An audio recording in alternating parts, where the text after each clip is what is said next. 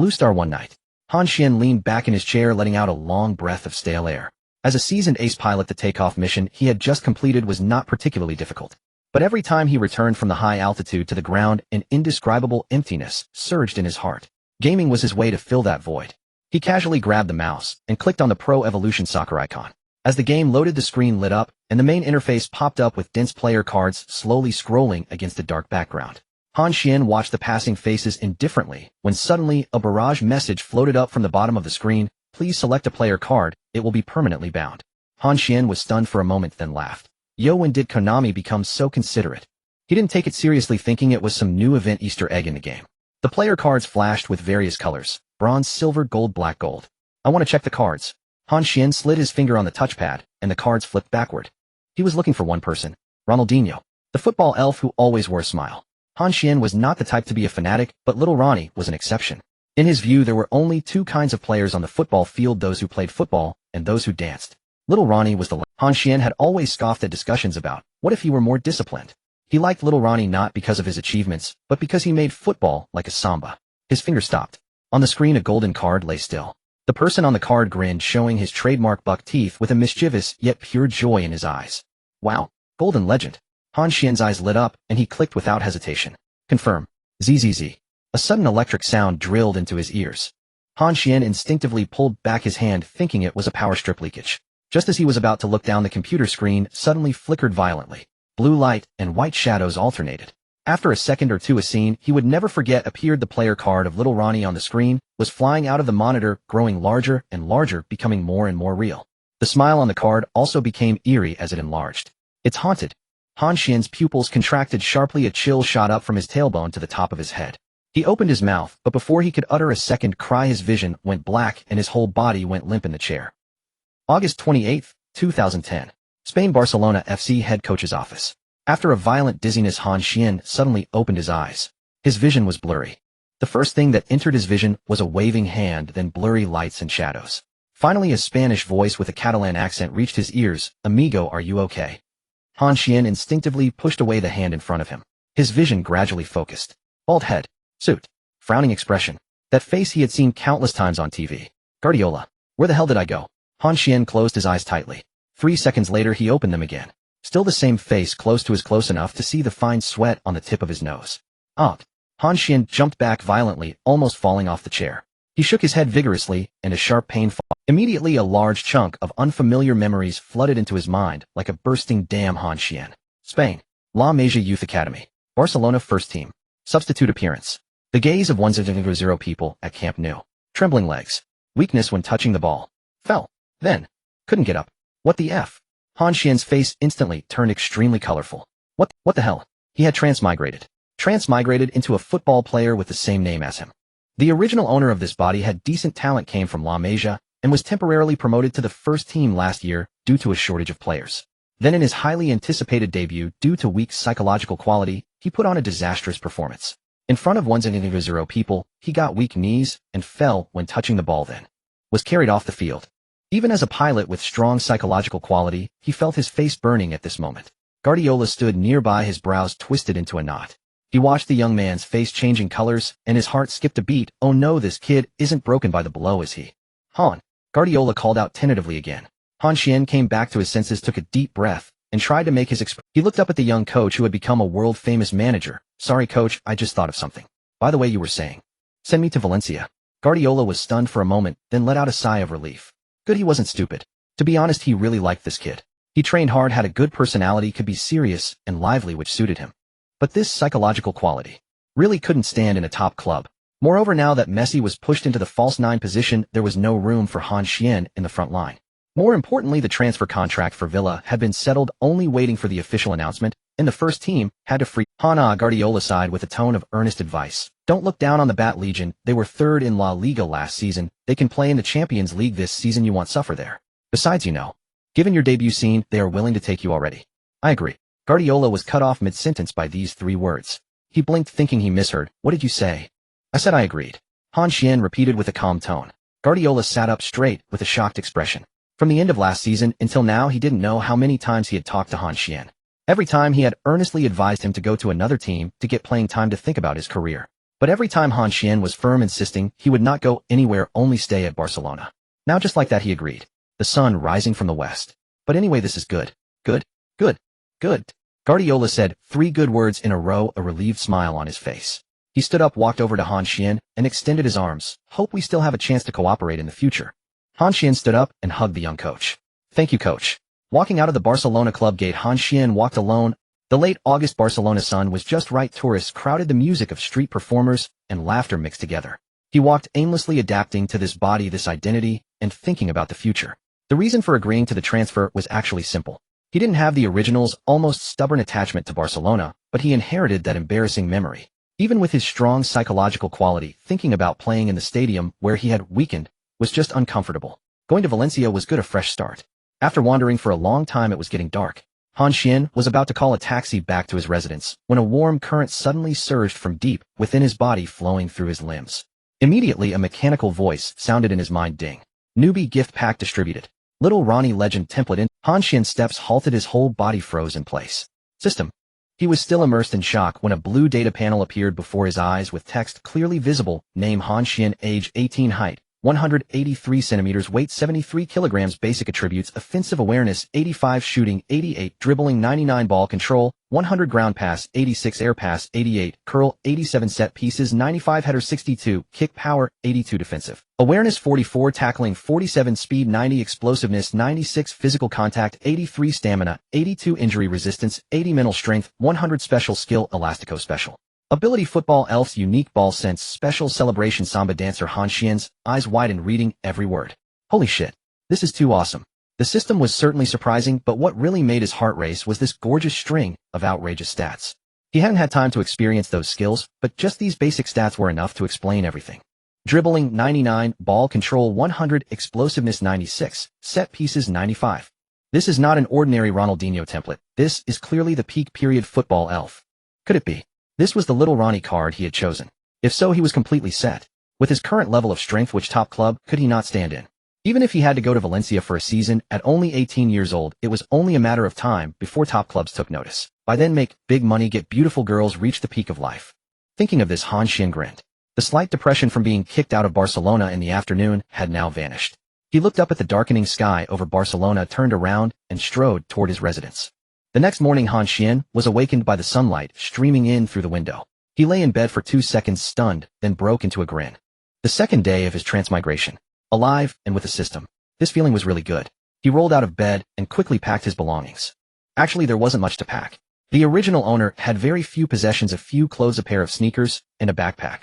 Han Xuan slung the backpack over his shoulder, took one last look at the rented apartment, and left without looking back. The morning in Barcelona was quiet.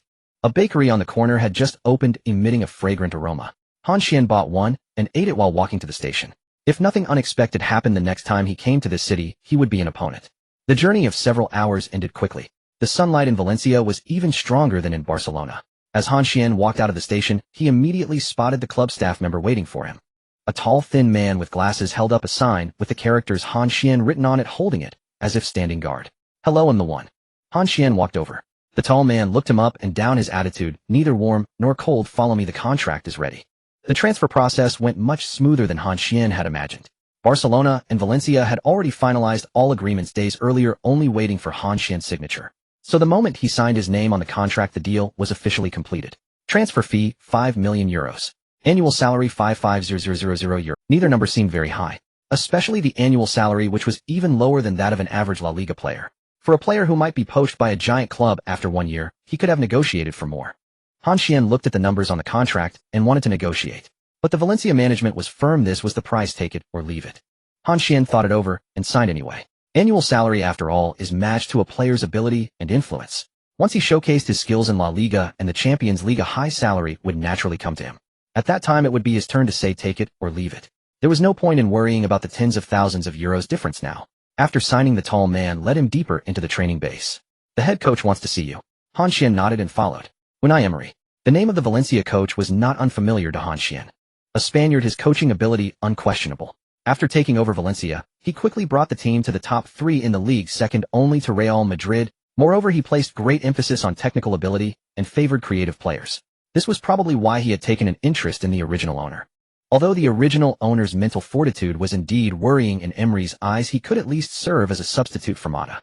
Of course, what Emery didn't know was that the Han Xuan now was not the same as before. A substitute for Mata. Han Xuan smirked inwardly. Juan Mata was indeed a good player, technically refined with a broad vision. He would become a key player for Chelsea and the Spanish national team in the future. But to say that the peak Ronaldinho should be a substitute for him, that would be preposterous. The office door opened, and Emery stood up to welcome him. He looked like a very gentle man, with a polite smile on his face, extending his hand. "Welcome to our team, Han." Han Xuan shook his hand. "Thank you, and I hope we have a good cooperation." After a brief exchange of pleasantries, Emery got down to business. "I always prioritize player ability, and the starting lineup is never fixed. In fact, if you perform exceptionally in training one day, they'll put you in the starting line." He paused, his tone encouraging. "So don't think you're young and a substitute with no chance to play. That kind of situation you had at Barcelona won't happen here." "All right, Han Xuan, coach, since I've come to Valencia, let's not talk about the old days at Barcelona." Emery paused for a moment, then laughed. "Okay, I won't bring it up." Han Xuan smoothly changed the subject. "Coach, your philosophy of prioritizing ability is really appealing. If that's the case, I think maybe I could start in tomorrow's." Emery's smile froze. Tomorrow's match. The first round of La Liga. He had intended his words to be encouraging and perhaps a bit of a promise, since young players needed motivation. But he never expected this kid to grab the opportunity so directly and aim for a starting spot. Wasn't this kid supposed to have poor mental fortitude? He wondered. But Emery didn't have the habit of discouraging a player's enthusiasm. He looked at the young man suddenly. He wanted to see whether this kid was truly confident or just talking tough. Coincidentally, the first team was currently preparing on the training ground. "Come on," Emery stood up, chin raised toward Han Xuan. "There's a team scrimmage on the training ground right now. Want to give it a try?" Han Xuan raised an eyebrow. "Try?" Emery laughed, waved his hand, and led Han Xuan toward the training ground. On the Valencia training ground, the scrimmage was in full swing, or rather it was one-sided. Lopez stood on the sidelines, his voice loud enough to shake birds from the trees. He was Emery's assistant coach, a Spaniard with a fiery temper, never sparing insults. "Matthew, pass the ball decisively. Don't play like a coward. Vicente, how many times do I have to say it? Don't hold the ball. Less dribbling. Do you think you're Ronaldinho? Keep playing like that, and you're off the field." Lopez was so focused on his shouting that he didn't notice Emery and Han Xuan. He stared at the players in substitute vests, his eyes practically shooting flames. The starting lineup had already scored 5 goals. 5. The substitutes were playing like they were sleepwalking, especially Vicente, who would dribble, lose the ball, and not even chase back. Lopez wanted to run up and kick him. "Lopez." A voice came from behind. Lopez turned around and found Emery with a young Asian face next to him. "Unai." Lopez was startled. "What are you doing here? Weren't you picking up that? What's his name?" "Barcelona's soft reject." As soon as he said that, Emery's expression changed, and he quickly coughed. Han Xuan's face darkened. Barcelona's soft reject. That nickname was quite unique. But thinking about it, he couldn't really argue. The original owner had indeed gone soft under the gaze of one of his people at Camp Nou. Once that label was stuck, it would be hard. It was only then that Lopez noticed Han Xuan's expression. He looked the kid up and down, feeling no goodwill. To be honest, he had no goodwill toward Barcelona players, especially those from La Masia. They all played like sissies without any passion. But Ronaldinho was an exception. He treated football as art, a completely different category. Lopez pointed at Han Xuan and asked Emery, "This kid?" Emery nodded. He knew Lopez's temper well, but didn't intend to introduce them formally now. Given the atmosphere, an introduction would be pointless. Han Xuan had no intention either. Since Lopez was unfriendly, he wouldn't bother to be nice. He just watched the training ground expressionlessly, his eyes on the running figures. On the field, the starting lineup scored another 160. The substitutes were all dejected, especially Vicente, standing with his hands on his hips, looking more miserable. Emery glanced at Han Xuan, then said to Lopez, "Han wants to communicate with the teammates. Let him go on and try." Lopez raised an eyebrow now. He was a bit surprised, but his impression of Han Xuan improved slightly. Regardless, a new player willing to join a scrimmage on his first day showed at least some mental fortitude. Without much hesitation, he shouted to the field, "Vicente, get off." Vicente was playing miserably. During the break, he had practiced dribbling, taking Ronaldinho as his model, hoping to break through this season. But today he was yelled at the whole game, and the starters had scored 6. Hearing Lopez call him off, Vicente felt like he heard music. He ran to the sideline without a second word. Lopez was still a bit surprised, but he had a slightly better impression of Han Xuan. At least the kid had the guts to step onto the field on his first day. Han Xuan took his position on the field. The scrimmage resumed. He could feel the eyes of the players on him, sizing him up. He remained calm, waiting for the ball. The substitutes were still down by 6 goals, but Han Xuan's presence brought a new energy. He touched the ball for the first time, and without hesitation, he dribbled past a defender, drawing gasps from the sidelines. Vicente rushed to the sidelines, his face bearing an expression of relief. He felt extremely frustrated during this match. The main players were scoring goals one after another like they were on fire, while he barely touched the ball. When he saw who was coming to replace him, he halted in his tracks. "What? It's you." Vicente's eyes widened in disbelief. You really joined our team. His voice wasn't quiet, and the players preparing to restart the game heard him. Instantly a dozen gazes turned toward Han Xuan. Wait, isn't that guy? A voice from the field exclaimed. Isn't he the kid who got scared at Camp Nou? It's him, I've seen the photo. Another player chimed in, his tone dripping with mockery. I heard he got kicked out of Barcelona by Guardiola. What's he doing here? Given what he did, how is it any different from publicly defecating? A bald defender laughed heartily. If it were me, I wouldn't be able to stay either. He does look decent enough though. Matthew on the flank shook his head. How could he be so timid? Just look at his small frame. The main right back Costa sized up Han Xuan with a disdainful tone. Can he withstand even a light bump from me? Han Xuan stood on the sidelines taking in their words without missing a beat. He wasn't angry. Or rather, he had anticipated this. The famous scene left by his previous self was so explosive that it was enough for any normal person to remember this. Now appearing in his new team with this face, it was only natural for people to discuss him. What they didn't know was that the person standing before them was no longer the useless one who couldn't walk without trembling. All right, enough talk. A deep voice emerged from the crowd. Valencia's captain and main center-back Navarro stepped forward. Frowning, he scanned his teammates with a hint of displeasure. We're all teammates from now on. There's no need to say such things when we'll see each other every day. Navarro was the elder brother of the team and held great respect in the locker room. Once he spoke, the players who had been laughing the most quieted down a bit. Center forward Adras also stepped up, waving at his teammates. Exactly, no matter how he was before, he is our teammate now. We should think about getting along well and not forget our team's principle of unity above all. With that said, others felt they could no longer comment. The murmurs gradually subsided, but the gazes sizing up Han Xuan still held curiosity, disdain, and amusement, all intact. Han Xuan expressionlessly donned the substitute's vest and stepped onto the pitch. The moment his feet touched the grass, a strange sensation suddenly washed over him. Han Xuan was momentarily stunned. The grass beneath his feet felt as if it was not merely grass, but something that connected with his very bloodline. That sensation surged from his soul, soft, familiar, and full of vitality. He felt as if his entire body had become light enough to float. This was not a mere psychological effect. Could this be the feeling of a football genius? Han Xuan took a deep breath and sprinted toward the left flank. With each step on the grass, an indescribable sense of ease washed over him. He stood tall, surveying everything on the field. The positions of the opponents, the direction of the goal, the open spaces, all appeared as clear as if marked. On the sidelines, Emery narrowed his eyes. This kid, he murmured, his aura suddenly feels different since he stepped on the field. Lopez, standing beside him, also sensed something. He fixed his gaze on Han Xuan's back, his brow slightly furrowed. He seems to meld perfectly with the field, and shows no signs of stage fright at all. Let's watch a bit more, Emery said. On the field, the scrimmage resumed. The substitute players did not hesitate to pass the ball to Han Xuan simply because he was new. Whether out of goodwill or to see a joke at the very least, Han Xuan gained a sense of presence. And the passes started coming immediately. Hey, kid, receive the ball. Midfielder Maduro made a horizontal pass, the football rolling along the grass towards the left flank, heading straight for Han. Han Xuan watched the white ball rolling toward him, his gaze sharpening. The moment the football reached him, he gently met it with the back of his right foot, pressing down. The football seemed magnetically attracted, stopping steadily at his feet, completely motionless. Han Xuan was momentarily stunned. Not because he stopped it well, but because of the sensation. It was too strange. This football no longer seemed like an independent object in his eyes.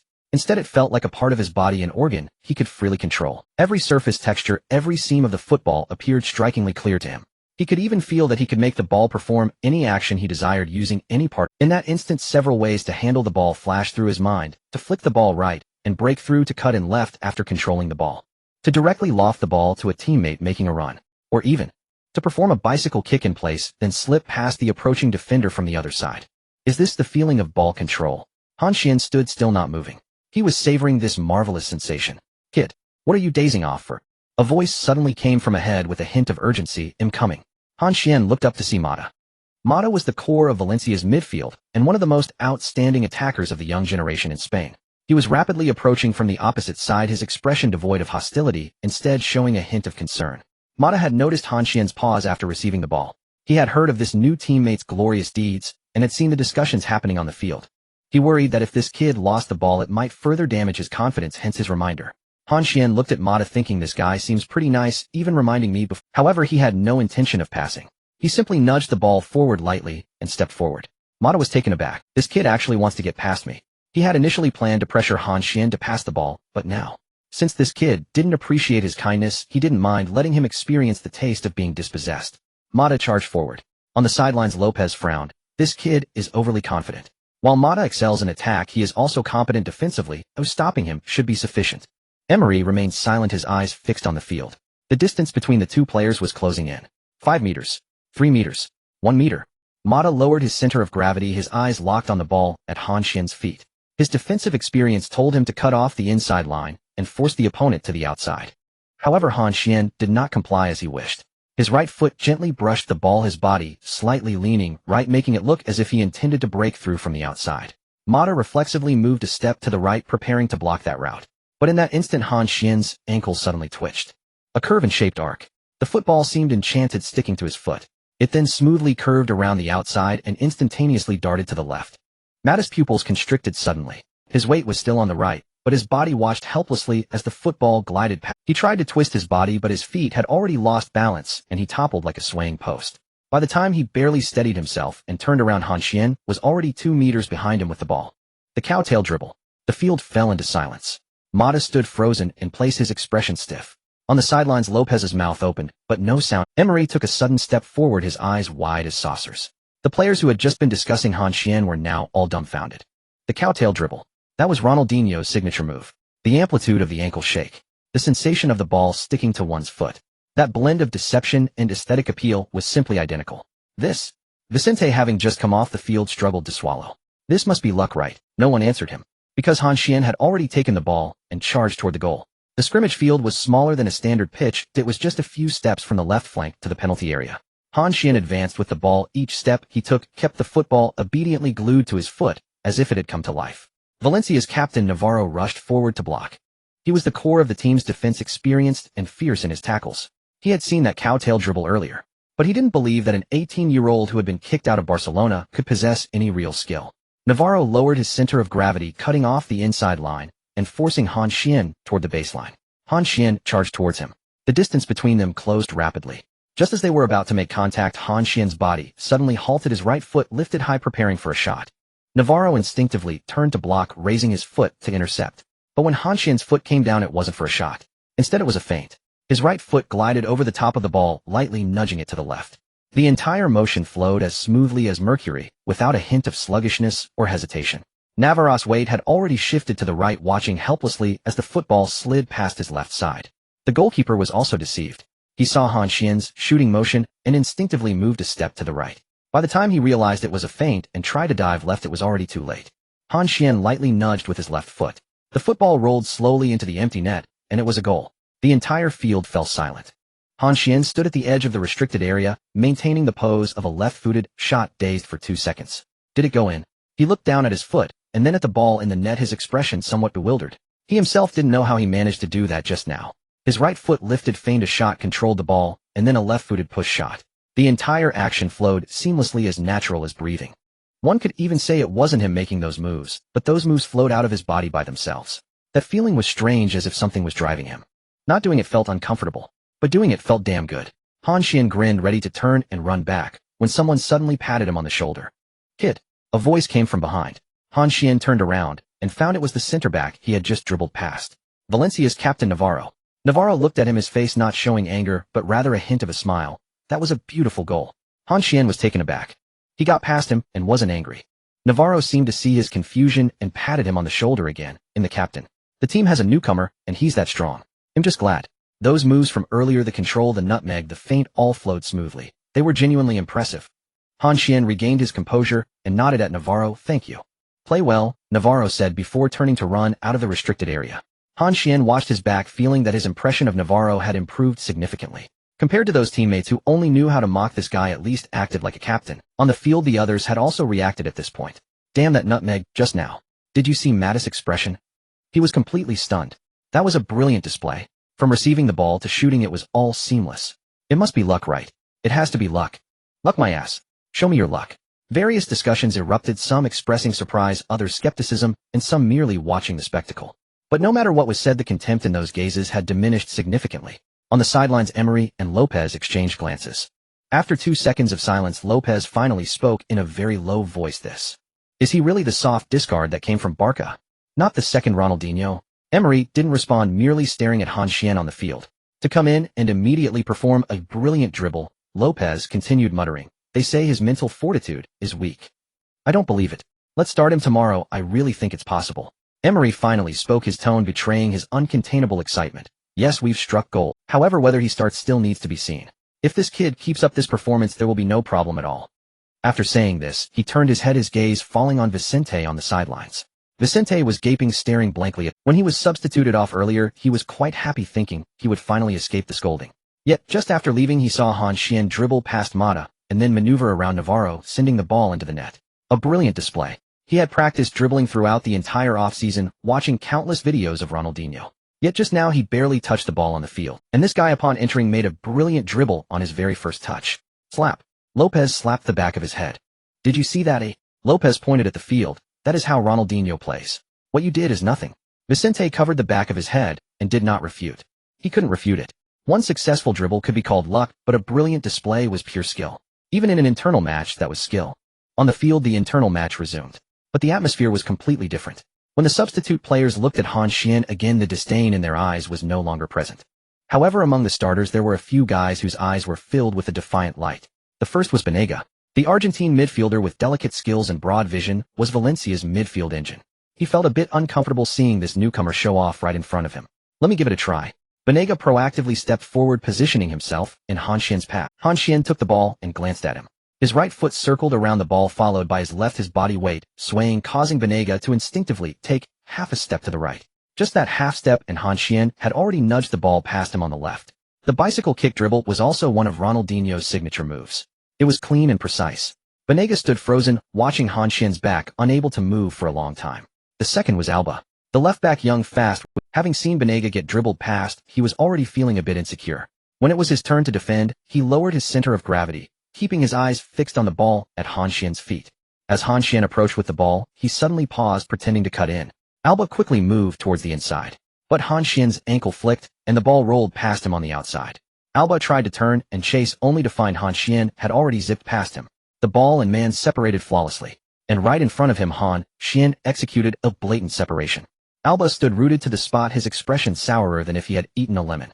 The third was Matthew. The French defender, tall and robust, fierce in defense. He didn't believe this could happen, thinking he could use his body to push Han Xuan off the ball. As Han Xuan approached with the ball, Matthew charged directly at him, intending to use his body to force Han Xuan out of bounds. But Han Xuan didn't give him a chance at all. The ball at Han Xuan's feet was gently nudged right. Matthew followed, and Han Xuan deftly shifted left. As Matthew turned again, Han Xuan had already passed him. Matthew reached out to grab him, but grasped at nothing. Damn it. Matthew cursed, looking back to see Han Xuan charging towards the penalty area. The last one to feel defiant was Costa. The starting right back, who had previously said on the sidelines, "Can that little frame withstand my tackle?" He quickly positioned himself to cover, directly blocking Han Xuan's path to the goal. Seeing Han Xuan approach, he lowered his center of gravity, ready to teach this kid a lesson. Han Xuan looked at him, his feet not stopping. The ball rolled back and forth under Han Xuan's feet, and suddenly he flicked the ball up with his right foot. The ball soared. Costa was taken aback for a moment, instinctively looking up at the ball. By the time he lowered his head, Han Xuan had already zipped past him, a flick over the defender. Wanting to challenge physically, Han Xuan didn't give him a chance at all. When the ball came down, it landed right in front of Han Xuan. Without stopping the ball, Han Xuan swung his right foot. A volley. Bang. The football shot towards the goal like a cannonball, and the goalkeeper didn't even have time to react before the ball found its way into the net. The entire stadium fell silent again. Costa stood rooted in place, maintaining the posture of looking up at the ball like a statue. After several seconds, he turned his head to look at Han Xuan. Han Xuan thought he was about to explode with anger. But Costa's face showed no anger at all. Instead, he smiled and gave Han Xuan a thumbs up. Kid. Incredible. Unexpectedly, he laughed too. He realized that these new teammates didn't seem so bad after all. At the very least, they could take a loss. On the sidelines, Lopez was already dumbfounded. This. He pointed at the field, speechless. What about passing? Let him pass and show us. As if hearing his words, Han Xuan began to pass the ball in the following moments. A ground pass, sharply threading through the gap between two defenders right to the forwards. An overhead flick, the ball soared over the entire defensive line, landing perfectly. An outside foot pass curved elegantly, bypassing the defender and finding the teammate, who surged down the flank. Every step seemed leisurely, every touch carried an indescribable rhythm. That feeling was like he wasn't playing football, but performing art. Lopez sighed, repeatedly mumbling, "Start him tomorrow, he must start. This kid must start." It seemed he had completely forgotten that he had just called him a soft discard from. Emery stood next to him, mesmerized. Since Ronaldinho left Barca, he hadn't seen such mesmerizing football skills on the field for a long time. That feeling of having total control, that harmony of becoming one with the football, the beauty in every movement. It was as if he wasn't playing football, but dancing. As time slowly passed, the sun began to tilt westward, and the light on the training ground gradually softened. Emery glanced at the clock. Although he still wanted to watch Han Xuan's performance, time was no longer on his side. He needed to arrange for tomorrow's La Liga match. Tactical meetings, starting lineup. A pile of things awaited him. He took a deep breath and shouted onto the field, "All right. That's enough for today." The internal match halted. The players walked towards the sidelines in groups, glancing back at Han Xuan with complex expressions. In the Valencia tactics room, the lights were dimmed slightly. The projector displayed the formation chart of their opponent for tomorrow. Real's Emery stood at the front, clapping his hands to signal everyone to quiet down. "Before we arrange for tomorrow's match, let me formally introduce our new teammate."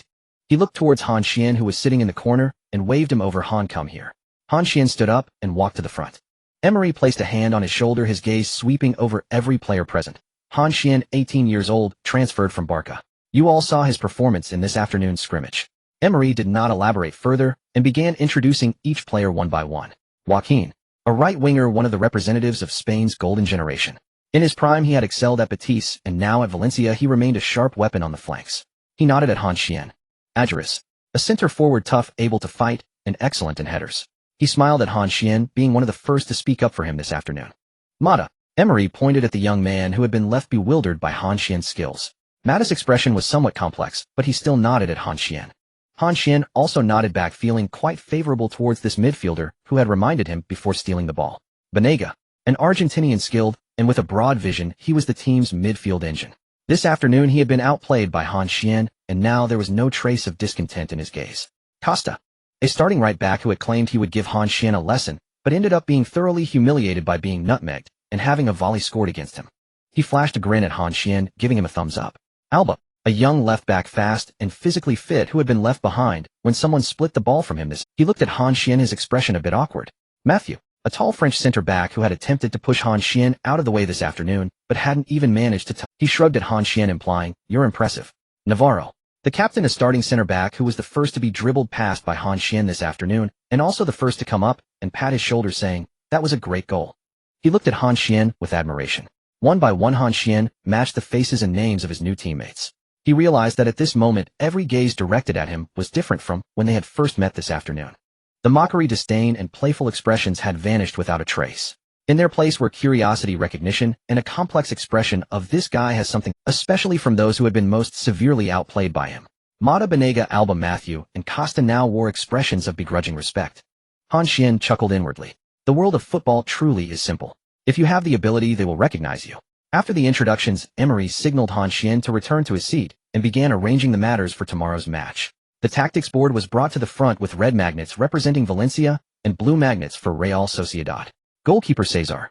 Defense line Alba, Matthew, Navarro, Costa. Midfield Banega, Mata, Alberta. Forwards Adjuris, Joaquin. Emery went through the names one by one, quickly finishing the 10 names.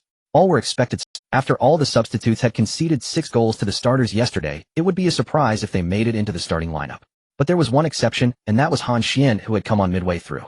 His performance stood out not only among the substitutes, but also shone brightly among the entire squad. Moreover, Emery had promised Han Xuan that if he performed well in the first scrimmage, he would elevate him to the starting list. The tactics room fell silent as everyone waited for Emery to finish reading the last name. Emery scanned the room, his gaze sweeping over each person present. Han Xuan. Emery did not go back on his word. Wow. The tactics room erupted instantly. All eyes turned to Han Xuan. There were expressions of surprise, disbelief, and incredulity. Although Han Xuan's performance this afternoon was indeed stunning to be a starter directly in the first round of La Liga, this kid hadn't even officially trained with the team. Han Xuan sat in his seat, his expression unchanged. As those gazes fell upon him, he didn't even blink. Emery cleared his throat, signaling for everyone to quiet down. "I know everyone will be surprised." His voice was calm, but I didn't expect it to be this surprising. From the first day I joined the team, I emphasized that performance determines the starting position. This afternoon's scrimmage, Han Xuan's performance was evident to all. He paused, his expression becoming serious. His starting position is indisputable. Below, the room quieted somewhat, but some still wore expressions of hesitation. Emery looked at Lopez, signaling him to say a few words. Lopez stood up and walked to the front. His style was completely different from Emery's. Emery was gentle, but he was direct. Emery reasoned while he wielded the stick. "Listen up, everyone." Lopez scanned the room and spoke loudly. "In our team, ability is the only standard. Want to be a starter? It's simple, show your ability."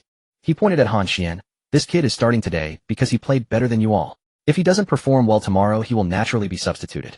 At that time, whoever proves to be better than him will take his place." This was said directly but thoroughly. The stick was given and the candy was also handed out. "You all have a chance that depends on your own ability. After hearing the words of both coaches, the players' expressions gradually changed. From initial surprise and confusion to contemplation and acceptance. After all, in the year since Emery took over Valencia, he had indeed done this. No matter if you are a star player or a newcomer, no matter if you are an old hand or just arrived, performance on the training ground was the only standard for him to decide the starting lineup. In his case, there were no favors, no claims that sucking up would get you a spot. If you want to have a good relationship with him, there's only one way: be strong enough. The atmosphere in the tactics room gradually eased. After arranging all the matters for tomorrow's match, the players left one after another. Emery called out to Han Xuan. Han, stay for a moment. After everyone else had left, Emery motioned for Han Xuan to sit down. He picked up a tablet from the table and pulled up a few video clips. Tomorrow your position is left winger. Emery began to explain the team's tactics. Our style is primarily possession-based with a focus on wing attacks. Joaquin likes to cut in from the right. You can stretch the play on the left and also make timely runs into the channels. He clicked on a video which was a recording of Real Sociedad's match. Their right back is Martinez, fast, but with average defensive positioning. When you have the ball, aim to exploit the space behind him and break through whenever you can. Han Xuan listened attentively, committing every point Emery made to memory. In midfield combinations, Emery continued, Mata likes to drift to the left, you should work closely with him. Banega will send you through balls, and Alba will overlap from behind you. He elaborated for a full 20 minutes before finally clarifying all the tactical points and his teammates' playing habits. Han Xuan stood up and nodded at Emery. Got it, coach. Emery looked at him and suddenly smiled. Tomorrow is your La Liga debut. Feeling nervous? Han Xuan shook his head. Not nervous.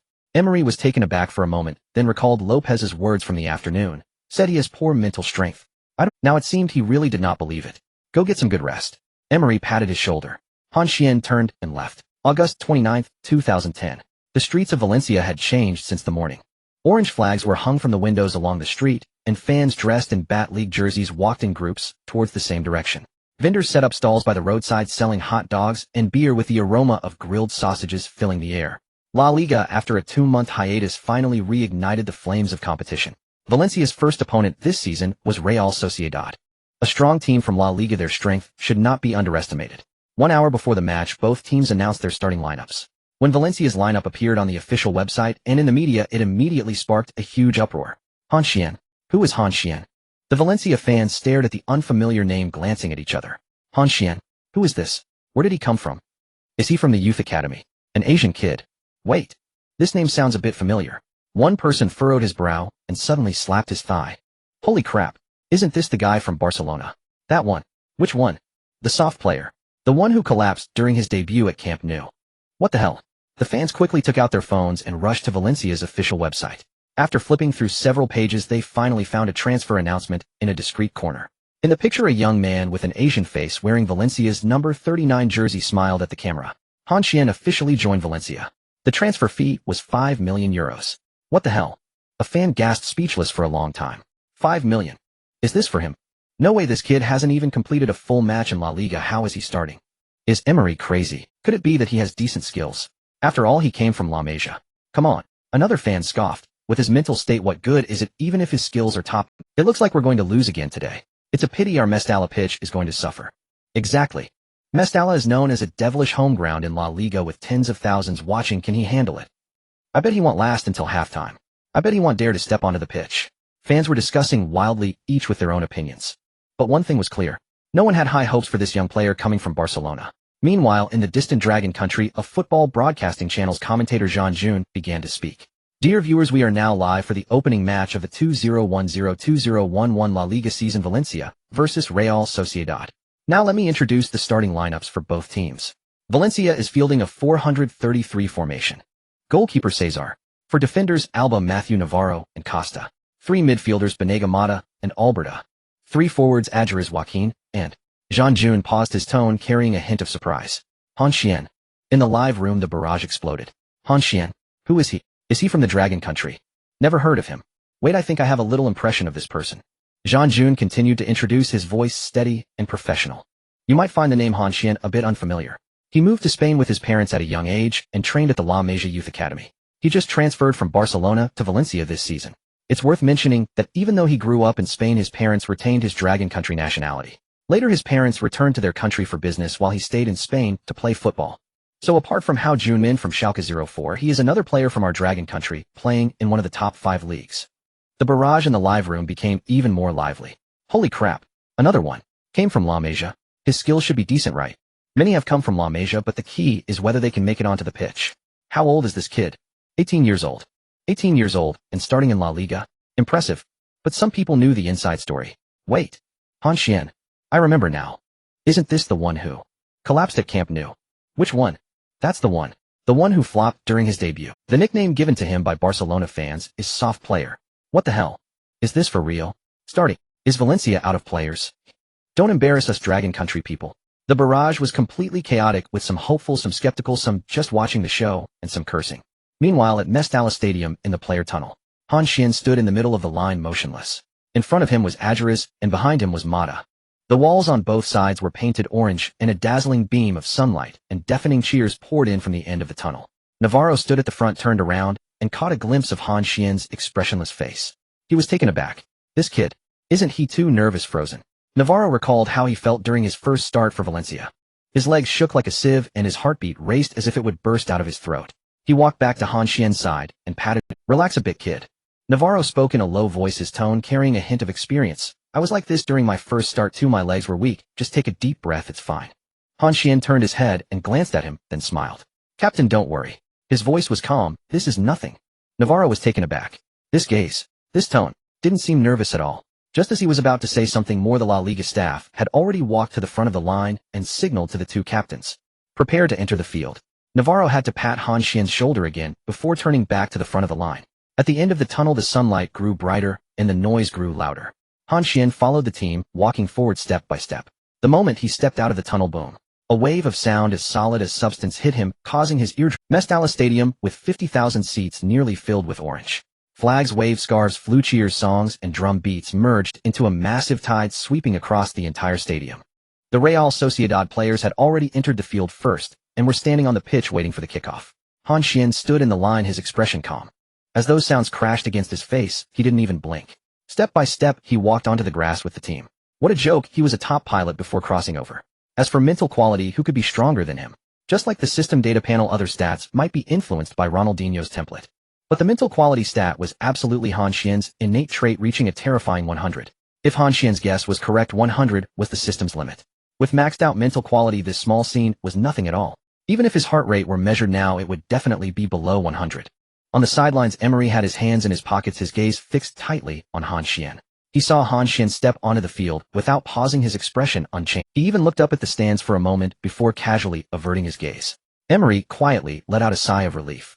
This kid really wasn't nervous. On the field, both teams began to line up.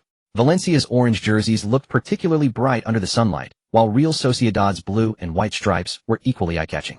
Han Xuan stood in the left winger position, his feet on the grass, feeling that familiar and comforting sensation. He lifted his head and looked around. 50,000 people. An ocean of orange. This is La Liga. This is his first official match. Han Xuan took a deep breath, the corners of his mouth slightly right. And thousands of kilometers away in the Dragon Country, Jean Jun's voice rang out once again, reaching the ears of millions of fans. Real Sociedad is fielding a 442 formation. Goalkeeper Bravo. For defenders, Ansatigi, Gonzalez, De La Bella, and Martinez. For midfielders, Rivas, Allenbur, Prieto, and Zurituza. Two forwards, Llorente, and Jean Jun paused, announcing the last name. Griezmann. Griezmann, the young French forward, was standing on the other side of the field. Looking at the opposing ocean of orange, his eyes were filled with the excitement and desire of youth. August 29, 2010, the opening match of La Liga, Mestalla Stadium. No one knew that this match would become the starting point for two young men. Beep. Amid the clamor of 50,000 voices, the referee blew the whistle, signaling the official start of the match. Valencia kicked off first. The team of Valencia possesses a distinctive style of play. They primarily focus on ball control tactics, yet unlike Barcelona, they do not obsess over ground passing and penetration. Under Emery's guidance, they typically balance ground and aerial play. There are both complex small-scale team combinations and simple direct long passes.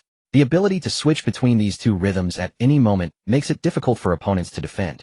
As soon as the match began, Valencia's forward Adjures passed the ball back to Mata, who was pushing forward from the midfield. Han Xuan was in motion. Without any hesitation. The content that Emery explained to him during the tactical meeting last night was as clear as if it were etched in his mind. At the moment Adjures passed the ball back, Han Xuan and Joaquin on the other side both sprang into action simultaneously. They shot forward like two arrows released from their bows. Mata with the ball lifted his head and two passing options appeared in his vision. On the left, Han Xuan was making a rapid forward run, his positioning exceptionally clever.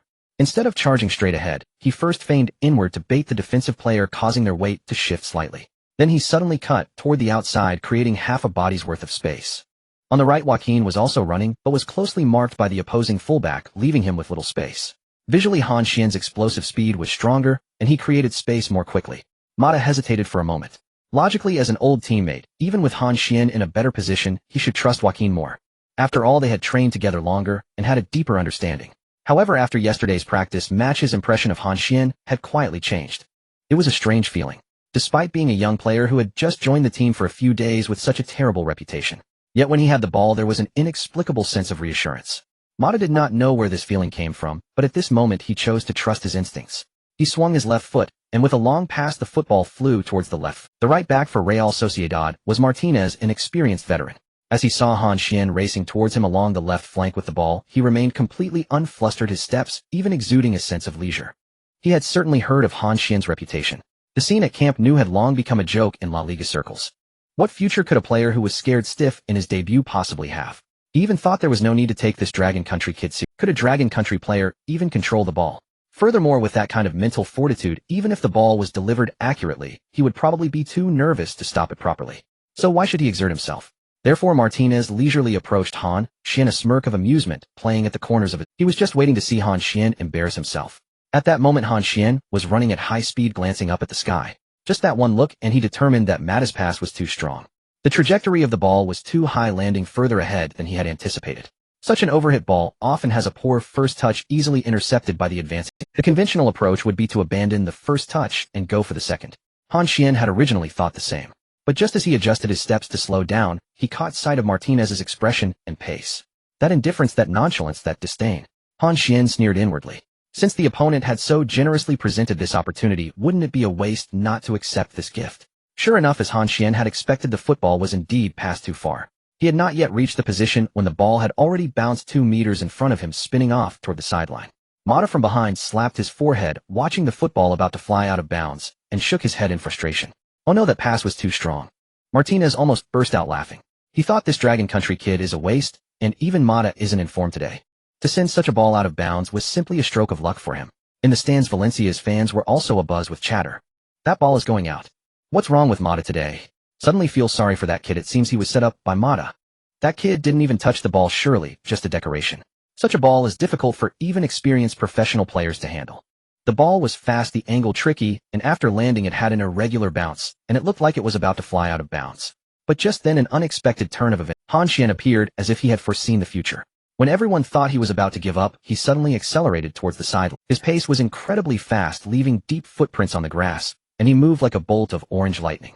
Just as the football was about to fly out of bounds, he planted his left foot, leaned slightly back, and raised his right foot high. Then the football that was about to go out was hooked between his foot and calf. And there was not a single bounce. The football seemed to be magically glued to his ankle, remaining perfectly still.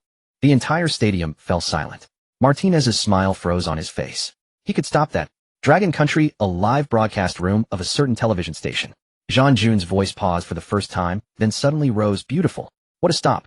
Han Xuan, near the sideline, used an almost unbelievable move to firmly stop the ball that was about to go out. And look, the ball didn't bounce at all. It was like it was stuck to his foot. What level of ball control is this? In the broadcast room, the barrage of comments briefly paused for a second, and then went wild. What the hell? This is like performing magic. What kind of divine stop was that? Am I seeing things? Is that Han Xuan? No way. At Mestalla Stadium, the stands erupted with gasps of astonishment. Those fans who had just been chattering moments ago now widened their eyes, looking incredulously at the orange-clad number 39 on the field. This ball control, this stopping technique was already enough to astonish anyone. But even more shocking was that the one performing this action was the player making his first, criticized for having historically poor mental fortitude. Abandoned by Barcelona. An 18-year-old boy whom fans mockingly called a soft discard.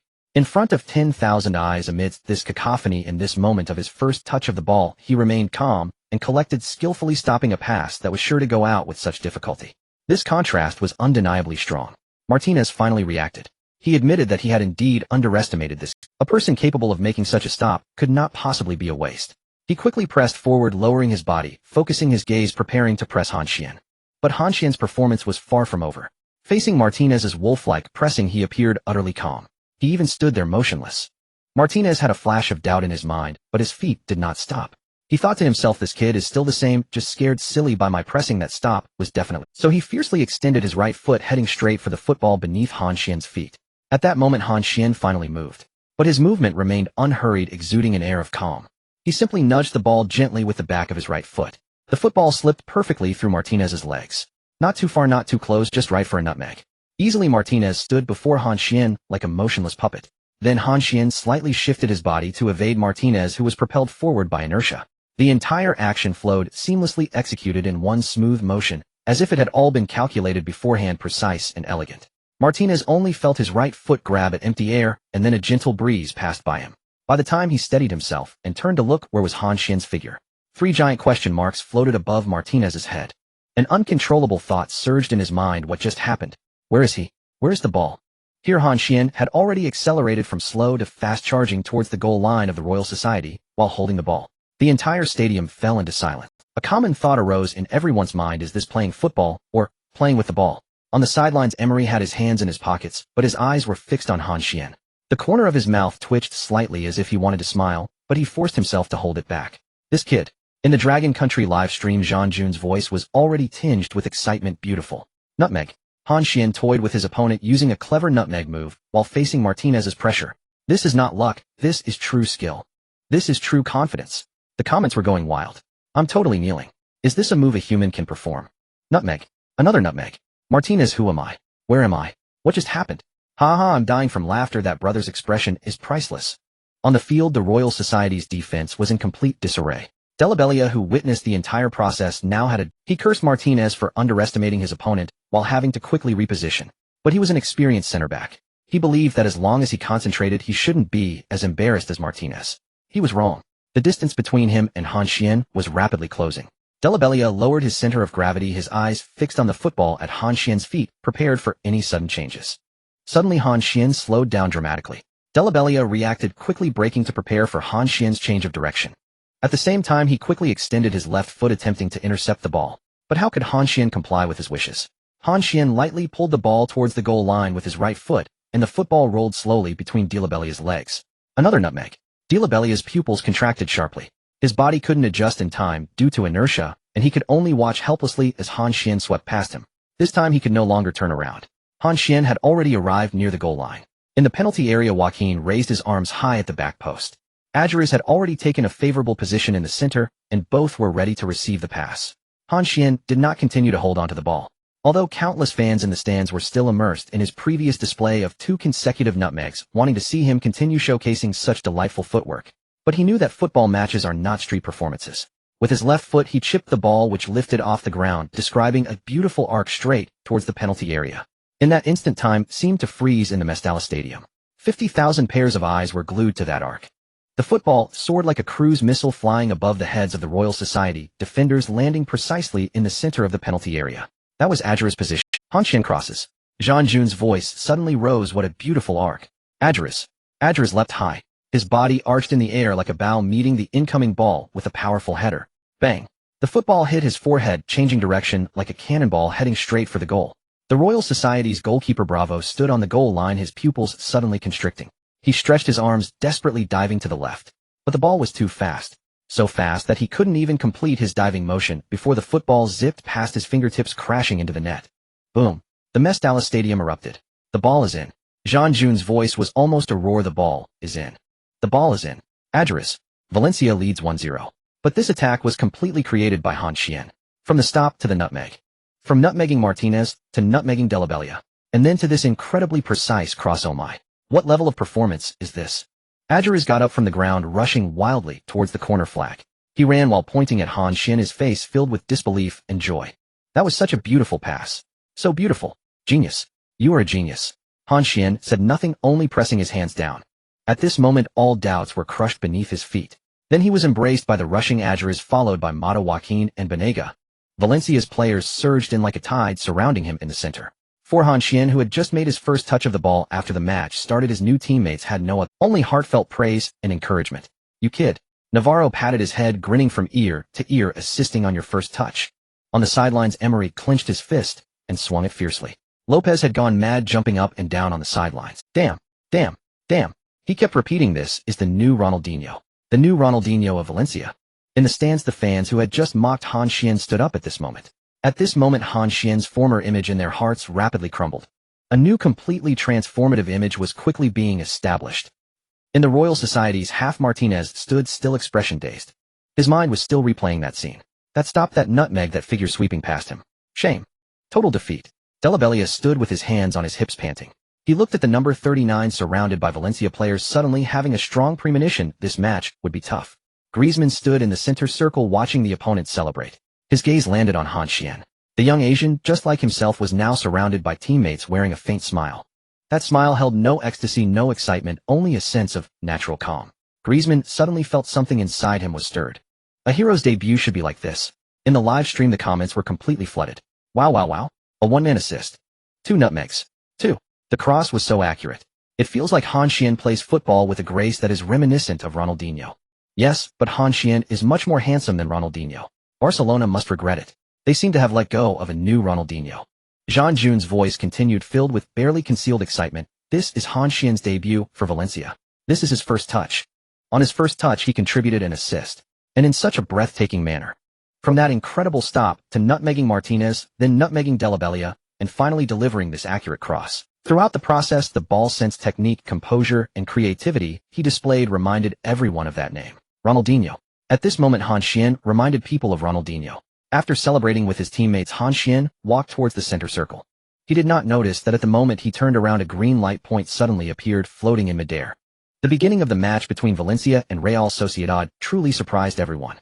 The game had already restarted, yet the fans in the stands were still reminiscing about them. Some were whispering to each other, while others took out their phones to check if anyone had recorded that stoppage. Some were simply dazed, replaying in their minds the scene of the orange number 39 outmaneuvering 2 defenders. Hey, wake up, the match has started. A fan nudged his companion. Huh. Oh. The companion regained his senses and turned his gaze back to the field, instinctively searching for that figure. Is that kid for real? Who knows? Let's just watch. Real Sociedad was caught off guard by a sudden strike at the outset, leaving the entire team somewhat bewildered. This team emphasized wing play, often allowing fullbacks to venture forward to join the attack. The advantage of this style is its strong offensive power, but the drawbacks are equally evident. The 2 wings could easily leave gaps, providing opportunities for the opponents. Logically, they understood this flaw better than anyone else, and had always sought ways to compensate during training. But the problem was that the previous attack occurred right at the start of the match. At that moment, the defensive positioning had yet to be disrupted, and the formation was still intact. Yet the number 39 effortlessly broke through, delivered a cross, and the ball found the back of the net. Who could they blame for that? In the end, the players of Real Sociedad could only attribute it to one reason: they had underestimated their opponents. Underestimating that young lad from the Dragon Kingdom, notorious for his soft pawn reputation. So after the match resumed, they focused intently. No one looked at Han Xuan with that careless gaze anymore. No one felt that this match could be won easily. After the restart, Real Sociedad immediately altered they stopped probing and instead quickly utilized long passes and crosses to advance the ball forward, attempting to exploit the width of the field to stretch Valencia's defense. Among this wave of attacks, the most active player was undoubtedly the young French striker Griezmann. It was also his debut, and Han Xuan's earlier performance had deeply driven by youthful ambition. He was eager to showcase himself, to prove that he was not inferior, perhaps even better. And indeed, he performed quite well. In the 5th minute, he received a pass on the left flank, elegantly flicked the ball past Valencia's fullback Costa. He then delivered a cross to the front of the goal, but unfortunately Llorente's header went slightly wide. In the 9th minute, he combined with Suru Tusa in a 1-2 setup. After making a run into the penalty area, he took a shot from a tight angle, which was bravely saved by goalkeeper Caesar, pushing it out. In the 14th minute, he actively fought for the ball in the attacking third, fiercely stealing it from Banega. He then passed it to the onrushing Prieto, whose long-range shot hit the side netting. This Griezmann has something special about him, commentators in the Dragon Kingdom livestream began to discuss. His positioning is clever, and his passing has ideas. I know him, he was quite famous in the youth team. He seems like a player who thinks while playing. Unfortunately, luck wasn't on his side, those few shots didn't go in. No worries, he's still young, there will be plenty of opportunities. Commentator Jean Jun's voice resonated. Griezmann has been very lively in this match, several threatening attacks were linked to him. This 19-year-old French talent has indeed showcased impressive skill and potential. In contrast to Real Sociedad's open play, Valencia's approach was much more meticulous. They focused on teamwork, emphasizing ball control and passing. Each attack sought to break through the opponent's defense through patient passing rather than aimless long balls. Moreover, because Han Xuan's stunning debut immediately drew attention, his teammates generously passed the ball to him. Who would not want to play with someone in good form? However, problems soon arose. After all, it was Han Xuan's first official match with these teammates, and chemistry wasn't something that could be cultivated overnight. In the 18th minute, Han Xuan received a pass from Mata on the left flank. After observing the situation in the middle, he sent a diagonal pass. His intention was to pass the ball ahead of Adjara's running line, allowing him to take a direct shot. However, Adjara's ran just half a step late, and the ball rolled past him going out of bounds. Adjara's looked back, raised his hand, and made an apologetic gesture towards Han Xuan. In the 21st minute, Han Xuan received the ball in midfield and immediately spotted Joaquin, making a speedy run down the right flank. He instantly sent a perfectly timed lofted pass into space. The pass was spot on, landing right in front of Joaquin's running path, just needing him to catch up to create a cross. However, Joaquin was a beat slow, getting blocked by the opposing fullback and watched helplessly as the ball sailed out of bounds. Joaquin, panting, gave Han Xuan a thumbs-up, signaling, "Well played, that was my fault." In the 24th minute, Han Xuan received the ball just outside the penalty area, leaned against a defender, and cleverly used his heel to set up a pass for the onrushing. But this was a highly imaginative pass. If Banega had kept up, it would have been a clear shot on goal. However, Banega clearly didn't expect such a pass from Han Xuan and was momentarily stunned. By the time he reacted, the ball had already been cleared by the opposing defender. Banega tapped his forehead, gave Han Xuan a thumbs-up, and mumbled something, probably apologizing. Han Xuan waved his hand, indicating it was fine. But he knew in his heart that this wasn't a sustainable approach. Especially after Adjara's failed to receive Han Xuan's passes several times, he felt increasingly alarmed. As a veteran who had been in the football scene for years, he could sense that Han Xuan's passes weren't poor, but rather too good. That kind of excellence wasn't just about accuracy, it carried a forward-thinking awareness. To put it another way, most players pass while thinking, "Where's my teammate right now?" But when Han Xuan passed, he was obviously thinking, "Where should my teammate be in the next second?" Such passing requires the receiver to have the same awareness and rhythm to establish chemistry. Adjara suddenly felt a sense of unease. He was only on the first level, while Han Xuan's passing had already reached the second or even third level. This feeling left him both alarmed and somewhat embarrassed. After all, he was a seasoned player in La Liga, yet he felt such thoughts towards an 18-year-old who had just made his debut in the top league. Han Xuan quickly recognized the issue. He had intended to pass the ball more to his teammates and build chemistry and trust quickly. After all, football is a team sport. Playing solo won't get you far. But given the current situation, continuing to pass would only squander opportunities. Rather than that, it would be better to directly use his skills to intimidate his teammates, making them aware of whose rhythm they should follow. So as the game progressed, Han Xuan simply reduced the frequency of his passes and began to take matters into his own hands. This left Real Sociedad's defense in distress. In the 26th minute, Han Xuan received the ball on the left flank. Facing Surutuza's pressure, he made a sudden stop and change of direction, easily getting past him, then cut inward. Delabellia quickly moved to cover, and Han Xuan pretended to shoot. When he drew Surutuza into raising his foot to block, he swiftly flicked the ball to the on-right. Alba's cross was deflected out for a corner. In the 27th minute, Han Xuan received the ball in midfield, facing pressure from two defenders. He first pulled the ball to the left with his right foot, causing both to shift their weight. Then with his left foot, he nudged the ball to the right, slipping it between the two. The entire process was as graceful as a butterfly dancing through flowers, a delight to behold. Finally, he took a long-range shot just outside the penalty area, which was desperately saved by goalkeeper Bravo. Cheers erupted from the stands. Fans noticed an interesting phenomenon. Whenever Han Xuan touched the ball, the pace of the match seemed to slow down. Not in a literal sense, but rather due to his carefree playing style. That calmness, that lightness gave the illusion that time had been stretched. Clearly his movements were fast. Clearly his breakthroughs were sharp. Yet they appeared so fluid, so natural. In the 28th minute of the match, Banega received the ball near the center circle and glanced forward. He saw Han Xuan maneuvering on the left flank, accompanied by Surutuza. Without hesitation, Banega powered his right foot and sent a powerful low diagonal pass. The football zipped along the grass, racing toward the left flank. The pass was forceful, swift, and penetrating. It cut through the heart of Real Sociedad's defense and arrived at the left side. Seeing Han Xuan about to control the ball, Surutuza immediately closed in, attempting to disrupt him. However, Han Xuan's approach was entirely unexpected. Instead of directly controlling the ball, Han Xuan turned his back to Surutuza. With his left foot steadying himself, he used the outside of his right foot to flick the ball up. The football lifted off the ground, just clearing his head. At the same time, his body pressed against Surutuza as he spun clockwise. The entire motion flowed seamlessly, smooth as water. Surutuza felt a flash before his eyes. Han Xuan's figure vanished from his sight, like a slippery eel.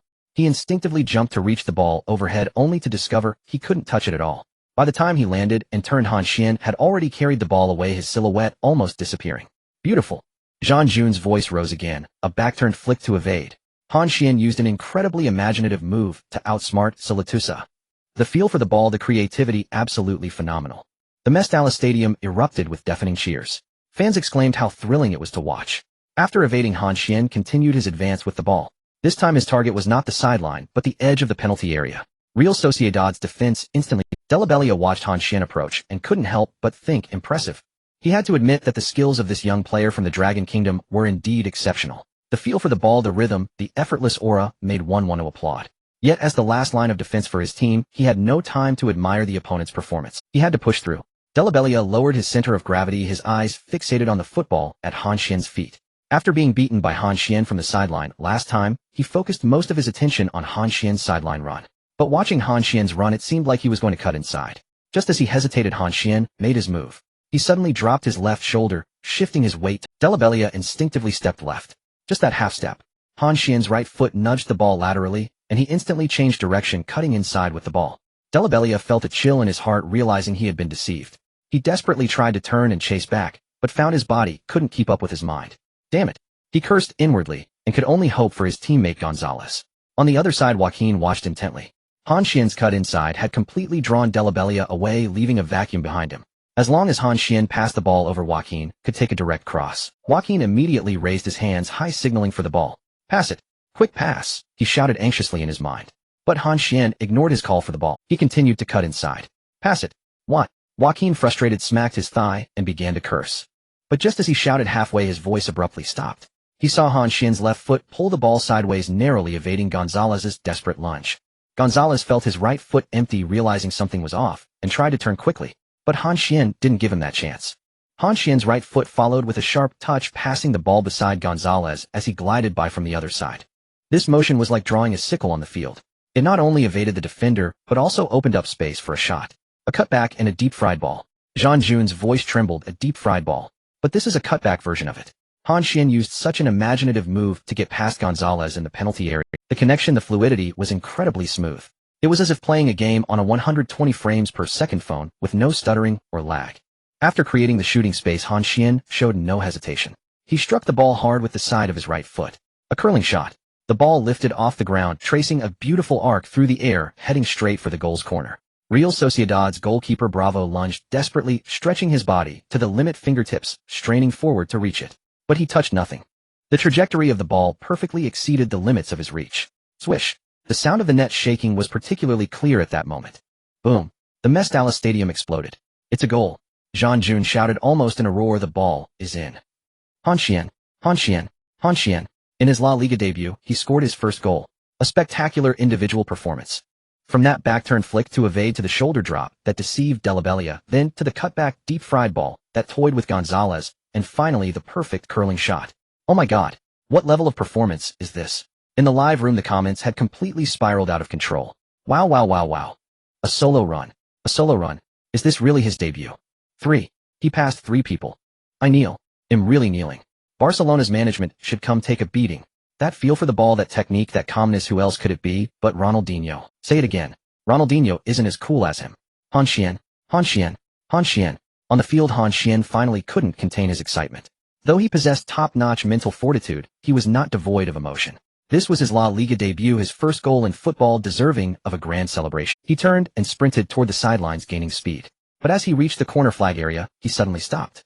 He found himself unsure of what celebration to perform. Having never thought about this question before, his mind went blank at that moment. But then a strange feeling surged within him. It was something else bestowed by the Ronaldinho template. Not data, not technique, but a deeper legacy. A Samba dancer. The image of this celebratory move instinctively appeared in his mind.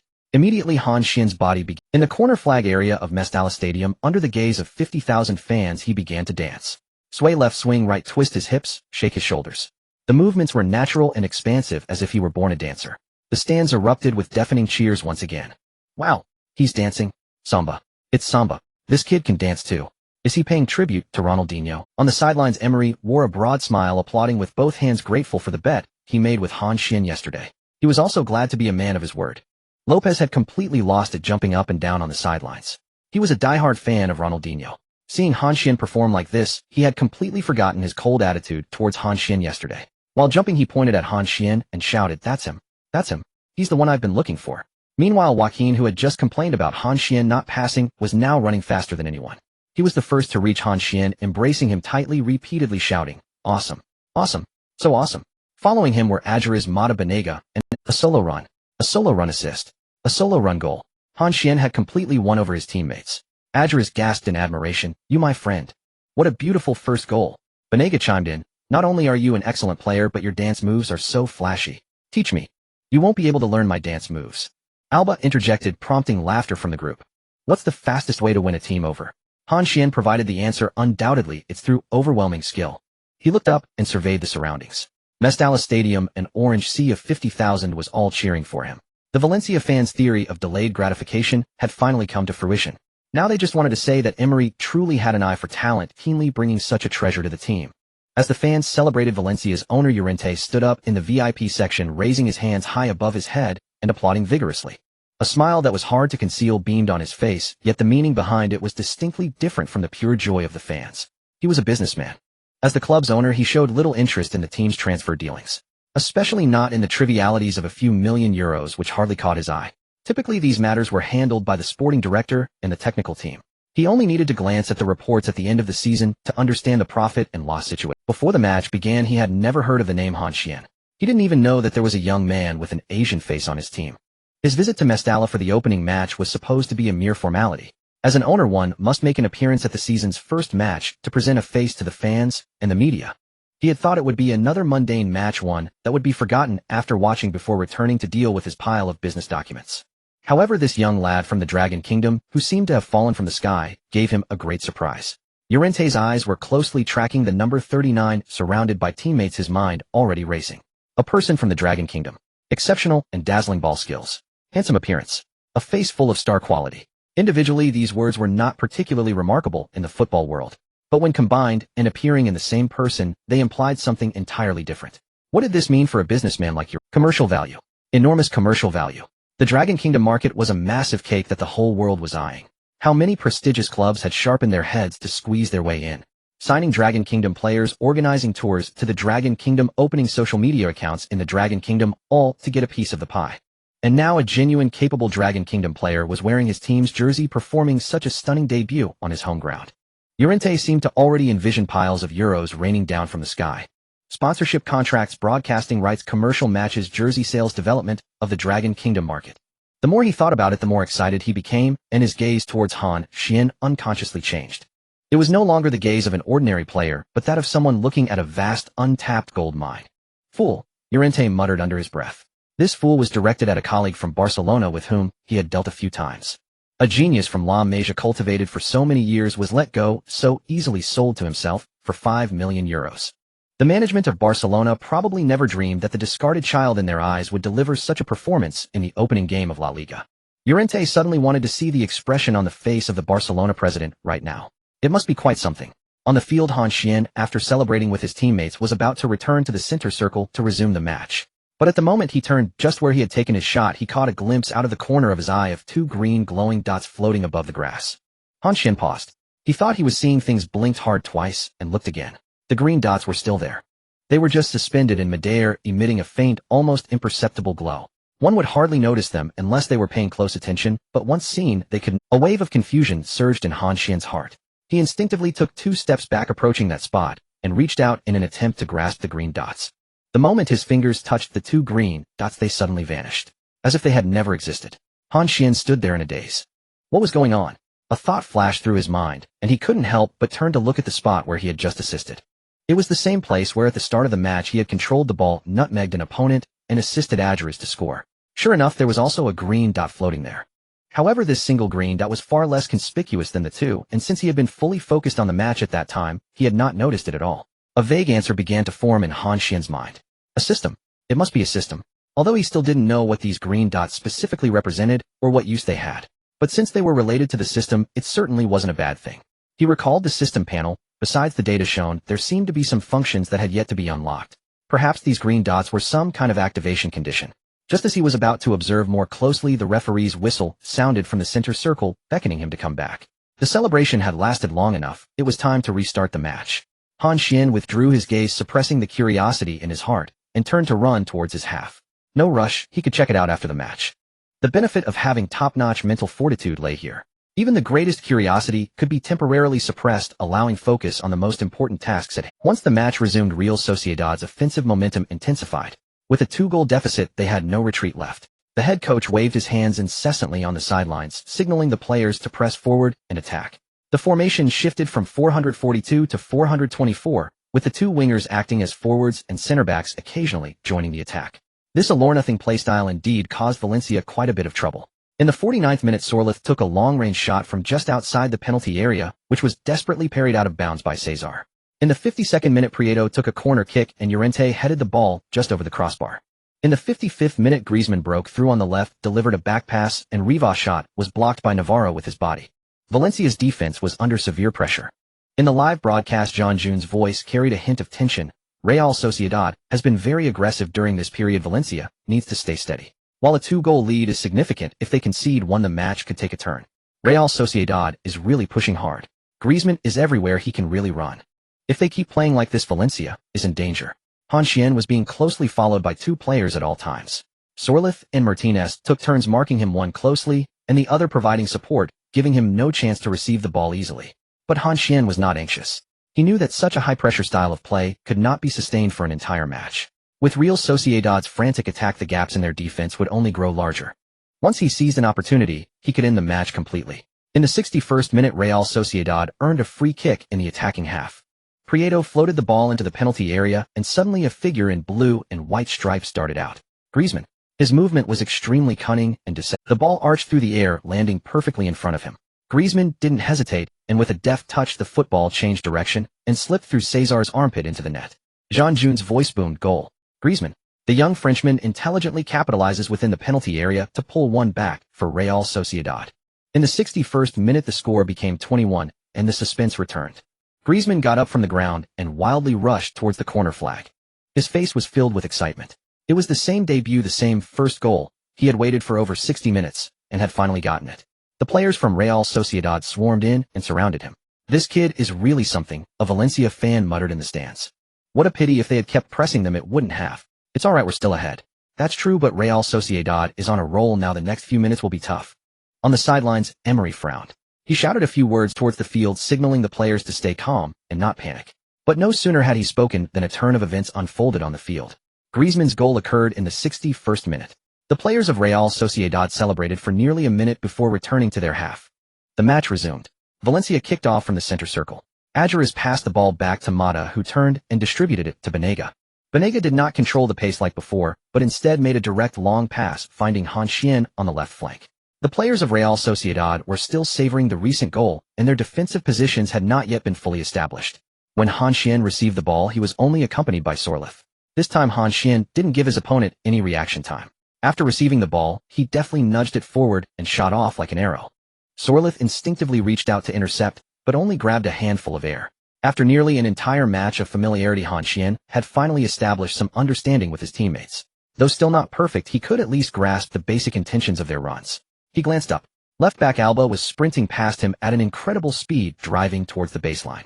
Without hesitation, Han Xuan flicked the ball with the outside of his right foot in an exquisite lofted pass. The football sailed over Martinez's head as he rushed back, landing perfectly in front of Alba. The timing was just right. Alba did not need to slow down to receive the ball. Han Xuan praised beautiful. Han Xuan's pass was so comfortable that Alba received it with ease. Alba also felt a wave of admiration. The sensation was exhilarating.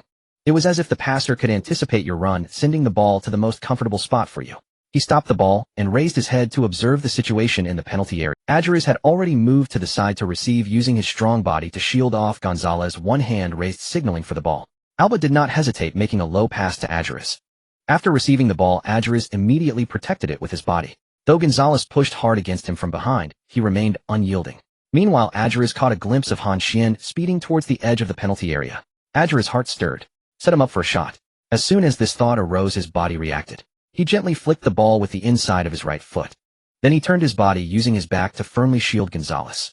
His left foot instinctively pushed the ball towards the top of the penalty area. Back to goal.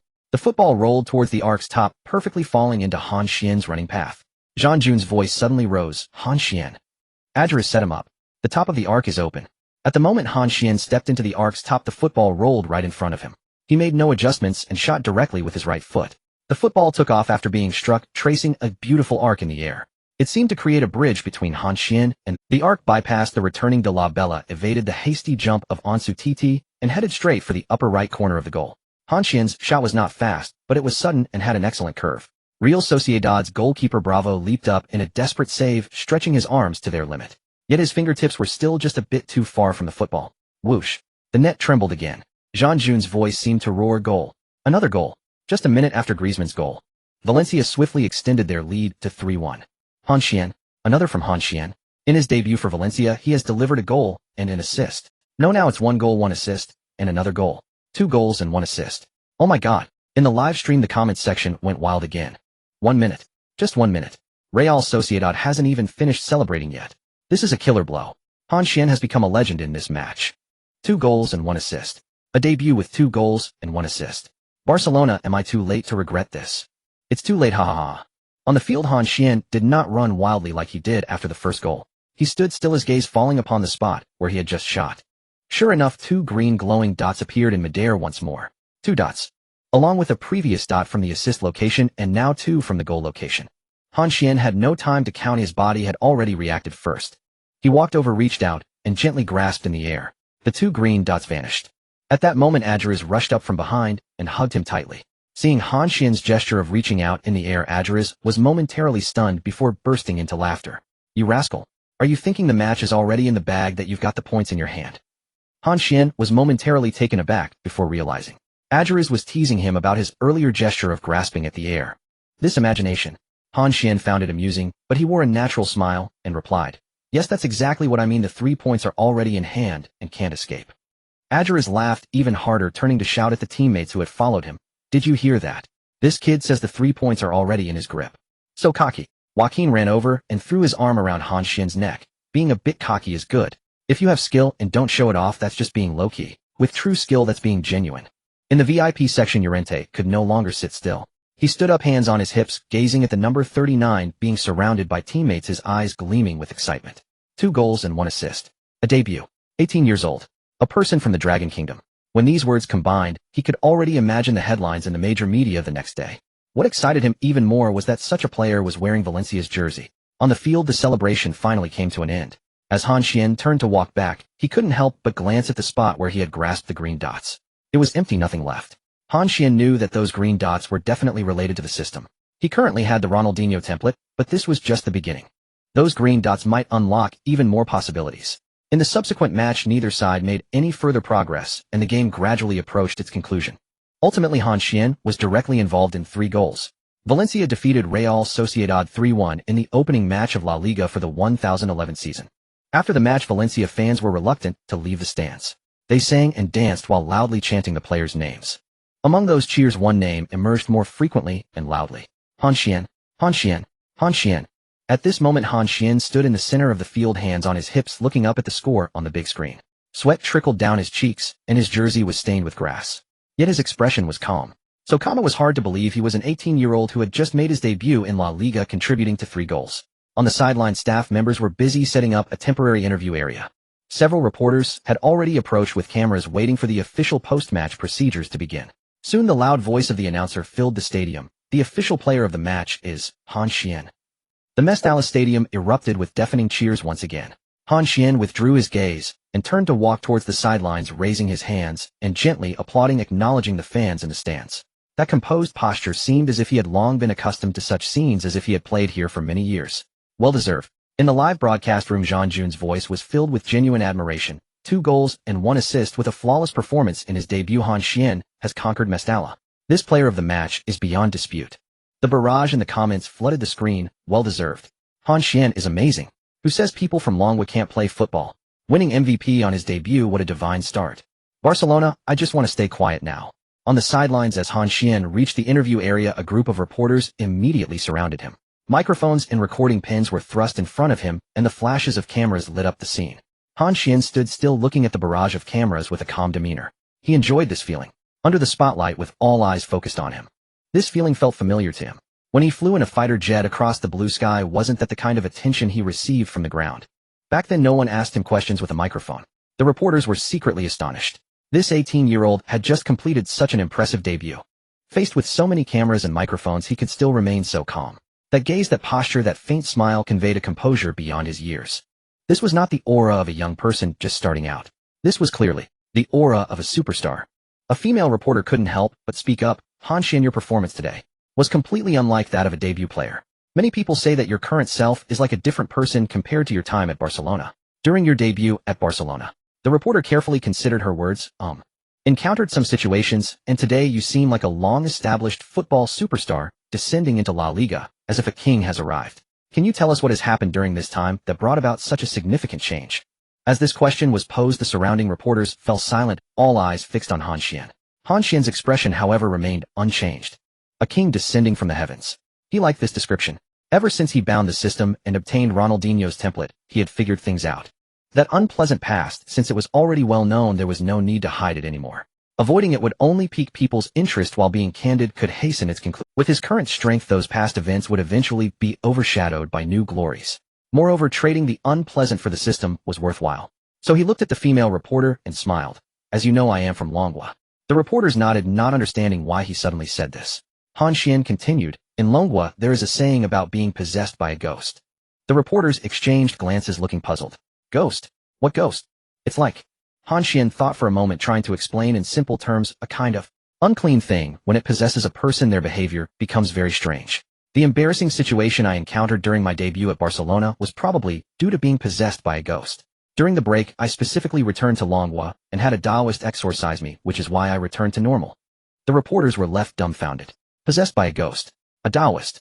Exorcism. What was all this? Truly the mysterious Eastern ancient country. Han Xuan found their bewildered expressions somewhat amusing. So what I mean is, the current me is the real me. A quick-thinking reporter immediately followed up. Will you return to Barcelona in the future? Han Xuan, almost without thinking, replied, in the future? Who knows what will happen in the future? I allow everything to happen. This seemingly casual statement sent a shiver down the spine of the reporters present. Allow everything to happen. This phrase sounded casual, but upon careful reflection it contained a lot. Was it disdain? Was it confidence? Or did he already have some kind of plan? They wanted to ask more, but Han Xuan had already waved his hand. That's enough, let's end it here for today, my teammates are still waiting. With that he turned to leave, leaving a group of reporters standing in place, still reflecting on his previous remarks. Possessed by a ghost. This kid really knows how to, but don't you think he tells it quite convincingly? I actually believe him a bit. After all, the Eastern ancient country has always been very mysterious. The key is that confidence, so steady. When asked about such matters, he didn't flinch at all. Tisk, this kid will be something in the future. In the locker room, as Han Xuan pushed open the door, he was immediately engulfed by a wave of heat and cheers. He's here. Our MVP is back. Adjures was the first to rush over, holding a bottle of champagne he had somehow obtained. This was their gift for Han Xuan's debut, and he sprayed it all over Han Xuan. Han Xuan was caught off guard, getting foam all over his face, which made everyone burst into laughter. Emery stood in the center of the locker room, arms crossed, a smile he couldn't conceal on his face. Once everyone had their fun, he stepped forward and patted Han Xuan on the shoulder. Well done, kid, you didn't let the coaching staff down. You'll continue to start in the next match. Han Xuan wiped the foam off his face and nodded with a smile. Thank you, coach. Emery patted Han Xuan's shoulder and left the locker room. Sometimes once trust is established, it becomes more solid than anything else. After a brief celebration with his teammates, Han Xuan left the locker room. Back at his residence, Han Xuan quickly washed up and changed into clean clothes, sitting down on the sofa. The commotion of Mestalla Stadium had long faded away. At this moment, he finally had time to carefully examine the abnormalities from today's match. He closed his eyes and his consciousness sank into his mind. After a moment, a familiar blue panel appeared before him. Upon a closer look, there were indeed changes. First, a new section had been added to the panel. Explosion points. Followed by a number 5. 5 explosion points. Han Xuan recalled the events during the match and silently calculated. 1 assist earned. The first goal earned 2 points. The second goal also earned 2 points. Adding them up, it was exactly 5 points. It seems the rules are quite clear. After scoring a goal or providing an assist, a green dot will appear in the corresponding position known as the explosion point number. 2 goals and 1 assist. Han Xuan understood and continued to read. Then he noticed the second change. A small plus sign appeared after the basic attribute values. Ball control 99 has a behind it. Dribbling 100 does not have a. Psychological quality 100 does not have a. Han Xuan pondered that according to gaming logic, this must be the way to use explosion points to enhance attributes. If it can be enhanced, it indicates that the limit hasn't been reached. If it cannot be enhanced, it means it is already full. He tried clicking the plus sign behind ball control. The moment his consciousness touched the plus sign, a warm current suddenly surged from deep within his body, quickly spreading. It felt as if invisible hands were gently combing through something within him. It was incredibly comfortable. After a moment, the warm current disappeared. Han Xuan looked at the panel again. Ball control 99-100. The plus sign had disappeared. Explosion points 5-4. Han Xuan was overjoyed. Indeed, one explosion point corresponds to one attribute. The attribute limit is 100. When it's full, it cannot be enhanced further. His dribbling and psychological quality are already maxed out, so there are no plus signs. After raising ball control to 100, the plus sign also disappeared. He looked at the other attributes. Speed, burst, passing, shooting, etc. all had plus signs. However, the required explosion points seemed to be uniform 1 point exchange for 1 point. Han Xuan did not rush to continue enhancing, but shifted his focus to the third change on the panel. Shop function.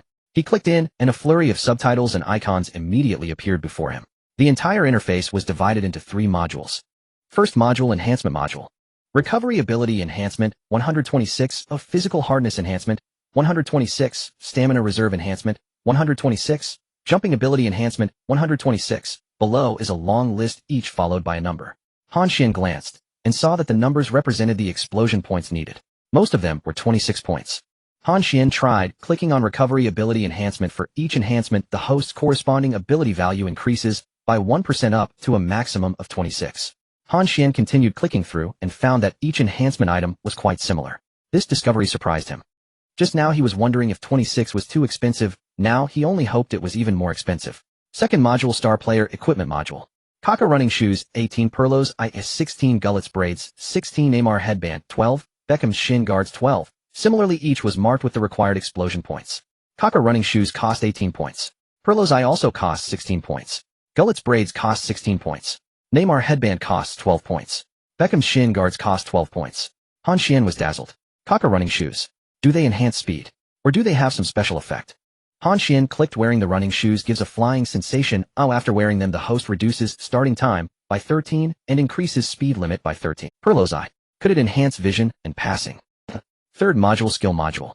92 Danish Fairy Tale Domain, 38 Ball Speed Slowing Domain, 22 Aerial Bombardier, 16 Tank Advance, 16 Aerial Instant Strike, 16 Crescent Blade, 16.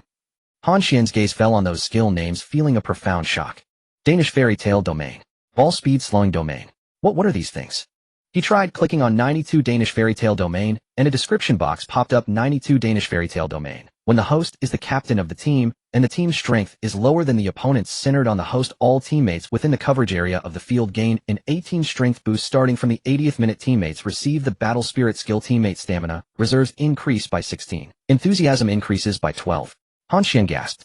This is a group buff. He clicked on Ball Speed Slowing Domain. Ball Speed Slowing Domain. After activation, centered on oneself, all incoming balls within a radius of 1 meter have their speed reduced by 13. Slowing down the ball speed. Han Xuan almost jumped off the sofa. Such a skill is simply tailor-made for midfielders and defenders. When intercepting, if the ball speed suddenly slows down, wouldn't that mean he can intercept as he wishes? Of course, it also greatly assists forwards, especially those with poor psychological quality who are prone to panic. He continued to look down.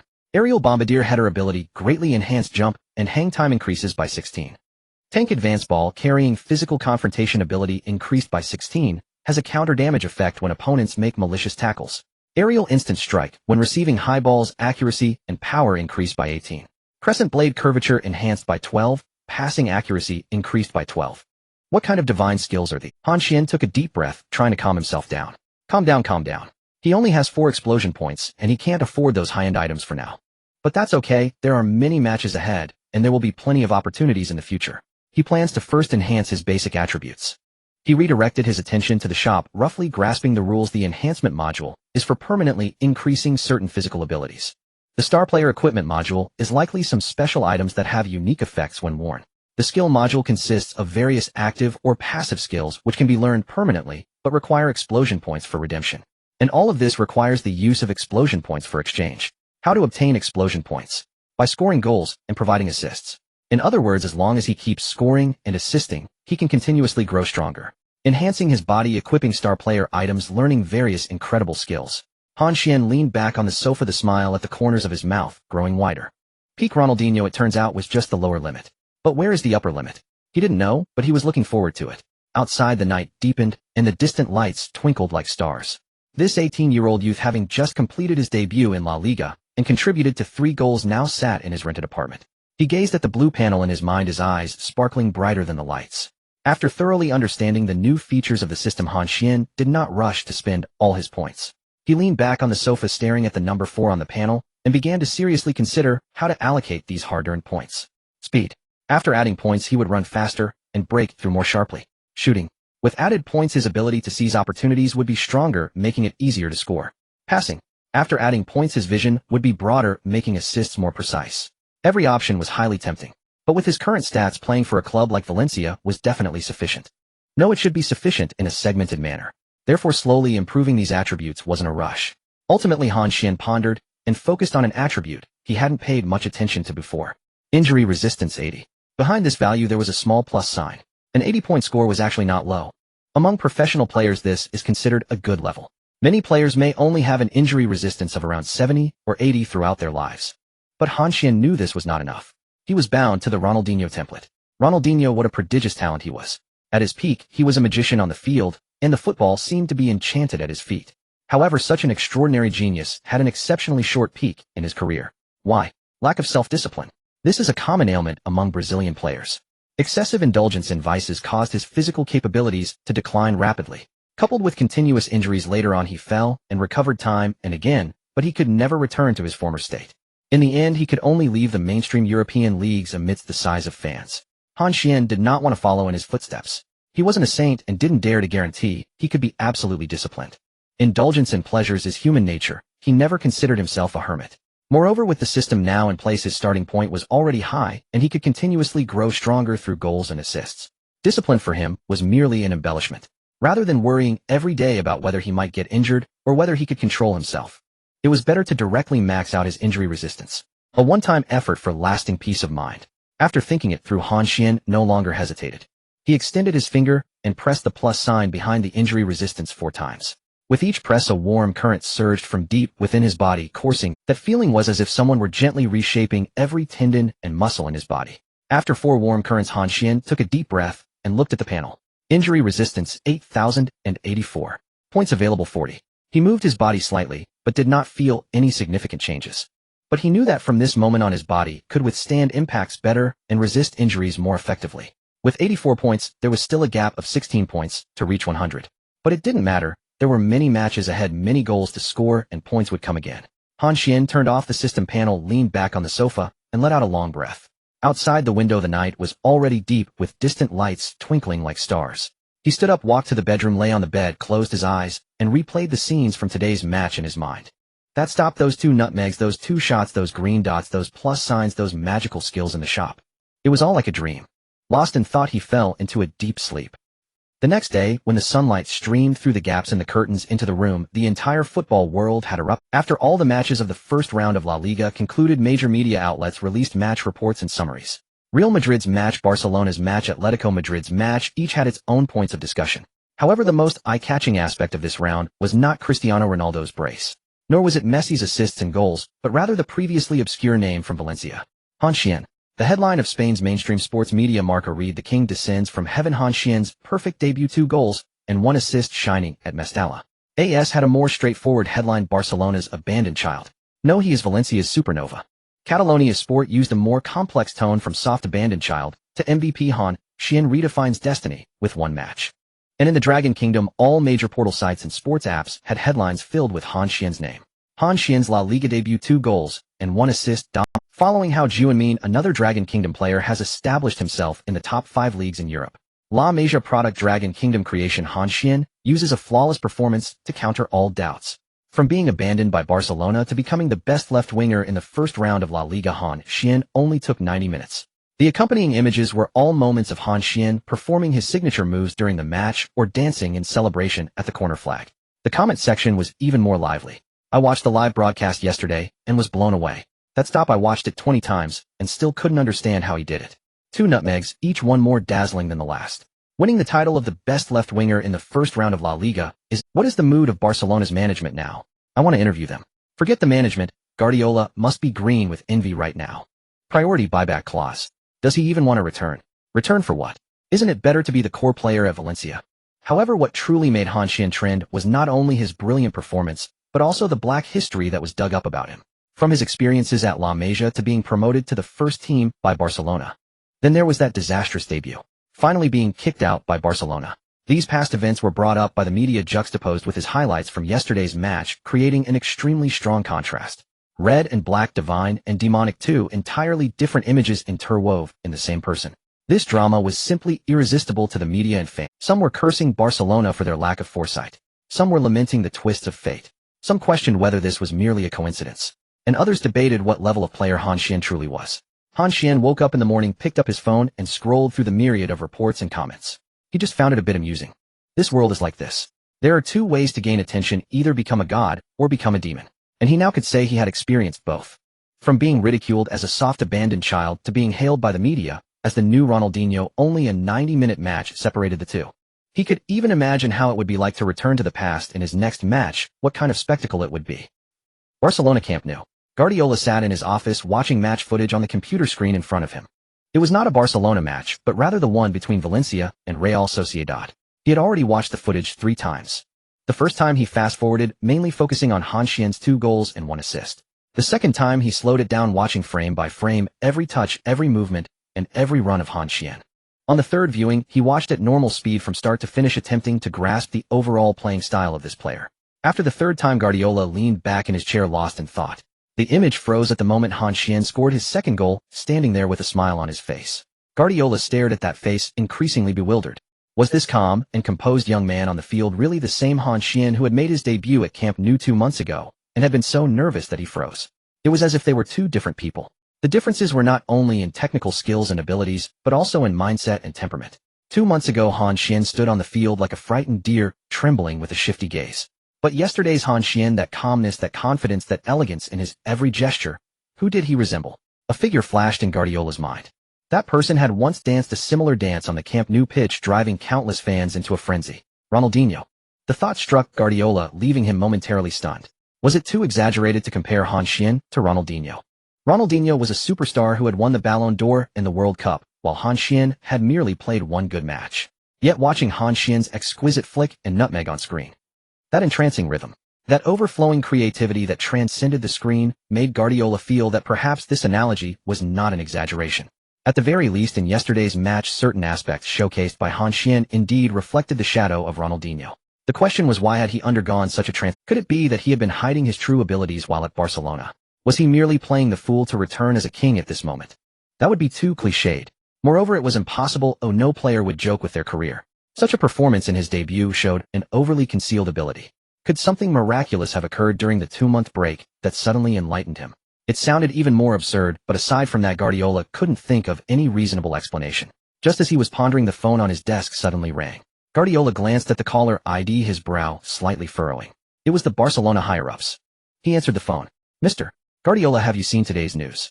The voice on the other end carried a hint of displeasure. Guardiola certainly knew what news they were referring to. He calmly replied, yes, I am currently watching match footage. Han Xuan. The Han Xuan who graduated from our youth academy. The higher-up's tone was somewhat agitated. He scored 2 goals and had 1 assist in his debut for Valencia. 2 goals and 1 assist. And we only sold him for €5 million. 5 million. Guardiola remained silent, waiting for the other party to continue. Why did we let him go back then? The higher-up questioned. Why did we let go of such a player? Guardiola took a deep breath, secretly. When we discussed Han Xuan's retention, you all agreed wholeheartedly.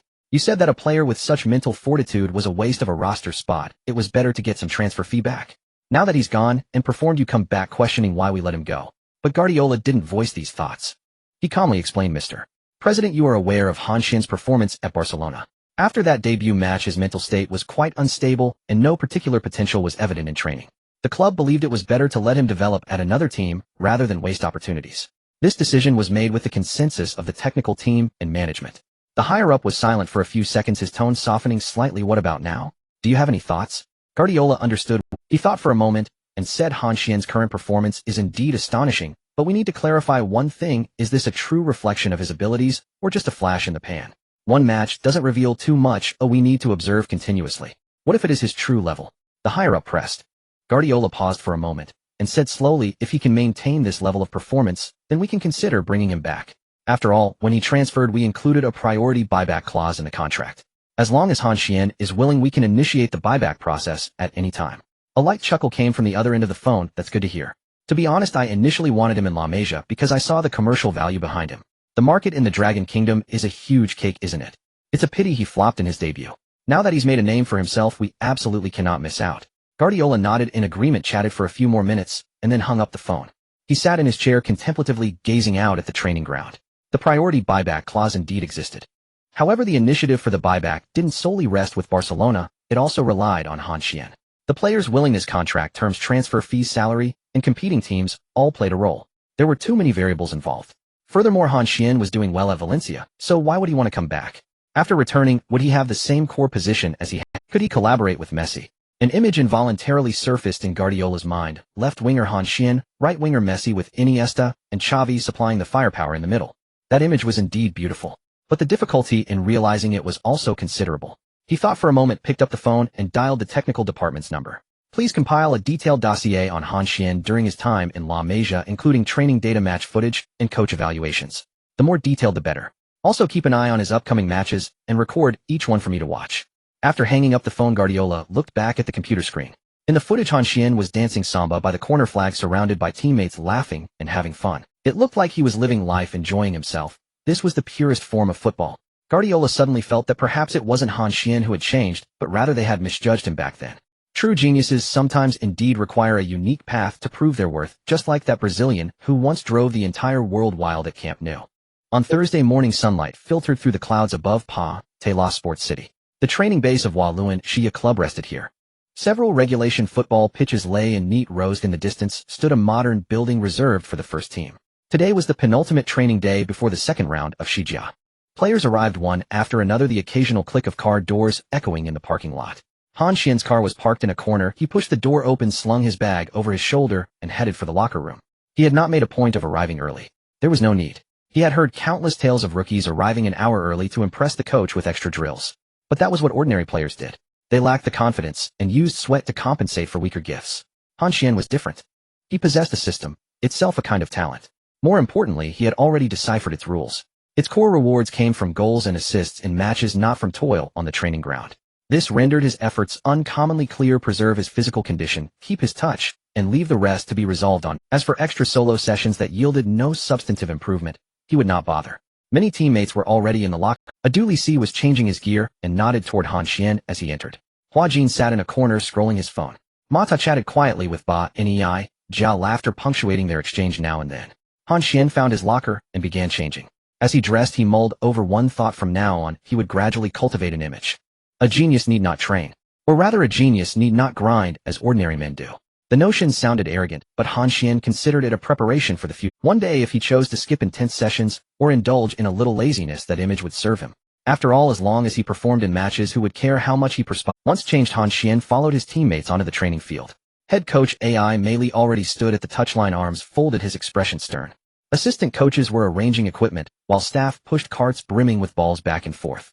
When everyone had gathered, Ai Meili clapped his hands to call them close. Briefly, today's focus is tactical drills and a scrimmage. Sunday's match is important, but we must also look ahead to the Champions League group stage. At the mention of the Champions League, murmurs rippled through the players. Ai Meili raised his hand for silence. So in these 2 days, I want everyone sharp. Performances in Shijia and your training demeanor will influence my selection for the Champions League starting lineup. Understood.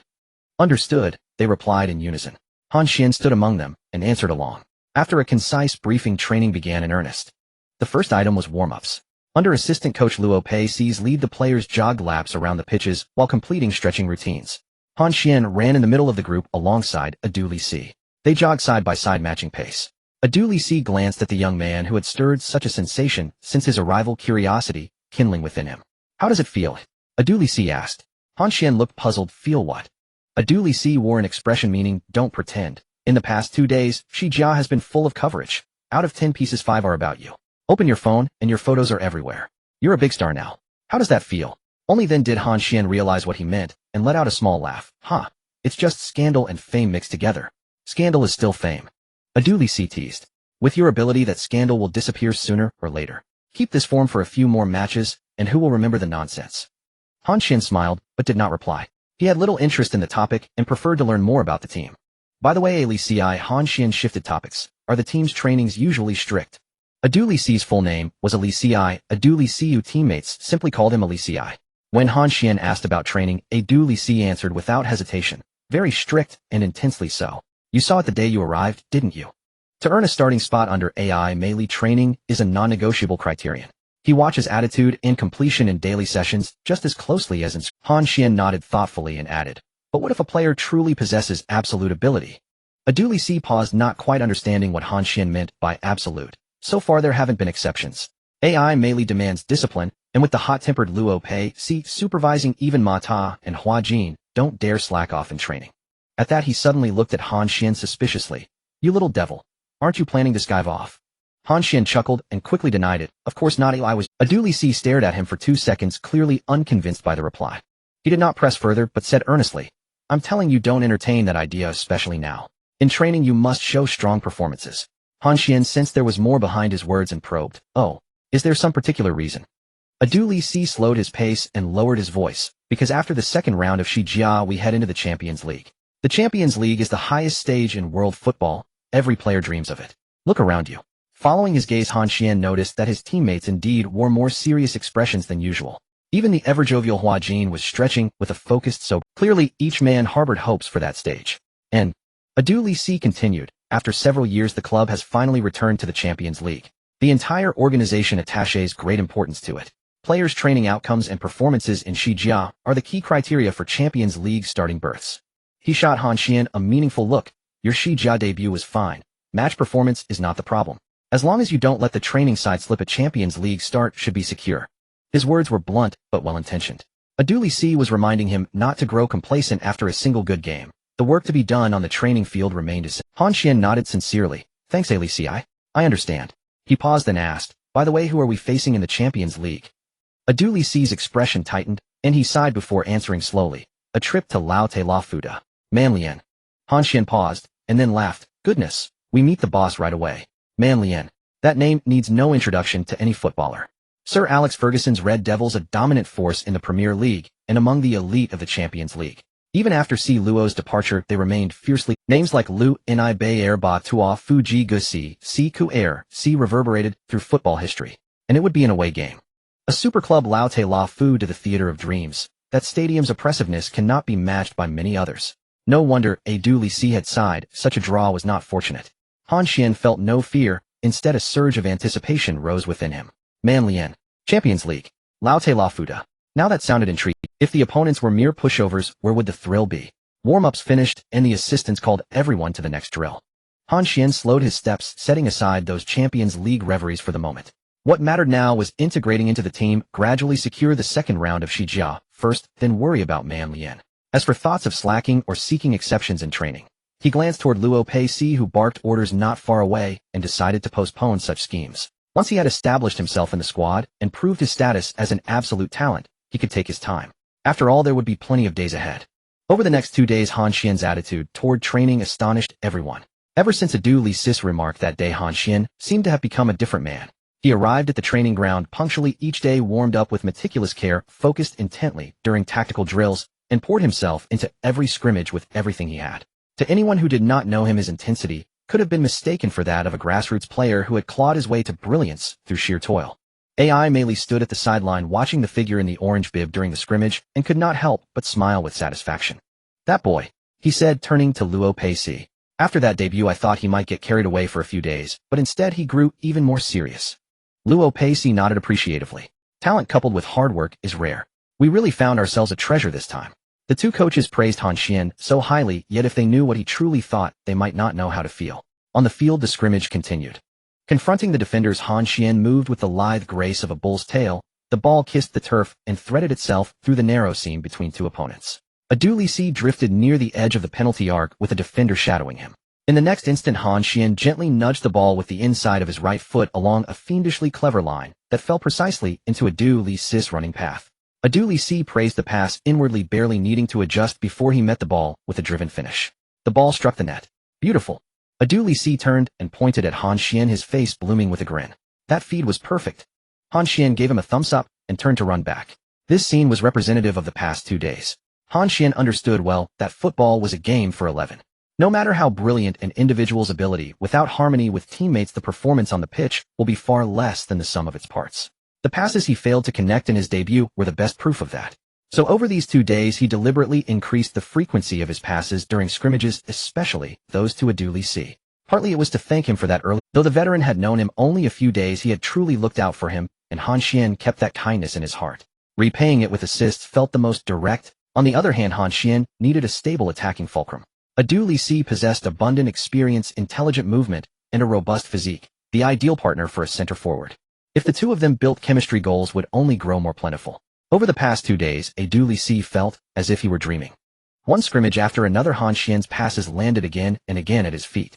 The sensation was like someone having prepared a perfect pancake, sliced it into bit-sized pieces, seasoned it, and placed it at his lips, saying, "Open wide." He only had to eat. In 2 days, Adu Lisi scored with dizzying frequency. He could not remember how many when, and all he knew was that each shot found the ball waiting in the most comfortable spot. That feeling of being served was intoxicating. More thrilling was the realization of what it portended. People said he grew craftier with age, and had even nicknamed him the football demon blade. Only he knew, however, that with age his physical faculties inevitably declined. He used to drop back to orchestrate play and dart between the flanks. Now, to preserve his scoring efficiency, he had to conserve energy and spend most of his time in the penalty area. What did staying in? It meant becoming a poacher. And a poacher demands absurdly high standards from his teammates. The quality of the delivery directly decides how much he can feast. Now Han Xuan had appeared and solved that problem perfectly. This young man's vision, technique, and creativity were top tier. As long as he and Han Xuan fostered a good relationship, being fed abundantly would be no trouble at all. The epithets of more cunning with age and the illustrious football demon blade would only grow louder. A second spring in his career could well be reborn at Valencia, perhaps even more splendid than his days at BTC. At the thought, Adu Lisi's gaze toward Han Xuan grew tinged with heat. The implications in that look were so plain that Han Xuan felt a chill run down his spine. "Alicia, why are you looking at me like that?" Han Xuan could not help asking. Adu Lisi chuckled and patted his shoulder. "Nothing, you just please my eye. Give me more passes on the pitch, and if you need anything off it, come to me. Don't be shy." "That's fine, just don't ask me to take up fencing," Han Xuan joked. "You brat." 2 days passed in the blink of an eye. The second round of Shijia arrived as scheduled. This time Valencia traveled away to Yuan to face Malaysia. Given Malaysia's narrow escape from relegation last season, most observers thought that with Valencia's quality, this opponent should pose little difficulty. The real question was in what manner they would secure the victory. That was the key, because a week later Valencia would journey to Laute La Fuda to challenge Manlian. The match result mattered, of course, but more important were rehearsing formations, fine-tuning tactics, and adjusting form. AI mainly needed to discover the approach best suited to face Manlian. The game attracted far more attention than expected. Han Xuan was a major reason. Everyone wanted to know whether the young prodigy who had stunned the world in his Shijia debut was a brief flash or a genuine superstar. One match could be a fluke, two could tell a great deal.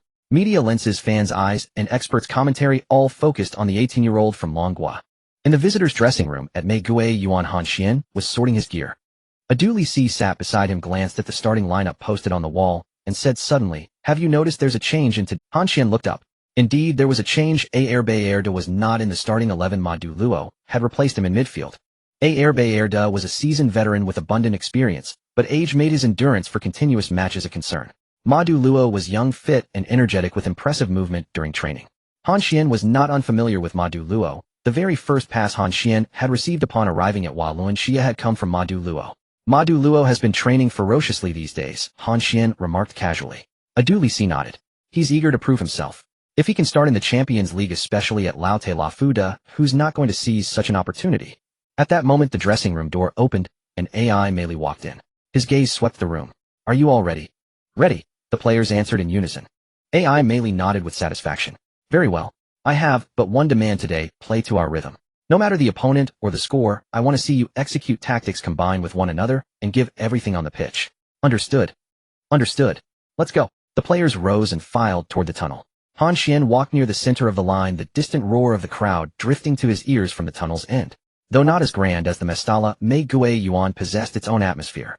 Zhang Jun's voice sounded in the Longhua broadcast, reaching countless fans. "Ladies and gentlemen, we are bringing you live coverage of the 2010-2011 Shijia second round match, Malaysia versus Valencia.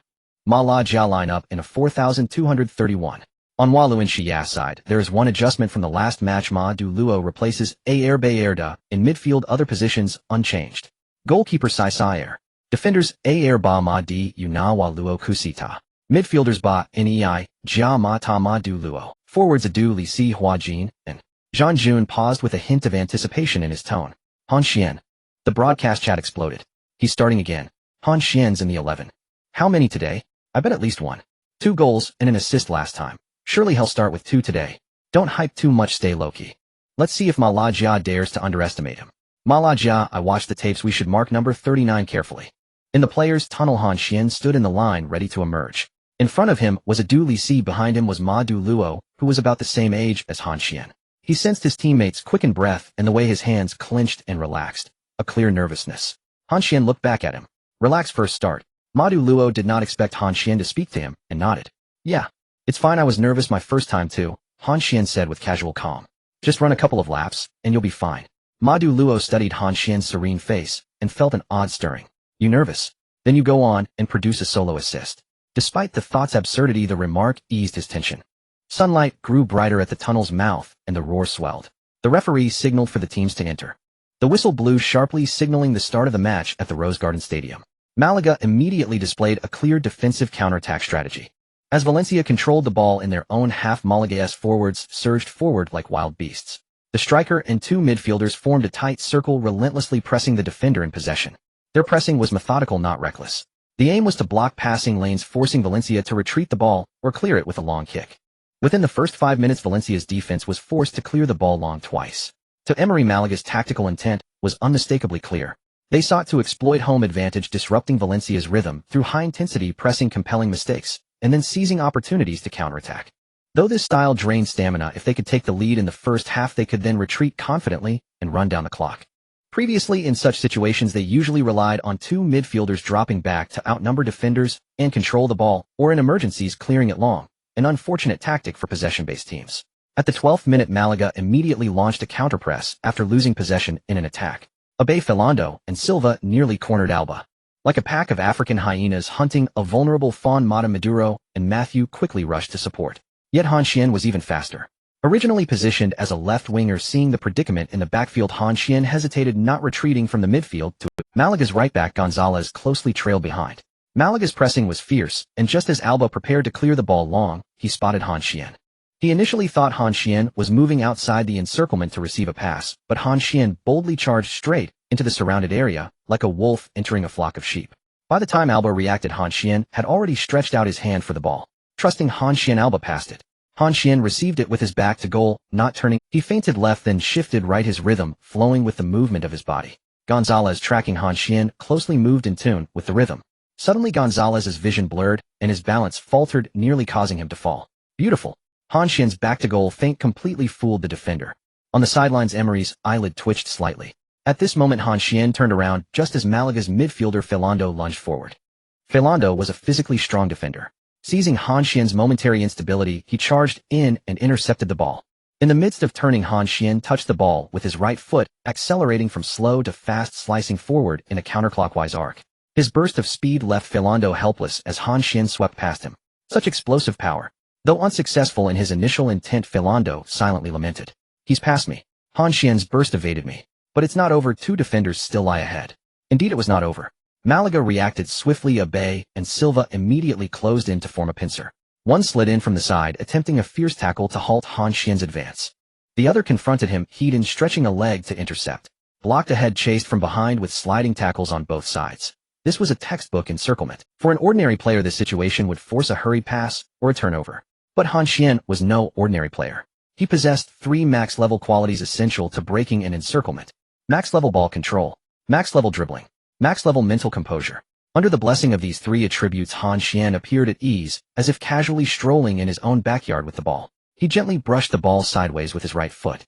With a delicate flick, the ball rolled precisely between Abe's legs as he stretched out to block. Nutmeg. Simultaneously, Han Xuan slightly tilted his body, narrowly evading Silva's sliding tackle. Silva suddenly found himself empty-handed. His target had vanished. Attempting to halt his movement, his body's momentum was unstoppable. The next moment, his foot harshly collided with his own teammate's leg. Thud. The two tumbled in a heap. Oh ho ho. Han Xuan is through. He dribbled out beautifully in such an exquisite fashion. The tackled player was stunned for a moment, then furiously pounded the grass, cursing vehemently in Spanish. Damn. Who the hell were you trying to tackle? I couldn't stop. Are your eyes on your ass?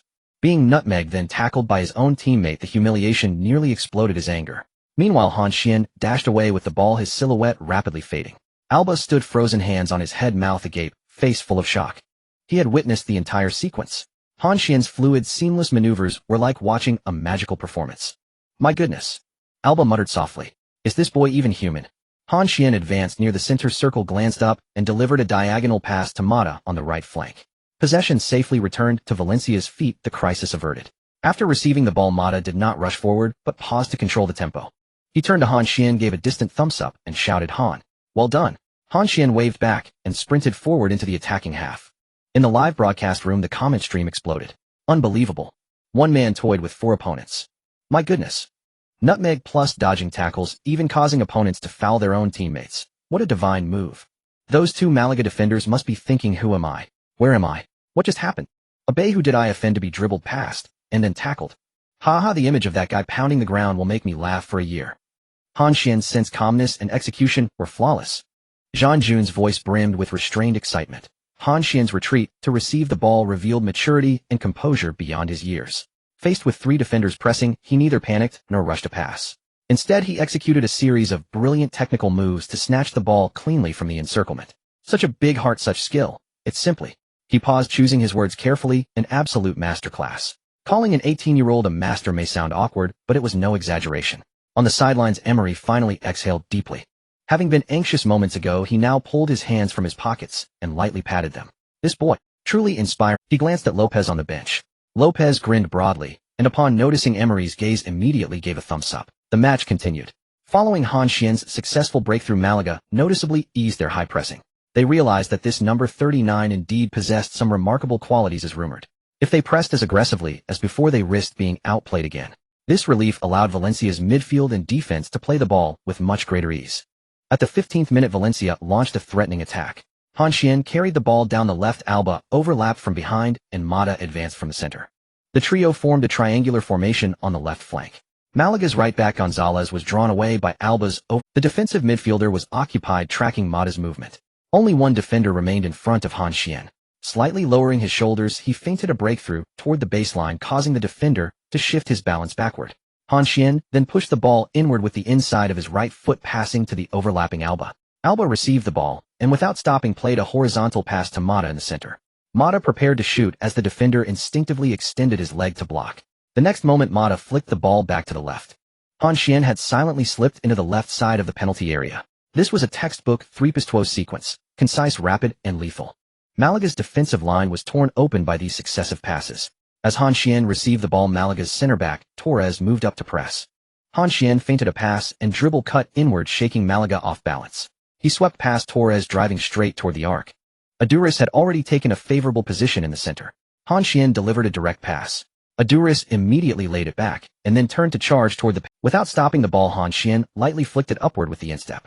The soccer ball sailed over Alicia's head, landing perfectly on the running path of Aduriz. In the face of the incoming ball, Aduriz felt delighted. This pass was simply exquisite. The height was just right, the landing spot perfect, and the speed ideal, flowing like a drifting leaf. He didn't need to adjust, he just had to meet the ball and gently nudge it with his forehead.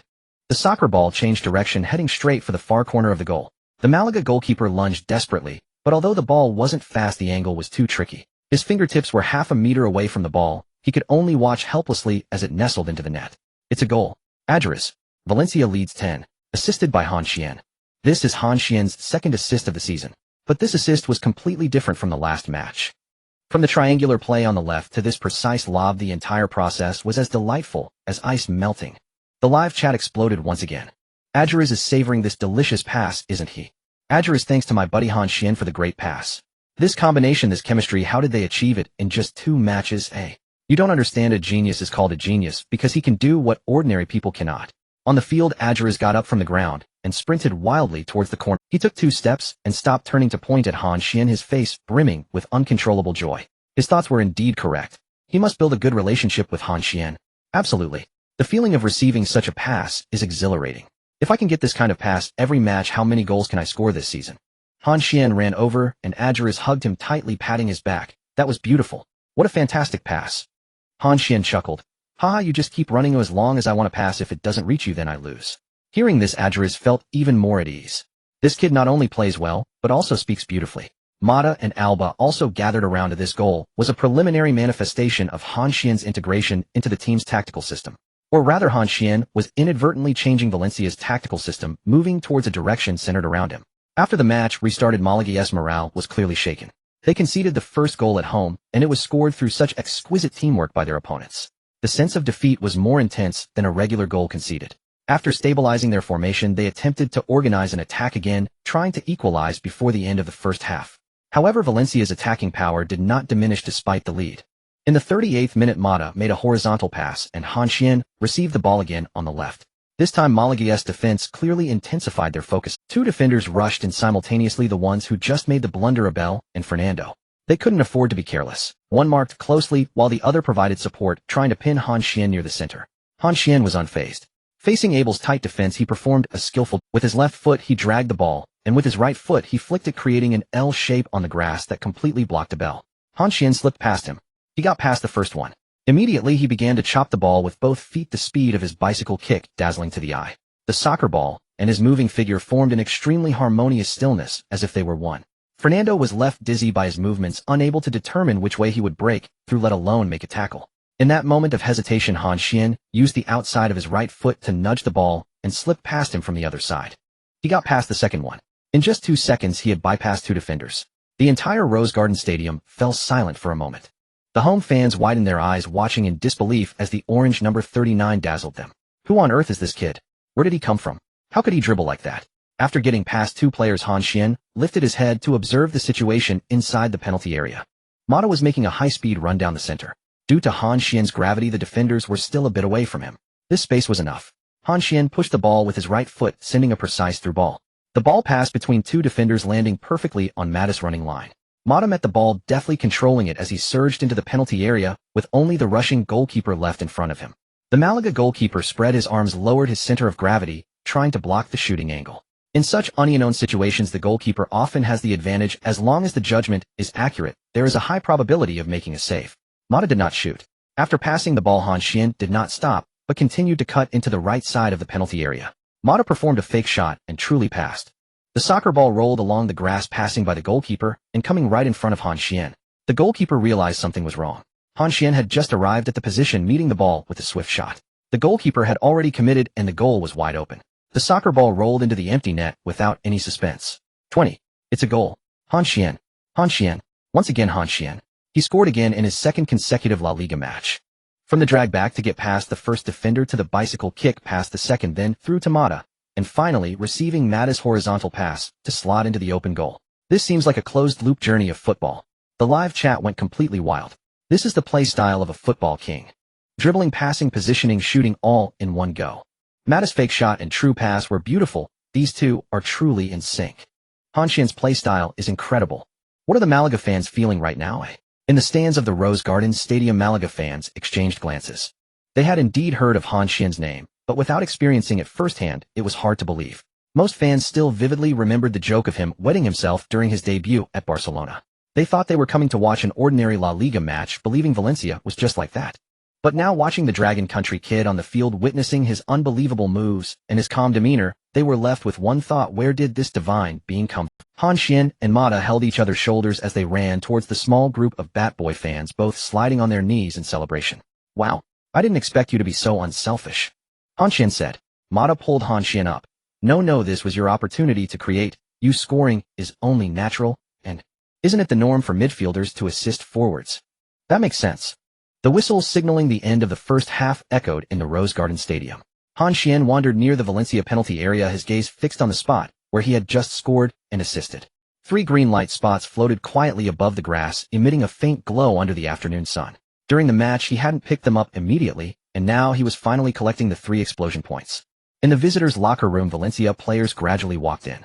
Some sat on chairs with their eyes closed, some chugged water bottles, and others took off their soccer shoes, exuding a sense of charm. Han Xuan found a spot to sit down, closed his eyes, and his consciousness sank into his mind. A blue panel appeared. Explosion points 03. Without any hesitation, he directly allocated all 3 points to injury resistance.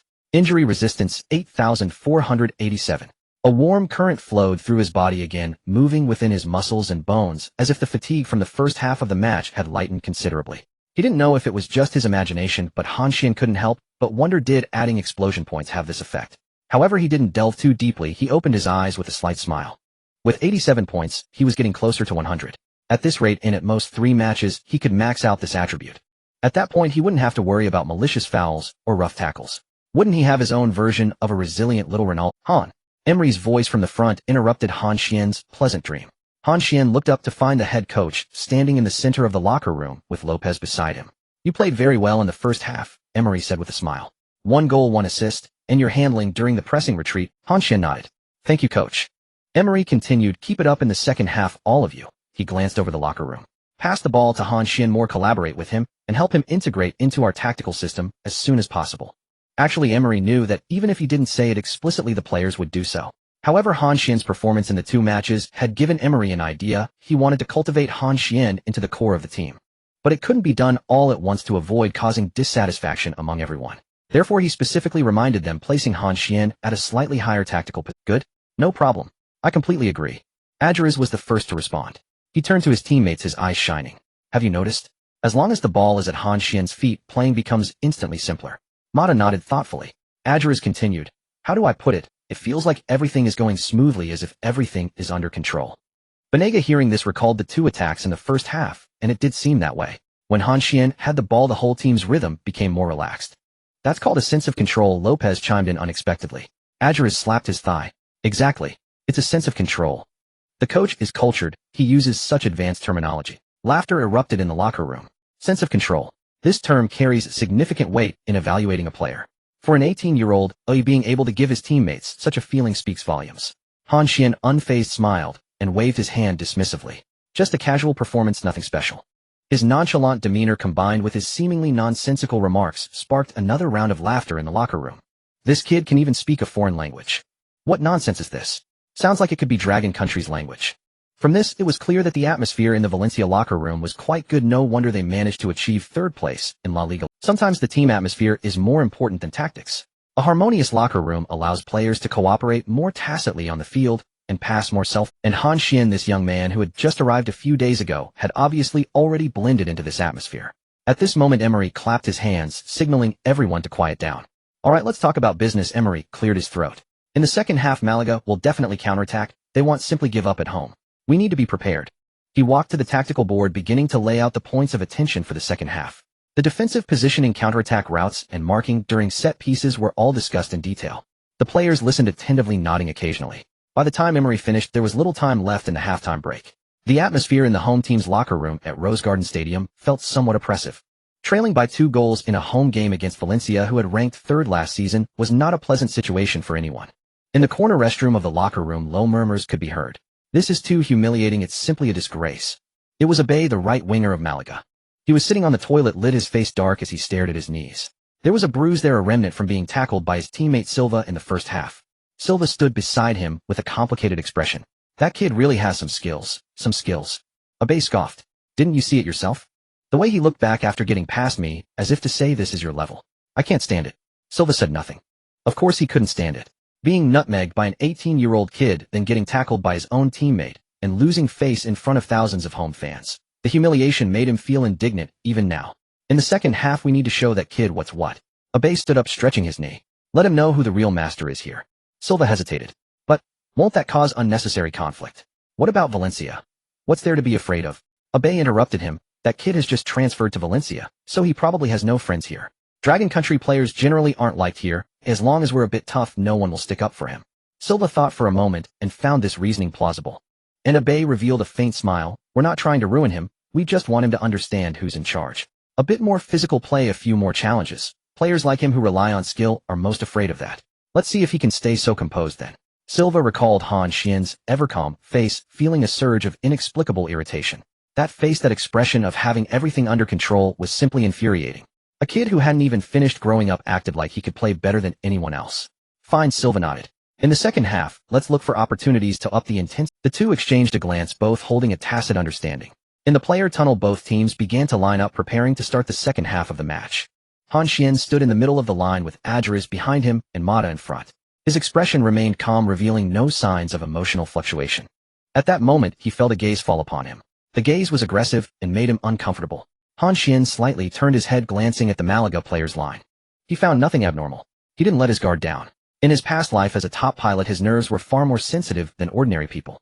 Many times it was this vague intuition that helped him dodge deadly attacks. He trusted his instincts. Moments later, he caught that gaze again. This time he followed the feeling and indeed spotted the target. Among the Malaga team, two players were huddled together, whispering something while occasionally glancing in his direction. Han Xuan recognized those two faces. Abe, Silva, the two who had collided after he nutmegged them in the first half. Han Xuan averted his gaze, unsure of what the two were gossiping about. Seeing their expressions, it was likely not anything good. He remained vigilant. After the start of the second half, the atmosphere at the Rose Garden Stadium subtly changed. The players from Malaga seemed to be infused with an extra surge of energy. The intensity of the pressing suddenly escalated, with every physical contact filled with a hint of aggression. Especially when Han Xuan had the ball, 2 or 3 defenders would quickly crowd around him, their movements becoming increasingly rough. At first, all of this was within the realm of understanding. Trailing by 2 goals and playing at home, increasing defensive intensity was a normal tactical adjustment. Han Xuan had seen too many similar scenes and was mentally prepared. However, he soon noticed something amiss. Abe, the right winger who had been knocked down by him earlier in the first half, was now absurdly frequent in his defensive efforts. As a forward, he should have been more involved in the attack. Even if Malaga focused on counterattacks, such a high frequency of retreating was not normal. Additionally, another player, Silva, was also exceeding normal defensive actions. In the 48th minute, while Han Xuan was shielding the ball at the sideline, Silva rushed in from the side and kicked his ankle. Han Xuan frowned, but said nothing. In the 52nd minute, while receiving the ball with his back to the goal, Silva came up closely behind him. His knee pressed against the back of Han Xuan's thigh, and his foot deliberately stepped on his heel. Han Xuan stumbled slightly, and the ball was kicked out of bounds. He glanced back at Silva, who turned away expressionlessly as if nothing had happened. In the 56th minute, Han Xuan received the ball at the edge of the penalty area and was about to turn when Silva kicked his calf from behind. The force was substantial, and Han Xuan fell directly to the ground. The referee's whistle sounded, awarding Valencia a free kick. Silva spread his hands, innocently arguing, while the referee merely gave verbal warnings without issuing a yellow card. Han Xuan got up from the ground, brushing off the grass clippings from his legs, and his gaze fell on Silva. "You did that on purpose, didn't you?" Silva happened to look over, a slight smirk curling at the corners of his mouth, as if to say, "So what?" Seeing his smug demeanor, Han Xuan recalled the 2 piercing gazes in the player tunnel, remembering the sight of Abe and Silva whispering together. Indeed, they were targeting him, and it was a premeditated attack. Han Xuan revealed a slight cold smile. He had always adhered to one principle. If others do not offend me, I will not offend them. Since these two do not know what is good for them, I do not mind letting them suffer a bit. His gaze turned colder. The changes on the field were also visible to Valencia's players. In the 58th minute, Adriz directly walked up to Silva after a dead ball, looking down at him with a glare. "Kid, tone it down." Silva looked up at him, shrugged, said nothing, and turned to walk away. That dismissive attitude made Adriz frown tightly. He turned back to Han Xuan, only to find Han Xuan's expression was very calm, too calm to be normal. "Are you okay?" Adriz asked. Han Xuan shook his head. "I'm fine." Adriz stared at him for 2 seconds before saying nothing more and turned to run back to his position. After that, both Han Xuan and Adriz began to escalate their actions. In the 60th minute, Han Xuan deliberately elbowed Silva in the ribs during a header contest.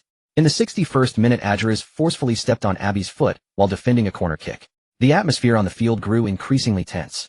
The referee's whistle frequently sounded, but apart from warnings, no yellow cards were issued. This leniency made Malaga's players even more reckless. In the following minutes, Han Xuan was constantly looking for opportunities. What he wanted was not mere revenge, but a perfectly timed strike.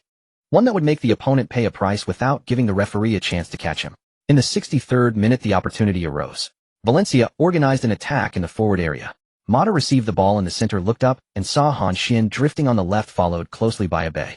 He did not hesitate and made a diagonal pass to Han Xuan. As Han Xuan received the ball, Abe had already closed in. His face bore an annoying expression, arrogance, provocation, and a hint of cruel anticipation. Clearly, he was ready to take another cheap shot at Han Xuan. However, Han Xuan would not play into his hands. Upon sensing the malice, he wouldn't even let the opponent touch the ball. Facing the incoming ball, Han Xuan lightly flicked his right foot, executing his signature move, the cowtail.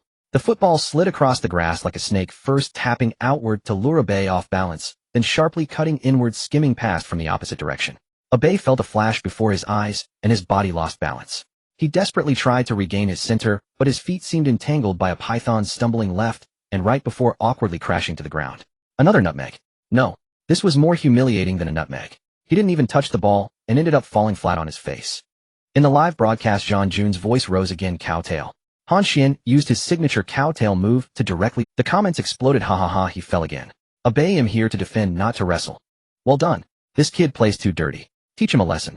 Han Xuan's dribbling is just making the opponent look like a monkey." Wait, did Han Xuan say something? On the field at the moment, he passed Abe. Han Xuan slightly lowered his head and whispered something only the two of them could hear. "Trash." The words were so quiet that only Abe could hear. Those two soft words felt like a knife stabbing into Abi's chest. He lay on the grass watching Han Xuan's figure retreat, his mind blank. Then a wave of immense humiliation surged in his heart. He slammed a fist into the ground, creating a shallow pit in the turf. No one paid him any mind. Han Xuan had already advanced with the ball, and Valencia's attack continued. After getting past Abe, Han Xuan looked up to observe the situation in the penalty area. Mata was rapidly advancing through the center with Fernando nearby. Joaquin was pulling wide on the right, drawing the attention of the other defender. Adjures was lurking at the top of the penalty arc, ready to respond at any moment. Han Xuan pushed the ball with his right foot, passing it horizontally to Mata. After receiving the ball, Mata did not stop and immediately made a direct through pass. The football skimmed past Fernando, accurately drilling into the space behind him. Zhang Jun's voice suddenly intensified Mata's through pass. One to play behind. The ball has been delivered. Han Xuan did not stop after the pass, but suddenly burst into action, slanting into the penalty area. His acceleration was explosive instantly, leaving the pursuing defenders behind. The football rolled perfectly into his path. Han Xuan skillfully controlled the ball, directly charging into the penalty area. At this moment, he had a clear shot on goal. Only the goalkeeper remained in front of him, while a frantic defender was scrambling back. As long as he took the shot, the likelihood of scoring was high. Just as he prepared to shoot, he suddenly caught a glimpse of a rapidly approaching figure in his peripheral vision. It was Silva. He came flying in from the side, soaring through the air, his legs off the ground, and the studs of his boots gleamed coldly in the sunlight. His posture was clearly not aimed at the ball. The intent was obvious. Even if it meant committing a foul and giving away a penalty, he was determined to take down Han Xuan. If this tackle connected, Han Xuan would need at least a month to recover. In the blink of an eye, a myriad of thoughts flashed through Han Xuan's mind. Dodge. It was impossible. Silva's speed was too fast, and the distance was too close to withstand it. There was no need. He hadn't fully maxed out his injury resistance, and taking this hit would be too costly. Then, an idea formed in an instant. Han Xuan's toes lightly flicked. The soccer ball gracefully soared into the air, gliding past Silva's outstretched foot. At the same time, Han Xuan's body leaped up. Silva's sliding tackle swept beneath him, the studs barely grazing the grass, hitting nothing at all. A glimmer of astonishment flashed in his eyes. He dodged it, but in the next moment the astonishment turned into excruciating pain. Han Xuan's body fell from the air, his right foot landing squarely on Silva's. During the fall, Han Xuan exerted a slight force, bringing his full weight down. A heart-wrenching scream rang out in the Rose Garden Stadium. Silva clutched his calf, curling up on the ground and rolling in agony. The piercing pain almost made him faint. At the same time as Han Xuan stepped on Silva's calf, his body tilted forward due to losing balance. He did not panic. In the process of falling onto the grass, his left foot instinctively poked, just grazing the soccer ball that had just landed.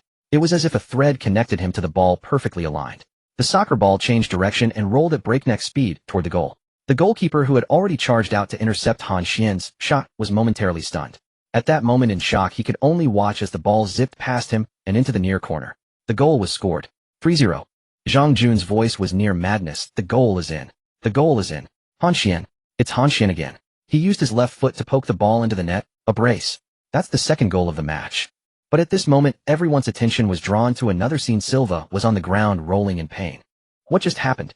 After Han Xuan dodged Silva's sliding tackle, he landed on his calf. The live chat exploded in an instant. Damn. He stepped on him. That looks painful. Was it intentional or accidental? Silva's tackle was way too aggressive, clearly aimed at injuring him. Han Xuan dodged, but lost control of his body while falling right. That goal counts. 3-0. No matter what, that goal was amazing. The core strength was too strong. On the field, the referee's whistle blew. He ran to the incident site, his expression serious. The players from Malaga gathered around, agitated, pointing at Han Xuan and shouting something. Red card. It was intentional. This was definitely intentional. Look at Silva. What a state. The team doctor had rushed onto the field, squatting beside Silva to examine him. Silva was still screaming, his face contorted in pain. A clear imprint of a stud was visible on his calf, which had started to swell and turn red. Han Xuan got up from the ground, brushed off the grass clippings, and moved his ankle. He had almost twisted it just now. He looked at the encroaching Malaga players with no defense nor any hint of panic. Valencia's players were rushing in for support. To Han Xuan's surprise, the first to charge over was Maduro. He was the player who had passed him the first ball during the trials, later earning a starting position through hard work. His speed surpassed that of Adjures as he stood protectively in front of Han Xuan, his gaze fierce, staring down the Malaga players without uttering a word. Adjures quickly followed, shoving Abe aside, and shouted at the Malaga players, "What are you doing? What do you want? You missed your tackle, and now blame others." Mata also ran over and stood beside Han Xuan, saying, "It was clearly your player committing a malicious foul. Han Xuan lost balance while dodging the tackle. Can you blame him for that?" Joaquin Benega Alba. The Valencia players quickly formed a circle, protecting Han Xuan in the center. Both sides pushed and shouted at each other, creating chaos on the field. The referee blew his whistle repeatedly before barely managing to separate the two sides. He walked to the sidelines, exchanged a few words with the assistant referee, and then returned to the field, pulling out a yellow card and raising it towards Silva. It was not for Han Xuan, but for Silva, for that dangerous tackle he had just made. The Malaga players became even more agitated, surrounding the referee, arguing. But the referee remained firm, signaling them to back off. As for Han Xuan stepping on him, the referee hesitated for a moment, but ultimately said nothing. From his perspective, Han Xuan had lost balance after flicking the ball to evade the tackle and had unintentionally stepped on Silva while falling. There was no evidence to suggest it was intentional. On the sidelines, Emery, who had been nervously watching the match, finally sighed in relief. He turned to Lopez, who looked red-faced with anger, saying, "Damn it. If Han Xuan gets injured, I will have that kid ruined." "Don't worry. Han Xuan is fine," Emery replied. "This kid seems to be even smarter than we thought." Lopez's expression changed, then he nodded thoughtfully. Indeed, was that action of stepping on him while falling truly accidental? But regardless, the referee did not call a foul and the goal stood. That was enough. On the field, Silva was ultimately carried off. His expression was twisted, and in his eyes, besides pain, there was deep fear and confusion. Abe stood on the sidelines watching Han Xuan's back, suddenly shivering. He remembered the two words Han Xuan had said when he dribbled past him: waste. At this moment, those two words pierced his heart like needles. He had originally thought that with just the two of them, it would be easy to handle a newcomer from the Dragon Kingdom. He had thought that no one in Valencia would care about this kid. But now Silva had been carried away while Han Xuan stood on the field accepting the congratulations of his teammates. And they, it seemed, had lost both their dignity and their advantage. As Silva was carried off on a stretcher, the atmosphere in the Rose Garden Stadium had changed completely. The players from Malaga gathered at the sidelines, watching anxiously as the team doctor hurriedly took him away, their faces reflecting increasing concern. Silva's anguished cries still echoed in their ears. The gruesome imprint of the cleats on his calf was etched like a brand in everyone's heart. Han Xuan had become a thorn in their sides. They were not blind, they clearly saw that their teammates had targeted Han Xuan first. However, they believed Han Xuan's style of play resembled street football, which to them seemed like showing off, becoming increasingly annoying. Being targeted was something he had brought up. The match resumed. Malaga kicked off. As soon as the ball was passed, a new wave of physical contact erupted on the field. The score was unfavorable, their teammate was injured, and the referee was lenient.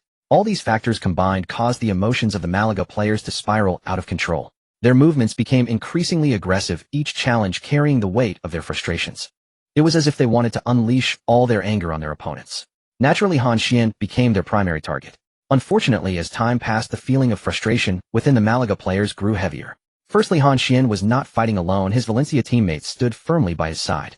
While Malaga's actions grew more intense, they also escalated their own response against the Malaga players. Both sides engaged in a brutal exchange on the field, resulting in frequent interruptions to the match. Secondly, they realized that no matter what they did, they could not lay a finger on this kid from the Dragon Kingdom. The defensive intensity was sufficient, but that kid was too slippery. Every time they thought they had him cornered, he slipped away like an eel through their fingers. Whenever they tried to tackle him hard, it was as if he predicted their moves and passed the ball away just in time. It felt like chasing his own shadow, always a step behind, always out of reach. In the live broadcast, Jean Jun's voice carried a hint of emotion. Han Xuan's gameplay in this match is exceptionally clever. Under the clear targeting by the opposing team, he chose not to confront them head-on, but instead used skill and awareness to evade their pressures. He passed when needed, dribbled when necessary, and dodged when required. This ability to read the game does not resemble that of an 18-year-old player at all. The comments were also buzzing. Malaga's actions are too aggressive, it looks painful. Han Xuan's mentality is truly stable. If it were me, I would have panicked by now. Valencia's players are quite supportive. They are protecting a newcomer to this extent. He deserves to win. What's the rush? Rushing will get you tricked. They just want to provoke him. The more he plays, the smarter he gets. That's what genius is. Han Xuan was indeed gradually discovering a way to cope with this type of match. He recalled a saying from Ronaldinho: in my prime, they couldn't even touch the ball. He used to think this was somewhat exaggerated. After all, how could a professional player be completely untouchable? But after experiencing it himself, he realized that the statement was not exaggerated at all. As long as your skills are good enough, your awareness quick enough, and your reactions sharp enough, the opponents truly cannot even brush against you. They could only huff and puff behind you, watching helplessly as you glided away with the ball. That feeling was exhilarating. Of course, not everyone could handle it so effortlessly. Some defenders came charging at him, paying no heed to the ball. In such situations, Han Xuan's choice was simple: pass the ball away. After all, he had plenty of teammates. After all, Valencia was not a battle he fought alone. In the 78th minute, Abelia received the ball in midfield and attempted a counterattack. Maduro charged in from the side, delivering a fierce tackle that brought both him and the ball down. Abelia rolled twice on the ground, getting up to confront Maduro, only to find Valencia's players had already gathered around. What are you doing? Looking for a fight? Han Xuan stood defiantly in front of Maduro, looking down at Abelia with an intimidating glare. Adjures also stepped in. If you can't hold on to the ball, whose fault is it? Abelia looked at the few people in front of him, then at Han Xuan standing there. This kid from the Dragon Kingdom was expressionless as he gazed at him, his eyes carrying a hint of... He suddenly felt a bit guilty. The referee hurried over, separating both sides and handing Maduro a yellow card. Maduro shrugged nonchalantly and turned. In the 81st minute, Banega was brought down in midfield, prompting the referee to stop the match again. The foul was committed by a Malaga defensive midfielder. The action was substantial, but the referee only issued a verbal warning. Caesar ran up from the back. The goalkeeper had made his way to the front, which was rare on a football field. He reached the scene of the incident and began berating the offending Malaga player, nearly poking his finger into the opponent's face. Players from both sides once again formed a crowd, pushing and shoving, cursing and yelling. The match continued to break apart amidst this chaos. Each interruption, each conflict consumed the players' stamina and patience. 9 yellow cards. This was the data the referee would need to fill out after the match, and at this moment they were appearing one after another on the field. The match continued. In the 83rd minute, Valencia launched an attack from the right flank. Joaquin received the ball on the right, lifting his head to survey the situation. He noticed that the right side was too crowded, with nearly all of Malaga's defenders piled up on that side, while the left side was wide open. Without hesitation, he executed a long pass, switching the ball to the left. Joaquin has great vision. Han Xuan praised that switch was very timely. The ball arced through the air, heading toward the left. Han Xuan positioned himself slightly to the left in the center, noticing the incoming ball and moving slightly inward to prepare for the reception. Right behind him, Fernando followed closely, never leaving his side. This shadow had been tailing him the entire match. Knowing someone was behind him, Han Xuan did not wait for the ball to land. Facing the incoming ball, he puffed out his chest, cushioning it with his body. The ball was absorbed perfectly, losing all its momentum. It merely bounced slightly before sliding down his body. The absorbed force traveled from his chest to his abdomen and then to his feet. Without waiting for the ball to touch the ground, Han Xuan turned his back, lightly tapping the ball with his left foot. The ball soared up from behind him, passing over Fernando's head. At the same time, Han Xuan swiftly turned, gliding past Fernando. Fernando's reaction speed was not slow. He immediately turned, trying to keep up with Han Xuan. However, just as he turned halfway, Han Xuan moved again. Han Xuan lifted the ball again. This time with his right foot, the ball flew over Fernando's head once more. Han Xuan's body turned back in the original direction. With one move to the left and one to the right, 2 lifts of the ball and 2 turns, Fernando was left spinning like a top, completely disoriented. He stood in place, glancing left and right, utterly clueless about where to go next. In the live broadcast, Han Xuan's voice rose an octave. Beautiful. Han Xuan dribbled past with 2 consecutive lifts. Fernando was left completely lost. This is pure mockery. This is unabashed mockery. So humiliating. But I love it. On the field, just after Han Xuan completed his 2 lifts before he could continue advancing, a figure charged directly at him. It was Apollonio, who had come on to replace Silva. His speed was impressive, with a fierce look in his eyes, clearly aiming for a physical confrontation. He intended to commit a tactical foul, interrupting Valencia's attack at the cost of a yellow card. Han Xuan caught a glimpse of him out of the corner of his eye. Without waiting for the second lifted ball to land, Han Xuan immediately sidestepped, lifting his leg ready to shoot. Bang!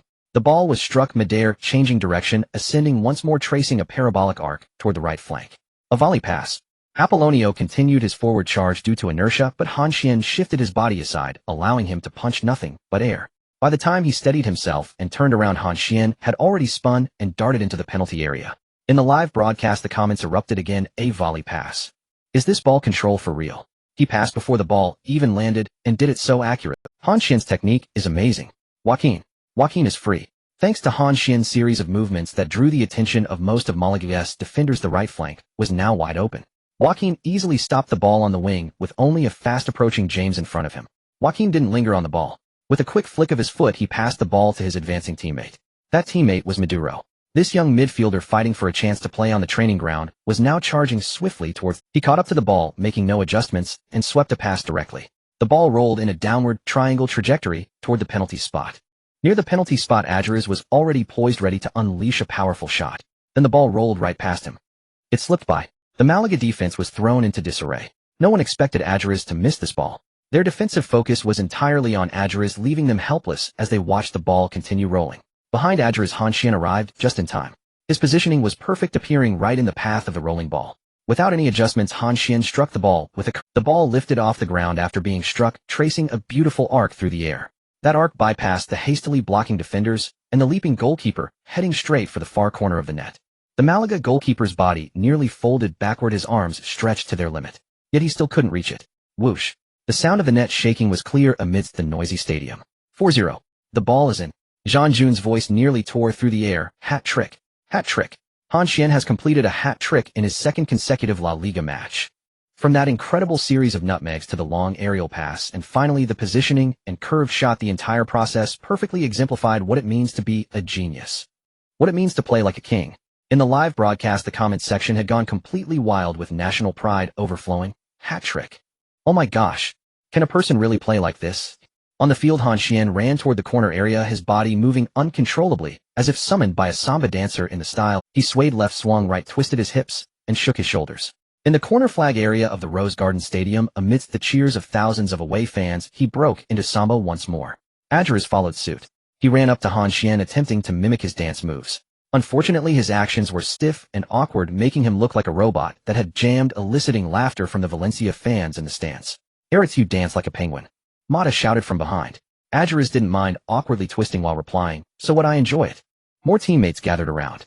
At that moment, Mata suddenly remembered something and asked, "Han, are you only 18 years old?" Han Xuan was taken aback, unsure why Mata suddenly asked that. He nodded. "Yes, I just turned 18 not long ago." Mata's eyes lit up instantly. "Do you know what this means?" Han Xuan shook his head, feeling puzzled. Mata's voice trembled with excitement. "This means you have broken the record for the youngest hat trick in La Liga. The previous record was held by Santos and Messi, who both achieved it after turning 19. You are younger than them." Adjurs chimed in immediately. Yes, I remember.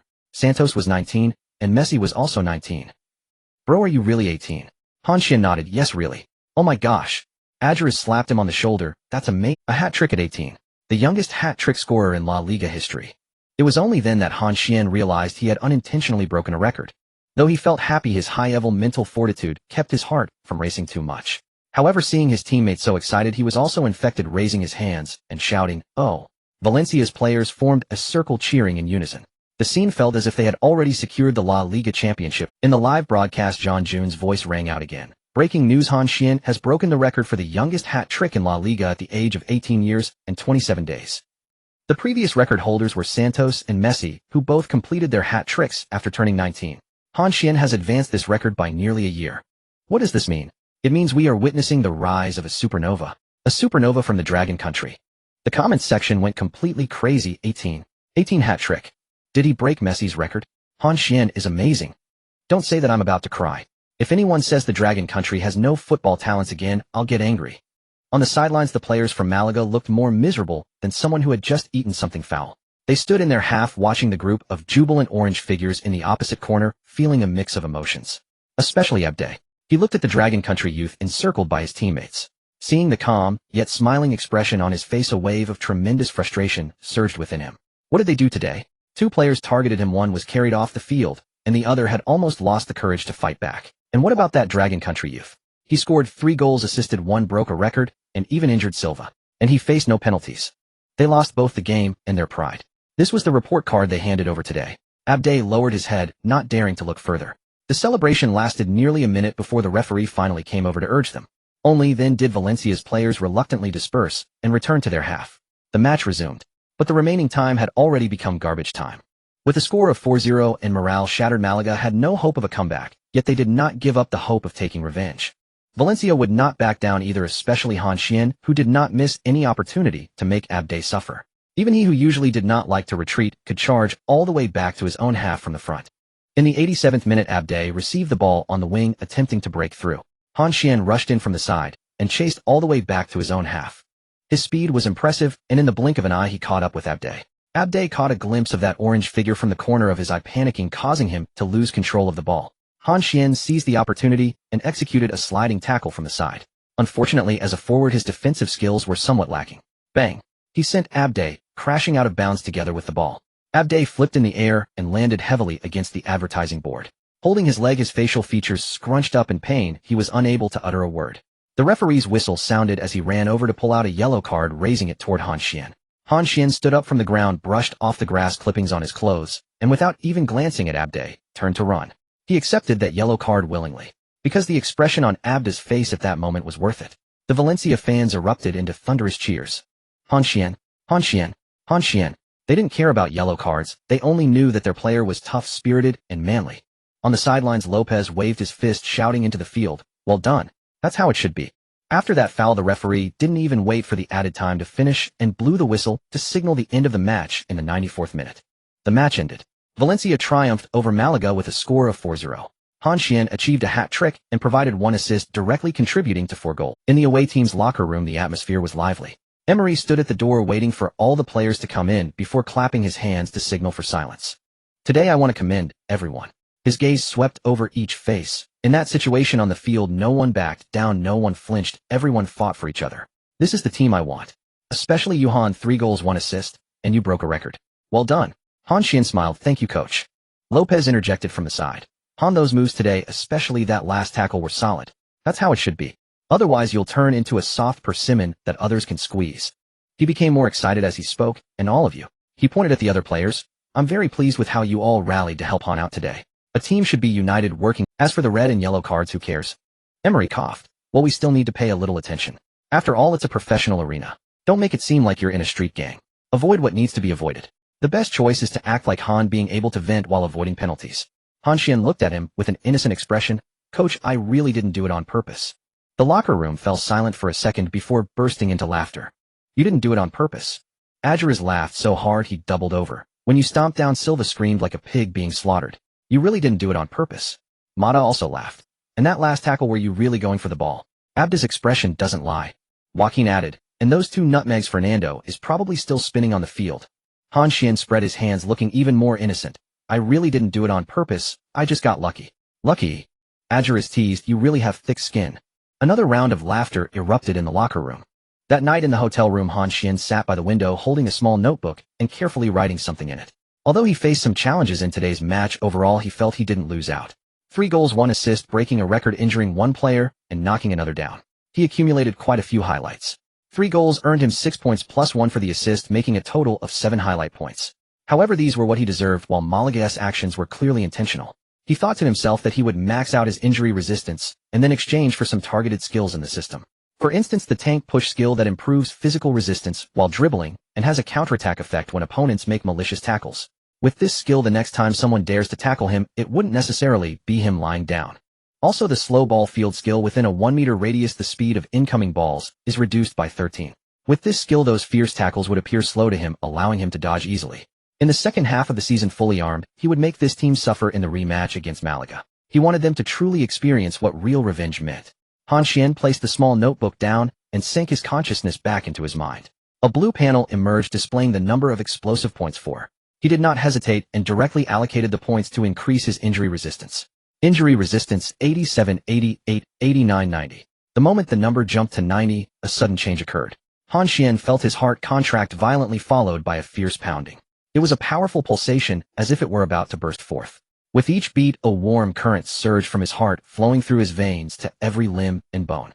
Wherever the warm current passed, the muscles trembled, the bones lightly crackled, and the tendons relaxed. It was a sensation hard to describe, as if he were submerged in a hot spring. It was also as if countless gentle hands were massaging his entire body. The sensations of tingling warmth and comfort intertwined, spreading to every cell. Han Xuan's body began to tremble uncontrollably. It was not due to pain, but because it felt too good. After an unknown amount of time, the tremors gradually subsided. The warm current dissipated. Han Xuan opened his eyes and exhaled deeply. He looked down at his hands and then moved his ankles. An unprecedented feeling surged within him. He felt refreshed, spirited, and full of vitality. He jumped off the bed, walked a few steps in the room, and performed a few simple stretching exercises. His body felt as light as a feather, with every muscle filled with strength and every joint moving freely. He certainly did not resemble someone who had just played an entire match. Han Xuan understood. 90 points should be a threshold. Breaking through this threshold, his injury resistance had entered a whole new... This was no longer an accumulation of quantity, but a qualitative leap. He tried to allocate the last explosive point. Injury resistance, 90-91. This time, only a trace of warm current flowed through, and the marvelous tremor did not occur again. This confirmed his guess. He looked at his current injury resistance, 91 points. This value should be considered top-notch in the football world, right? At the very least, ordinary minor scuffles and malicious fouls should be hard to injure him. Han Xuan satisfactorily closed the system panel, preparing to sleep. However, when he lay on the bed and closed his eyes, he found that he simply could not sleep. His body was too awake. It was a naturally awakened state, like waking up after sleeping for a whole day. His mind was clear, and he felt full of energy without any fatigue. Han Xuan turned over. He turned over again. 10 minutes later, he opened his eyes and stared at the ceiling. He could not sleep. He really could not sleep. He sat up and looked out at the night outside. The night in Malaga was quiet with occasional car lights flashing on the distant streets, and the streetlights cast long beams of light in the night. Han Xuan thought for a moment, since he could not sleep, why not go for a stroll? He had been in Malaga for 2 days, and apart from the stadium and hotel he had not properly explored. He got up, put on his clothes, pushed open the hotel door, and stepped into the night. The night in Malaga had a unique charm. The Mediterranean breeze brushed through the streets, carrying a faint scent of the sea. The bars and restaurants by the roadside were still lit, with a few tourists or locals sitting at outdoor tables whispering and occasionally sharing a light laugh. Han Xuan walked aimlessly, feeling the rhythm of the city. Turning a corner, a bar appeared before him. The facade was not large, but the lighting was warm, and soothing music could be faintly heard from inside. He was just looking for a place to pass the time. Han Xuan pushed the door and walked in. The bar was not crowded, though a few patrons were scattered in various corners. Behind the bar, a bearded bartender was polishing glasses. A television on the wall was playing a football match, the volume set low as if it were background music. Han Xuan sat down at the bar and gestured to the bartender. 2 glasses of whiskey, any brand will do. The bartender nodded and soon brought over 2 glasses of amber liquid. Han Xuan picked up a glass and took a gentle sip. The liquor slid down his throat, carrying a slight burning sensation. He leaned against the bar, his gaze fixed on the television screen on the wall, his expression calm and relaxed. At 18 years old, sitting alone in a foreign bar, he sipped his drink leisurely. In the dim yellow light, his face appeared particularly three-dimensional. His features were distinct, with a straight nose, eyebrows like sharp swords, and eyes like dark pools. Though still carrying some youthful naivety, he exuded a calmness that only a mature man could possess. This contradictory temperament intertwined and combined with his quiet demeanor while drinking alone, it emitted a hint of elusive melancholy. "Can I drink a few glasses with you?" A voice like a gentle summer breeze suddenly came from beside him. Han Xuan turned his head and saw a young woman standing next to him, holding up her glass. She appeared to be in her early 20s, with long curly hair shimmering with a golden glow in the dim light, and her snow-white skin added a touch of coolness. She was tall, wearing a simple white shirt that could not conceal her ample figure. A simple high-waisted white skirt complemented her long snow-like legs, exuding a youthful yet sexy aura. Han Xuan glanced at her, a hint of astonishment in his eyes. "Why did you choose me?" The woman blinked and answered without reservation. "Because you are the most handsome Asian man I have ever seen." "Is that reason enough?" Han Xuan stared at the woman for 2 seconds, and then chuckled softly. The Westerners were indeed different. They were direct. "Am I being flirted with?" However, Han Xuan was not one to hesitate. He raised his glass and gestured to the woman. "Not bad, you have good taste. Cheers." The 2 glasses clinked together lightly, producing a crisp sound. They each took a sip. The woman sat down beside him, naturally turning her body towards him, a fragrant breeze of osmanthus wafting by as she faced Han Xuan. "My name is Dasha." Han Xuan nodded. "A beautiful name, just like you." Dasha chuckled a few times, her eyes crescent-shaped. "You speak very nicely, different from my Asian classmates. They are always very shy and speak cautiously, but you—" Han Xuan raised an eyebrow. "Your Asian classmates?" "Yes, when I was studying in London, there were many Asian students in my class." As Dasha spoke, her long, delicate fingers moved slightly, and she took another sip of her drink. "By the way, you haven't told me your name." Han Xuan raised his glass again. "Han Xuan." "Han Xuan." Dasha repeated, her pronunciation a bit awkward but earnest. "Han Xuan, are you from the Dragon Country?" "Yes."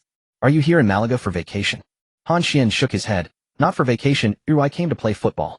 Dasha's sapphire-like eyes instantly filled with sparkle. "Are you a football player?" "Yes, I just finished a match." "Wow." Dasha's lips parted slightly, looking surprised. "Then you must be really good, right?" "Which team?" "Valencia." Dasha tilted her head, seemingly recalling something. After all, Han Xuan had only played 2 matches in La Liga, and though impressive, his influence remained limited to Spain. Dasha was from England and had not heard of him, which was normal. "Valencia." Dasha nodded thoughtfully. "I know that team. They are in La Liga." "What position do you play?" "Left winger." "Left winger." Dasha blinked, raising her glass. "Then I wish you score more goals in the future, Han Xuan." "Thank you." Han Xuan clinked glasses with her. They continued to drink and chat. Dasha mentioned that she had just graduated and studied business management. She said she liked the sunshine and food in Spain and enjoyed the slow-paced life here. As she spoke, her eyes sparkled like dawn, her expressions lively, occasionally gesturing with her hands, exuding the vitality unique to the young. Han Xuan listened to her, occasionally chiming in and sometimes lifting his glass for a sip. Time flowed by unknowingly. 1 glass after another. Han Xuan had a good tolerance for alcohol, though after several glasses his face did not even flush. But Dasha was different. Her cheeks were slightly flushed against her fair skin, adding to her charm. Her voice became louder, and her body began to sway slightly. "Let me tell you, Han." Dasha supported herself on the bar with one hand, while raising her glass with the other. "You are really special. I have never seen someone like you before." As she spoke, she suddenly leaned closer, wrapping one arm around Han Xuan's neck and burying her head on his shoulder. Han Xuan felt a warm closeness on the side of his face, and his chest was pressed by 2 soft contours. After a moment, Han Xuan tried to push her away. But Dasha clung tighter, the closeness becoming even more intense. "Don't push me," she murmured, "I'm feeling a bit dizzy." Han Xuan looked around, trying to find Dasha's companion. But the few patrons in the bar were scattered, and no one was looking this way. "Where's your friend?" Han Xuan asked. I don't have any friends." Dasha lifted her head, her gaze hazy. "I came alone." Han Xuan. He tried to help Dasha sit upright, but she hung onto him like a koala, refusing to let go. Moreover, the mingled smell of alcohol and perfume was invading his senses, and her soft body pressed against his side made him feel a bit restless. Dasha sensed something pressing against her and frowned slightly. She reached out to explore. "Are you the great sage? What? Do you carry a golden staff with you?" Han Xuan pressed down with his right hand, his tone calm, for self-defense. He supported Dasha and gestured to the bartender. The bartender glanced at them, wearing an expression that said, "I understand," and quickly calculated the bill. Han Xuan paid and helped Dasha out of the bar. The night breeze blew and Dasha became slightly more alert. She looked around and then at Han Xuan, hazily asking, "Where are we going?" "I'll take you back to the hotel," Han Xuan said. "Where are you staying?" I don't remember." Dasha blinked. "It seems it was called something." Han Xuan. "Forget it." He thought for a moment and decided to take her back to the hotel where he was staying and give her a separate room. Of course, a little interest along the way wouldn't be too much to ask, right? After all, this girl was drunk and wouldn't remember when she woke up. Thus, on the way from the bar to the hotel, Han Xuan naturally placed his hand on Dasha's waist. Dasha leaned against him, swaying as they walked, and Han Xuan's hand naturally supported her, occasionally accidentally brushing against places he shouldn't. Soft. Really soft, with a hint of a captivating fragrance. Han Xuan silently gave Dasha a high score for her figure. Dasha seemed completely unaware, merely leaning against him, mumbling something unintelligible. After a long struggle, they finally arrived at the hotel, and Han Xuan supported Dasha into the lobby. The front desk attendant looked at them with a hint of surprise. "Isn't this kid a player from Valencia? Just finished a match and already doing that. But this beauty is so gorgeous with an amazing figure. Being handsome is indeed a blessing." The attendant silently gave Han Xuan a thumbs up in his heart. "One room, please," Han Xuan said. The attendant, clearly used to such scenes, quickly processed the paperwork and handed him the room card. Han Xuan supported Dasha into the elevator, went upstairs, found the room, and swiped the card to open the door. He helped Dasha into the room and laid her on the bed. Dasha lay flat on the bed, but her hands still clung to Han Xuan. Her eyes were hazy and her cheeks were flushed as she tugged insistently, "Stay with me." The next morning, sunlight streamed through the cracks in the curtains, casting beams of light across the bed sheets. Han Xuan slowly opened his eyes. What greeted his eyes was an unfamiliar ceiling, an unknown room, and an empty bed beside him. He tilted his head slightly, noticing only a folded note on the pillow and a faint lingering fragrance. Han Xuan reached out to pick up the note and unfolded it. The note was handwritten in elegant English with a casual scrawl. "I had a great time playing games with you last night. I had to rush for a flight, so I left first. Here's my contact information. I'll make sure to add me. P.S. Your golden cudgel is indeed impressive." Dasha. A string of phone numbers followed along with a smiley face. Han Xuan looked at the note and couldn't help but chuckle. He was still pondering how to explain last night's events, but the other party seemed much more carefree. This straightforward and decisive approach matched the impression the girl who initiated the conversation had left on him. He neatly folded the note and placed it in his wallet. He got up, washed up, and packed his things. His body felt perfectly fine without any signs of a hangover. After breaking through the 90 injury tolerance threshold, his recovery ability seemed to have improved as well. After a night of tossing and turning, he was still full of energy and felt refreshed. Han Xuan tidied his hair in front of the mirror, a subtle smile playing on his lips. Last night was exhilarating. Once he finished packing, Han Xuan grabbed his bag and went downstairs to the hotel lobby. The team's bus was already waiting outside and his teammates were gathering in groups. Adjuris stood in the center of the lobby talking to Mata. Upon seeing Han Xuan come down, he waved at him. Han Xuan walked over and greeted him, saying, "Good morning." "Good morning," Adjuris replied, and then yawned widely. It was only then that Han Xuan noticed the faint dark circles under Adjuris' eyes. He looked rather disheveled. Curiously, he asked, "Alaric, what did you do last night?" "Didn't sleep well." Adjuris' face instantly turned sour at the question, and he sighed. "I don't even know. What happened?" Adjuris lowered his voice, leaning closer to Han Xuan with a resentful expression. "My next-door neighbors were probably a couple. That guy was too intense. The noise never stopped all night. The girl, tisk sounded like she was performing. It went on until the early hours before they finally quieted down. I had to cover my ears, but it didn't help." Han Xuan remained expressionless and nodded. "That does sound intense." "Right," Adjuris said indignantly. "I just finished a match and was exhausted, and that guy kept me up all night. If I find out who it was, I'm going to settle the score." Han Xuan patted his shoulder, his tone sincere. "You've had a tough night." Adjuris yawned again and waved his hand dismissively. Forget it. I'll catch up on sleep on the bus. By the way, how did you sleep last night?" Han Xuan thought for a moment and replied calmly, "It was all right, quite solid." "That's good to hear." Adjures looked at him enviously. Being young is great. You can just sleep anywhere. Han Xuan, unfazed, did not respond. The two of them walked out of the hotel and boarded the bus. After returning to Valencia, the team did not rest and immediately dove into preparations for the Champions League match. Time was of the essence. Only 3 days remained until the first round of the Champions League group stage. The atmosphere on the training ground was noticeably tenser than usual. The intensity of the scrimmages increased, the tactical drills took longer, and even the daily physical training was intensified. Everyone knew what this upcoming match meant. Old Trafford, Manchester United, the Champions League. That was a stage every player dreamed of. Han Xuan maintained a good form during training. After the first 2 matches, his synergy with his teammates had significantly improved, especially the coordination with Adjures, which had developed into an unspoken understanding. As Lopez watched from the sidelines, he couldn't help but say to Emery, "This kid is integrating too quickly. He doesn't seem like a newcomer to the team at all." Emery nodded. Some people are just born for football. 3 days passed in a flash. The day before the Champions League match, the entire Valencia team boarded a flight to Manchester. As the plane flew through the clouds and landed at Manchester Airport, the sky had already darkened. Outside, the city was lit up, and the outlines of some iconic buildings were faintly visible in the distance. Han Xuan looked out the window at this unfamiliar city, feeling a surge of anticipation. Old Trafford, which he had only seen on television before, he was now about to stand on that stage himself. Meanwhile, on the other side of Manchester, at the Carrington training base, the tactical meeting room of Manchester United was brightly lit. Ferguson stood in front of the tactical board, holding a marker, sketching and writing on it. Seated below were familiar faces: Rooney, Ferdinand, Berbatov, Scholes, Giggs, Evra, van der Sar. The main lineup of Manchester United was all present. The atmosphere was relaxed. Rooney leaned back in his chair, twirling a pen in his hand with a casual expression. Ferdinand and Vidic sat together, whispering to one another, occasionally laughing. Scholes remained silent as usual, looking expressionlessly at the tactical board. Giggs crossed his legs, his gaze calm. Ferguson turned around and scanned the room.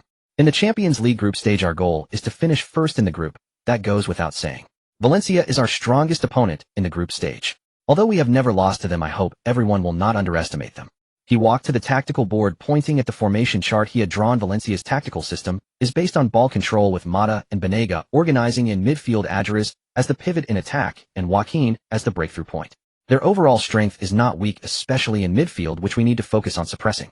The players nodded, still looking relaxed. Ferguson continued, additionally, there is one player we need to pay special attention to. He circled a spot on the tactical board: Han Xuan, left winger from Long Nation, 18 years old.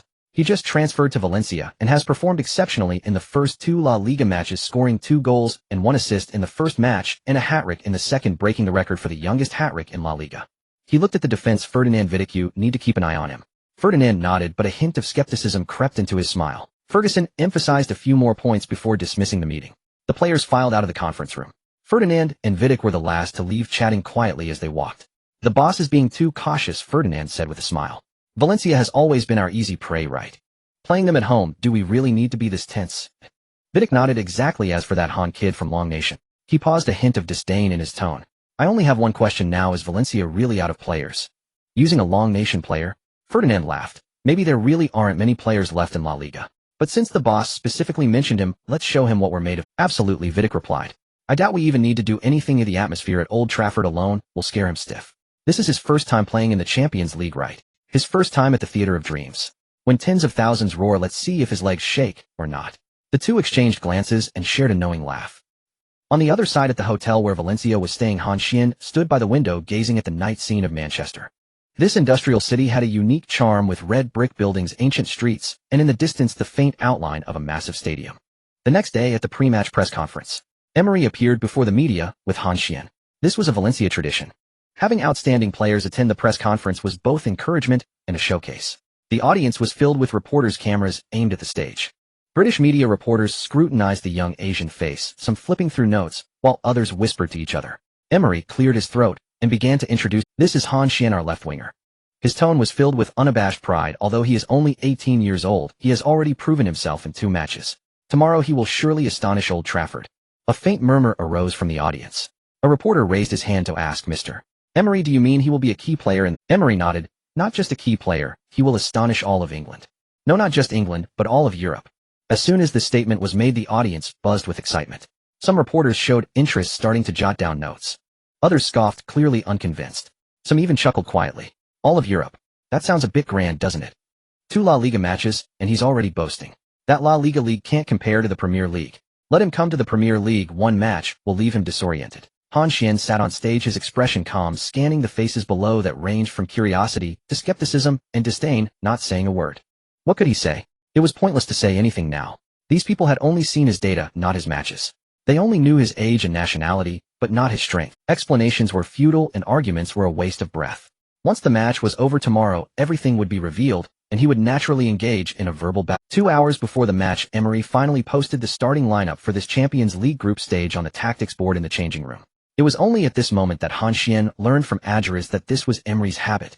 The starting lineup is not disclosed until the last moment, maintaining the team's focus and suspense, ensuring that every player remains diligent during training. As for the lineup announced a day in advance for the first round of La Liga, Han Xuan thought that should be to allow a newcomer like him to enter the teammate's site earlier breaking. He looked at Emery, who was making the final arrangements in front of the tactics board, and silently remembered this gesture. However, even though Emery announced it quite late, given the training and performance in the past few days, everyone actually had an idea. There was no doubt that Han Xuan's name appeared on the starting lineup. Left winger number 39. 2 hours flew by in 10. At this moment in the players' tunnel of Old Trafford, the players from both teams had lined up awaiting the order to enter the field. The Manchester United players stood on one side of the tunnel, their red jerseys particularly striking under the lights. The Valencia players stood on the other side. The wide-away jerseys appeared somewhat solitary against the backdrop of the red ocean. Han Xuan stood in the middle of the line with Adjures in front of him and Mata behind. At the end of the tunnel, there was a tremendous roar. The sound came through the thick walls, heavy and powerful, like the breath of some colossal beast. Old Trafford, 75,000 people. The theater of dreams. Enter. With the staff's command, the players of both teams walked out of the tunnel side by side. In an instant, a tidal wave of sound surged from all directions, nearly shattering eardrums. The moment Han Xuan stepped out of the tunnel, he felt as if he had collided head-on with an invisible wall. The noise was so loud that it transcended mere sound, becoming a physical impact. The singing, shouting, applause, and drumming merged into a massive torrent. The torrent poured down from the stands, flooding into his ears, resonating through his chest. A red ocean. The giant Manchester United emblem swayed with the crowd. Over 70,000 voices sang the team song in unison. The red flags fluttered like a burning ocean, crackling under the incandescent lights. Old Trafford, the theater of dreams, at this moment showcased its terrifying might as one of the most famous stadiums in world football. Han Xuan stood at the exit of the players' tunnel, slightly tilting his head, his gaze sweeping over the vast red expanse. His steps did not falter, and his expression remained unchanged. The wave of sound crashed against his face, and he didn't even blink. His top-level mental fortitude left him unperturbed. Then he followed the team and stepped onto the pitch that countless legends had trodden. In the Dragon Kingdom, at the CCTV Sports Broadcast Studio, his familiar voice traveled through satellite signals, reaching the ears of countless fans waiting in front of their screens. CCTV. CCTV. Hello, football fans. You are watching the first round of the 2010-2011 Champions League group stage. Manchester United at Old Trafford faces Valencia in a live broadcast. Here are the starting lineups for both teams. Manchester United is set up in a 442 formation. Goalkeeper number 1, O van der Sar. Defenders number 3, Evra, number 5, Ferdinand, number 15, Vidic, number 22, O'Shea. Midfielders number 13, Park Ji-sung, number 16, Carrick, number 18, Scholes, number 25, O Valencia. Forwards number 10, Rooney, number 14, Hernandez. Huey paused for a moment before continuing.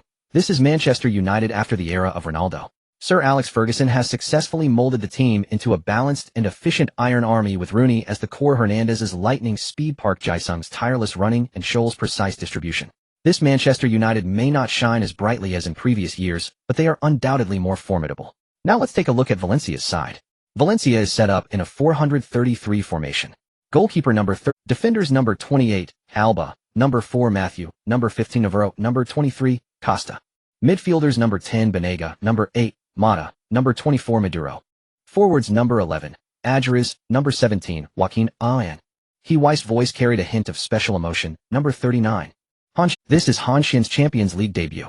He is also the second player from the Dragon Kingdom to start in the Champions League after Sun Xiang.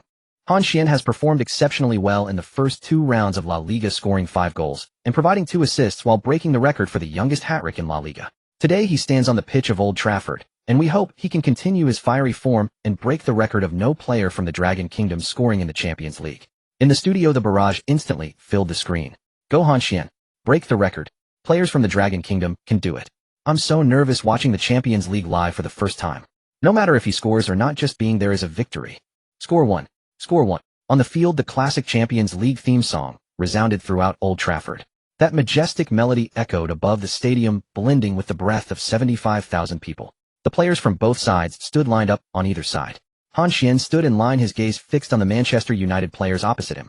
Rooney, Ferdinand, Scholes, Van der Sar. He certainly recognized all these names. Before his journey across worlds, he had seen their matches countless times on television. At that time, they were unreachable stars existing in another realm. Now they stood just opposite him, less than 50 meters away. Beep. The referee's whistle sounded, and the match officially began. Valencia kicked off first. Adjures stood in the center circle, gently tapping the ball to Mata behind him. Mata received the ball, not rushing forward, but instead tapping it to the wing. There Han Xuan had already pulled to the side to receive. The football rolled to his feet. Han Xuan looked up, his gaze scanning ahead. Manchester United's formation was well maintained, solid and stable. Rooney was moving toward him, preparing to engage in the press. Scholes was hovering near the center circle, with Carrick providing support from behind. On the defensive line, Ferdinand and Vidic were communicating, one in front and one behind. "Who's that kid the boss mentioned? Do you know?" "No idea. I didn't check before the match." "Oh, whatever, it doesn't matter." Just then an unexpected change occurred. The roars of Old Trafford continued. 75,000 people were shouting. Han Xuan felt as if he were in a void. Or rather, those sounds had automatically filtered out at this moment. In his world, there was only the pitch in front of him, the football at his feet, and the red figures opposite him. Han Xuan gently nudged the ball forward with his right foot. The speed was not fast, but the rhythm was steady. Tap, tap. The touch bestowed upon him by the Ronaldinho template made his dribbling so pleasing to the eye. Crossing the halfway line, he did not move to the wing, but instead cut diagonally toward the center. Rooney approached him. Manchester United's captain, the flag of England, was now low and stance, his gaze focused on the ball at Han Xuan's feet. His body leaned slightly forward, ready to strike at any moment. Han Xuan did not slow down. The distance between the two was closing. Just as Rooney was about to reach for the ball, Han Xuan suddenly dropped his left shoulder, shifting his entire weight to the left. Rooney instinctively followed the movement. In the next second, Han Xuan's right foot flicked the ball to the right, and his whole body instantly changed direction. Shoulder drop and change of direction. Rooney's center of gravity had already shifted. Unable to adjust in time, he could only watch helplessly as the white figure he got past. His voice suddenly rose. Han Xuan easily bypassed Rooney. In the moment he passed Rooney, Han Xuan looked up and saw Adjures making a forward run. Without hesitation, he pushed off with his right foot and sent a through ball.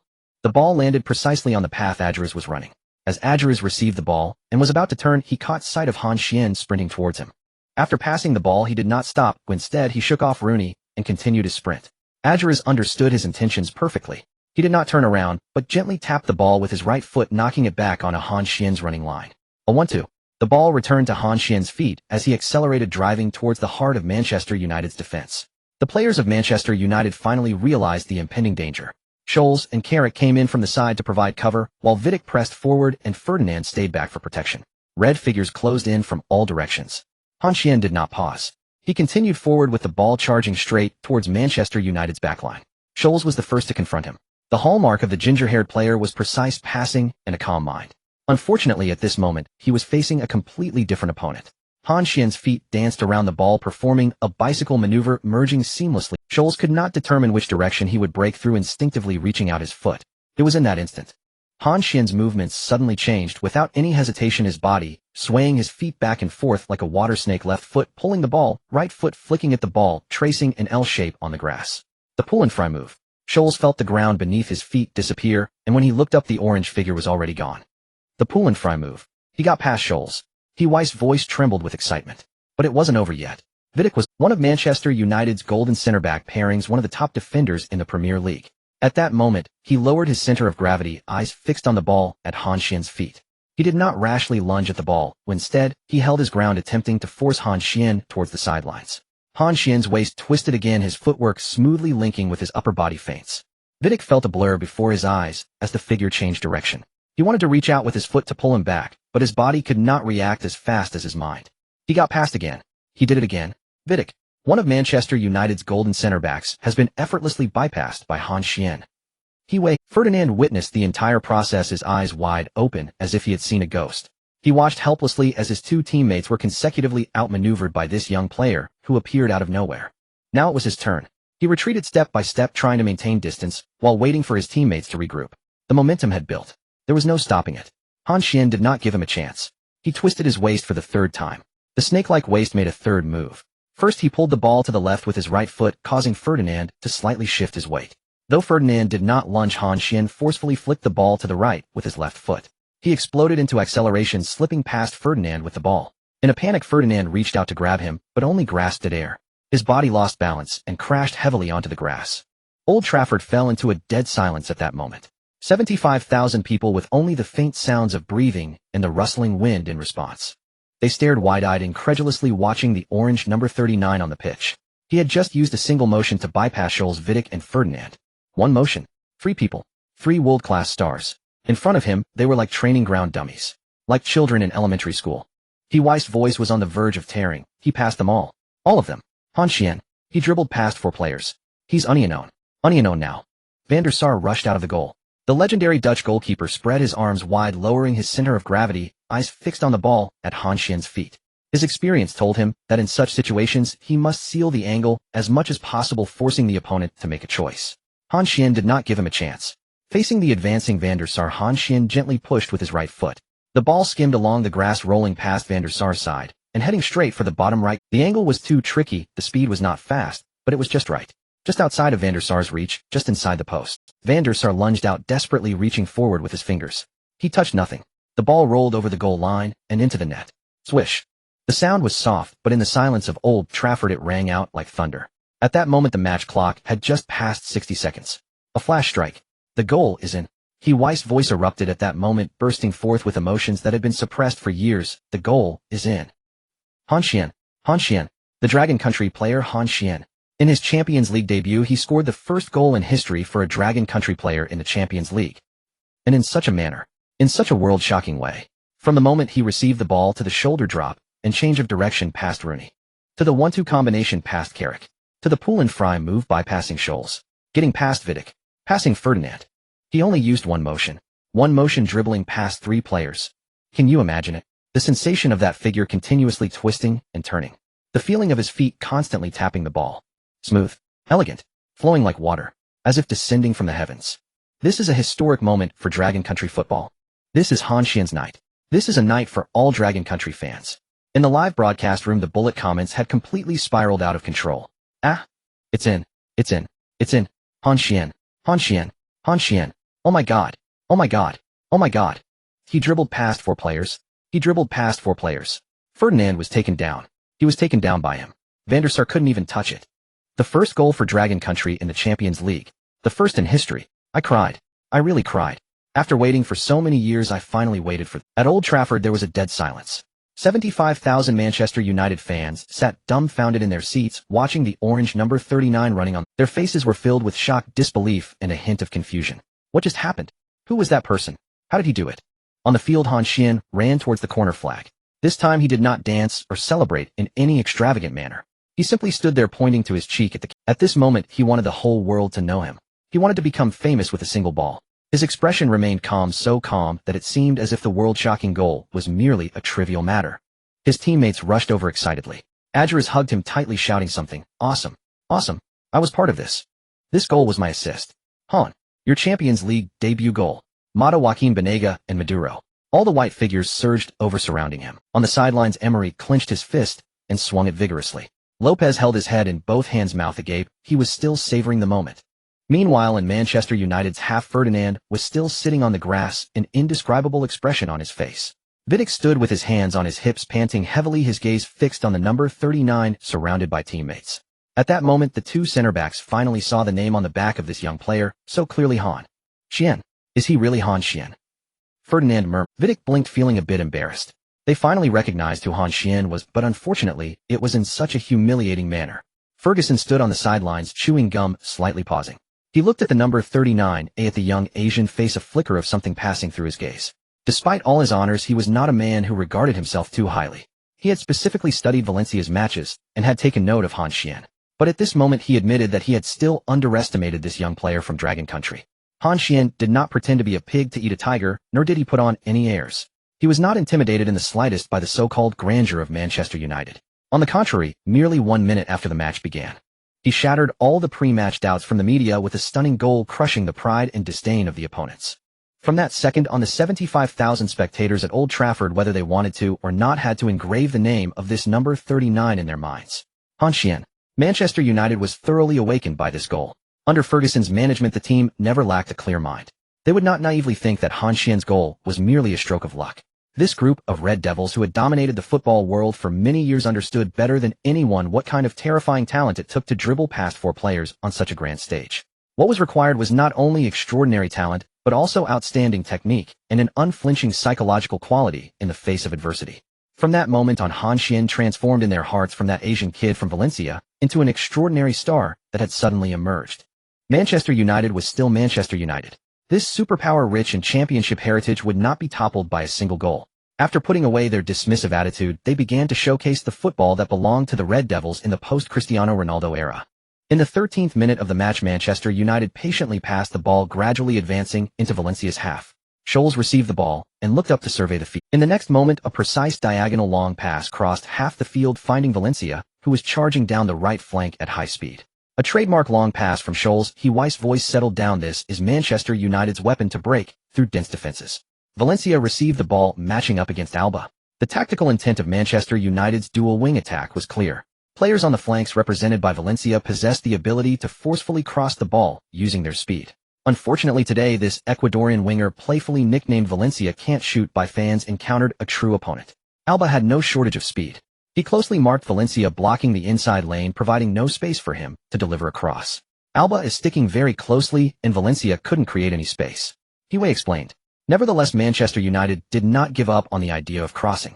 Valencia passed the ball back to the supporting O'Shea, who did not stop the ball and directly crossed it. The football arced through the air, aimed at the top of the penalty area. Rooney, with his back to the goal, held off Navarro with his strong physique. He did not stop the ball, but instead flicked it with his head. The ball changed direction, flying to the left flank. There Park Ji-sung was charging in at high speed. Park Ji-sung. Hiwai's voice suddenly rose. Rooney flicked it with his head, and Park Ji-sung is taking the ball to the byline. Costa desperately chased back. Park Ji-sung touched the ball first, curling it with his right foot to send it back into the penalty area. It's back again. Inside the penalty area, Rooney had already drifted to the back post without anyone noticing. He leaped high and delivered a powerful header towards the goal. The ball flew towards the far corner, and Caesar was unable to save it, echoing into the net. Whoosh! The red stands erupted instantly. Manchester United fans shouted wildly, waving their flags. The entire Old Trafford seemed to tremble. Rooney opened his arms passionately, sliding on his knees on the grass, his face filled with joy. His teammates rushed over, piling on top of him. 1-1. There was still plenty of time left, and both sides returned to the same starting line. Valencia remained calm. Emery gestured from the sidelines, and the players quickly regained their positions, maintaining a compact formation. In the 25th minute of the match, Valencia responded. Compared to the physically strong and balanced Manchester United, Valencia from La Liga possessed a technical bloodline, focusing on ball control and quick passing. Mata received the ball in midfield, and together with Han Xuan and Alba executed a brilliant 3-pass combination on the left flank. The Spaniards' passes were as precise as a ruler, while Han Xuan's movement was as agile as a fox. He danced between Mata and Alba like a butterfly, with each touch of the ball being concise and efficient, and every run being perfectly timed. After a few quick passes, Manchester United's midfield defense was torn apart. What a beautiful combination. Hiway couldn't help but admire in this attacking organization. Han Xuan behaved like a clear-minded battlefield commander, showing none of the impatience typical of young players. On the sidelines, Ferguson's expression subtly changed. He had initially thought that Han Xuan was just like the young Ronaldo, a player who enjoyed dribbling alone. Unexpectedly, this young man from the Dragon Kingdom also displayed exceptional organizational skills and team awareness, playing the game so reasonably. Alba received the ball on the left flank, sprinting at high speed to the byline. O'Shea closely marked him, but Alba used his speed advantage to create half a body's worth of space and delivered a cross. Due to his high running speed, the cross was slightly over-arced, flying toward the edge of the penalty area.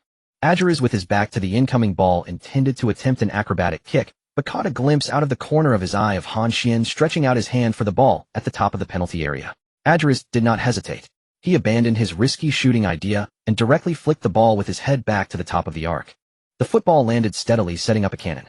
Han Xuan's gaze was fixed on the ball, while behind him Scholes and Carrick had already closed in. Without stopping the ball, exceedingly confident, Han Xuan swung his right foot and struck the ball in midair. The back of his foot pulled up sharply, trying to impart strong spin to the ball. Han Xuan, Duan Xuan exclaimed. He shoots directly in midair. Bang! The football whistled out, tracing a peculiar trajectory in the air. Due to the strong pull, the ball suddenly dropped rapidly while in midair. At that moment, Han Xuan did not notice that the football was still airborne, and 3 green dots exploded at the same time on the spot. What does this signify? It signifies that this ball is undoubtedly going in. Sure enough, in front of the goal, Van der Sar, with his rich experience, judged that the ball would fly towards the upper left corner. However, the football suddenly changed direction at the moment. He leaped up, smashing fiercely into the lower left corner of the goal. Misjudgment. 2-1. Valencia takes the lead again. The goal is in. His shout echoed once more in the broadcast room. It's Han. He scored twice. In his Champions League debut, he had already scored 2 goals before the first half ended. In the first goal, he showcased unparalleled individual ability, dribbling past 4 players. In the second goal, he demonstrated the seamless teamwork and astounding power of a long-range shot. What kind of player is this? What a genius this is. Old Trafford fell into a deathly silence once again. Manchester United fans stared blankly at the number 39, who was once again running towards the corner flag, their eyes filled with disbelief. This time Han Xuan triggered the Samba dancer. Old Trafford became a stage just for him. His dance was light and natural, flowing effortlessly. As the dance concluded, Han Xuan turned and pointed to Adjures, who had set up the cannon for him. That setup was beautiful. Adjures stepped forward and high-fived Han Xuan. Of course, but are you the center forward, or am I? You scored 2 goals and I provided 2 assists. Isn't that mixed up? Just say how good these 2 assists are. Han Xuan laughed. Good. So good. On the sidelines, Ferguson paused. His gaze was fixed on that young figure, his eyes deep as the sea. He had seen countless talents and nurtured numerous superstars. But at this moment, he had to admit that he still underestimated this young man from the East. This was not luck, nor was it a fleeting. This was a name truly capable of shaking European football. Valencia. He began to feel a bit impulsive with the urge to bring Han Xuan to Old Trafford. After Valencia's celebration ended, the match continued. With the score trailing again, Manchester United's attacks surged like a tide, crashing repeatedly towards Valencia's goal. In the 43rd minute, Manchester United advanced once more to Valencia's right wing. Valencia had the ball facing Alba. This time he chose not to rely solely on speed, but instead feinted, continuously attempting to outmaneuver his opponent with changes in rhythm. Alba, however, remained undeterred, his eyes fixed on the baseline. He only defended against the baseline, an inward cut. He didn't care. Valencia had no choice but to cut in. But he had almost no capability to shoot after cutting in, which is why fans mockingly referred to him as Valencia, who doesn't shoot. Alba precisely capitalized on this, allowing him to cut in while blocking the baseline. After cutting in a couple of steps, Valencia passed the ball back to the advancing Scholes. The Englishman received the ball just outside the penalty area and glanced up at the goal. He took a direct long-range shot. This was also one of Scholes' specialties. He exerted too much force with his body, losing balance and falling to the ground, but the football was already whistling towards the goal. Navarro leaped to block, deflecting the ball with his body. The football changed direction, bouncing towards the edge of the penalty area. Banega received the ball. The Argentine raised his head, preparing to launch a counterattack. Just as he looked up, a red figure flew out. It was Scholes. Whenever an Argentine meets an English player, passion is never lacking. Just as the Englishman got back on his feet, he lunged at Banega like a wild beast. He disregarded everything and went in for a tackle. Bang! Both man and ball. Scholes executed a hard tackle, snatching the ball right from under Banega's feet. He got up from the ground, took the ball, and glanced at the goal. Before him was the recently scattered defense of Valencia, and the goalkeeper, who hadn't yet reacted. Without hesitation, Scholes took a direct shot from outside the penalty area. Another long-range strike. A world-class shot. The football soared like a cannonball, whistling towards the goal. Cesar dove to save, stretching out his fingertips desperately, but couldn't even touch the ball. Whoosh! It's a goal. His voice exploded. Scholes. With a stunning world-class strike, he breached Cesar's defenses. 2-2. Manchester United equalized. Wow. This match is incredible. On Valencia's side, Han Xuan scored a stunning world-class goal, and Manchester United immediately responded with a long-range world-class shot. This is the Champions League. This is a top-tier showdown. At Old Trafford, the red half of the stands erupted once again. Scholes crazily ran towards the corner flag, arms wide open, letting out a roar to the sky. His face was filled with ferocity and enthusiasm. The Valencia players were somewhat stunned. That counterattack was utterly ruined by Scholes alone. People were discussing the master while the master was discussing Scholes. Indeed, he lived up to his reputation. In the remaining time of the first half, neither side made further progress. The referee blew the whistle for halftime. 2-2. The two sides were temporarily tied. The players walked into the tunnel. Halftime in the home team's dressing room. Ferguson scanned everyone, finally settling on Park Ji-sung. Park, he said, in the second half, increase your task. When Han Xuan runs towards the center with the ball, you must immediately go up to assist. Clearly, Han Xuan's linking ability and cut-engine capability in the front line had caught Ferguson's high attention. Moreover, Park Ji-sung's tireless running and positive attitude undoubtedly made him the best candidate for this task. Park Ji-sung nodded in agreement. He still felt a sense of unreality towards this fellow player from the Dragon Kingdom, who came from the same Asian background. Is this really a person from the Dragon Kingdom? Or rather, is this really an Asian? After having this thought, Park Ji-sung couldn't help but feel that the title of Asia's #1 would soon change hands. The new Asian #1 is neither from Japan nor from South Korea. Ferguson then turned his attention to Ferdinand, and facing Ferguson's gaze the two understood each other and dared not meet his eyes. Having no absolute strength but being overly arrogant is unacceptable, Ferguson said meaningfully. The two lowered their heads, remaining silent.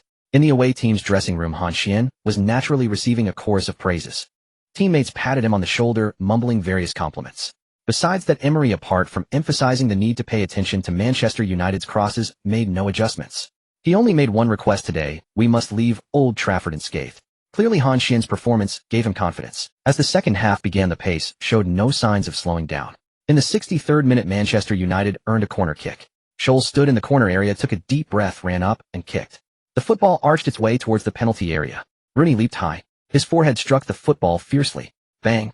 The football flew towards the goal. Whoosh! It's a goal. Rooney scored with a header. Manchester United led 3-2. At Old Trafford, the red wave surged once again. Rooney burst out from the crowd, arms wide open, sliding on his knees on the grass once more. Although his height was average, his heading ability had always been strong. In certain seasons, his headed goals could account for 1/3 of his total goals. This was also a crucial reason why Manchester United insisted on their crossing strategy. After Manchester United took the lead, Ferguson made a surprising decision. This was shocking, because Manchester United is a powerhouse, the stronger side, yet they chose to defend after taking the lead. However, upon reflection, it was what does it matter if they are a powerhouse? What does it matter if they are strong? Winning is the hard truth. Manchester United is not a team like Barcelona that refuses to counterattack just to play possession football. The actual reason was quite simple.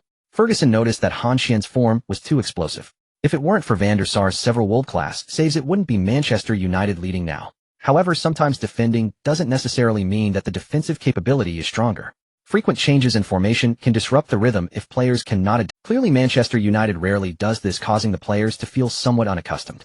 They had just adapted to the pace of the attack, and suddenly needing to defend made their coordination feel rusty. In the 83rd minute, Han Xuan dropped back to receive the ball. Beside him were O'Shea and Carrick, two defenders. The two were tightly sticking to him, giving him no space. Han Xuan played along and did not turn. He directly passed the ball to Maduro in the center. Maduro received the ball and glanced at the penalty area. Joaquin was making a fast run towards the back post, and Van der Sar's positioning was a bit too far forward. Maduro launched a long pass. The football soared high, floating towards the back post. Van der Sar decisively charged out. The Dutch goalkeeper's judgment was extremely precise. He stretched out his hand in midair, clearing the ball out of the penalty area. Van der Sar has cleared the ball, Duan Xin shouted, but Manchester United's crisis is not yet resolved. The football bounced to the edge of the penalty area. Han Xuan had already predicted where the ball would land. The moment Van der Sar struck the ball, he had already started to move. O'Shea and Scholes were desperately chasing back. Ferdinand and Vidic quickly pushed forward. Han Xuan was faster than all of them. The moment the ball descended, Han Xuan lifted his right foot. This action made the pupils of the four people surrounding him shrink suddenly. The first half volley was right before them. A sense of humiliation surged in Ferdinand and Vidic's minds as Ferguson's words flashed through: if they allowed this kid to score again, they would be utterly humiliated. Ferdinand pulled back his left foot, extending his right foot. Vidic pulled back his right foot, extending his left foot. The two went in for a double tackle, closing in on Han Xuan. At that moment, Han Xuan suddenly halted his right foot. The shooting motion abruptly stopped. At the same time, he flicked the ball to the left in midair. Slap. A crisp sound echoed as the football changed direction. Han Xuan's body slightly jumped up. The two sliding tackles missed. Bang!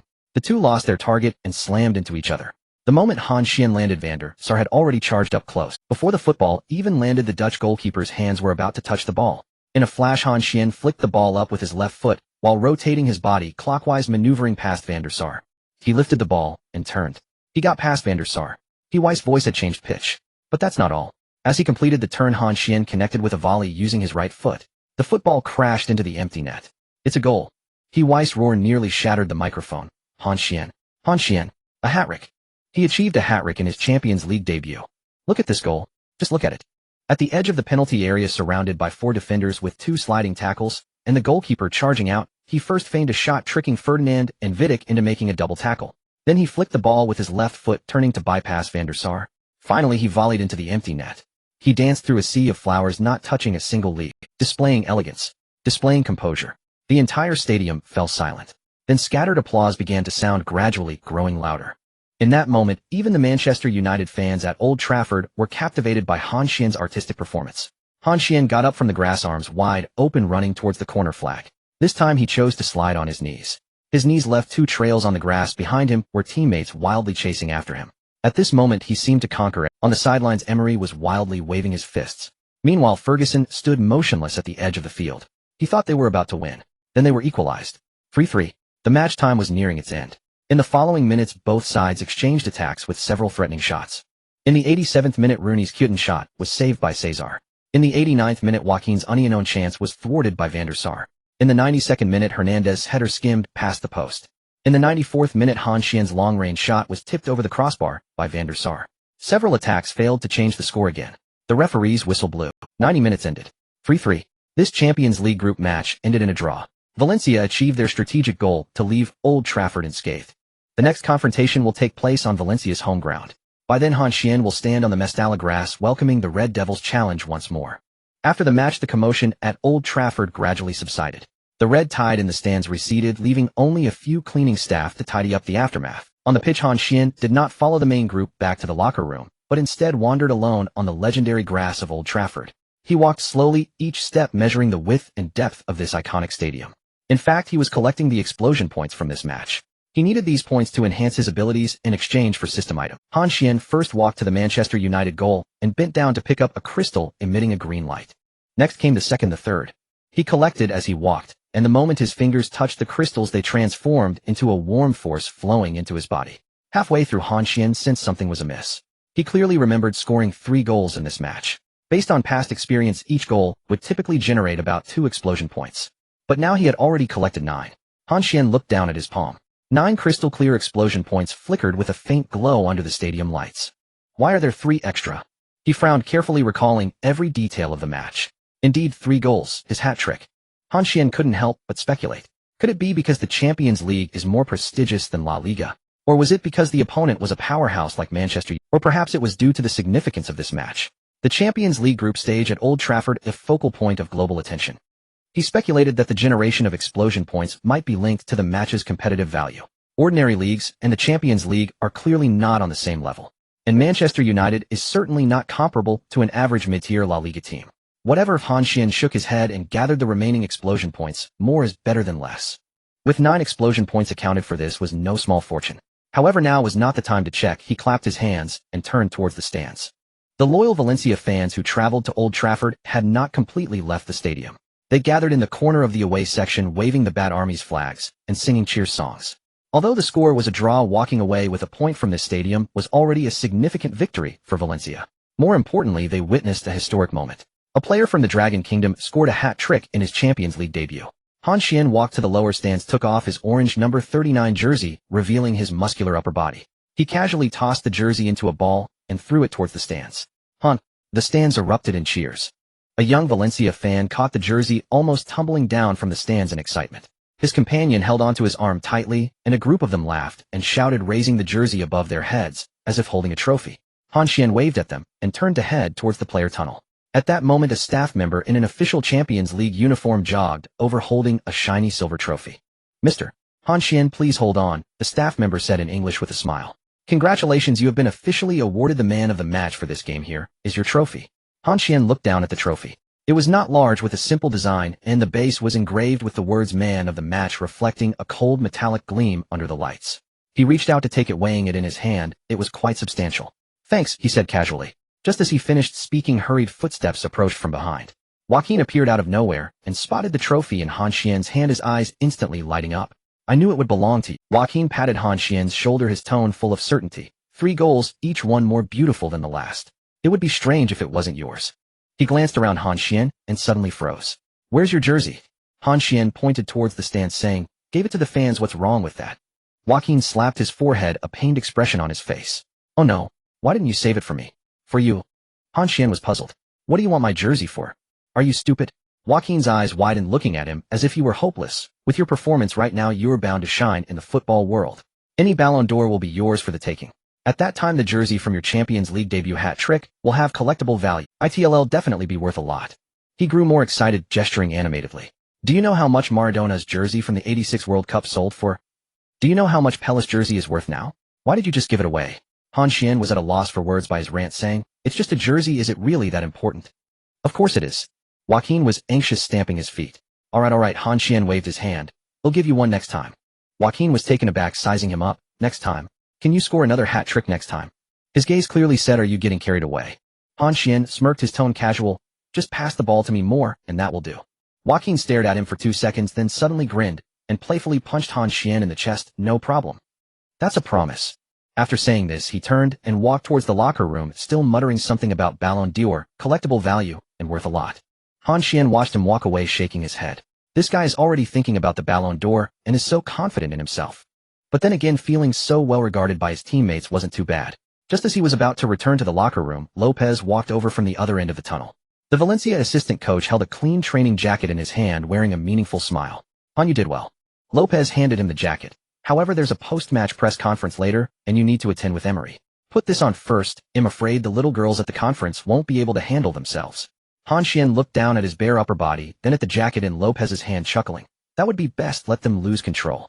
"Cut it out." Lopez shoved the jacket into his arms. "Hurry up and put it on. You're going to a press conference, not a fashion show." Han Xuan feigned reluctance, but obediently put on the jacket. Honestly, he did want to show off his figure in front of the cameras. After all, this muscular body looked impressive, even to himself. But then he thought about how annoying the reporters at the press conference could be, so maybe it was better not to give them. He followed Lopez through the tunnel towards the press conference room. Along the way, staff and security personnel continuously cast. Some gave him a thumbs up, while others whispered to each other. Han Xuan walked by with a blank expression, but in his heart, he was fully aware. From this night onward, this face would no longer be that of a mere passerby. The moment he stepped into the press conference room, camera flashes poured down like rain. Click, click, click. The sound of shutters created a chorus, and the bright flashes nearly blinded him.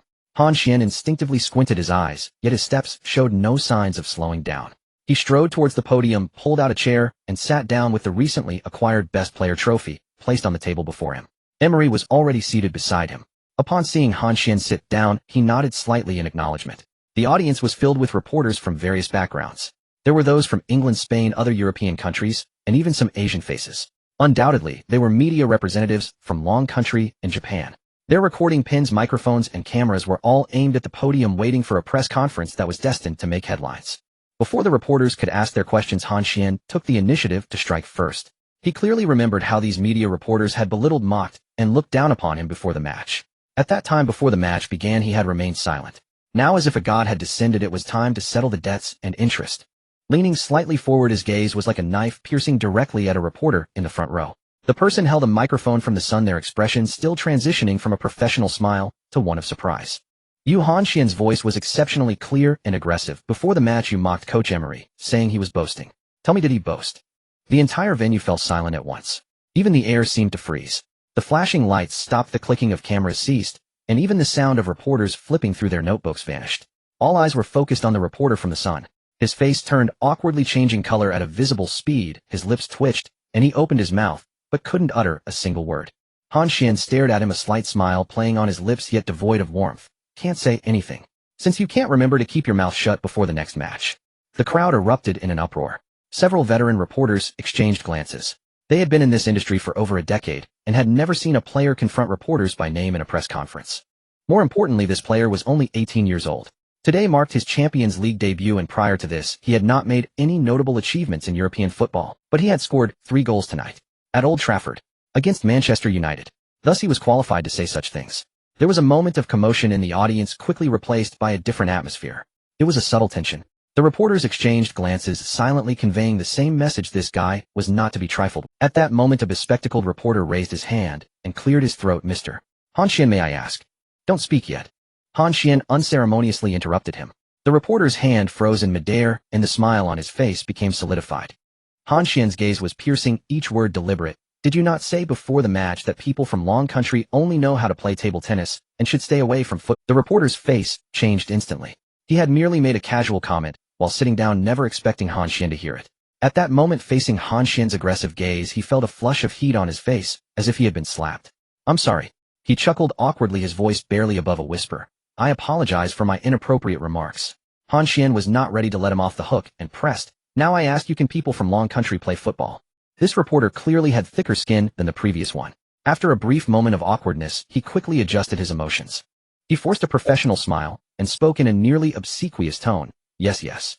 Very strong, extremely strong." Han Xuan scoffed, and shifted his gaze away from him. Nearby, a reporter in a BBC uniform was quietly turning his head, trying to avoid Han Xuan's gaze. Han Xuan recognized him instantly. At the pre-match press conference, this person disdainfully remarked, "The La Liga is a weak league compared to the Premier League," and challenged Han Xuan to try playing in the Premier League, saying, "One match would leave him dazed." "You turning away?" Han Xuan's voice sliced through the air. "Come here." The BBC reporter froze mid-action, slowly turning his head, his expression a mix of embarrassment, anger, and barely concealed panic.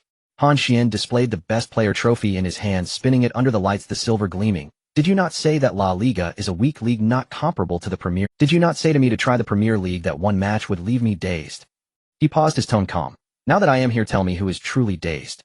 The entire press room fell into a profound silence. The BBC reporter flushed crimson, his mouth opening and closing without words. He glanced around, seemingly seeking support from his colleagues, but everyone was looking down, pretending to take notes. Finally, he did something no one expected. He lifted the camera and turned to leave quickly. Click. Someone pressed the shutter, capturing the image of his retreating figure in embarrassment. Immediately, more shutter sounds erupted, the flashing lights once again filling the room. If this scene made it to print, the headline was already imagined: BBC reporter humiliated by 18-year-old star and flees in disgrace. In the audience, Lopez leaned against the wall, arms crossed, a grin stretching from ear to ear. He lowered his voice and said to a Valencia staff member beside him, "This kid is impressive, strong, psychological quality, thick-skinned, and holds grudges. It's truly satisfying to hear that." The assistant nodded vigorously. Han Xuan watched the reporter leave before placing the trophy back on the table and surveying the remaining reporters in the audience. The reporters exchanged glances, their expressions complex. Having worked in this field for so many years, it was their first encounter with a player openly confronting the media by name at a press conference. Especially since this guy's performance tonight was impeccable. 3 goals, a hat-trick at Old Trafford in his Champions League debut. No normal person could utter the words, "You are not good enough," in front of him. They could not refute him. Everything he said was a fact. The taunts, mockery, and arrogance before the match had all become slaps in their own faces. In such an atmosphere, the subsequent press conference turned into a mere formality. The reporters cautiously asked a few trivial questions. About the match process, about teamwork, about expectations for the next game. Han Xuan casually responded with a few sentences. Emery sat beside him, smiling throughout, not saying a word more. When the host announced the end of the press conference, Emery stood up, took the microphone, and slowly said, "I told you he will astonish all of England. No, not just England, but all of Europe. You didn't believe it before, but now you see how impressive he is." After saying this, he put down the microphone, patted Han Xuan on the shoulder, and they left the press hall one after the other. Behind them, the flashing lights went wild again. Upon exiting the press hall, the corridor was much quieter. Emery glanced at Han Xuan, as if seeing this young man for the first time. "Han," he began, a hint of amusement in his tone, "I didn't expect that besides your skills, your mouth is quite sharp too." Han Xuan chuckled, slipping his hands into his pockets. These reporters with dog eyes need someone to put them in their place, or else they really think they are something. Lopez caught up from behind hearing this and laughed heartily as he slapped Han Xuan on the back. "Well done. You should have seen the faces of those reporters, as if they had eaten flies, especially that BBC one running away with the camera, ha." The 3 of them chatted and laughed as they headed towards the meeting place for the team. The next morning, the Valencia team took a flight back to Spain. The plane passed through the clouds, sunlight pouring in through the window, casting a warm golden glow in the cabin. Most of the players were catching up on sleep. Last night's match had taken a toll, and after various post-match activities into the late hours, nearly everyone was exhausted. Outside the plane, chaos ensued. As expected, the entire football world erupted due to Han Xuan's name. The front page of Marca read, "The Eastern Storm at Old Trafford, Han Xuan's hat-trick shocks Europe," accompanied by a photo of Han Xuan celebrating on his knees. The stands of Old Trafford were eerily silent behind him. AS focused on Han Xuan's individual abilities. For players, bypassed a stunning volley and equalizing hat-trick. This was the greatest debut in Champions League history bar none. The British Guardian took a more restrained tone, but did not hold back on praise. The 18-year-old long country talent Han Xuan announced to the world with his 3 goals at the Theatre of Dreams that Asian football now has a world-class star. His first goal is worthy of being recorded in Champions League history as he bypassed Scholes Vidic and Ferdinand bewildered Van der Sar and scored unknown. This was not luck, it was pure talent. The Times analyzed Han Xuan's performance from a tactical perspective. Ferguson's team was defeated at home by a single player. Han Xuan's 3 goals encompassed all elements of individual breakthrough, teamwork, and finishing. He was the sole reason Valencia could bring home a point from Old Trafford. The reporting from Long Country media was even more overwhelming. The front page of Sports Weekly bore only 4 large characters: Han Xuan becomes a god. The article stated, "This moment has been long awaited." From qualifying for the World Cup to Han Xuan's hat-trick, Long Country football finally has its own world-class star. He is not just padding stats against weak teams, he did it at Old Trafford in front of Manchester United, in front of 750 spectators, with a hat-trick announcing to the world that the people of Long Country can indeed play football. The discussions online exploded as well. On various forums and social media platforms in Long Country, the topic of Han Xuan's hat-trick surpassed 1 billion views within a few hours. Countless fans stayed up late watching the match live and were so excited they couldn't sleep all night. Interestingly, media from Korea and Japan also extensively reported on Han Xuan's performance. The headline of South Korea's Chosun Ilbo read, "A new height for Asian football. Long Country's young star, Han Xuan conquers Old Trafford," and the article described in a complex tone, "For a long time the representatives of Asian football have been South Korea and Japan, but the emergence of Han Xuan is changing this narrative. His skills, speed, and mental fortitude have reached a world-class level." Japan's Sankei Shimbun was even more direct. "After Park Ji-sung, Asia has produced another player capable of standing firm in European giants. Unlike Park Ji-sung, Han Xuan is likely more versatile and lethal." Of course, where there is praise, there are controversies. Some media focused on Han Xuan's post-match press conference. The BBC's headline was, "Han Xuan's arrogance, 18-year-old star humiliates reporter at Old Trafford." The article stated, "Undeniably, Han Xuan's performance deserves the title of best player, but his behavior at the press conference exposed the arrogance and disrespect of this young man. He specifically humiliated a reporter, forcing the BBC journalist to leave early. Such behavior should never be encouraged." They even dug up the embarrassing moments of Han Xuan during his debut in Barcelona, clearly already furious. The Sun wrote in a sardonic tone, "The people of Long Country have finally learned to play football, but they have yet to learn how to be decent human beings." Under these reports, netizens' comments were polarized. Some supported Han Xuan, believing he was right to confront the reporters, while others felt he was too arrogant, not humble enough, and would eventually suffer for it. After the entire Valencia team returned to the club, they first underwent a round of restorative therapy. The team doctors checked each player's physical condition, while the masseurs used various techniques to help everyone relax their tense muscles. Han Xuan lay on the therapy table, enjoying the therapist's kneading on his legs, yet his mind replayed the scenes of last night's goals. After the therapy session, Emery announced something in the locker room. "A day off. Rest well today, and return to the team on time tomorrow." Emery's tone softened. "Relax when it's time to relax, but don't slack off when it's time to train." Although Emery was strict in training and had high demands of his players, but when it came to the day off, he never hesitated.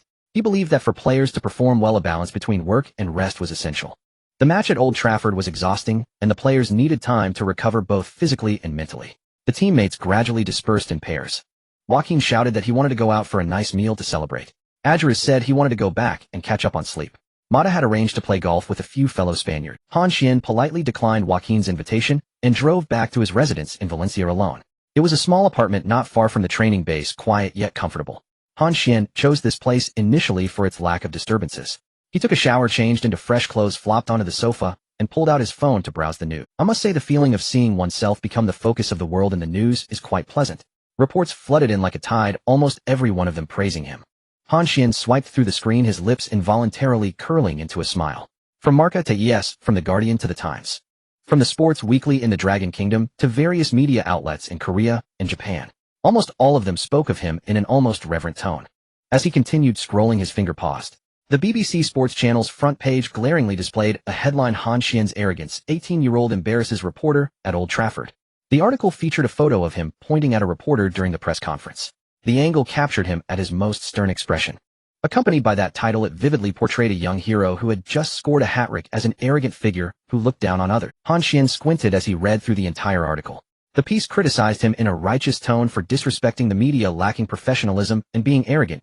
It even deliberately dug up an embarrassing moment from his debut in Barcelona, attempting to weaken his performance from last night with the narrative of he was just a nobody before. Then he turned to the report from the Sun. The headline was even more sarcastic: "Dragon Kingdom finally learns to play football, but hasn't learned how to be human." Han Xuan scoffed and tossed the phone aside. He could roughly guess what was happening. He had embarrassed those two reporters publicly at the press conference, and they surely embellished the story when they returned. This led to these derogatory reports. To put it bluntly, it was a reaction of shame and anger. He quietly made a note of these two media outlets. Although he was displeased, he thought that whether they praised him or criticized him, it didn't change one fact. He scored 3 goals at Old Trafford, achieving a hat-trick in his Champions League. This fact could not be erased by anyone. Han Xuan set his phone aside, leaned back into the sofa, and let his consciousness sink into the system. The system interface unfolded before his eyes, still that familiar light blue screen. The point count in the top left corner showed 9, while the injury resistance level was at 91. Han Xuan stared at that number, his heart racing involuntarily. 91. This meant that as long as he allocated all 9 points, he could max out his injury resistance level to 100. He remembered the strange feeling from when his injury resistance level broke through 90 last time. That warm flow radiating from his heart. The tingling sensation as if every fiber of his body had been rewoven. That feeling of being completely refreshed from the inside out. He remembered it vividly. And this time it would be 100. It would be maxed out. Han Xuan took a deep breath, without hesitation directly allocated all 9 points to the plus sign behind the injury resistance level. The numbers on the system interface began to jump: 92, 93, 94, 95, 96, 97, 98, 99, 100.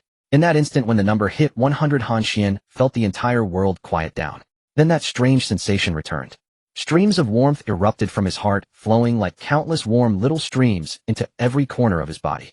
They climbed up along the gaps in his bones, spreading outward along the texture of his muscles, passing through the fascia, penetrating the fibers, flowing across every inch of skin. This time it was stronger and longer lasting than before. Han Xuan closed his eyes, feeling as if he were floating in a warm ocean. That warmth was not a violent impact, but a gentle. It flowed leisurely through his entire body, wrapping every cell, as if recalibrating every part of his body. He could feel his ligaments becoming more resilient, his tendons gaining more elasticity, the connections between his bones becoming tighter and more flexible. That feeling was hard to describe in words. It felt as if he became stronger, yet also more complete. It was as if the subtle cracks that had existed in his body, those hidden dangers he hadn't even realized, were gradually being filled, repaired, and reinforced. This sense of comfort lasted a long time. Longer than last time. Han Xuan even felt an illusion. He could just lie here forever immersed in this sensation. After a long time, the warm flow gradually faded like a tide retreating, leaving behind a calm and solid ground. Han Xuan opened his eyes and slowly sat. He took a deep breath and then slowly exhaled. As expected, the dual fatigue of body and mind from the high-intensity Champions League match completely vanished at this moment. In its place was a feeling of having slept for 10 hours, as if he hadn't taken off for a week, feeling refreshed. His whole being felt light, yet heavy. It was as if he had been recharged, full of energy, yet feeling no restlessness at all. This feeling was too familiar. The last time his injury resistance level broke 90, he had a similar experience, but this time, it was even more intense and thorough. If the last time was like getting a new tire, this time it felt like the entire vehicle had undergone a comprehensive maintenance. Han Xuan moved his shoulders and his joints made a slight crack sound, making him feel so comfortable he almost hummed. This series of sensations was simply comparable to that night playing FIFA with Dasha. At this thought, Han Xuan suddenly froze. Dasha. Only then did he remember that he hadn't added that girl's contact information. The girl with snow-white skin, sexy, youthful, charming, with a pair of long legs, was indeed hard for him to forget. I should add her contact first, Han Xuan murmured. He turned from the sofa to sit up, rummaging through the drawer of the nightstand for that slightly wrinkled piece of paper. The paper had been folded several times with white creases visible, but the number on it was still clear. Han Xuan took out his phone, opened the social media app, and entered the number from the paper into the search bar. Soon an avatar popped up. The photo featured a familiar face. Long blonde hair, slightly curved blue eyes, and a hint of a smile at the corner of her mouth. It was indeed Dasha, the girl he met at the bar that day. Han Xuan confirmed it was her. He thought for a moment, and wrote in the friend request section, Han Xuan. Sending. On the other side, Dasha had just crawled out of the swimming pool. As she removed her swimming cap, her golden curls cascaded down like a waterfall, resting on her shoulders and glimmering warmly in the sunlight. She shook her head, sending droplets of water splattering onto the tiles by the pool, creating a delicate sound. She wore a pair of ultra-short white swim trunks and a simple black bikini on her upper body. The majestic silhouette before her quivered slightly with movement. Water droplets slowly slid down her smooth skin, gathering below her collarbone and flowing down. Her rounded jade-like legs were long and straight, appearing almost luminous against the blue water of the pool. She picked up the towel draped over the lounge chair, intending to dry her hair, when suddenly her phone pinged with a notification. Dasha casually picked up her phone, glancing at the screen with indifference, a friend request. She carelessly clicked on it, then froze. Her long eyelashes trembled suddenly. Those sapphire-like eyes, which had been devoid of color until now, suddenly seemed to be illuminated, sparkling with brilliance. Han Xuan. It was Han Xuan. Staring at the name on the screen, her heart involuntarily quickened. Her finger hovered above the screen as a little internal battle. She wanted to click agree immediately, but also felt like pretending she hadn't seen it and waiting a while before accepting. After all, she had been following Valencia's matches closely, watching every live broadcast, yet he took so long to remember her. After returning from Old Trafford, he must have first celebrated with the team, taken interviews, and engaged in various social events. Yet even so, it shouldn't have taken him this long to contact her, right? She had to give him a little punishment, even if it was just a few extra minutes of waiting. Thinking this, she placed her phone on the lounge chair, pretending to be nonchalant as she picked up the towel to continue drying her hair. But her eyes couldn't help but sneak glances at the phone screen. The friend request still lay there quietly with no activity. Dasha bit her lower lip. Then she remembered that young and melancholic face. The face that flickered in and out of the bar's light. Those eyes, which clearly had won the game, showed little joy. She recalled Han Xuan's magnificent performance at Old Trafford. Those dazzling dribbles, those astonishing shots. The boy who slid on his knees in celebration before 75,000 spectators. She gritted her teeth, yet her hand acted faster than her mind. With a ding she agreed. After confirming, Dasha stared at the "You are now friends" notification on the screen, her heart racing. She waited for quite a while, but her phone remained silent. After waiting a little longer, there was still no message. Dasha looked down at the screen, the chat box empty, devoid of any content. He had added her as a friend, yet not a single message had been sent. She couldn't help but stomp her foot in frustration. That stomp had unintended consequences, causing the scenery before her to ripple wildly, creating a dazzling arc beneath the fabric of her bikini. She cursed herself for being so impatient. He hadn't said anything, so why was she anxious? Unfortunately, her hand was honest, and a message had already been sent. Did you finally remember me? I thought our big star had forgotten about me. Dasha stared at the message for 3 seconds. Why did that tone sound a bit aggressive? She wanted to retract it, but found that the time for retraction had passed. In a hurry, she added another message. I meant to ask if you've been busy lately. Smile. After sending it, Dasha flipped her phone screen down on the lounge chair, eagerly waiting for it to ring again. Meanwhile, Han Xuan, after waiting for a moment and seeing that she had not accepted, put his phone down. He didn't take it too seriously. She might be busy, or maybe she simply hadn't seen the message. Anyway, they had exchanged contact info, so it didn't matter when she accepted. He set his phone aside and leaned back into the sofa, his consciousness sinking back into the system. This time he began to contemplate a serious question. Now that his injury resistance had reached max level, how should he utilize the points he would gain next? The system interface unfolded before his eyes with various stats and inventory clearly displayed. Han Xuan's fingers traced through the air, reviewing his basic attributes panel. He had 2 directions to choose from. One was to continue improving his base stats: speed, explosiveness, shooting, foot strength. Each of these hard metrics still had room for improvement. Directly adding points to them was the simplest and most straightforward way to solidify his foundation. The other was to exchange for system items. Those items, like equipment, skills, and enhancements. Most were used to increase percentage values, or came with some additional special. Han Xuan propped his chin up, weighing the options seriously. If he wanted to quickly enhance his strength, exchanging for items would likely be faster than merely stacking up base stats, especially those items that provided percentage bonuses based on his current attributes. For instance, the Kaka running shoes. Han Xuan opened his inventory and found the description for the Kaka running shoes. These shoes would reduce starting speed time by 13, while increasing speed limit by 13. His current explosiveness was 96, if he exchanged for the Kaka running shoes based on the 13 reduction in starting speed time. His actual explosiveness performance should be able to improve by about 12 points. This already exceeded the system's displayed limit of 100 by quite a margin. Thus, Han Xuan wanted to experiment to see if he could indeed break through the limit this way. Furthermore, the Kaka running shoes had another function: increasing the speed limit by 13. The meaning of this speed limit was likely to raise the ceiling of 100. For example, his current speed limit was 109, and he couldn't directly add points beyond 100.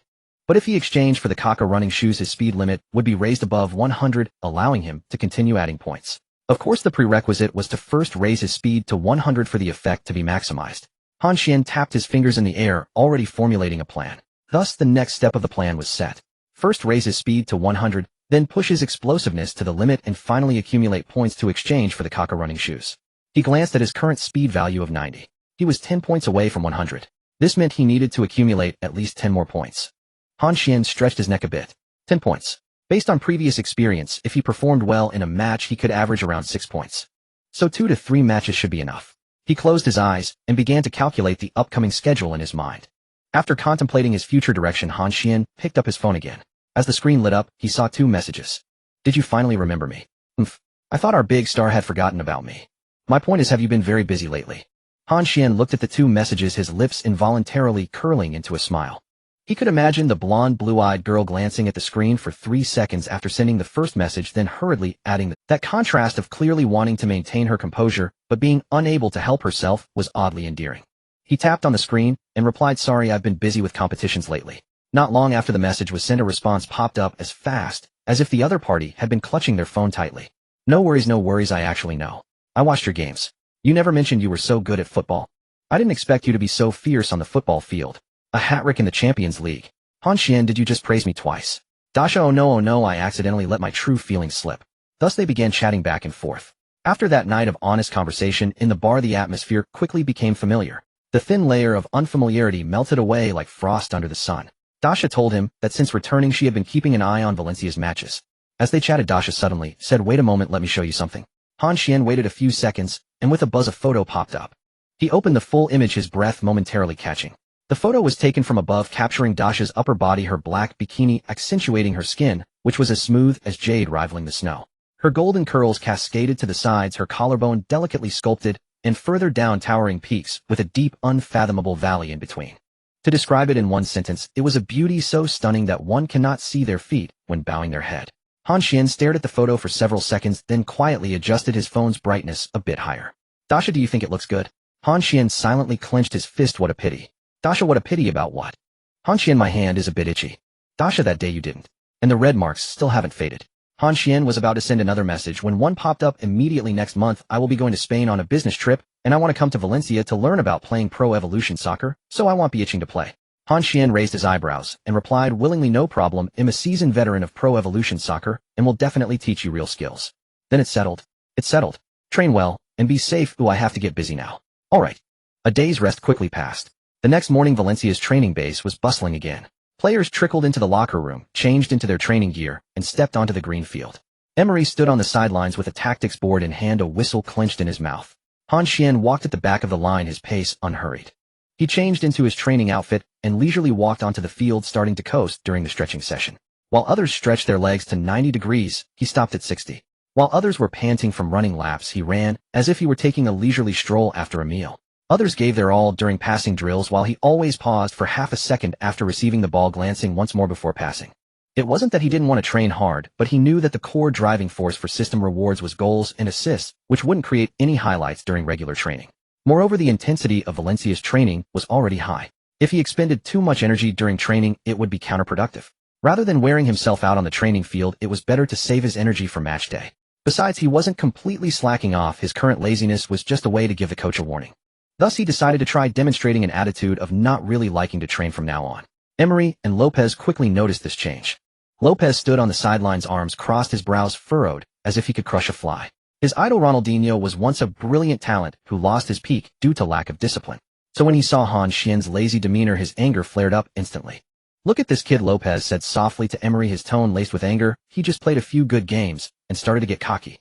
A hat-trick in the Champions League is impressive, but it's just the beginning.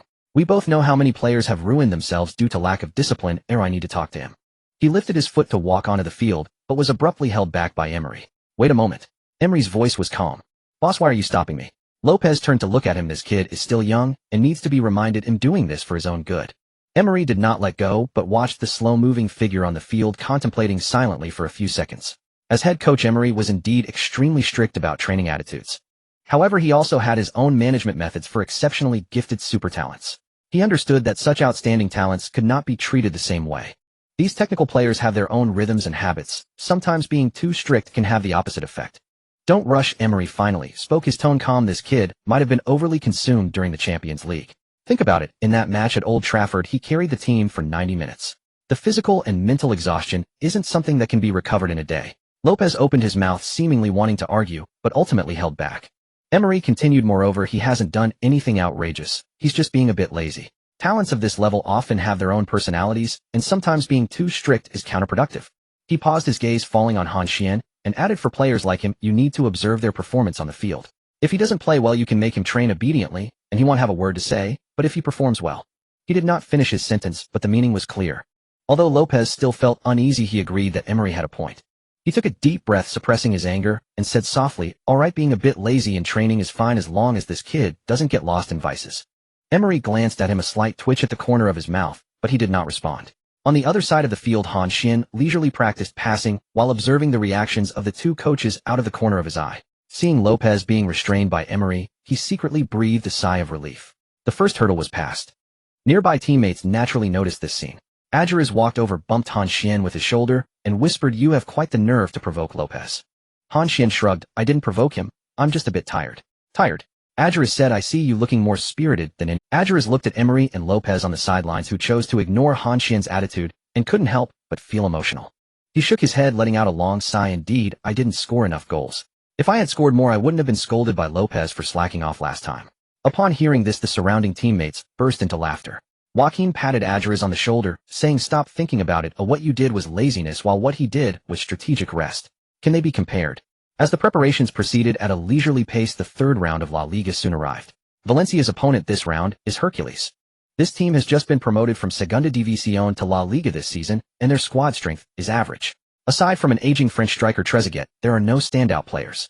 Leading up to the match, media outlets overwhelmingly favored Valencia, believing that the Bat squad would easily secure 3 points at home. For Valencia, the real test lies in the next match against Atletico Madrid. That will be a tough battle. Yet the charm of football lies in the fact that paper strength is never the sole determinant of victory.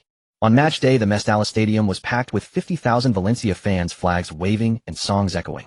The moment Han Xuan ran out from the players' tunnel, deafening cheers erupted from the stands. Since the match at Old Trafford, his status in the hearts of Valencia fans has skyrocketed. Emery's starting lineup remained a 433, with Han Xuan positioned as the left winger. Hercules deployed a defensive formation.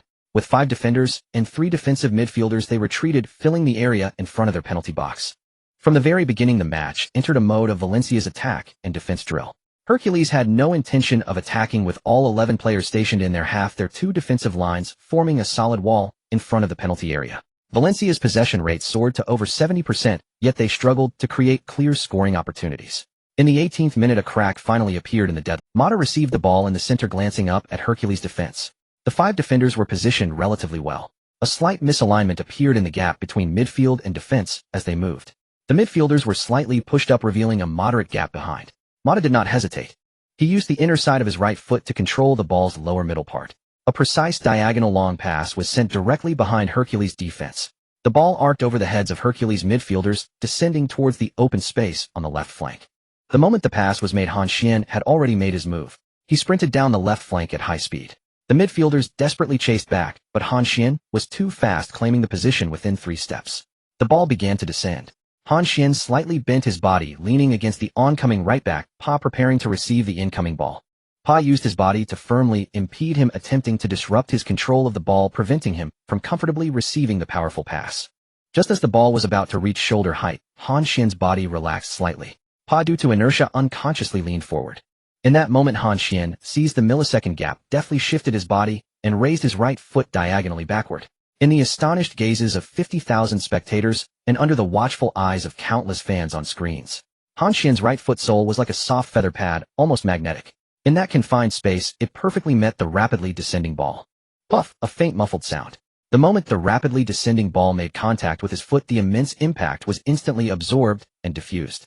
The football seemed to lose all its temper, like a tamed cat obediently stopping between Han Xuan's foot and the grass, not even bouncing up a bit. Not even a single extra sound was made. The sensation was akin to a person catching an egg thrown from the 10th floor in midair. The egg remained intact without even a crack. So smooth. So incredibly smooth. The admiration of Jean Jun suddenly erupted in the live broadcast, filled with disbelief and surprise. Han Xuan, in the vicinity of the center circle, he skillfully controlled the powerful pass from Mata, keeping it securely at his feet. This control is nothing short of art. The football beneath his feet seemed to be enchanted, every ounce of kinetic energy perfectly absorbed by that one touch. Mestalla Stadium was instantly ignited by this brilliant control. 50,000 voices simultaneously gasped. The sound surged from every corner of the stands like a tide rushing towards the center of the field. Wow, that control, so unbelievably smooth. This kid truly has talent. Perfect ball control. This is the kind of first touch a professional player should have. The cheers from the stands rose higher and higher. Even many Hercules fans could not help but shake their heads, revealing expressions of helpless admiration. This control is indeed beyond words. Han Xuan's performance has only just begun. After the control, he remained in a sideways posture. Pa was right behind him, tightly glued to his back, leaving no space for him to turn.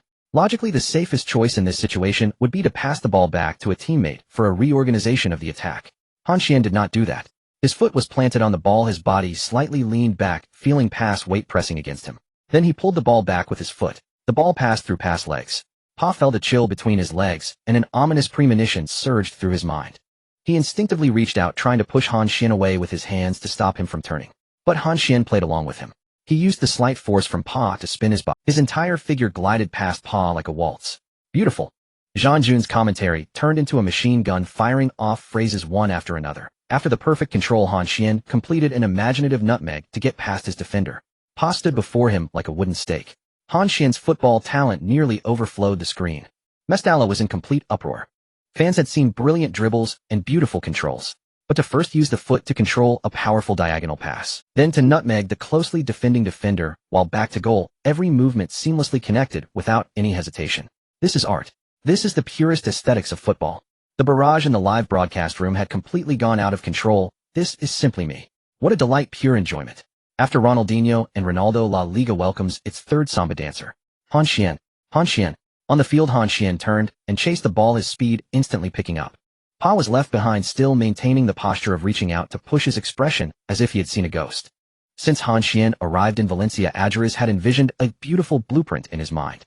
Han Xuan broke through on the wing, made a low cross, and assisted with precision. He stood in the penalty area like a stationary center forward. One after another, he hammered the ball into the opponent's net, thus revitalizing his professional career. This idea was wonderful, but reality was starkly different. After several matches, Adjures found that things were developing in the completely opposite direction. Han Xuan's passes were indeed precise, but his passing approach was quite different from that of traditional wingers. He was not the type of player who thought just deliver the ball to the center forward's head to complete the task. He preferred to treat Adjures as a cannon, passing the ball over, allowing Adjures to knock it back, and then Han Xuan would make a run to shoot. As a result, after several matches, it turned into Adjures providing assists and Han Xuan scoring goals. To be honest, Adjures initially felt a bit unsettled. After all, he was the center forward, and scoring was his primary job. But on second thought, during the Champions League match against Manchester United, he simply stood still, lightly knocked the ball, and an assist was his. Effortlessly and gracefully, it was called the assist of the century by outsiders. Well, that didn't seem too bad. No, it was quite delightful. Especially at this moment when he saw Han Xuan dribbling past pass and charging into the heart of Hercules' defense, that premonition of "here it comes again" surfaced in his mind. After Han Xuan entered Hercules' half, he did not choose to go solo. Maduro arrived from behind. With a simple wall pass, Han Xuan tore apart the midfield defense that Hercules had reinforced. Han Xuan's coordination with his teammates is becoming increasingly tacit. Jean Jun nodded in approval from the commentary booth. This type of short-range passing and combination requires anticipation and trust in teammates' movements. Han Xuan has made significant progress in this regard. After the wall pass, Han Xuan continued to advance. His body was still in motion and his center of gravity had yet to fully adjust. However, time waits for no one and the attack needed to flow smoothly, so he made his next decision. With a heel flick, Han Xuan's right foot crossed over the ball and his heel nudged it inward. The football was sneakily attacked, rolling past the approaching Parmarat and heading towards the edge of the penalty area. Beautiful. Jean Jun's voice suddenly rose. This is the ability to make instantaneous decisions while playing. Without waiting for his body posture to fully adjust, he directly used his heel to pass the ball, allowing the team's attack to connect rapidly, leaving the opponent struggling to respond. Without creativity or an absolute feel for the ball, it is challenging to reach this level. As the ball rolled towards the edge of the penalty area, Adjures had already seen Han Xuan raising his hand. That was a signal. A 1-2 pass plus setting up the cannon. Adjures did not wait for the ball to reach his feet, but proactively moved forward. He gently tapped the ball with the inside of his right foot, changing its direction and accurately rolling it to the left side of the edge of the penalty area. Another cannon was set up. The ball arrived, and he was there. Han Xuan surged in from behind at high speed, meeting the ball with his right foot, striking hard at the lower middle part of the football. Why the hard strike? Given that there was still the last line of defense from Hercules in the penalty area. Therefore, he did not pursue the angle, but focused on delivering power. Such a shot, as long as it hits within the goal frame, is difficult for the goalkeeper to react to. Han Xuan takes the shot directly. At the moment Han Xuan's foot contacted the ball, 2 green light spots suddenly flashed before his eyes. The light spots were right in front of him. The football had yet to cross the goal line when the green spots had already exploded. In such a high-paced attacking rhythm, the appearance of the green spots only led by a fleeting moment. If one does not concentrate carefully, it is impossible to notice. However, Han Xuan still caught it. What this meant was self-evident. Swish! In the blink of an eye, the football had smashed into the net. The Hercules goalkeeper did not even attempt to save, but merely turned to look at the ball in the net, his face filled with bewilderment. The goal is in. Jean Jun's voice exploded in the broadcast room. In the 19th minute, Valencia breaks the deadlock. This is a wonderful goal that combines individual ability and teamwork. He continued to articulate his thoughts, and said in this goal Han Xuan played an extremely crucial role. He acted like a weaving machine, connecting his teammates together from the breakthrough to the wall pass, from the heel flicks, sudden inspiration, to the final shot upon meeting the ball. Every link in the entire attacking chain had his participation, and the heel pass was the finishing touch, filled with the spirit and creativity characteristic of South American players. Of course, the cooperation between Maduro and Adjures was also very important, Jean Jun added. Without Maduro's wall pass, Han Xuan could not have smoothly broken through the first line of defense. Without Adjures' setup, Han Xuan could not have taken a comfortable shot. It was precisely because of the trust from his teammates that this wonderful goal was possible. The Mestalla Stadium erupted with deafening cheers. After the goal, Han Xuan turned to point at Maduro and Adjures. Seeing this, the two immediately followed suit. The three of them linked arms and ran towards the corner area with 50,000 fans roaring behind them. As they ran, Adjures grinned. "Your heel flick nearly fooled me. I thought you were going to continue dribbling." Han Xuan glanced at him, a slight smile at the corner of his mouth. Not fooled, means you were thinking while playing. Adjures paused, feeling something was off. I feel like you're insulting me. I didn't say that, Han Xuan replied, innocently nodding towards Maduro on the other side. Ask Maduro if you don't believe me. Adjures turned to look at Maduro. Maduro said nothing, just smiled and nodded. Are you two teaming up to tease me? Adjures pretended to be angry. The three of them laughed as they ran to the corner flag area, with Han Xuan sliding on his knees first, followed by Adjures and Maduro on either side. The afternoon at Mestalla was completely ignited by this orange sea. After the celebration, the match continued. To everyone's surprise, after Valencia took the lead, the Hercules team did not make any adjustments. They did not strengthen their attack, did not substitute a forward, nor even change their formation. They still maintained that ironclad formation of 5 defenders and 3 defensive midfielders, with all 11 players tightly packed in their half. Hercules' choice is somewhat incomprehensible. Han Xuan frowned. With the score trailing and time passing, they seemed satisfied with just losing by 1 goal. To be honest, this mindset does not seem typical of a team that wants to avoid relegation. However, although the formation did not change, the intensity of Hercules' restriction on Han Xuan visibly increased. In the 25th minute, Han Xuan received the ball on the left, and 2 opposing players simultaneously closed in. In the 31st minute, Han Xuan attempted to cut inside, and the opposing midfielder directly committed a tactical foul, bringing him down on the grass. In the 38th minute, Han Xuan received the ball at the edge of the penalty area, turned around, and the opposing center-back closely marked him with constant minor fouls. Various fouls were inevitable. Han Xuan remained calm. Throughout this process, he was continuously testing his injury resistance level that had just reached its peak. After every collision, pull, or tackle, he silently assessed his body's response. Did it hurt? Was there anything off? Although there were many restrictions from the opponent, there were hardly any major fouls. No reckless tackles targeting him, no malicious fouls that flipped him over from behind. Most were tactical pulls and shoves, falling within the common category of reasonable fouls on the football field. This was exactly what Han Xuan desired. He still did not know to what extent he could withstand the injuries, so it was better to be cautious. Slowly he would increase the intensity bit by bit. This was the safest approach. If figuring out how resilient he truly was resulted in him getting injured by the opponent's kick, it would be a huge loss. Under the turtle formation of the Hercules team and Han Xuan's continuous self-assessment, the match progressed to the 73rd minute. Han Xuan, as always, received the ball on the left flank. Mata held the ball in the center, looked up, and saw Han Xuan raising his hand for the ball on the wing. He passed the ball along the ground, but the force was a bit too light. The ball rolled slowly like a languid bowling ball heading toward the sidelines. Seeing this, Han Xuan proactively moved forward to receive the ball. Just as he was about to touch the ball, a red figure flew in from the side. It was Gomez, the midfielder from the Hercules team. Seeing that Mata's pass lacked power, he unhesitatingly executed a sliding tackle. He came sliding in like a cannonball, gliding close to the grass.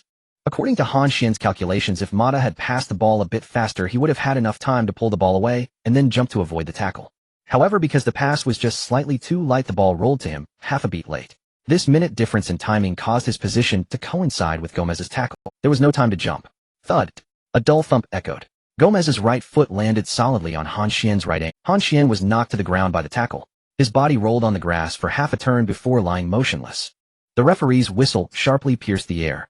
But before the referee could take any action, Gomez cried out first, sitting up from. Seeing Han Xuan lying on the ground holding his ankle, he glanced down at the spot where he had just stepped, and his face turned ashen. As a professional player, he knew all too well what this collision meant. The bottom of his foot had directly stomped on the ankle that forced that angle. He thought he had ruined a player's career. It's over. Gomez murmured, tears streaming down his face. I didn't mean to. I really didn't mean to.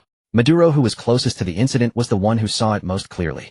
He witnessed the moment when Gomez's cleat stomped on Han Xuan's ankle. Han Xuan's ankle bent at an unnatural angle. Just one glance at that angle of bending made it clear how painful and dangerous it was. Maduro was usually quiet in the team, the type who rarely spoke, but was fierce. At this moment, he felt a surge of hot blood rushing to his head. He rushed forward, grabbed Gomez's jersey, pulled him up from the ground, and pushed him away forcefully.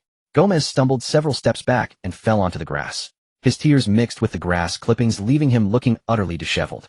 Players from both sides rushed in instantly. Valencia's players surrounded Gomez, pushing and questioning him. Though the Hercules team players also recognized that their teammate's action was indeed dangerous, they could not stand by and watch their teammate be assaulted, and they squeezed in to try to pull him away. The scene became chaotic. The referee desperately squeezed into the crowd, blowing his whistle and signaling with both hands to calm down. His whistle was nearly drowned out by the chaotic sounds of conflict. At that moment, the referee caught a glimpse of Gomez crawling out from the crowd. Instead of heading towards the player tunnel, he stumbled towards the sidelines. As he ran, he wiped his tears with the back of his hand and shouted towards the Hercules team's bench, Team doctor, hurry up. Hurry. His voice was choked with tears filled with panic and a deep-rooted fear. Seeing this, Maduro could no longer argue with the opponent and turned to run towards Han Xuan. He squatted down and leaned in to check Han Xuan's injury, his expression a mix of urgency and fear. Han, how are you? Can you hear me? Han Xuan lay on the ground, holding his ankle, not responding. At that moment, the large screen above the field began to replay the footage of the foul. 50,000 Valencia fans nearly simultaneously looked up at the big screen. On the screen, Gomez's right foot was solidly planted on the outside of Han Xuan's right ankle. At the moment of contact, Han Xuan's ankle bent inward at nearly a 90-degree angle. It was an image that made anyone who saw it gasp in horror. Oh, my God. Zhang Jun's voice trembled noticeably. The slow-motion replay. Han Xuan's ankle. That angle of bending. It's terrifying. We can only pray that the situation isn't as serious as it looks. The comments in the live broadcast exploded. Fuck. That angle. It's over. My ankle is already starting to hurt.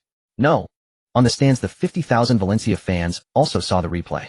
The previously boisterous stadium instantly fell silent. That silence was not one of focus, but one of fear.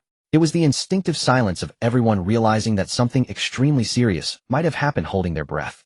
On the sidelines, Lopez saw the replay on the big screen, and his face changed instantly. He was stunned for a second, and then the color drained from his face at a visible rate, replaced by a nearly frantic anger and anxiety.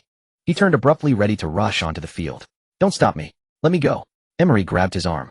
Stop right there. Emery said, don't go up and cause more chaos. Cause chaos. Lopez turned back. Boss, didn't you see that replay? His ankle. I saw it. Emery interrupted him. What can you do by rushing up now? Fight. Curse. Will that help Han Xuan's injury? The team doctor is already up. Lopez opened his mouth to retort, but found that every word Emery said was correct. He could only stand there staring at the orange figure still lying on the ground. At that moment, players from both sides also realized the severity of the situation. The pushing stopped, the arguing ceased, and all eyes were focused on the same place. The Hercules team players no longer tried to defend their teammate, but stopped to observe Han Xuan's condition. Valencia's players also ceased their angry shoving and crouched beside Han Xuan, their faces filled with concern. On the sidelines, the team doctor rushed onto the field with a first aid kit. Gomez followed suit. He did not return to the dressing room, but stood on the sidelines. After the team doctor entered the field, he ran over behind him. His face was covered in tears, looking even more miserable than Han Xuan. Lopez, seeing this scene from the sidelines, was filled with anger, pointing at Gomez's nose and shouting, "Get out. If anything happens to Han Xuan, I'll make you pay." Emery also looked anxiously at the field. He turned to glance at Gomez, intending to say a few harsh words, only to find the player was already crying uncontrollably. His face was smeared with tears, his nose red, and his lips trembled uncontrollably. He looked utterly sincere. He sighed and said to Lopez, "Don't be anxious, it's clear he didn't mean it. Just don't scare him anymore." Lopez was still very angry, his voice trembling. "Boss, how can I not be anxious? We finally managed to acquire such a player, we can't just..." He was interrupted by the commotion on the field. As the conflict on the field intensified, the anxiety off the field grew, and prayers filled the stands and live broadcast. Han Xuan moved. He first moved his fingers, then pushed himself up from the ground, and slowly sat up. The team doctors from both sides simultaneously crouched down, wanting to help him and check his ankle. Han Xuan waved his hand, and amidst the astonished gazes of everyone, he stood up by himself. Han Xuan is up. Zhang Jun's voice carried a sense of relief from surviving a disaster. He stood up. Han Xuan stood on the grass and looked down at his right ankle. The sock had been torn by the cleats, exposing the skin underneath. There was a noticeable bruise, but that was all. He twisted his ankle, feeling no discomfort at all. He stomped his foot again, and still there was no issue. He secretly admired himself. With a rating of 100 for injury resistance, it was indeed impressive. Just now, when he was stomped on, he felt pain in his ankle for only a moment. After about 10 seconds, the pain completely vanished. Just to be safe, he lay on the ground for a little longer, carefully sensing the state of his body, fearing any delayed injuries. It seemed now that he had been overly cautious. At this moment, he noticed everyone looking at him with a mix of concern and surprise. Aduris had his mouth agape, Maduro's eyes were wide open, and Joaquin's eyebrows were nearly raised to his hairline. Even the two team doctors wore expressions as if they had seen a ghost, forgetting to put down the first aid kit in their hands. "What's wrong with you?" Han Xuan couldn't help but ask. "Are you okay?" Aduris asked cautiously. "I'm fine," Han Xuan replied nonchalantly. At that moment, Gomez squeezed his way through the crowd. His tears had not yet dried, and he wiped his face with the back of his hand, asking urgently, "Are you really okay?" "Your ankle." Han Xuan looked down at the man who was crying uncontrollably and found it somewhat amusing. Goodness, the one who tackled him was the one crying, while he, the one tackled, looked completely fine. However, he knew that Gomez did not mean to hurt him, and seeing him like this, he appeared to have a delicate heart. "I'm really fine, you don't need to," Han Xuan said as he ran a couple of steps and jumped twice, his movements smooth and natural, without the slightest hint of strain. Gomez stood there, tears still on his face, but his expression had changed from fear to disbelief. The team doctors exchanged glances, and then simultaneously squatted down asking Han Xuan to sit. They needed to conduct a thorough examination. Although Han Xuan felt fine, he did not refuse. He sat on the grass, took off his socks, and allowed the doctors to check his ankle. The examination lasted several minutes. The doctors pressed on various parts of his ankle, asking him if he felt any pain, and instructed him to move in different directions. Han Xuan cooperated, fully executing each movement effortlessly. Ultimately, the two doctors exchanged an incredulous. Aside from a bruise, no other injuries were found. The Valencia team doctor stood up and made an okay gesture towards the sidelines. He shouted towards Emery, "The ligaments are fine, the bones are fine, everything is normal." On the sidelines, Emery finally relaxed his shoulders, which had been tense for over 10 minutes. He let out a long breath, hands on his hips, and looked up at the sky. Lopez stood beside him. "How is this possible? That replay showed the ankle bending at such an angle."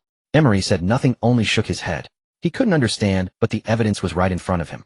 Han Xuan stood up, ran, jumped, and appeared completely unscathed.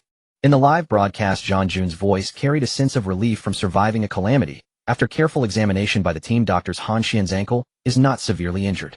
This is simply a miracle. From the slow-motion replay, the angle of that stomp was very dangerous, but Han Xuan seems to have luckily avoided the most serious injury. The comments flooded the screen. Han Xuan is really tough. What kind of physical condition is this? Dazzling skills and a resilient body, simply a perfect match. Thank goodness. A medical miracle. Fans can rest easy.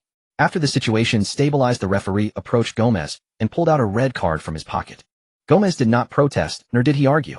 He just lowered his head, tears still fresh on his face.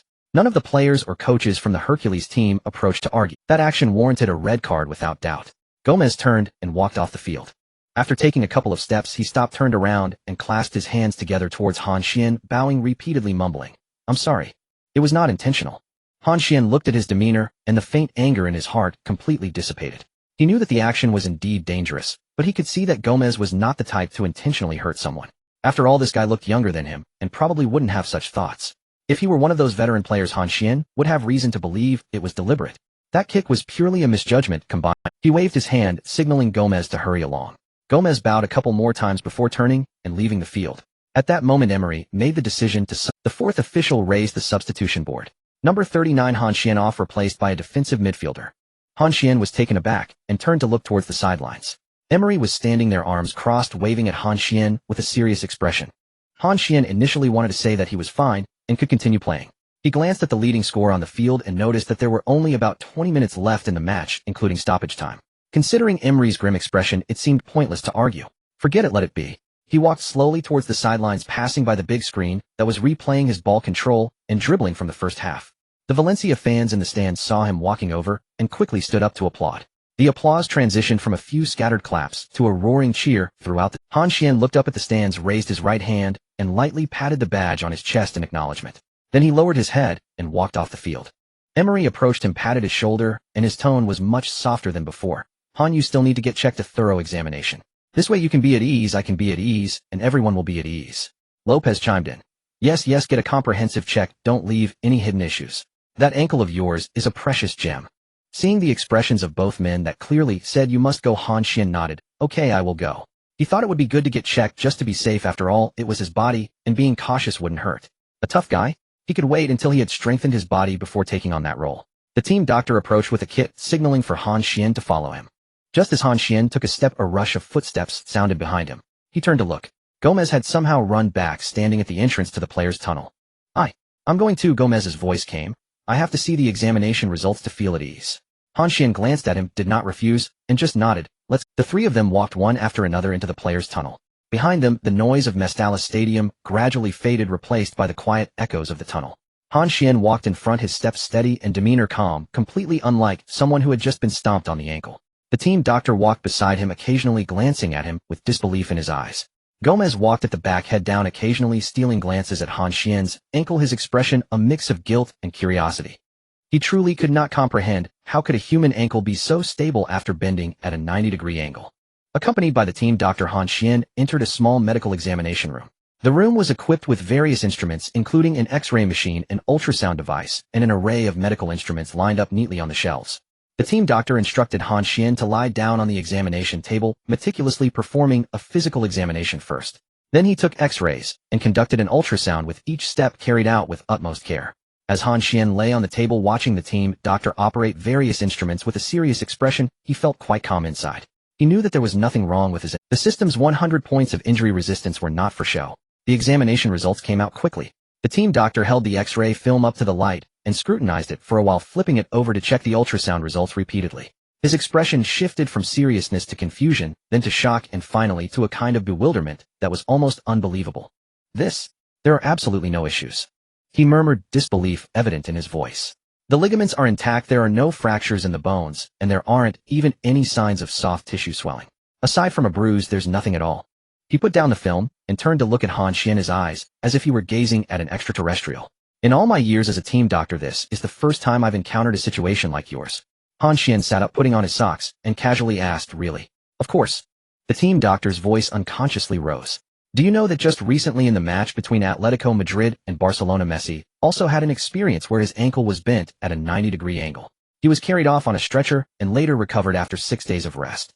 6 days. That caused quite a stir, with everyone saying Messi's physical condition was astonishing. He paused, staring at Han Xuan with the look of someone observing a monster. And you stood up right away, running and jumping, and after the examination there's nothing wrong at all. If I hadn't seen it with my own eyes, I would never have believed it. Han Xuan silently marveled to himself. The system truly produces quality. A 100 in injury resistance is indeed extraordinary. But he merely downplayed it, saying, I've always been quite resilient, and plus I was lucky this time. Otherwise I would have had to lie down. The team doctor looked at him, remained silent for 2 seconds, and then gave him a thumbs up. I'm impressed, he said. At that moment the door to the examination room was gently. Gomez leaned halfway into the room. He asked cautiously, did the examination results come out? The team doctor glanced at him and handed over the film. You can see for yourself, there's nothing wrong. Gomez took the film and held it up to the light for a long time, even though he couldn't understand it. His expression gradually relaxed, and his shoulders slumped as if he had just unloaded a heavy burden. Thank goodness. Thank goodness. He murmured as he handed the film back to the team doctor. Gomez then spoke up. Han, I still feel bad about this. Let me compensate you somehow. What does he want to do? Han Xuan was a bit taken aback. No need, I'm fine, right? No, you don't understand. Gomez shook his head, his expression earnest. I can't get over this in my heart. If you don't let me do something, I will think about this for the rest of my life. Thinking about it while playing, while sleeping, even while eating. Han Xuan looked at his face, which seemed to say, if you don't accept my offer, I want leave, and couldn't help but laugh. So how do you want to compensate me? He asked. Gomez thought for a moment and said, I'll give you 10,000 euros. As psychological compensation. Han Xuan raised an eyebrow. 10,000 euros is not a small amount for a young player. He initially wanted to refuse, but seeing Gomez's serious demeanor, he figured refusing would be pointless. This guy would definitely keep pestering him. If you really want to give it, Han Xuan thought for a moment and said, let's just round it to a lucky number. Lucky number? Gomez looked puzzled. 6666, Han Xuan said, euros. Gomez, although not quite understanding why that number was lucky, he didn't hesitate and took out his phone, transferring the amount right in front of Han Xuan. Han Xuan's phone vibrated, and he took it out to check. 6,666 euros, not a penny more, not a penny less. After the transfer, Gomez visibly relaxed, but he still didn't seem ready to leave. He stood at the door hesitating for a while, as if making a significant decision. Finally, as if he had made up his mind, he stepped closer and lowered his voice, saying, Han Xuan, do you want to go relax a bit? I know a nice club nearby where the ladies. Han Xuan's expression turned dark. This guy had just been crying like a baby, looking like he felt guilty for ruining a player's career. I didn't expect him to pull this now. You can't judge a book by its cover. He felt a bit tempted, but considering he had just been injured during a match, heading to a club right away would probably get him scolded by Emery. So he waved his hand. No, not today. Maybe another time if I get the chance. I won't be polite. Gomez saw that he was not being polite and did not press further. He nodded, bowed to Han Xuan, and then turned to leave the examination room. The sound of his footsteps faded away in the corridor, and Han Xuan shook his head, unable to. After the examination, Han Xuan went straight back to the hotel where the club was staying. On the way back, he took out his phone to take a look. Valencia ultimately defeated Hercules with a score of 1-0. His goal in the first half became the only score of the match. With the 3 points secured, their position on the leaderboard was stable. He first opened the club's chat group and sent a message. The examination is done, I'm fine, everyone. Less than 3 seconds after the message was sent, the group exploded. Adjures was the first to reply, no way. Really nothing wrong. The replay made me think you were going to retire. Joaquin followed up with, I knew you were tough. Treat us to a meal when you come back. Mata sent a thumbs up emoji. Rest well if Atletico Madrid is waiting. Maduro only sent 2 words, awesome. Then there were Banega, Navarro, Costa. Teammates kept popping up one after another. Some sent texts, some sent emojis, and some directly sent voice messages, shouting a few times. Han Xuan flipped to another chat window on his phone. Dasha. She had sent several messages with timestamps stretching from just after the match ended to just a few minutes ago. The first message read, "How's your ankle? I saw that replay, it was so scary." The second, "Why haven't you replied? Did you go to the hospital? Is it serious?" The third, "Han Xuan, don't scare me, please reply when you see this." The fourth, "I contacted an expert in Spain for you, should I have him check you out?" Han Xuan looked at these messages feeling a slight warmth in his heart. Since they met that day at the bar, this girl had been following his matches. From Old Trafford to Mestalla, she hadn't missed a single game. Previously, he thought it was just a lingering ambiguity after one night. But now it seemed her concern for him was more than that.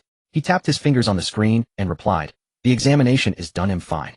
My ankle is good, I can still play PS." The message was sent, and it was almost an immediate reply. "You scared me. Do you know how I felt when I saw that replay?" Han Xuan chuckled and replied, "Don't worry, I'm tough. Next time we meet, you can check me out yourself. Dasha." A few seconds later, another message. "Really nothing wrong. Really nothing wrong. Then take care, don't push yourself. He'll still watch the Atletico match." After handling everything, Han Xuan's consciousness sank. This unexpected incident, although thrilling, also brought unexpected gains. At the very least, he had gained a direct understanding of his current 100 points of injury. With cleats stepping on and the ankle bending at a 90-degree angle, he didn't have to worry too much about injuries of this level. Of course, that didn't mean he could recklessly step onto a bed of knives. But at least he could perform actions on the field with more confidence than an ordinary player. Besides, there was still pain despite the lack of severe injuries. Han Xuan opened the system interface and glanced at the burst points. He scored 1 goal in this match, totaling 2 burst points. Instead of saving them all, he directly added these 2 burst points to his speed. The reason was simple. Enhancements like this that improve instant response are more useful when applied right away rather than saved up. The next match would be a tough one against Atletico Madrid. Atletico's defense is not something Hercules can compare to. He needed every bit of speed advantage. 2 warm currents flowed from the void of the system, coursing along his spine into his limbs. Han Xuan moved his legs, feeling that subtle change. Speed 92. He was 1 step closer to 100. The next morning, the entrance of the Valencia training base was bustling with activity, far livelier than usual. Several interview vehicles were parked outside, cameramen carrying heavy equipment. Reporters held microphones and voice recorders, gathering in small groups, their eyes fixed on the base entrance. Among them were media not only from Spain, but surprisingly from the United Kingdom as well. All of this was because of Han Xuan. The footage of the ankle stomp from yesterday's match had already spread throughout the entire football world via various channels. An ankle bent at a 90-degree angle, standing up immediately, and being completely unharmed after examination. These 3 words combined were enough to ignite every headline. Coupled with the lingering excitement of Han Xuan's hat-trick at Old Trafford, the media naturally swarmed, eager to witness with their own eyes whether the owner of the iron ankle was truly unscathed. At exactly 10 in the morning, Han Xuan appeared at the entrance of the training base dressed in Valencia's training gear and carrying a backpack. His steps were light, demeanor calm, with chewing gum in his mouth. If not for the right sock being slightly shorter than the left, one would never guess what he had endured the day before. Flashes from cameras erupted in unison. "Han Xuan, look here. Han Xuan, is your ankle really okay? Han Xuan, can you say a few words?" Reporters surged forward. Han Xuan stopped, took off his earphones, and glanced at the journalists. "My ankle is fine, thank you for your concern. Will you participate in the next match?" "Of course. Against Atletico Madrid. I will not only participate," Han Xuan said casually, "I will also score at the Calderon Stadium." As soon as he spoke, the shutters clicked even more frantically. Han Xuan ignored further questions and turned to enter the training base. Behind him, the camera flashes continued to sparkle like stars in the night sky. Less than 2 hours after the interview concluded, headlines across major media outlets were freshly published. As expected, Han Xuan once again dominated the front pages of Spanish and European sports media. Marca featured a large photo on its cover. A frozen frame showed Han Xuan's ankle being stomped, the angle of the bend shocking to behold. The headline read simply, "Humans do not imitate." Beneath was a line of small print. Valencia's rising star Han Xuan stood immediately after his ankle bent 90 degrees with all checks normal. A medical miracle, or the ultimate expression of physical prowess. The article detailed the injury process, examination results, and news of his normal training the next day. At the end, a comparison was added. Just weeks ago, Messi suffered a nearly identical stomp on the same field. The Argentine was carried off on a stretcher and returned after 6 days, hailed by media as phenomenal physical fitness. Han Xuan, however, stood immediately running and jumping, training normally the next day. This young man from Longwa may be redefining the very meaning of durability. Madrid's AS newspaper focused on Han Xuan's post-match remarks. Han Xuan declares, "I will score at the Calderon." The article wrote with a slightly mocking tone, "After a hat-trick at Old Trafford, this 18-year-old young man from Longwa seems to disdain every football pitch. The Calderon Stadium and Atletico Madrid's ironclad defense appear to him as a mere low wall easily crossed. Is this confidence or arrogance? The answer will unfold in 3 days." Online discussions exploded. Fans posted side-by-side injury images of Messi and Han Xuan on forums captioned, "Messi rested for 6 days, Han Xuan rested for 6 seconds. That's the difference." Replies quickly emerged, "Messi is incredible too, but Han Xuan is just on another level." Some fans mentioned Ronaldo. If Ronaldo had this physical quality in his era, he might still be playing today. Think of Ronaldo's knees and Han Xuan's ankle. It's the progress of the times. Of course, controversy followed. BBC Sports report stood out. This British media outlet titled their article, "Han Xuan's Arrogance, I Will Score at the Calderon." The article detailed Han Xuan's words during the interview at the training base entrance using a tone laced with sarcasm. After a hat-trick at Old Trafford, this 18-year-old from Longwa seems to have forgotten who he is. He boldly declared to the media that he would score at the Calderon, as if Atletico Madrid's defense were made of paper. Flores' team, fresh off a European Super Cup victory over Mourinho's Inter Milan, is no squad for a rookie to challenge lightly. It was clear to discerning readers that BBC was retaliating. At the last press conference in Old Trafford, Han Xuan had publicly humiliated their reporters, forcing the cameramen to flee with their equipment. BBC Sports had lost face completely. Now, seizing this chance, they naturally sought to harshly spin the story. They twisted Han Xuan's casual remark of "I will score" into a portrayal of arrogant provocation. This report quickly went viral online, spreading faster than anyone anticipated. More importantly, it reached Madrid. Atletico Madrid players saw the article and reacted differently. Some sneered coldly, others scoffed, some showed indifferent expressions as they swiped past the screen, yet no one truly ignored. A young player who had only played a few La Liga matches dared to claim before the game that he would score at the Metropolitan Stadium. To Atletico's iron-willed players, this was nothing short of provocation. That afternoon, Atletico head coach Flores was asked about this at the pre-match press conference. "Mr. Flores, what is your view on Valencia's Han Xuan saying he will score at the Metropolitan Stadium?" Flores replied, "Han Xuan is a very talented young player. His performance at Old Trafford was impressive." He continued calmly, "But La Liga is different from the Premier League. The Calderon is not Old Trafford. Our defense will make this so-called prodigy truly experience the intensity of La Liga." When this comment reached Valencia, Lopez slammed the table in anger. "Intensity of La Liga? Our Han Xuan has played 3 rounds here, scored 6 goals, assisted twice. Is that the intensity he's talking about?" Emery remained composed, simply telling Han Xuan, "See that? They're waiting for you." Han Xuan glanced at the screenshot of Flores' interview on his phone and said, "Definitely being used as a pawn by that foolish BBC media, but since he lacks brains, let him." Amidst this barrage of verbal exchanges, match day quickly arrived. The Calderon Stadium, home of Atletico Madrid. This stadium was neither as lavish as the Bernabeu nor as grand as the new camp. It possessed a distinct ruggedness. The steep stands brought fans close to the pitch, close enough to hear every shout from the players. When tens of thousands of Atletico supporters roared simultaneously, the oppressive atmosphere could suffocate any visiting player. The moment Han Xuan emerged from the player tunnel, deafening boos erupted from the stands. Not directed at Valencia, but at him. Those pre-match remarks and media portrayals had shaped Han Xuan into a cocky challenger. At the Metropolitan, challengers were never. Han Xuan glanced at the stands, his expression unchanged. Quietly in his heart, he thought, "Hush, now soon you won't be booing." Jean Jun's voice resounded steadily and passionately in the broadcast room. "Dear viewers, welcome to the 4th round of La Liga's Spotlight Clash, Atletico Madrid hosting Valencia. I am Jean Jun. Let's first look at the lineups. Atletico under Flores employs the traditional 442 formation with the young goalkeeper De Gea guarding the net. The Spanish goalkeeper has been in fiery form recently, attracting attention from many top clubs. In defense, Ujfalusi and Godin partner at center-back, with Pereira and Felipe flanking the sides. The midfield quartet of Reyes, Asuncel, Thiago, and Chimal line up in a row. Up front, Argentine striker Agüero and Uruguayan forward Forlan form a top South American duo. This lineup favors attack over defense, loving long shots, crosses, and long passes. Their midfield control is relatively weak, leading to a style of play that is expansive and dynamic, distinct in the technically refined La Liga. Yet relying on Forlan and Agüero's elite frontline and De Gea's outstanding performances, they defended their Europa League title.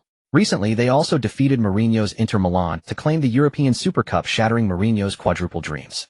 Although their league form has been inconsistent with defensive reinforcements like Felipe and Godin this season, they are expected to achieve success. Jean Jun switched to Valencia's lineup. Valencia, coached by Emery, line up in a 433 formation. Cesar remains the goalkeeper. Defensively, Costa, Navarro, Matthew, and Alba form the back four. The midfield trio consists of Banega, Mata, and Maduro.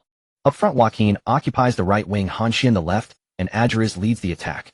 Valencia's style contrasts sharply with Atletico's. They emphasize midfield control, favor teamwork, focusing on possession and rhythm. With Han Xuan's addition, their offensive firepower has reached a new level. Han Xuan's dribbling breakthroughs and goal-scoring instincts bring more variety and unpredictability to Valencia's attack. Two teams, two styles, one advocates bold, expansive assaults, the other values delicate, fluid cooperation. This promises to be a thrilling contest. Jean Jun's voice echoed through the broadcast room as players took their positions on the field. The referee glanced at his watch and then blew the whistle. Beep. The match began. The importance of confidence for a person is beyond doubt. In the sport of football, this is especially true. Skills, tactics, and physical fitness can all be improved, only confidence is unique. It acts like an invisible armor enveloping every touch, every breakthrough, and every shot. A confident player moves with the wind at their feet and light in their eyes. A player without confidence, even if gifted, will hesitate at crucial moments and miss golden opportunities. Fear of injury is a key factor affecting a player's confidence on the field. Too many talents have stumbled at this hurdle. From Marco van Basten, the leader of the Dutch trio, to the melancholic Prince Roberto Baggio, and then to the extraterrestrial Ronaldo. Then there's the young prodigy Michael Owen. Each of these names, which once echoed through the football world, has experienced the torment of injuries. Each flying tackle, each stomp, each collision not only damages their bodies, but also torments their spirits, eroding their confidence. After every serious injury, they face the same question: am I brave enough to perform that move again? Am I brave enough to throw myself out there again? Had it not been for this, they might have achieved more glory, and even competed for the title of the greatest in history.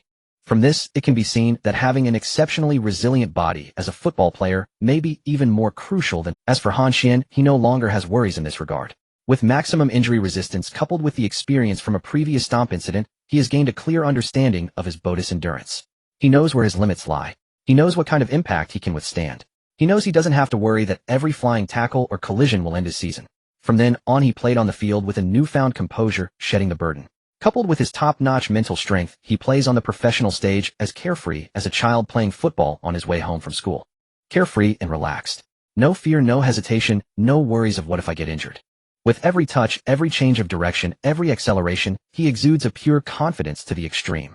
I am faster than you, I am more agile than you, I can get past you, and there's nothing you can do about it. And now the Calderón Stadium of Atletico Madrid is his stage to perform. In the 8th minute of the match, Mata received the ball in midfield with Reyes and Assunção closing in from two directions.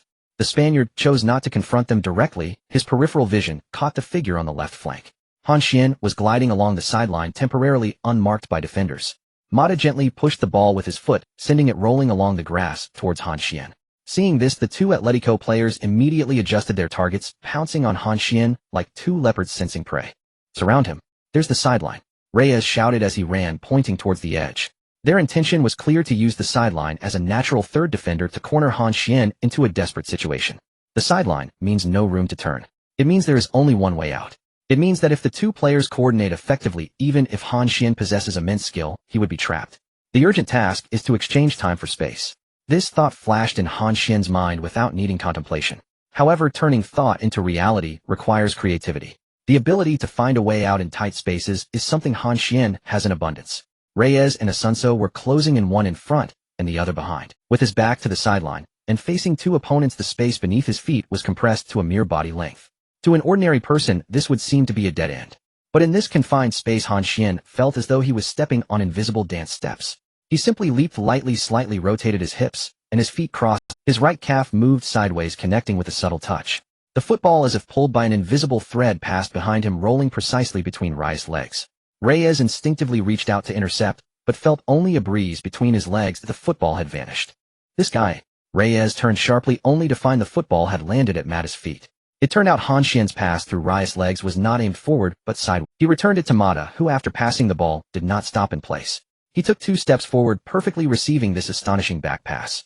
This is an incredibly imaginative Tuntuo combination. Jean Jun's voice erupted in the broadcast room, filled with incredulous amazement under pressure from 2 defenders on the sideline. Han Xuan completed a wall pass, with his teammate using a pass through the legs. It was truly an imaginative passing action. This scene momentarily quieted the clamor of the Calderón Stadium. Those Atletico fans accustomed to ironclad defense could not help but acknowledge at that moment. This kid from the Dragon Country indeed has talent. The Atletico players' pressing became even fiercer. They resembled a pack of enraged bulldogs, each defensive move filled with the intent to tear their opponents apart. Yet Han Xuan was like a flowing mercury. The harder they tried to grasp him, the more he slipped through their fingers. Each press became the backdrop for his dance. In the 18th minute of the match, it was Mata again. The Spanish midfielder received the ball near the center circle, with Assunção pressing him from the front. Mata did not confront directly, but gently flicked the ball with his right foot. The football traced a small arc, soaring over Assunção's head. It was effortless and elegant. Then with a light tap, he sent the ball through Assunção's legs, rolling it to the awaiting feet of Han Xuan. Atletico's high-pressing tactic was perfectly demonstrated at this moment. Assunção, who was bypassed, immediately turned around, while Thiago and she closed in from three directions. Three players, three directions, blocking all of Han Xuan's passing routes. The passing line was sealed, the forward path was obstructed, and the sideline was behind him. It seemed Han Xuan had only the option to pass back. He appeared prepared to do just that, turning slightly and positioning his right foot to make a standard back pass. Assunção and Thiago both extended their feet ready to intercept this back pass. Then, Han Xuan's foot suddenly pulled the ball back. In that instant, the camera's tracking seemed to slow down. By the time the photographer reacted, Han Xuan's figure was no longer in place. Left behind were three disheveled red and white figures. Assunção, Thiago, and she were still moving forward due to inertia. The three bodies collided in the cramped space, entangling each other, looking utterly disheveled. Meanwhile, Han Xuan had already appeared with the ball behind them. Even the photographer was deceived. 100 in ball control, 100 in dribbling, 100 in mental toughness. The combination of 300s showcased its might at this moment. Behind the authority was an even more authoritative escape. This is... Zhang Jun's voice caught for a beat, then poured out like a broken dam. Han Xuan, with a feigned backpass and a genuine pull, sent three Ma Jing defenders spinning at once. He did not even accelerate or sprint. With a gentle pull and a turn, the three men collided into one another. In that instant, the pitch became Han Xuan's canvas. The ball was his most obedient brushstroke. Thus was born a masterpiece called 4 ounces to move 1,000 pounds. Cardalong Stadium fell into a brief, stunned silence. The three Ma Jing players who had been beaten all lowered their heads at once, their expressions tangled and complex. Three men, cleanly bypassed by a single player and a single gesture. If that scene ran in the papers, the headline would be impossible to craft without shame. On the touchline, Ma Jing's coach Fu Luo's face had gone deathly pale. After being toyed with twice in succession, Lei Yisi's mind conjured the silhouette of the man who had already moved to Syria as Ronaldinho. When Lei Yisi had faced him during his Liga days, he had felt that player's intensity. That Brazilian always dribbled past opponents in a way that left them hopeless, making them feel like children who did not know the game. Now facing Han Xuan, that same powerlessness resurfaced. Moreover, compared with Xiao Luo, this Dragon Country fellow seemed to possess something extra. It was an untroubled composure, utterly without reserve. When Xiao Luo danced past opponents, there was the Brazilian's characteristic joy and teasing. When Han Xuan dribbled past, it was as if he were doing something entirely natural, like breathing, effortless, and without need of justification. Nearby, Ma Ta poised for a second touch, and Ma Du Luo ready to receive a return. Both clutched their heads. Their expressions had surpassed mere surprise. They had witnessed the whole thing. 3 men, 1 move, all gone.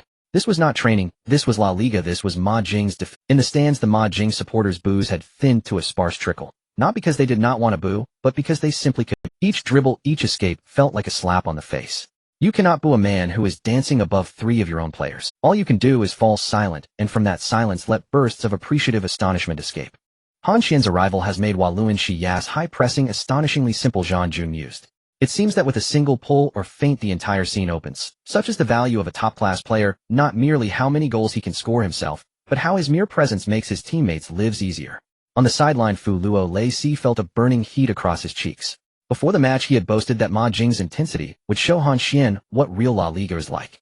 And now, his players in front of Han Xuan resembled wooden stakes on a training ground, rocked and staggered. That vaunted Ma Jing intensity seemed to Han Xuan like paper. One poke, and it tore. He stood at the touchline shouting, loudly barking instructions to shore up cover and watch positioning, but his voice sounded impotent against the din of Cardalong. Because the situation on the field had become unmistakable, Han Xuan had not yet scored, but if the pattern continued, a goal, which Han Xuan shone brilliantly in the attacking third, and Ma Jing's 2 forwards refused to be outdone. As South American players, Guardiola Luo and Fu Lan displayed an altogether different kind of football. Not the Samba-like grace and artistry of Han Xuan, but the brutal beauty unique to South America. Especially Fu Lan, the man who had once jokingly called the 2010 World Cup ball Fu Lan's personal ball.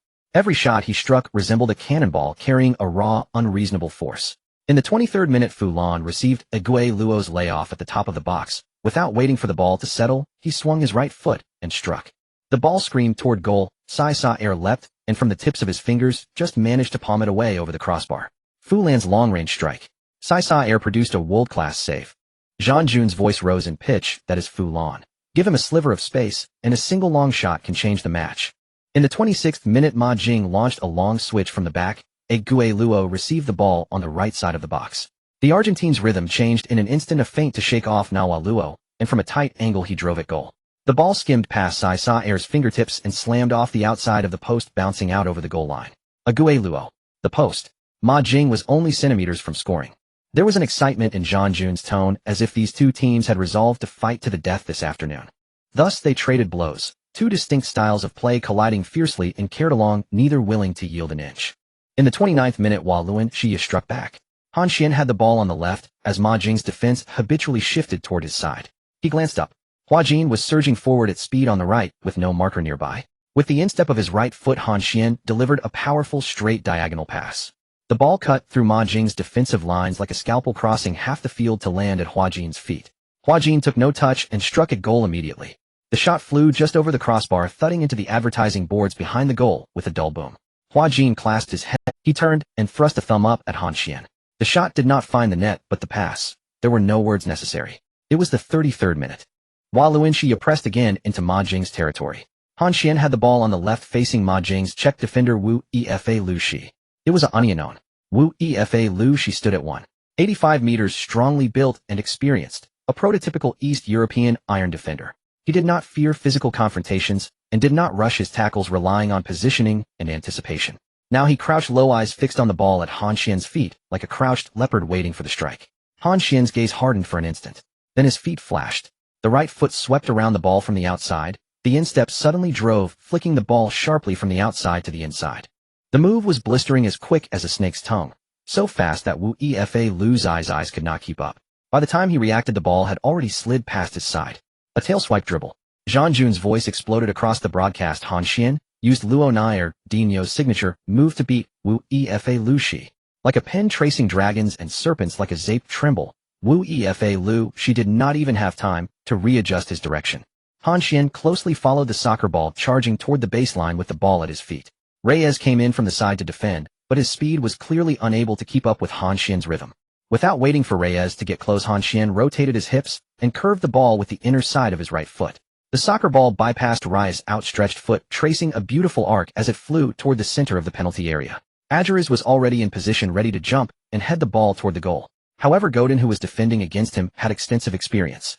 The Uruguayan center back did not compete for the landing spot with Adjures, but instead nudged him slightly with his body. It was this very moment.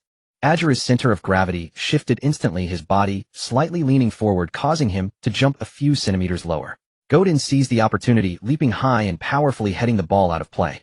Godin, a crucial clearance.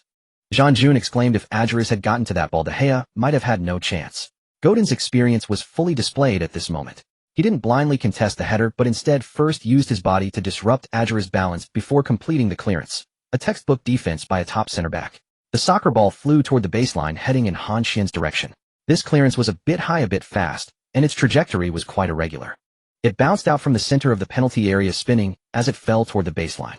Han Xuan looked up at the ball's trajectory, gauging its height and speed. It was clearly too late to jump up and head the ball back into play. The ball's landing point was behind him, and its height was just above his head. Unless he could turn in the air like a basketball player, there was no way to accomplish a back header. Logically, letting the soccer ball go out of play for a corner kick seemed fine as well. Everyone thought that way. Mata had even turned and walked toward the corner area, preparing to take the corner kick. The Atletico players relaxed their vigilance, starting to move inward in the penalty area to defend against Valencia's corner kick attack. Even the fans in the stands thought the ball was already out. Han Xuan's position and the ball's trajectory left no possibility for a recovery. At that moment, Han Xuan suddenly made a move. With no hope of stopping the ball directly, wasn't there still the space behind him? Han Xuan leaned forward, his right foot curling back his heel, meeting the incoming soccer ball. Pop! A light sound was heard. The soccer ball, which was about to fly out of play, suddenly soared into the air at the moment it contacted Han Xuan's heel. Its trajectory was extraordinarily bizarre, forming a reverse parabolic arc. It was as if an invisible hand had lifted it, first bouncing upward. Then it soared over Han Xuan's head, landing precisely back in front of him. Scorpion kick. What is this? Han Xuan's voice caught in his throat. Everyone on the field was stunned. Mata stopped in his tracks toward the corner area, turning around with his mouth slightly agape. Godin's eyes widened, his expression akin to seeing a ghost. De Gea instinctively took a step back in front of the goal, his center of gravity lowering naturally. Han Xuan gave no one time to react. Without waiting for the ball to land, for the opponent to press forward, or for this miraculous stop to be seen clearly by more people, he slid the ball inward and adjusted his. The soccer ball moved horizontally in the air. Han Xuan drew back his bow, striking the ball's lower middle with the inner instep of his right foot. He exerted a powerful shot. The soccer ball shot forth like a cannonball, spinning not at all, whistling toward the goal. De Gea's reaction was already quick enough. At the moment Han Xuan struck, he had already begun to move his body, leaning to the right, arms stretched to the limit. But Han Xuan's shot was too sudden and the angle was simply too tricky. It was a narrow dead angle that was just a few centimeters between the goalkeeper's fingertips and the goalpost. De Gea's fingertips stretched desperately, but touched nothing. Swish! The soccer ball slammed into the net, creating a splash in the white mesh. It's a goal. Jean Jun's roar exploded in the broadcast room, filled with a kind of nearly frenzied passion. It's a goal. Han Xuan. Han Xuan. In the 33rd minute of the match, Valencia takes the lead against Atletico Madrid. What kind of... From nutmegging to heel flicking to volleying. This goal encapsulates technique, imagination, courage, and execution, with every aspect being top-notch. He took a deep breath as if trying to calm his emotions, but the tremor in his voice betrayed him, especially that heel flick the ball was clearly about to fly out of play. Everyone, including Mata, the Atletico players, the fans in the stands, and myself, thought it was a corner kick. But Han Xuan disagreed. He used an unbelievable heel action to save the ball from going out, and the position he saved it to was precisely the best spot to shoot. This isn't luck, it's absolute control over his body, muscle memory honed through countless drills, and a talent to remain clear-headed in the most intense moments of the game. It was a manifestation of talent bursting forth. The Calderón Stadium fell into a dead silence. Tens of thousands of Atletico fans sat dazed in their seats watching that orange number 39 sprinting on the field, their expressions a complex mix. There was anger, unwillingness, disbelief. But more was a sense of helpless acknowledgement, and the admiration that burst forth uncontrollably in their eyes. That goal was indeed beautiful. Beautiful to the point that you couldn't hate it. Han Xuan ran toward the corner area, and this time, he did not slide on his knees. He simply stood there, arms wide open, facing the small orange section of fans in the away stand. Those were the Valencia fans who had traveled to Calderón. They were wildly waving flags, shouting, jumping, as if wanting to overturn the entire stand. He gently patted the team badge on his chest, facing that sea of orange. Then the Samba dancer appeared at Calderón. The dance completed. He turned around, looking toward Flores on the sidelines. Seeing Flores looking over, he pointed to the soccer ball in the Atletico goal. The meaning was unmistakable. The Atletico coach stood on the sidelines with his hands in his pockets, his expression as if he had been slapped. The words he said before the match echoed, "Let Han Xuan experience the true intensity of La Liga." At that moment it sounded like a joke. His defense, his players, his Atletico intensity in front of this young man from the Dragon Kingdom were like a paper tiger. Easily torn apart, ignited with just a spark. Han Xuan retracted his gaze, a slight smile appearing at the corners of his mouth.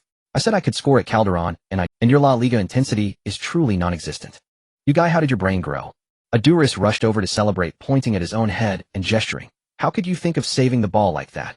"The heel. By the baseline." Han Xuan had not yet had the chance to answer when Huajin also ran over. He tried to imitate it, but nearly fell to the ground. Whoa. Thinking about it is one thing, but actually doing it is another. Like a scorpion, it's too difficult. Your flexibility is wasted not dancing. Latin, tell me, have you secretly or are you not even human? Han Xuan was sandwiched between the two, smiling as he shook his head. "Want to learn? I can teach you." Adouris and Huajin exchanged glances, and simultaneously pushed Han Xuan away. "Get lost." Mata followed closely. Hearing Han Xuan's words, he smiled, and waved his hand. "We'll let the talented players not say such things. That's not something us ordinary people can learn." He spoke with envy. "That heel move of yours, I would need to watch the recording 10 times to understand it." The group laughed together as they ran back to their half. In the remaining time of the first half, neither side made any progress. The referee blew the whistle to signal the end of the half. 1-0 Valencia led away. The players walked into the player tunnel in groups. Han Xuan was at the back of the line, not in a hurry, but his mind had already sunk into the system. The goal scored in the first half brought him 2 explosive points. He didn't save them, but directly summoned the system interface in his mind, adding these 2 points to his speed. It was all planned out. Why hide it if he could get stronger at any time? Speed 9,294. At the same time, this also validated a conjecture of Han Xuan. The number of explosive points gained from scoring during the match was indeed related to the match's quality. Goals scored in the Champions League clearly brought more explosive points than those in La Liga. As for assists, he still didn't know because he hadn't provided any assists in the Champions League until now.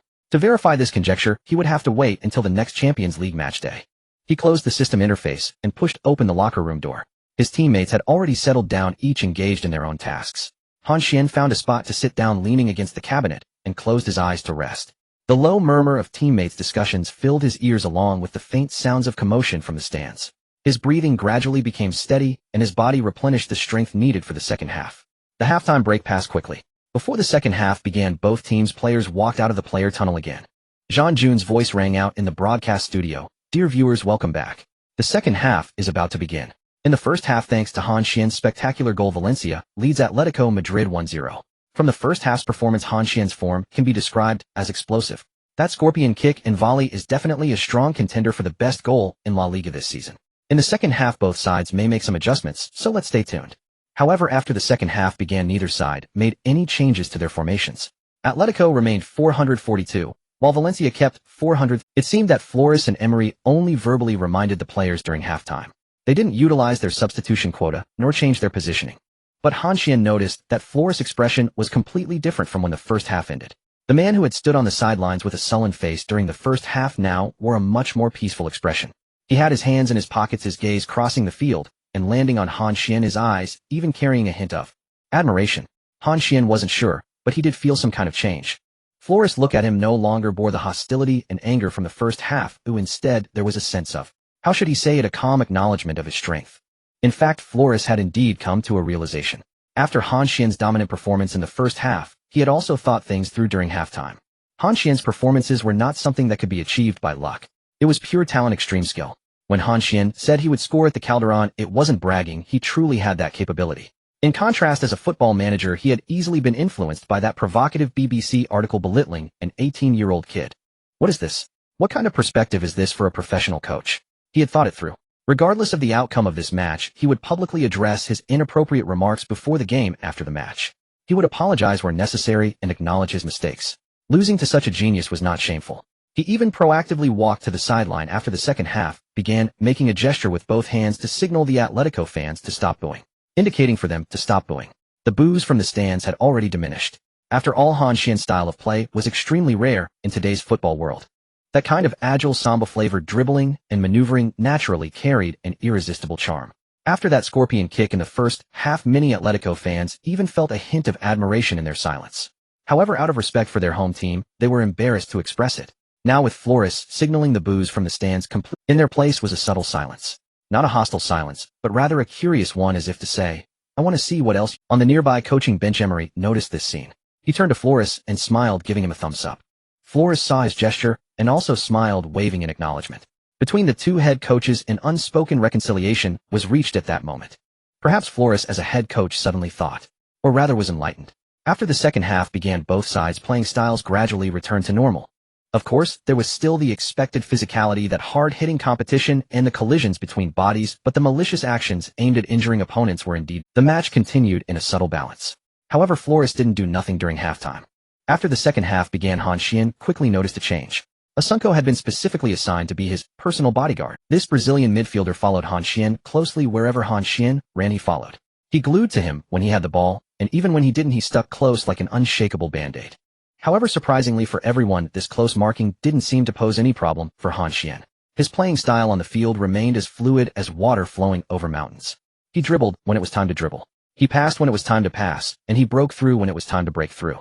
Asunko's close defense not only failed to limit him, but also made him easily bypassed. In the 58th minute of the match, Han Xuan received the ball on the left flank, and Asunko immediately closed in. Han Xuan used his left foot to nudge the ball, then, with the instep of his right foot, the ball passed through Asunko's legs. Through the legs. Clean and crisp. Asunko stood still, turning to look at Han Xuan's back, his expression grim. In the 63rd minute, Han Xuan received the ball near the center circle, and Asunko again closed in. Han Xuan moved his feet back and forth on the ball, his center of gravity swaying with the motion. 1-2-3 step-overs. Asunko's eyes couldn't keep up with Han Xuan's footwork. By the time he reacted, Han Xuan had already swept past him with the ball. Step over. Effortless. Asunko stood with his hands on his hips, panting, feeling like his knees were giving way. Han Xuan received the ball at the edge of the penalty area. This time Asunko had learned his lesson and didn't rashly rush in. He lowered his center of gravity, attempting to block Han Xuan's shooting angle. Han Xuan glanced at him and lightly lifted the ball with his right foot.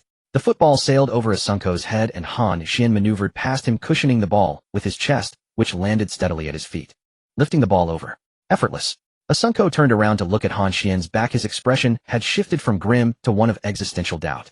With just over 20 minutes gone in the second half, Asunko felt that the number of times he had been bypassed in this match could equal half a season's worth. He even began to inwardly curse Flores. What kind of ridiculous assignment did you give me? Is it possible for one person to defend against a player like Han Xuan? Once after Han Xuan once again outmaneuvered him with a simple change of direction, Asunko even stood there, clasped his hands together, and made a gesture to Han Xuan that seemed to say, please spare me. This scene was precisely captured by the photographers on site. Han Xuan saw him like that, and couldn't help but chuckle, patting his shoulder without saying a word. Asunko's embarrassing appearance was magnified on the big screen of the stadium. The Atletico fans in the stands were first stunned, then they couldn't help but laugh. After all, even they felt dizzy watching Han Xuan play from the stands, let alone the players who were unknown defending against him on the field. Asunko has clearly reached the limit he can bear. It's truly an interesting scene on the pitch when a player begs their opponent for mercy like this. Han Xuan teased. Seeing their teammate being outmaneuvered like this, the other players from Atletico Madrid felt a bit uneasy. They began to actively assist Ah Sung-sang in defending against Han Xuan. As soon as Han Xuan received the ball, at least 2 or 3 players would rush to surround him. In the 73rd minute of the match, Banega made a wall pass with Maduro in the center, then lifted his head to observe Alba's move. Alba was making a high-speed forward run on the left flank with no defenders around him for the moment. Banega did not hesitate, sending a through ball with his right foot aiming for the advancing Alba. Atletico's midfielder Thiago anticipated the passing route and intercepted the ball with a sliding tackle. The ball did not go far, bouncing slightly before landing at the feet of Han Xuan, who had retreated to the left for support. Han Xuan has the ball. Han Xuan's voice suddenly rose. Valencia's attack is coming again.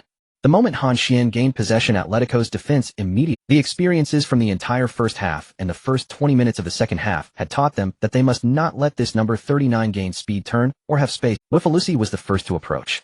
After nearly the entire match of direct confrontation, this Czech center-back, who was directly matched against Han Xuan, had come to deeply understand Han Xuan's terror.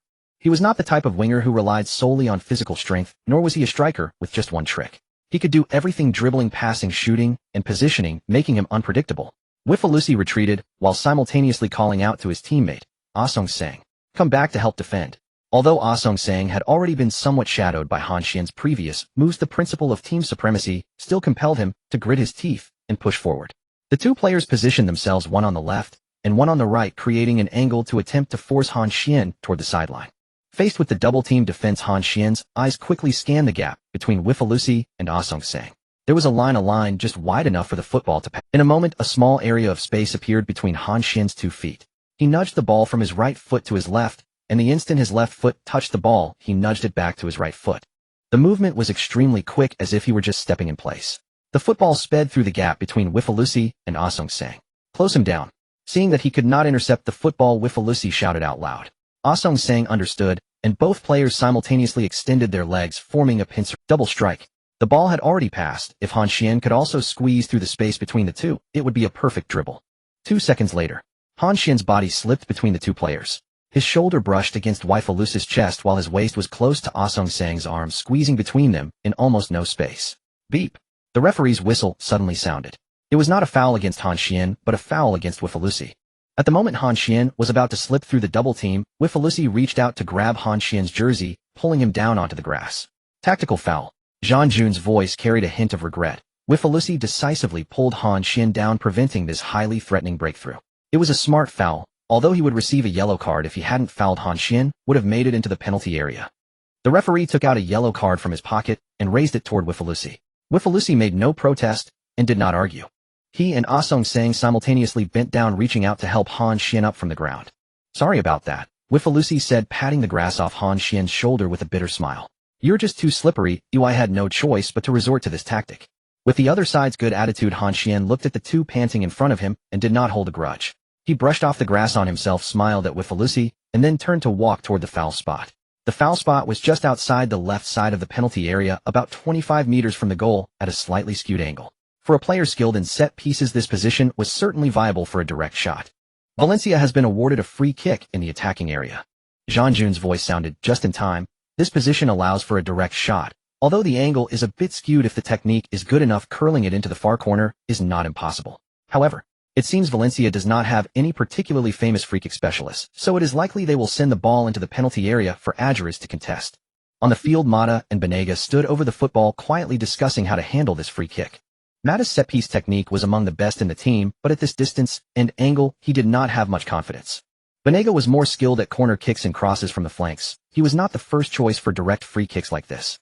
Just as they were discussing, a figure walked over. Han Xuan walked straight to the free-kick spot. Juan, he said as he approached Mata, lowering his voice, can I try this one? I want to take a direct shot. Mata turned in surprise to look at Han Xuan, then glanced at the direction of the goal, his brow slightly furrowed. Han, are you sure? I haven't seen you practice free kicks at this distance before. In his impression since Han Xuan joined Valencia, he had never taken a free kick. He had never seen him put in any effort in this regard during training. Taking a free kick, especially from this distance and angle, requires extremely refined specific This is not something that can be achieved solely by talent. Even free-kick masters like Ronaldinho and Beckham hone their skills after thousands of repetitions. I feel like I can do it, Han Xuan replied succinctly, his eyes filled with confidence. I'm in great form today, and I believe I can score. He was not speaking without basis. The template from Ronaldinho had granted him a free-kick skill rating of 95. This number is among the best in La Liga. He simply had not had the chance to showcase it in a match until now. This position and angle were perfectly within his shooting range. However, the prerequisite was that he had to convince the team's midfield core and primary free-kick taker. Mata fell silent. He looked into Han Xuan's eyes. Those eyes showed no impulsiveness, no recklessness, only a calm and almost cold confidence. He recalled Han Xuan's various performances on the field that day. Finally, he nodded and patted Han Xuan on the shoulder. All right, brother, I trust you, it's all yours. After saying that, Mata stepped back from the ball and signaled for Banega to all. Banega was somewhat surprised, but was also happy to see the spectacle. He shrugged, stepped aside, resting his hands on his hips, ready to see what Han Xuan could pull off. Thus, under the watchful eyes of everyone, including the players on the field, the coaches on the sidelines, the fans in the stands, and countless viewers in front of their televisions, Han Xuan stood alone in front of the free-kick spot. Han Xuan is standing over the ball. The commentators sounded clearly surprised and puzzled. Is it possible that Han Xuan is going to take this free kick? Although Han Xuan's performance today has indeed been phenomenal, and his playing style bears some resemblance to Ronaldinho's free kicks, achieving results without the grind of time is very difficult. Ronaldinho's free kicks were also refined through countless practice sessions. On the field, responses varied. Atletico players quickly formed a wall. Wifalusi, Godin, Thiago, and Asung Sang stood 10 meters in front of the ball. They stood shoulder to shoulder, protecting their vital areas, creating a wall. De Gea stood in front of the goal, nervously directing the positioning of the wall. A little to the left, a bit more to the left, yes, right here. His clean sheet bonus had vanished after that goal by Han Xuan in the first half, but he absolutely could not allow Han Xuan to score again. Being young, his competitive spirit made him want to outdo Han Xuan. Yi Farusi stood at the edge of the human wall, gazing complexly at Han Xuan in the distance. He silently thought to himself, heaven would not favor one person so much as to give him all the advantages. Dribbling, breakthroughs, shot speed. He already possessed these, as surely he couldn't also be top-notch at free kicks. He did not believe Han Xuan could score directly from here, unless there was a miracle, or Han Xuan's free kick skills had also reached a top level. That would break his defense. Meanwhile, Valencia's teammates watched Han Xuan with curious and expectant eyes. Adjuras crossed his arms, tilting his head to observe a hint of a smile on his lips that seemed to say, I wonder if you can pull off something spectacular again. Joaquin roamed inside and outside the penalty area, ready to pounce on any rebounds. Though he thought it was highly likely that Han Xuan's shot would hit the wall, Mata retreated to the side, arms crossed, directing positions while closely observing. He was also quite curious. Could Han Xuan really kick this ball in? If he did score? In the stands, Atletico Madrid fans whispered, unsure of what this Dragon Country kid, who had already astonished them in the first half, would do next. Valencia fans held their breath, their eyes glued to Han Xuan. And the fans from the Dragon Country, the ones who traveled with the team, those watching on TV, and the ones staying up late on their computers, were already excitedly standing up. Some even started shouting, Han Xuan, go for it. On the sidelines, Valencia's coaching staff, Emery and Lopez, were both fixated on the field. Lopez. Emery asked quietly, how are Han's free kicks? Have you seen him take any in training? No. Lopez shook his head, looking somewhat bewildered. I've never seen him take a free kick. According to reports, he didn't during La Masia, nor with the Barca first team, and he hasn't practiced them since he came here. Then what are they playing at? Emery's gaze was heavy, his lips moving slightly. Since Mata has stepped aside, let's choose to believe in him. Perhaps he can surprise us. Emery nodded, not speaking further. His gaze was tightly locked on Han Xuan. On the field, Han Xuan stood over the ball, seemingly oblivious to the questioning, curious, and expectant gazes around him. His breathing was as steady as if he were practicing passing on the training ground. His top-notch mental fortitude made him feel as if he was simply passing the ball. He was not taking a free kick at a critical moment of the match, not under the pressure of thousands of spectators. He was simply purely kicking the ball toward the place he wanted it. He believed that as he proved himself with each free kick, the gazes filled with uncertainty and probing would ultimately transform into pure expectation. The referee raised his hand, signaling that he was ready. Han Xuan took one last look at the goal. He quickly calculated the distance, angle, and curve in his mind.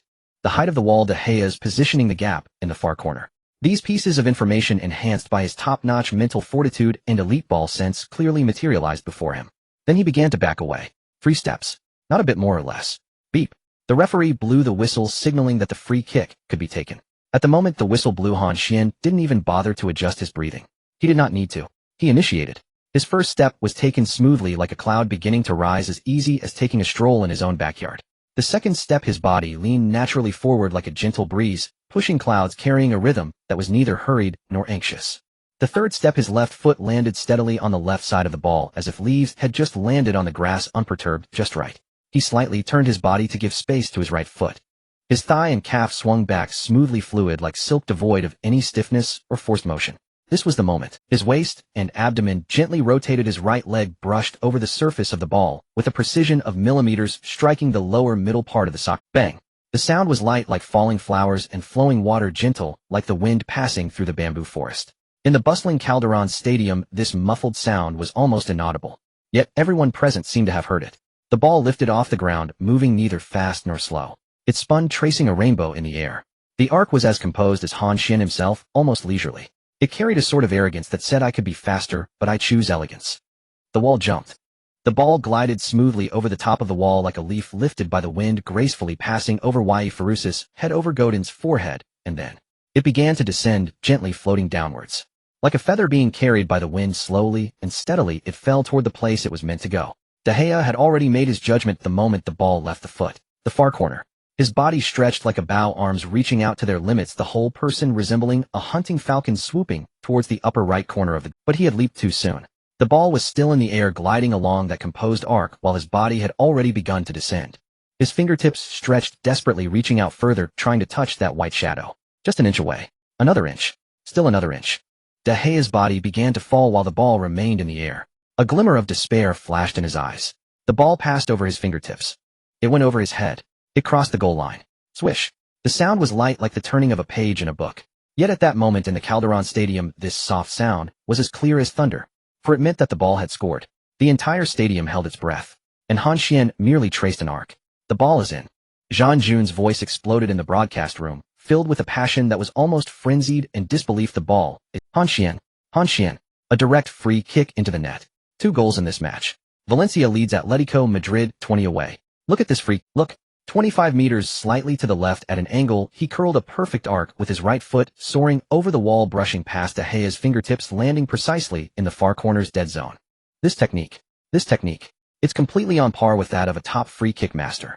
Beckham's dipping free kick, Ronaldinho's quirky curve, Pirlo's knuckleball. Today Han Xuan's free kick technique is absolutely not inferior to any free kick match. And you must understand, this is Han Xuan's first time taking a free kick in his professional career. The very first time. He has never taken a free kick at Valencia, nor did he at Barca, nor at La Masia.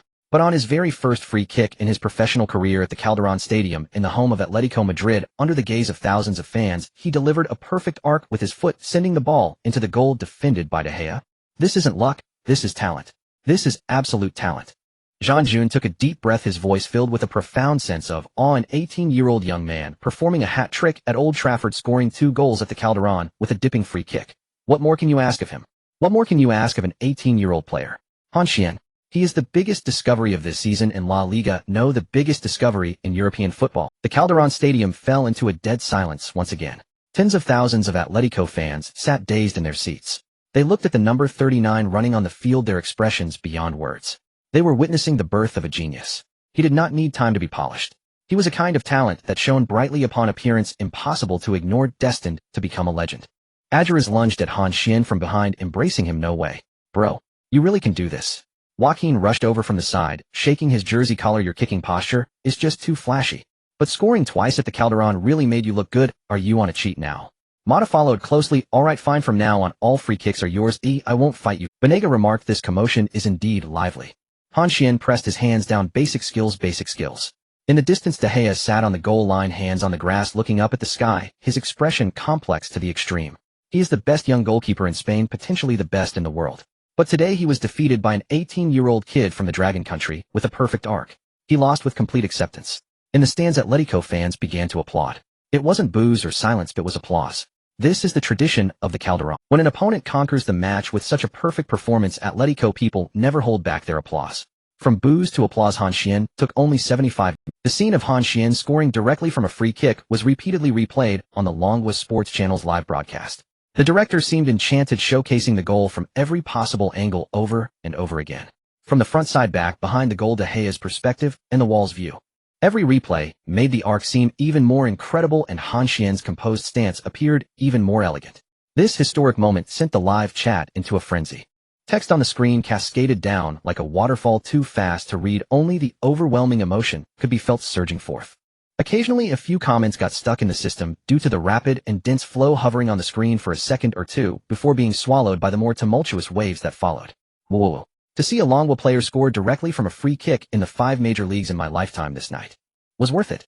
Just as this comment floated by, a wave of agreement followed. Someone sent a long string of crying emojis. Someone filled the entire screen with "it was worth it, worth it, worth it." Another person on the other end of the screen was probably genuinely crying, for their comment was only 5 words. Tears are streaming down. It truly feels dreamlike. I slapped my left cheek and still couldn't believe it. Only after slapping my right cheek did I dare to believe. Don't laugh at me, I was really scared of poverty. As soon as this comment appeared, a long chain of ha ha ha followed below. But after laughing, even more people sent the words "scared of poverty." These 3 words carried years of waiting. Countless disappointments. Many nights spent alone in front of the TV watching players from other countries score in the 5 major leagues. Seeing young talents from other countries shine in European giants, no one understands the weight of these 3 words more than Longwa fans. Damn it. This damn urination. It made me miss such a spectacular free kick. This comment was followed by a long string of ha. Someone comforted, "It's okay, I watched the replay 10 times, while another added, "That urination is worth $1 billion. The fan who sent this comment was probably pounding their chest on the other side of the screen, regretting why they had to go to the bathroom at that moment. No way. I must go to Mestalla Stadium to watch Han Xuan's match bringing the national flag. To see Han Xuan train those foreigners and make them realize that Longwa people can play football." Immediately someone responded, "Let's form a team. I'll go too. Count me in. Is anyone organizing a pilgrimage to Valencia's home ground?" Others had already begun planning their trips. How long does it take to fly from City S to Valencia? Is it easy to get a visa? For a moment, the comments section felt like a travel consultation scene. The comments were scrolling faster and faster, overwhelming to keep up with. The director clearly didn't want to cut away from this scene. After replaying the goal from every angle, he reluctantly switched the view back to the live event. Jean Jun's voice echoed again, filled with a sense of lingering emotion. Haha, it seems the director is also a football fan. But to be honest, anyone who doesn't understand football would be moved to see a young man with yellow skin and black hair so spirited among a crowd of foreigners in black and white. Meanwhile, the large screen at the Calderon Stadium remained focused on Han Xuan. The young man stood near the center circle, brushing his shiny black hair back with his hand. His movement was casual and natural, yet carried an indescribable elegance. The light fell upon his shoulders. Truly, he was a young man achieving his ambition. On the sidelines during the break after the goal, both sides were making substitutions. Seizing this opportunity, Han Xuan immersed his consciousness into the system to collect the points gained from the goal. This time he received another pleasant surprise of 3 points. The first half's goal had 2 points, and this one had 3. Han Xuan quickly calculated in his mind and reached a preliminary conclusion. Besides the value of the match, the method of scoring also influenced the amount of points gained. Goals scored in the Champions League carried 1 more point than those in La Liga, while today's direct free kick scored 1 more than a regular goal from open play. In other words, the higher the value and difficulty of the goal, the more points it would yield. This discovery filled Han Xuan with quiet joy. If this is true, then scoring crucial goals in key matches in the future would grant him more points. This could help him elevate his ability. It was a positive cycle. He didn't even wait for the match to finish and immediately allocated these 3 points to his speed attribute. For he knew that adding points had the effect of relieving physical fatigue. This was something he had verified before. After playing nearly 80 minutes in the second half, coupled with being the absolute core, his stamina was somewhat lacking. 3 points were just enough to help him recover his state. Indeed, as 3 streams of warmth surged into his body from the void, Han Xuan suddenly felt his physical condition improve significantly. Speed 94-97. Only 3 points away from 100. He closed the system interface and refocused his attention back onto the field. On the sidelines, the 4th official had already raised the substitution board. Jean Jun's voice rang out in the broadcast, imbued with his usual professionalism and sharpness. Alright, let's take a look at the substitutions from both sides. For Atletico, Flores made 3 substitutions at once. Merida replaced Reyes, Ignacio replaced Simon, and Mario replaced Asuncel, all tactical adjustments clearly indicating that Flores was not satisfied with the team's current performance. He added, especially Asuncel, since the second half began, his success rate in defending against Han Xuan has been pitifully low. Flores replacing him not only brings in fresh blood to strengthen the defense against Han Xuan, but also considers the feelings of this Brazilian player. After all, being outperformed by an 18-year-old for nearly an entire match is tough for anyone. As for the formation, Atletico trailing will likely switch to a 424, which indicates they're going all out. On the Valencia side, Emery only made 1 adjustment, replacing the attacking player Banega with the defensive-minded Topol, sending a clear signal to strengthen defense. Leading 20 with only a few minutes left in the match, Emery's strategy was quite clear: stabilize the defense, control the tempo, and bring the victory back to Valencia. As the 4th official raised the substitution board, players began to exit and enter the field. Asuncel quickly ran towards the sidelines, head down. On the sidelines, a teammate handed him a bottle of water. He accepted it, twisted off the cap, and took a large gulp. Water spilled from the corner of his mouth and dripped onto Sitting on the bench, he rested his hands on his knees, watching the back of the number 39 still running on the field, feeling a tremendous sense of relief. Being substituted early, he felt not a shred of unwillingness, but rather as if a heavy shackle had been removed. It was over. He no longer had to run alongside that guy. With a sharp whistle from the main referee, the match resumed after the player substitution.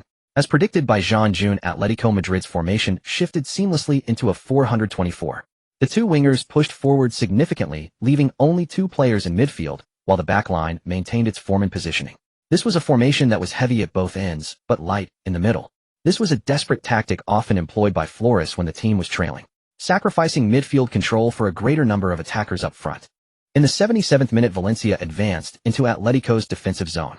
Maduro received a horizontal pass from Han Xuan and made a short pass to transition to the center circle. Before the ball had even stopped rolling, Mata surged forward, striking with the inside of his right foot, launching a high arching pass into the penalty area. Atletico's defense dared not take any chances. Godin leaped high, getting ahead of Adjuris, and headed the ball away from the Spanish striker, clearing it from the penalty area. Though Atletico had only two players in midfield, their defensive numbers had not diminished. Han Xuan commented, even Thiago, who is struggling with fatigue, mostly stays near the edge of the penalty area. Their formation resembles a 514, with 5 defenders, a lone defensive midfielder, and 4 forwards.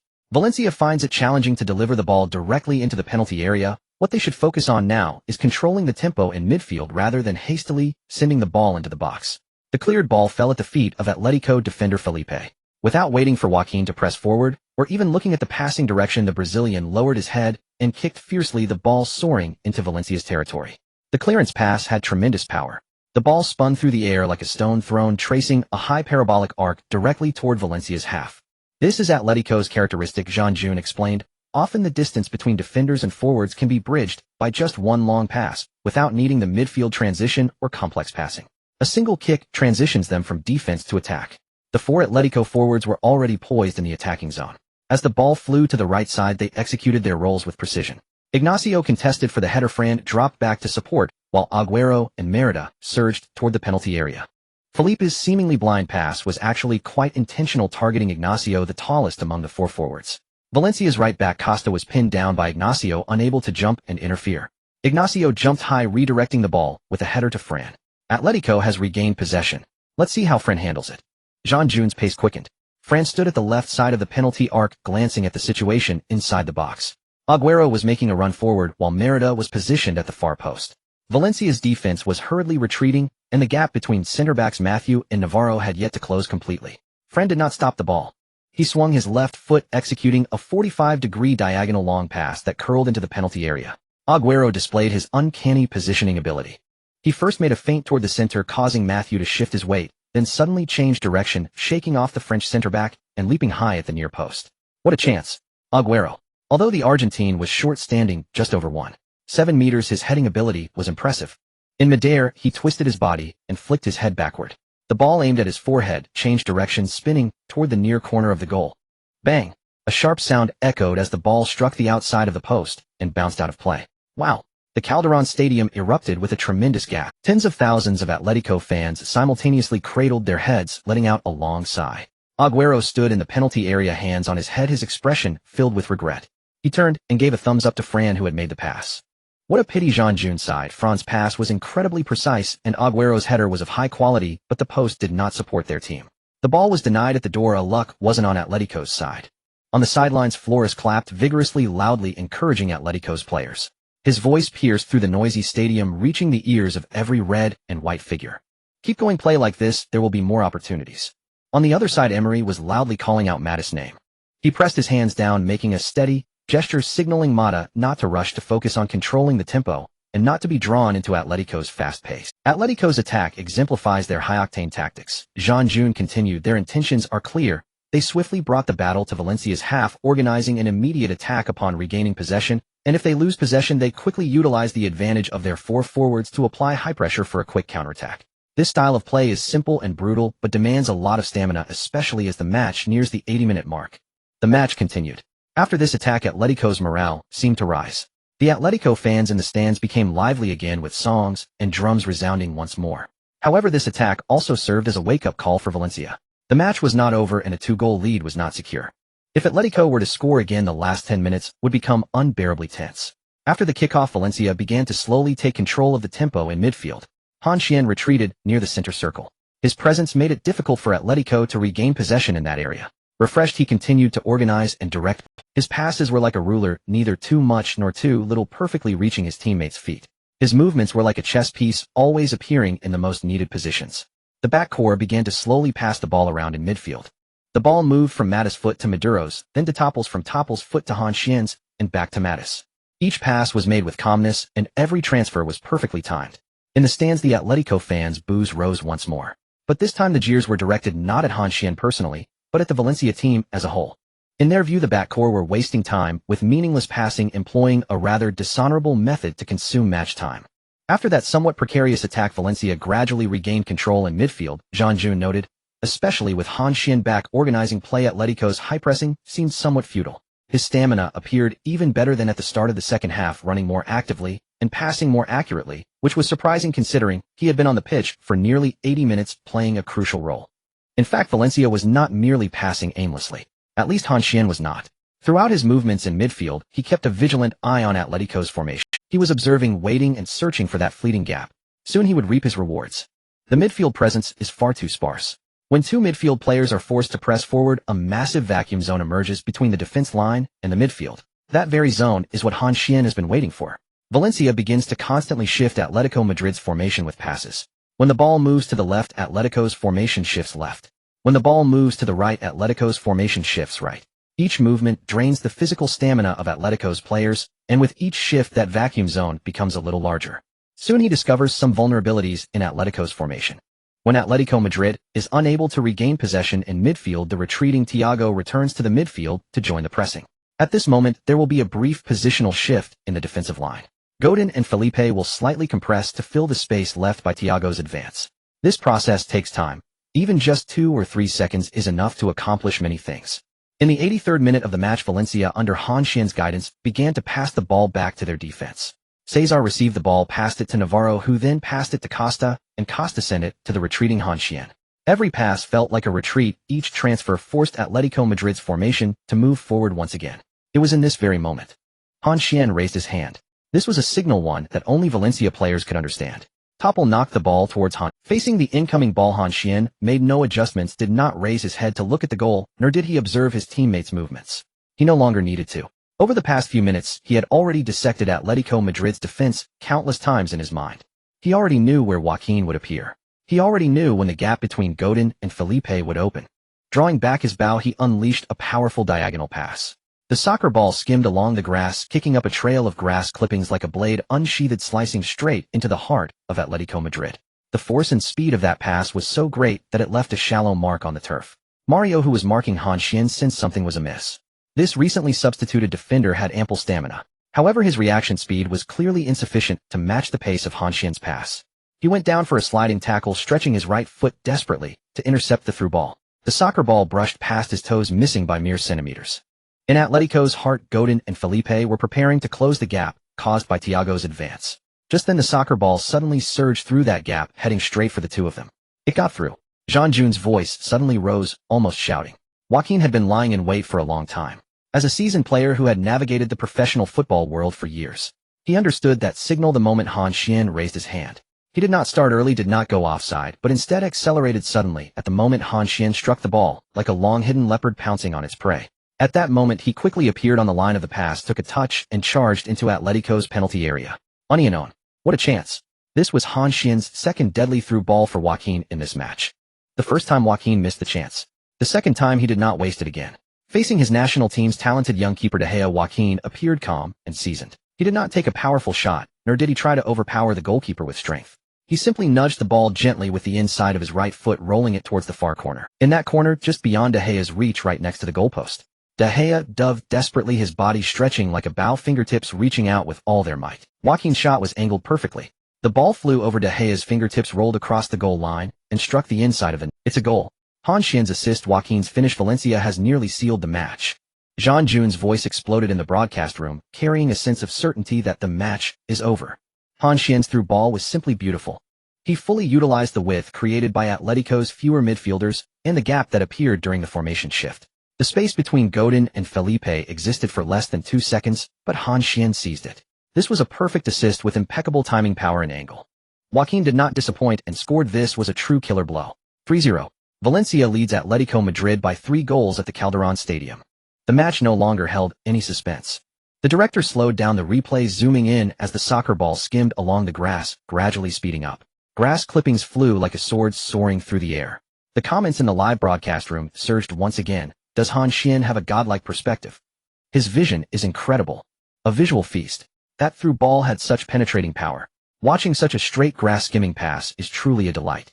Joaquin finally scored. I was anxious for him when he missed that unknown last time. Honestly, this happiness came too quickly. I still feel like I'm dreaming. Is this really one of our Dragon King? Han Xuan's 2 goals and 1 assist this match was once again an MVP-level performance. At the Calderón Stadium, the booing ceased. Those fans who had just been cheering for Atletico were now silent. They didn't want to boo, they just couldn't. Han Xuan's instantaneous shift of pace with that through ball, that ability to suddenly accelerate amidst a slow build-up and deliver a decisive pass amidst seemingly meaningless exchanges, left them speechless. This isn't wasting time, it's waiting for the right moment. This isn't playing passively, it's playing with intelligence. On the sidelines, Flores could only shake his head, continuously expressing his helplessness upon witnessing this scene. After scoring, Joaquin was flushed with excitement. He turned and ran towards the corner flag, pointing at Han Xuan with his fingers as he ran, shouting something. The meaning was unmistakable for this goal. He had to thank Han Xuan. Seeing this, Han Xuan embraced Mata next to him, jogging over to celebrate with Joaquin. When they reached the corner flag, Joaquin suddenly turned around, knelt on one knee, and assumed a pose of submission. He looked up at Han Xuan, his smile radiant. That was beautiful. That pass. I want to shine your shoes. Han Xuan was momentarily taken aback, then burst out laughing. He had only experienced this celebratory gesture in games before. He placed his right foot on Joaquin's knee, joining in on this impromptu performance. Joaquin, like a waiter, playfully moved his imaginary towel back and forth. He even pretended to polish Han Xuan's shoes, muttering, "Polish polish, make it shine, and next time deliver another one." Mata, watching the fun from the side, happily lifted his foot, bringing it to Joaquin's face. "Come on, give mine a polish too." Joaquin's face instantly fell as he slapped Mata's foot away. "Get out of here.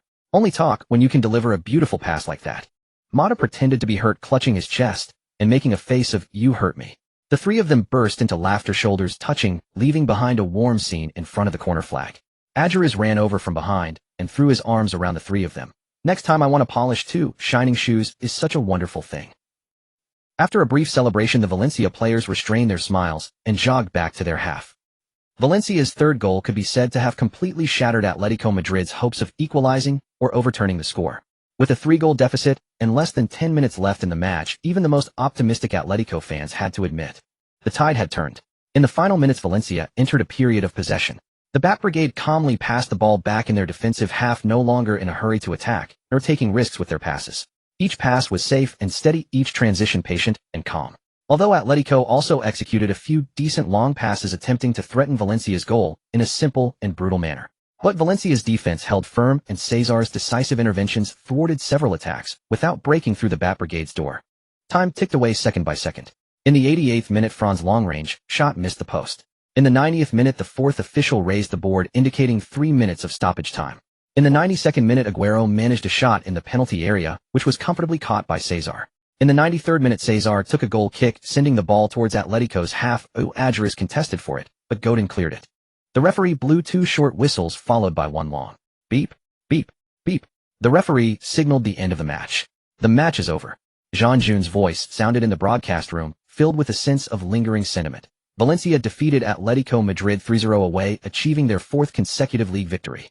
From the score, it seems like a one-sided match, but in terms of the process, Atletico had their chances. Aguero's header hit the post, and Fran's long shot was also threatening, but Valencia had a Han Xuan who delivered 2 goals and 1 assist at the Calderón Stadium, conquering Atletico fans with a beautiful curved shot. He organized his thoughts, reminiscing about the exciting moments in this match. Valencia ranked 3rd last season, while Atletico was 9th, but the strength of the 2 teams is certainly not as disparate as a 3-0 score suggests. The main reason for this scoreline today is Han Xuan's outstanding performance, his breakthroughs, his organization, his free kicks, his through balls. He elevated Valencia's attack to a completely different level. The hat-trick at Old Trafford, the 2 goals, and an assist at Calderón, this 18-year-old Dragon Kingdom youth is declaring his arrival to the entire European football scene and the world of football with each match he plays. As the match was officially declared over, the image of the best player of the match appeared on the big screen at the stadium. There was no suspense, no controversy. Han Xuan's young and handsome face appeared before tens of thousands of Atletico Madrid fans and countless viewers on television. With 2 goals and 1 assist, he was directly involved in all 3 goals. Such performance deserves any praise. The score on the screen jumped to 9-8, close to a perfect score. Once again, it is well-deserved, Han Xuan remarked in the live broadcast. Since Han Xuan joined Valencia this season, he has almost always been the best player whenever he played. This is not a coincidence, it reflects absolute strength. On the sidelines, Emery stood at the entrance of the player tunnel embracing and high-fiving each Valencia player as they exited the field.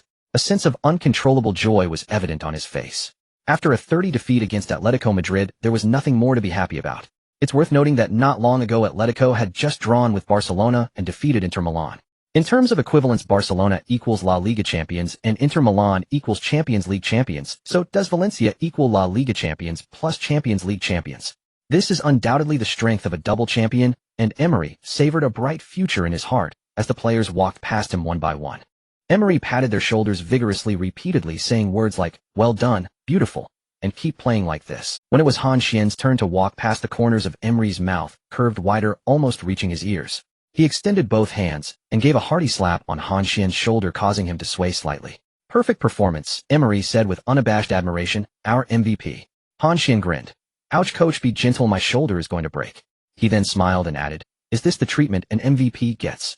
Emery laughed heartily and gave him 2 more heavy pats on the back. "Dinner on me tonight.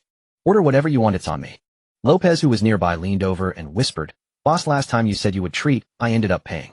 Emery replied without changing his expression, "That was an accident, today is for real." Han Xuan, who had already turned to leave, turned back and said bluntly, "That time was a free meal, this time is also." He quickened his pace into the player tunnel. Emery shook his head with a wry smile. "This kid." After the match, many media outlets, the press conference was even more crowded than before the match. Reporters had already taken their positions. The tables were covered with various media logos, and the red lights of cameras flickered continuously. When Flores, Fran, Emery, and Han Xuan appeared simultaneously at the door of the press conference, the flashlights instantly turned the room into daylight. The 4 took their seats in order. Flores sat farthest to the left next to Fran, with Emery in the middle and Han Xuan at the far right. Below, reporters eagerly raised their hands. However, Flores did not give them the chance to speak first. Having learned from the BBC media's previous experience, he did not wait for them to ask questions. He intended to state his position first to avoid any issues with the media. Thus, the first thing the Atletico coach did after sitting down was to pull the microphone towards him. "Before taking your questions," Flores' voice echoed in the press room, "I want to say something first." The room fell silent, and all eyes were focused on Flores. Flores turned his head to look at Han Xuan, who was sitting on the far right. "Due to provocation from certain media, I made some inappropriate comments about Han Xuan before the match. Those comments were not my intention, and here I publicly apologize to Han Xuan." In the press room, reporters exchanged glances, followed by a low murmur. The Atletico coach, who had boasted before the match about making Han Xuan experience the intensity of La Liga, unexpectedly apologized publicly in front of everyone after the game. This twist was more dramatic than the match itself. All eyes turned to Han Xuan, anticipating his reaction. Sitting in his chair, Han Xuan couldn't help but smile as he watched Flores bow his head. This was not an apology, it was a moment of realization. However, this person was indeed capable of both yielding and standing firm. Making bold statements before the match and then admitting defeat and apologizing afterward is quite difficult for a team leader.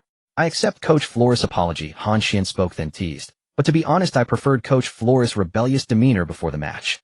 The press room erupted in laughter. Upon hearing this, Flores awkwardly smiled, feeling that being slapped in the face was indeed not pleasant. He thought that before making bold statements next time, he would have to think carefully. Meanwhile, Emery, also a head coach, understood. Since the other party had voluntarily lowered his stance to apologize, he didn't mind helping out. He spoke up. "Haha, Flores was also provoked by the BBC, but compared to the two-faced nature of the BBC, he is much more candid." Unlike the media referred to by Flores, Emery directly named the BBC. This statement carried significant weight, ridiculing the BBC while praising Flores and shifting the topic. Flores cast a grateful glance at Emery. "Unai is still a decent person, he is easy to deal with." At that moment, a journalist from a Spanish media outlet raised his hand. After being granted permission, he stood up, looked at Flores, and asked with a hint of curiosity, "Mr. Flores, since you expressed your apology to Han Xuan, it indicates that you recognize his strength, so could you comment on his performance in this match?" Flores paused before answering. He fell silent for 2 seconds, then spread his hands, revealing an indisputable expression, and said, "Amazing." The microphone was then passed to Fran. "Fran, as a forward for Atletico, you have faced Han Xuan on the field. How do you view his performance today?" Fran, the winner of the World Cup Golden Ball, is the flag bearer of Uruguayan football and one of the top strikers in European football. However, today in his home ground, he was overshadowed by an 18-year-old Dragon Country youth. He didn't have the thick skin of his coach and just wanted to leave this uncomfortable place as soon as possible. Without thinking, he quickly replied, as the coach said, "Amazing." The camera shifted back to Emery. The Valencia coach sat in his chair, his hands crossed on the table. He didn't even wait for reporters to ask questions before leaning in close to the microphone. "Amazing," Emery said, then added, "Amazingly amazing." Laughter and applause erupted in the press room. Emery leaned back in his chair and glanced at Han Xuan, his eyes filled with pride. This young man was the one he strongly advocated bringing in. He had given him the opportunity to start at Valencia. His tactical system had allowed him to unleash his maximum, and Han Xuan had repaid this trust with one outstanding performance after another. The press conference continued, and compared to the tense atmosphere before the match, the post-match press conference was much more relaxed. Someone asked Han Xuan, "Who did you learn your free kicks from?" Han Xuan thought for a moment and replied seriously, "Is there a need to learn this? The first time I took a free kick it went in, it was that simple." Nearby, Emery, Flores, and Fran's faces twitched. Goodness, this kid really knows how to show off. The reporters below were frantically jotting down notes. Someone asked Emery, "What is Valencia's goal for this season?" Emery glanced at Han Xuan and smiled, saying, "Although we are currently at the top of the league, we are just a small team. So probably just to secure a top 4 finish in the league, and then, who knows?" Someone asked Flores, "How will you defend against Han Xuan in the next match against Valencia?" Flores shook his head with a wry smile. "Good question, it's worth studying." The audience was once again filled with flashing lights and frantic note-taking. Amidst the questions and answers, this press conference gradually approached its end, but its impact would surely continue to resonate. Since the match between Atletico and Valencia was an early game, they had time to return to Valencia overnight after the post-match press conference. The bus traveled along the highways of Spain. Outside the window, the lights rushed by, and the villages on the distant hills scattered like stars in the darkness. Inside the bus, most of the Valencia players who had been excited had already fallen asleep. After a day of fierce competition and a 3-goal victory, they certainly deserved a good rest. Han Xuan sat in the last row of the bus with his headphones hanging around his neck, not wearing them. He sat by the window gazing at the rapidly passing night scenery. Due to the stamina recovery from activating his skills during the match, he did not feel overly fatigued. The warm flow brought by those 3 bursts not only enhanced his speed, but also dispelled most of his physical fatigue. He closed his eyes, his consciousness sinking into the system. The system interface unfolded in the darkness. The burst points display showed 1. This was the reward for the assist that set up Joaquin's goal. Without hesitation, Han Xuan added this burst point to his speed. A warm flow surged into his body from the void, and Han Xuan felt his body recover once again, his spirits lifted. Speed 9,798. Another ability approaching its maximum value. What does the number 98 mean? Han Xuan himself was not quite sure. After all, he had always been a technical player, relying on dribbling, ball control, and passing as his main skills. Although his speed was not slow, he had never truly sprinted at full speed with the ball on the field. His dribbling relied on changes in rhythm and feints, not purely on raw speed. So he didn't even know what level his speed had reached now. But one thing he was certain of: a speed of 98 places him among the very best in La Liga, and even in all of European football. Those wingers known for their speed. Those strikers who leave defenders in the dust during counterattacks. Those swift horses who can't be stopped even by defenders pulling them back. Their speed ratings likely fall within this range. Han Xuan speculated that if he were to wear the Kaka running shoes at that time, those shoes that reduce acceleration time by 13 and increase the speed limit by 13, then he would become the Bolt of the football field. He closed the system interface, opened his eyes, looked at the night, and imagined the scene of sprinting at full force on the field next time. The next day, the entire football world was once again buzzing with Han Xuan's name. Major media outlets in La Liga and the Dragon Kingdom extensively reported on the 4th round of matches. Spanish media focused on the match itself and various The front page of Marca featured a moment of Han Xuan's stance during a free kick with the caption, "The new king of Calderon." AS placed emphasis on Flores' apology. The headline read, "From bravado to humility, Flores defeated by Han Xuan." The title of Mundo Deportivo was even more direct. Han Xuan shows Atletico what true intensity is, with 2 goals and an assist. The Dragon Kingdom media's reports were even more passionate and grand. They were not just reporting on a match, they were documenting a historic moment. The front page of Sports Weekly featured a photo of Han Xuan spreading his arms at Calderon. The background was filled with tens of thousands of Atletico fans, with the headline reading simply "Night of Conquest." The article stated, "Achieving a breakthrough, a super youth from the Dragon Kingdom is writing history with his feet." The discussions online erupted even more. Major forums, discussion boards, and social platforms were filled with Han Xuan's name. Someone edited his highlights from the match, and the view count surpassed 10 million within hours. Someone made a comparison chart of him alongside Messi and Cristiano Ronaldo at the same age with the caption, 18-year-old Han Xuan versus 18-year-old Messi versus 18-year-old Cristiano.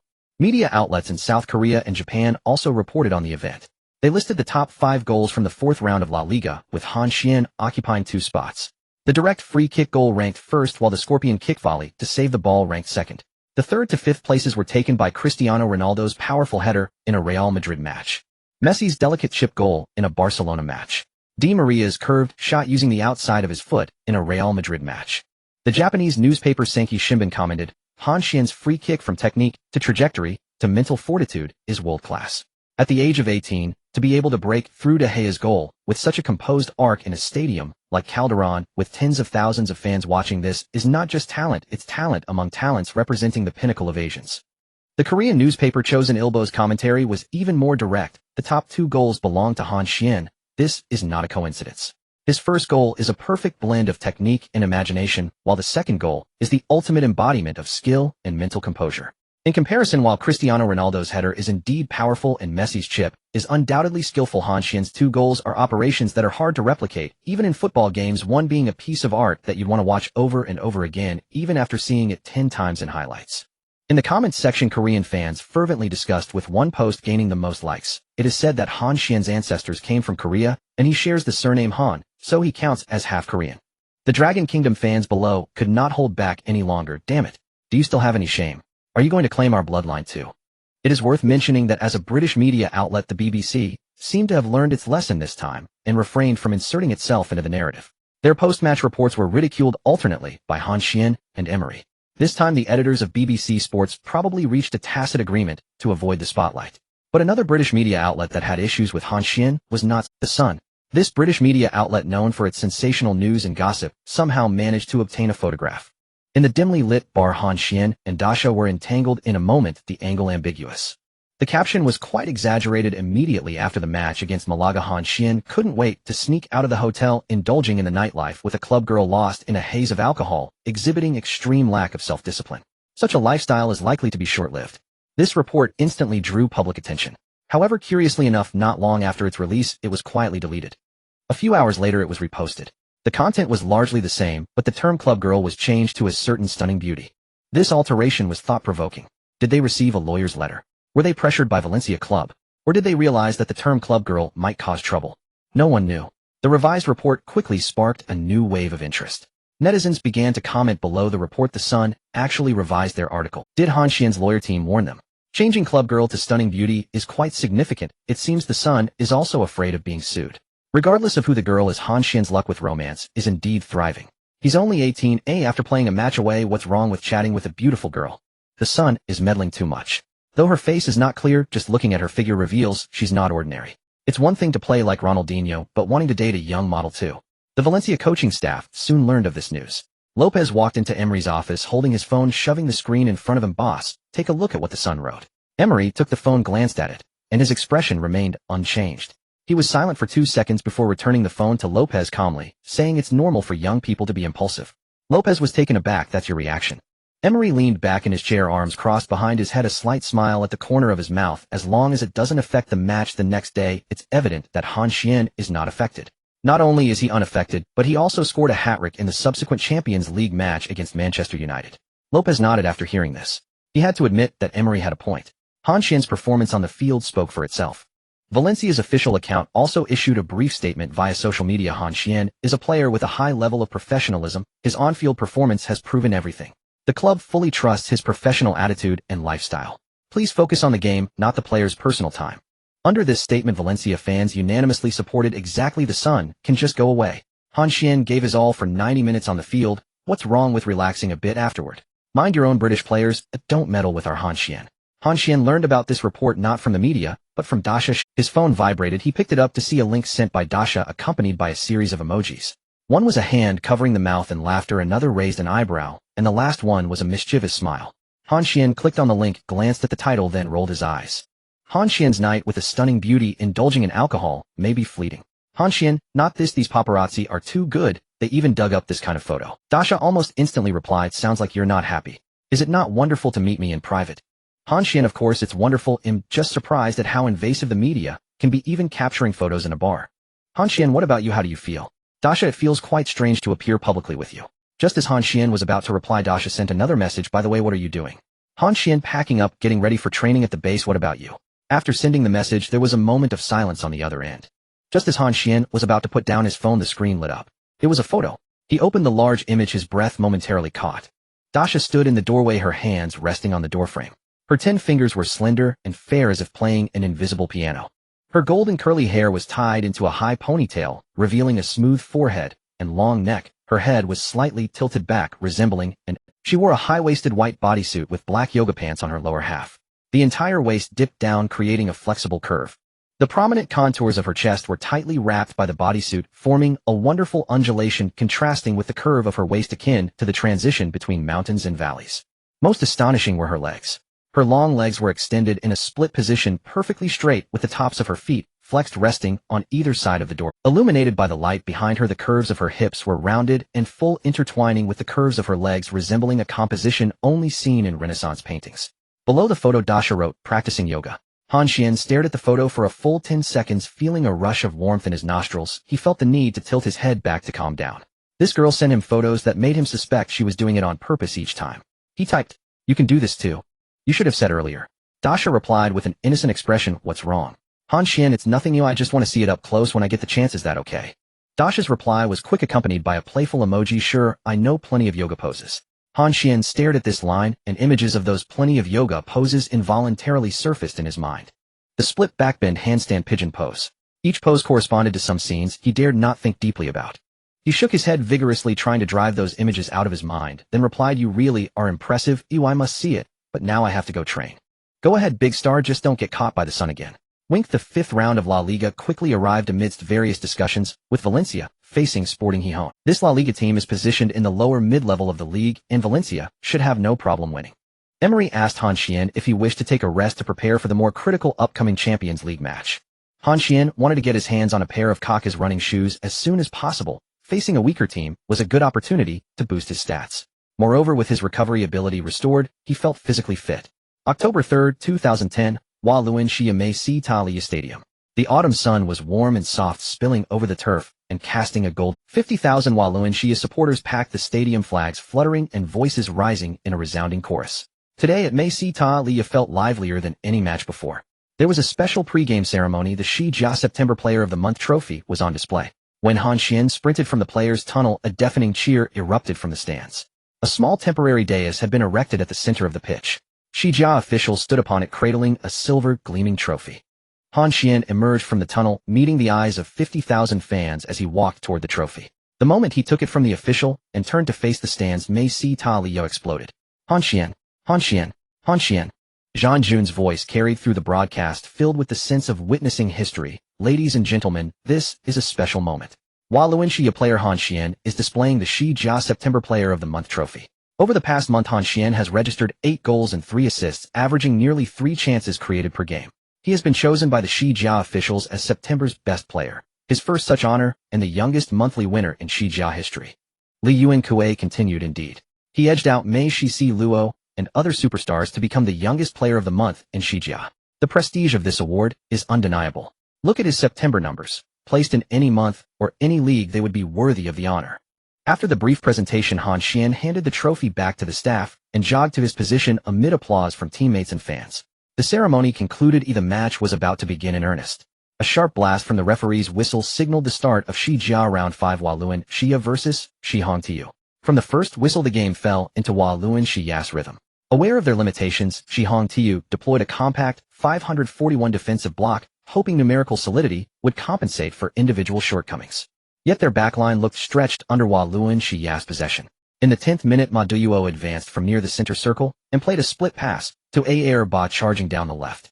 Aerba one-touched it back. The ball rolled neatly to Han Xuan's feet. At that instant, Hongtiu's defense tensed as if facing a great threat.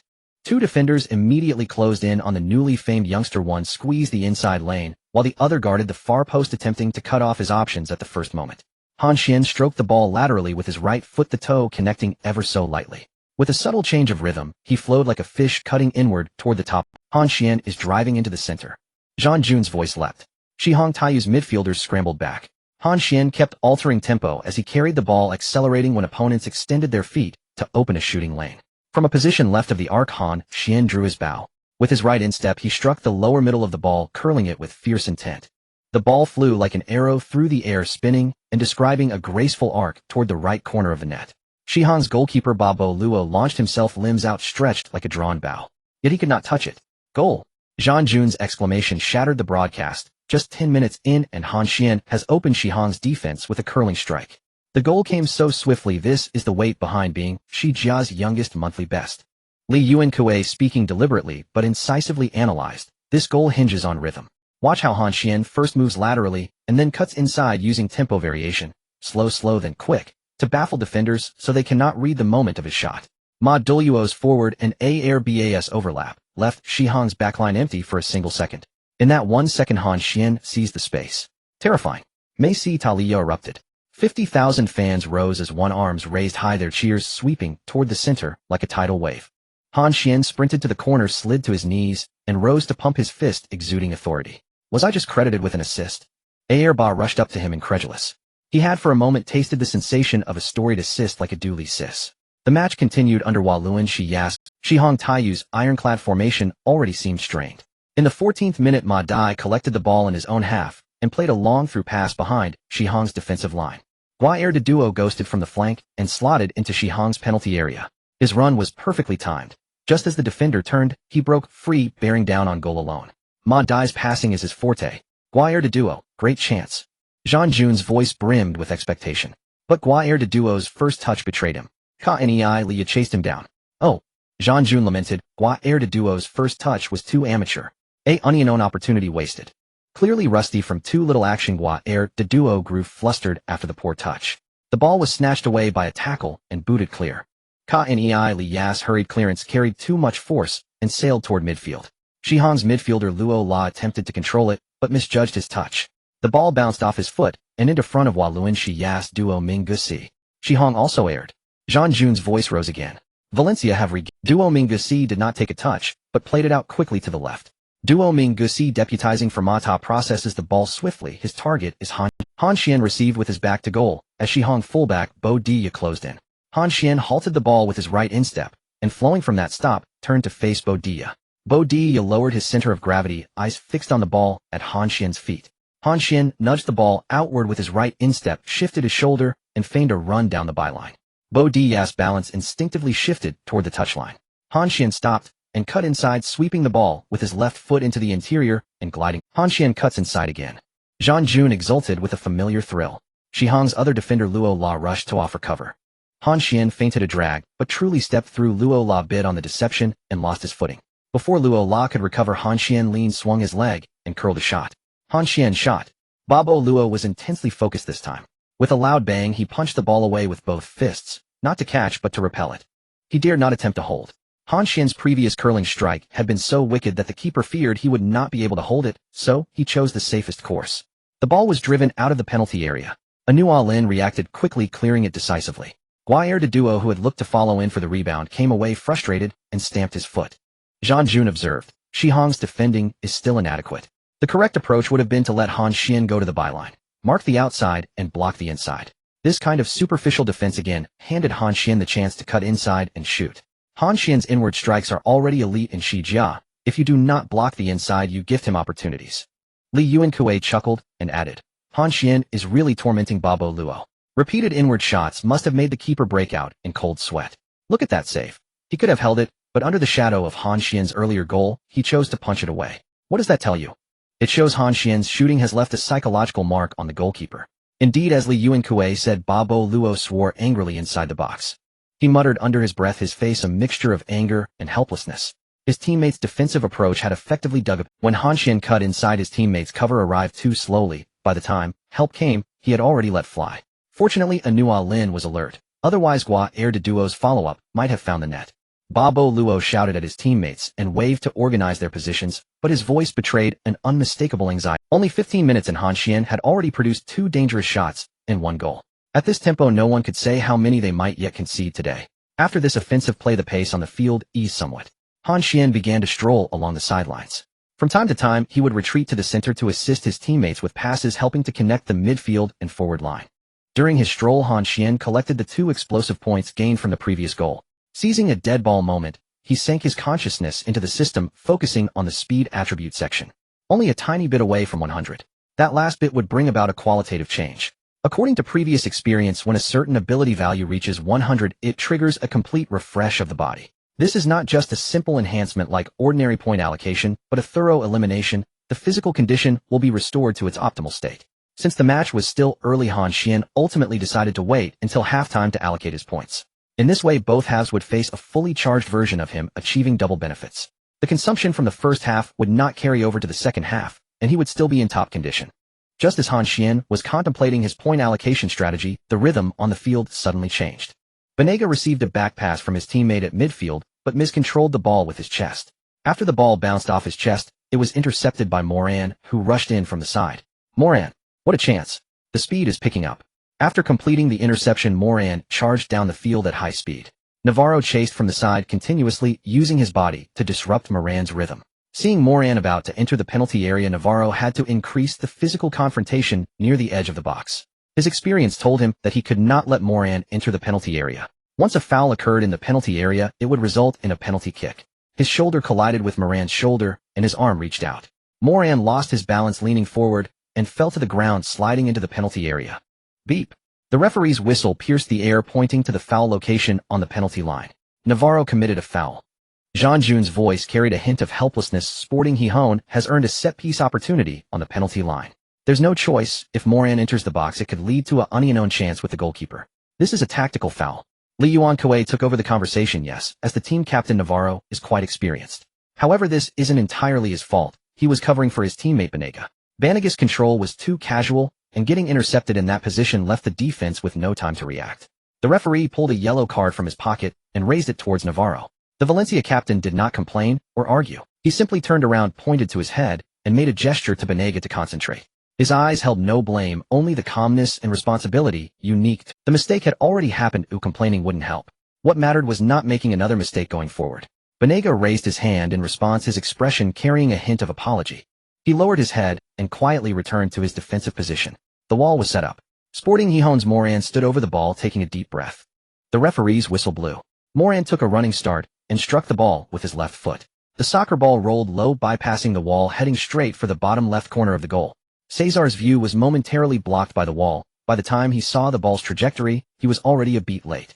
He lunged to the side, managing to touch the ball, but its power was too great. The ball slipped from his hands and bounced towards the goal area. Chaos erupted in the penalty box. Sporting Gijón striker Castro emerged from the crowd, taking a shot. The ball rolled into the net.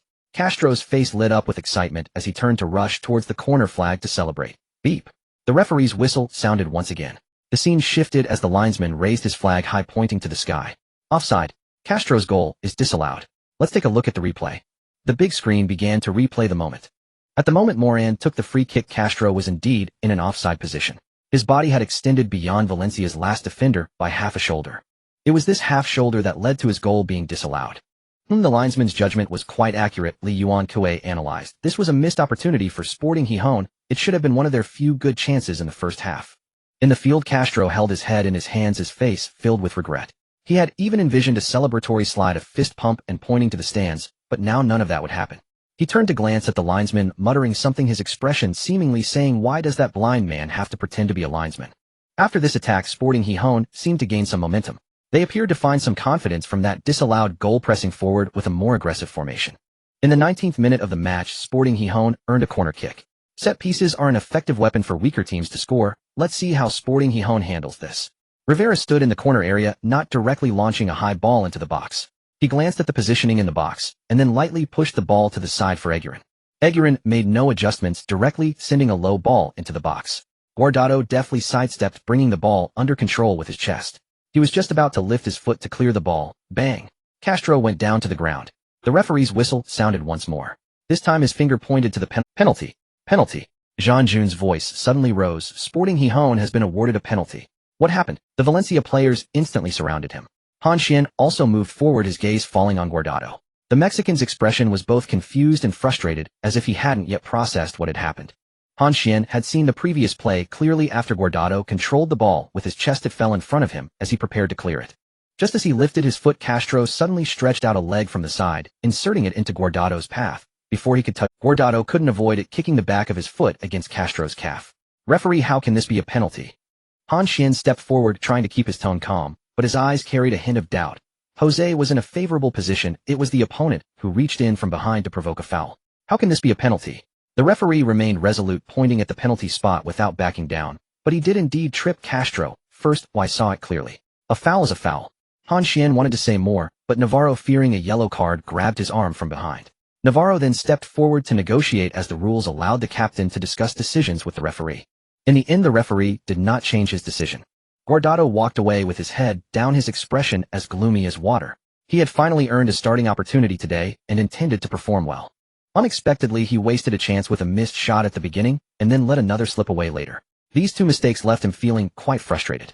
Han Xuan understood Guardiola's feelings very well at this moment. That feeling of wanting to prove oneself, but being counterproductive, was something he had experienced during his time at La Masia. He knew that what Guardiola needed right now was not criticism, not analysis, and even not tactical advice. He needed someone to tell him that it was okay, that there was still plenty of time in the match. Han Xuan walked over and patted Guardiola on the shoulder. Don't think too much. Scoring a penalty doesn't mean anything. We can still come back. Focus on the game. Guardiola lifted his head, looking gratefully at Han Xuan, and nodded. Guardiola clearly overestimated himself this time. Han Xuan analyzed in the live broadcast. He should have cleared the ball early, but he chose to control it first. It seems this Mexican forward is indeed not in good form. Let's see this penalty from Sporting Gijón. At Mestalla Stadium, the booing erupted. 50,000 Valencia fans simultaneously unleashed a piercing chorus of boos, trying to distract Castro, who was about to take the penalty. Fly! Fly! Castro stood at the penalty spot, taking a deep breath. His gaze fell on the bottom left corner of the goal, then shifted to the bottom right corner, and finally returned to the left. He took a run up, powering through, striking for the bottom left corner. Cesar's judgment was incredibly precise. At the moment Castro made contact with the ball, his body was already leaning to the left. He touched the football. Bang! The ball was successfully blocked and ricocheted off the frame. But Castro reacted quickly. Seeing his shot was parried, he immediately sprinted towards the ball. Cesar had just gotten up from the ground, his balance not fully restored, when Castro rushed in front of the ball. He poked the shot. The football sailed over Cesar's arm and crashed into the net. The goal is in. Jean Jun's voice rang out. Sporting Gijón equalizes. Cesar had done his best. He managed to save the first shot, but the second. Even Buffon would have been helpless. Han Xuan continued, his tone tinged with a sigh. Just now we were saying that set pieces are a good way for weaker teams to break the deadlock, and unexpectedly, it was validated right away in this corner kick from Sporting Gijón. Valencia needs to be more careful and concede fewer free kicks and corners. Such set pieces are a lifeline for Sporting Gijón. Cesar sat on the ground, his hands propped on the grass, his expression one of helplessness. He saved the first one, but couldn't stop the second. This feeling was more painful than being scored against directly. The comments in the live broadcast began to scroll rapidly. Guardiola is truly a war criminal. Just his 2 touches to start the game are on par with our Dragon Kingdom players. To be precise, except for Han Xuan's Dragon Kingdom players. Does Guardiola not want to stay at Valencia anymore? In one match, 2 mistakes. This form is just too poor. Han Xuan, don't worry, I'll help you turn it around. In the center of the field, the players of Sporting Gijón were still celebrating. The Valencia players silently walked back to their positions, preparing to restart the game. In the 21st minute of the match, Sporting Gijón came back again, winning another corner. They seemed to have gained confidence from the previously disallowed goal and the penalties. The pace of the attack was growing faster, and the intensity of the pressing was increasing. Rivera stood once more in the corner area, this time with a more determined look. Here they come again. Valencia needs to be careful. Jean Jun's voice carried a hint of tension. Rivera raised his right hand, signaling a tactical gesture. He pushed the ball lightly to Aguilin. Sporting Gijón attempted to replicate the previous corner tactic. Just as Aguilin lifted his right foot, preparing to cross the ball, a white figure rushed in from the side. Maduro. This usually quiet player was an all-around midfielder who always appeared in the most critical positions on the field. He surged up from Aguilin's blind side. His slide tackle was precise and decisive, with his toe poking the ball away from Aguilin's feet. Maduro. A crucial interception. Jean Jun's voice suddenly rose. The football popped out from Aguilin's feet, changing direction and rolling towards Han Xuan. Han Xuan moved to meet the ball. During the process, he glanced at the positioning of Sporting Gijón's defense. That glance allowed him to see the situation on the field. Sporting Gijón, brimming with confidence after 2 corner attacks, had pushed too far forward. This was a counterattack opportunity. A glimmer of light flashed in Han Xuan's eyes. He used the inside of his right foot to control the ball, turning smoothly to face Sporting Gijón's half. Valencia is counterattacking. In front of him, Sporting Gijón's fullback Canella had already sidestepped to intercept. His center of gravity was low, his feet constantly stepping back, but his eyes were turned back, closely watching Han Xuan's movements. He was retreating while trying to delay time, waiting for teammates to fall back. Han Xuan advanced with the ball, flicking it with the outside of his right foot, then connecting with the inside to nudge it. Flick, nudge, flick, nudge. In this dance of quick movements, a subtle balance was gradually achieved between two 100s and 199. 100 ball control, 100 dribbling, 99 speed. Canella's body swayed left and right in response to Han Xuan's rhythm, like a small tree in a storm, shaking wildly. In the end, he completely lost his balance and was bypassed by Han Xuan. Han Xuan flew past him, taking long strides with the ball, his speed suddenly increasing. From rhythm to speed, from skill to power, it all transformed in an instant. Han Xuan has picked up speed. Wait, why is he so fast? Zhang Jun's voice was filled with incredulity. From the side, sporting, he Hone's midfielder Arnaud Lin burst out from a diagonal, throwing his body into a flying tackle aimed directly at the football beneath Han Xuan. Han Xuan caught sight of that rushing figure from the corner of his eye. He did not slow down. With the tip of his foot, he forcefully poked the ball forward, sending it gliding past Arnaud Lin's toes.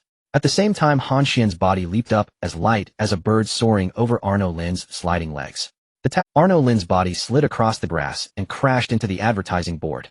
Han Xuan landed, continuing to carry the ball, as if in a world of his own. Han Xuan has gone through. He is unknown with the goalkeeper. The stands were already in a frenzy. 50,000 Valencia fans leaped from their seats, hands on their heads, mouths agape, eyes wide as saucers.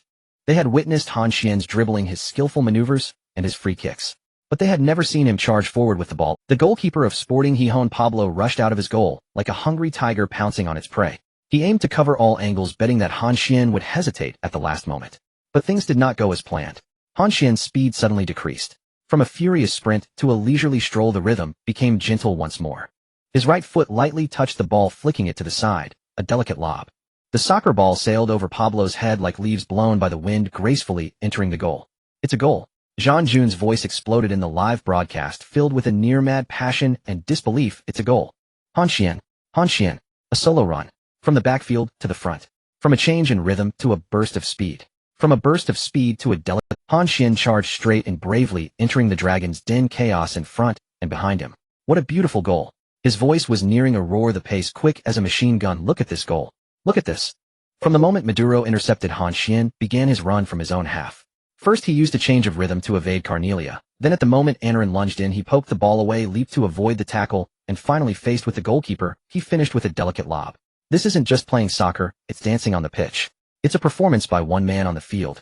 Duan Xin took over, his voice also filled with uncontainable excitement. How can Han Xuan be so fast? I always thought he was purely a technical player skilled in dribbling, ball control, passing, and free kicks, but this speed rivals that of any swift winger. Moreover, the most crucial point is that Han Xuan can execute dazzling changes of rhythm while running at high speed, shifting from slow to fast, from fast to slow, from skill to power, and from power back to skill. To see all these moves in one person is simply unbelievable. The bullet comments in the live stream had gone completely insane, moving so fast that it was impossible to discern what each one said. What the heck? What the heck? What the heck? This speed. To be so fast and still control the ball with composure, this man-ball coordination is simply unmatched. This scene is too, one moment gentle, and the next moment a violent charge. It's simply a visual feast. I take back my previous words. Han Xuan is not the second coming of Ronaldinho. He is the one and only Han Xuan. From the backfield to the front, from evading one player to dodging a flying tackle, and then to the lob that found the net, this goal deserves a Puskas award. The Mestalla Stadium was already in a frenzy. 50,000 home fans had their hands on their heads, mouths wide open, expressions on their faces, as if witnessing a miracle. Some knelt on the stands in worship. Some hugged nearby strangers and patted them. Some waved their scarves high above their heads with all their might. The entire stadium was like a pot of boiling water, surging, undulating, and unable to calm down. On the sidelines, Emery and Lopez exchanged glances. Both of their faces bore the same expression. Mouths slightly open, eyes wide, eyebrows nearly reaching their hairlines. Han. Emery's voice was somewhat hoarse. When did he become so fast? Lopez shook his head, his lips moved, but he couldn't utter a single word. He rapidly searched through all the training footage and match highlights since Han Xuan joined in his mind. Han Xuan was indeed not fast. He had never been a player known for speed. His dribbling relied on rhythm, feints, and those sudden changes of direction that caught defenders off guard. But that goal just now, that goal where he charged from his own half all the way to the opposing penalty area, was not fast, it was very fast. That was a speed that could put pressure on any speedy winger. Lopez swallowed hard. I don't know. In the field, Han Xuan, who scored the goal, had already triggered his signature. His shoulders swayed gently, his feet made light steps on the grass, his body swayed to a rhythm that only he could hear. In stark contrast to his earlier image of sprinting at high speed, he stood in sharp contrast to the Sporting Gijón players behind him who were on their knees gasping for breath. The Sporting Gijón defenders were now scattered across the grass, hands on their knees, panting heavily. Cornelia lowered his head, his expression as if he had seen a ghost. Anarin was still sitting on the ground, watching Han Xuan's back, his lips trembling slightly. Pablo lay on the goal line, taking a long time to get up. They had seen fast players before, and they had seen skillful players. But they had never seen someone combine skill and speed to this extent. One moment, he was leisurely dribbling right in front of you, making you think you had a chance to steal the ball. The next moment, he zipped past you like the wind, leaving you no time to react. That feeling of helplessness was more despairing than any time being beaten. From behind, the extremely shocked players like Maduro, Banega, and Guardiola arrived late. They had just been preparing to defend a corner kick, and when they looked up, Han Xuan was already charging into the opposing penalty area. By the time they reacted and started running forward, the ball had already gone in. Maduro, not one for many words, walked up to Han Xuan, opened his mouth, and after a long pause, only managed to squeeze out 2 words, "You this." Banega was less reserved. He rushed up from behind and picked up Han Xuan, his voice loud enough for the entire stadium to hear. "What the heck? You little rascal are full of surprises. You're simply like a flash of lightning. When did you become so fast? Were you pretending before? Have you been pretending all along?" Han Xuan was lifted off the ground by him, laughing as he patted Banega's back. "Basic moves don't matter. Basic moves don't matter." In front of the television, Dasha had already screamed. She sat on the sofa, hands covering her mouth, eyes wide open, staring at the orange figure dancing on the screen. Her long hair had fallen over her face in the excitement, but she didn't bother to push it away, instead peering through the strands fixated on the screen. Han Xuan's instantaneous switch from power to gentleness. She looked at his chiseled face, watching the muscle lines revealed by his rapid sprint. Under the lingering impact of Han Xuan's goal, the match continued. Sporting Gijón appeared subdued.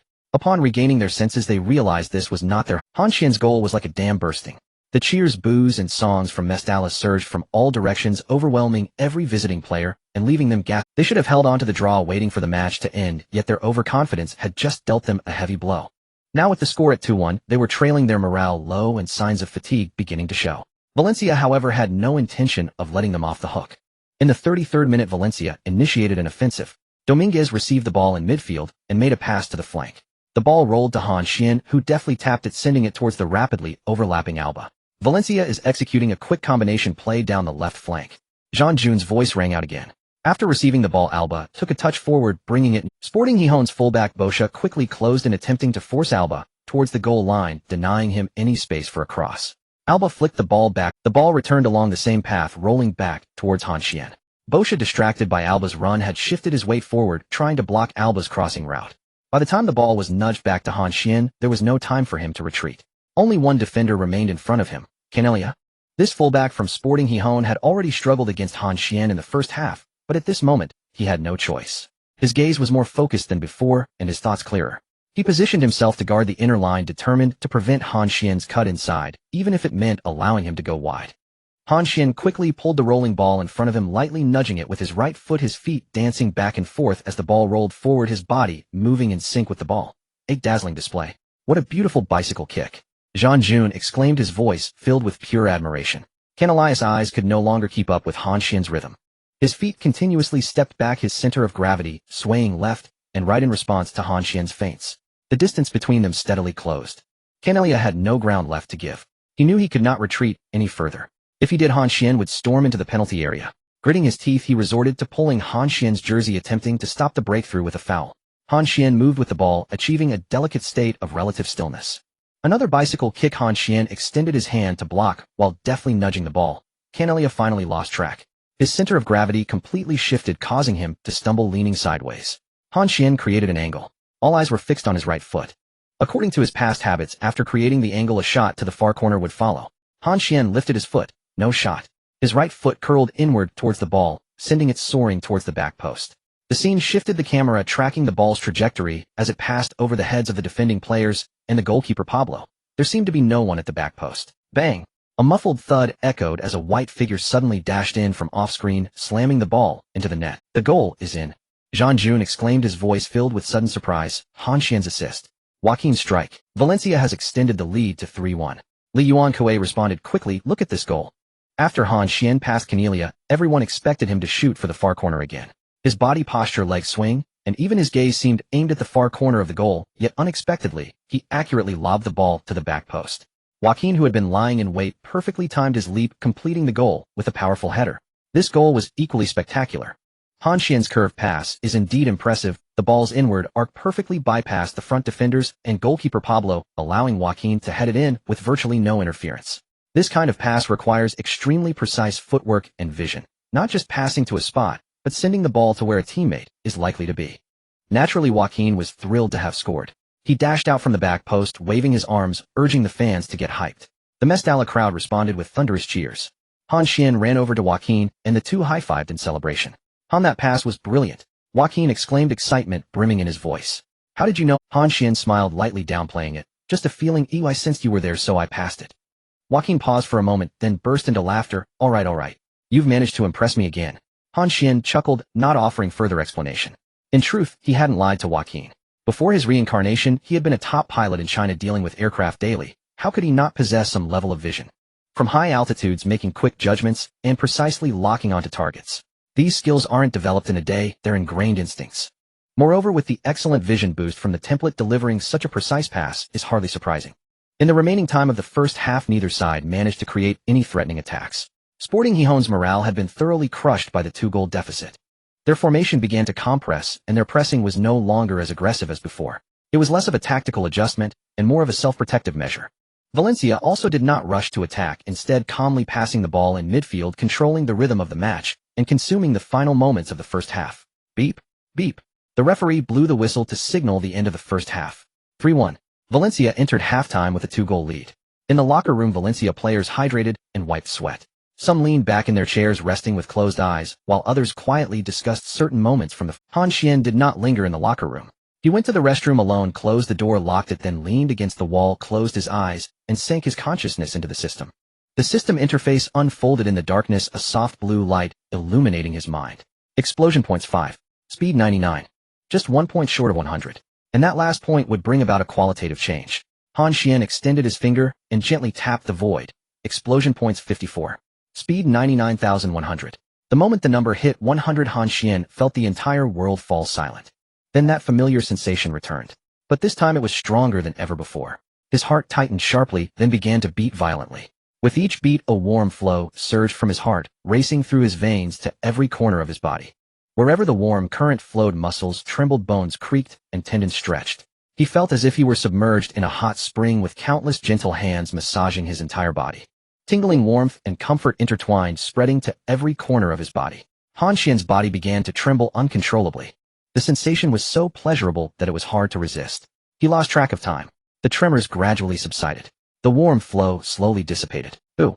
Han Xuan opened his eyes, exhaling deeply. His gaze was clear and bright, as if light flowed within his pupils. Without needing to move his body, he felt he had already returned to peak condition. His flesh showed no signs of soreness, filled with strength.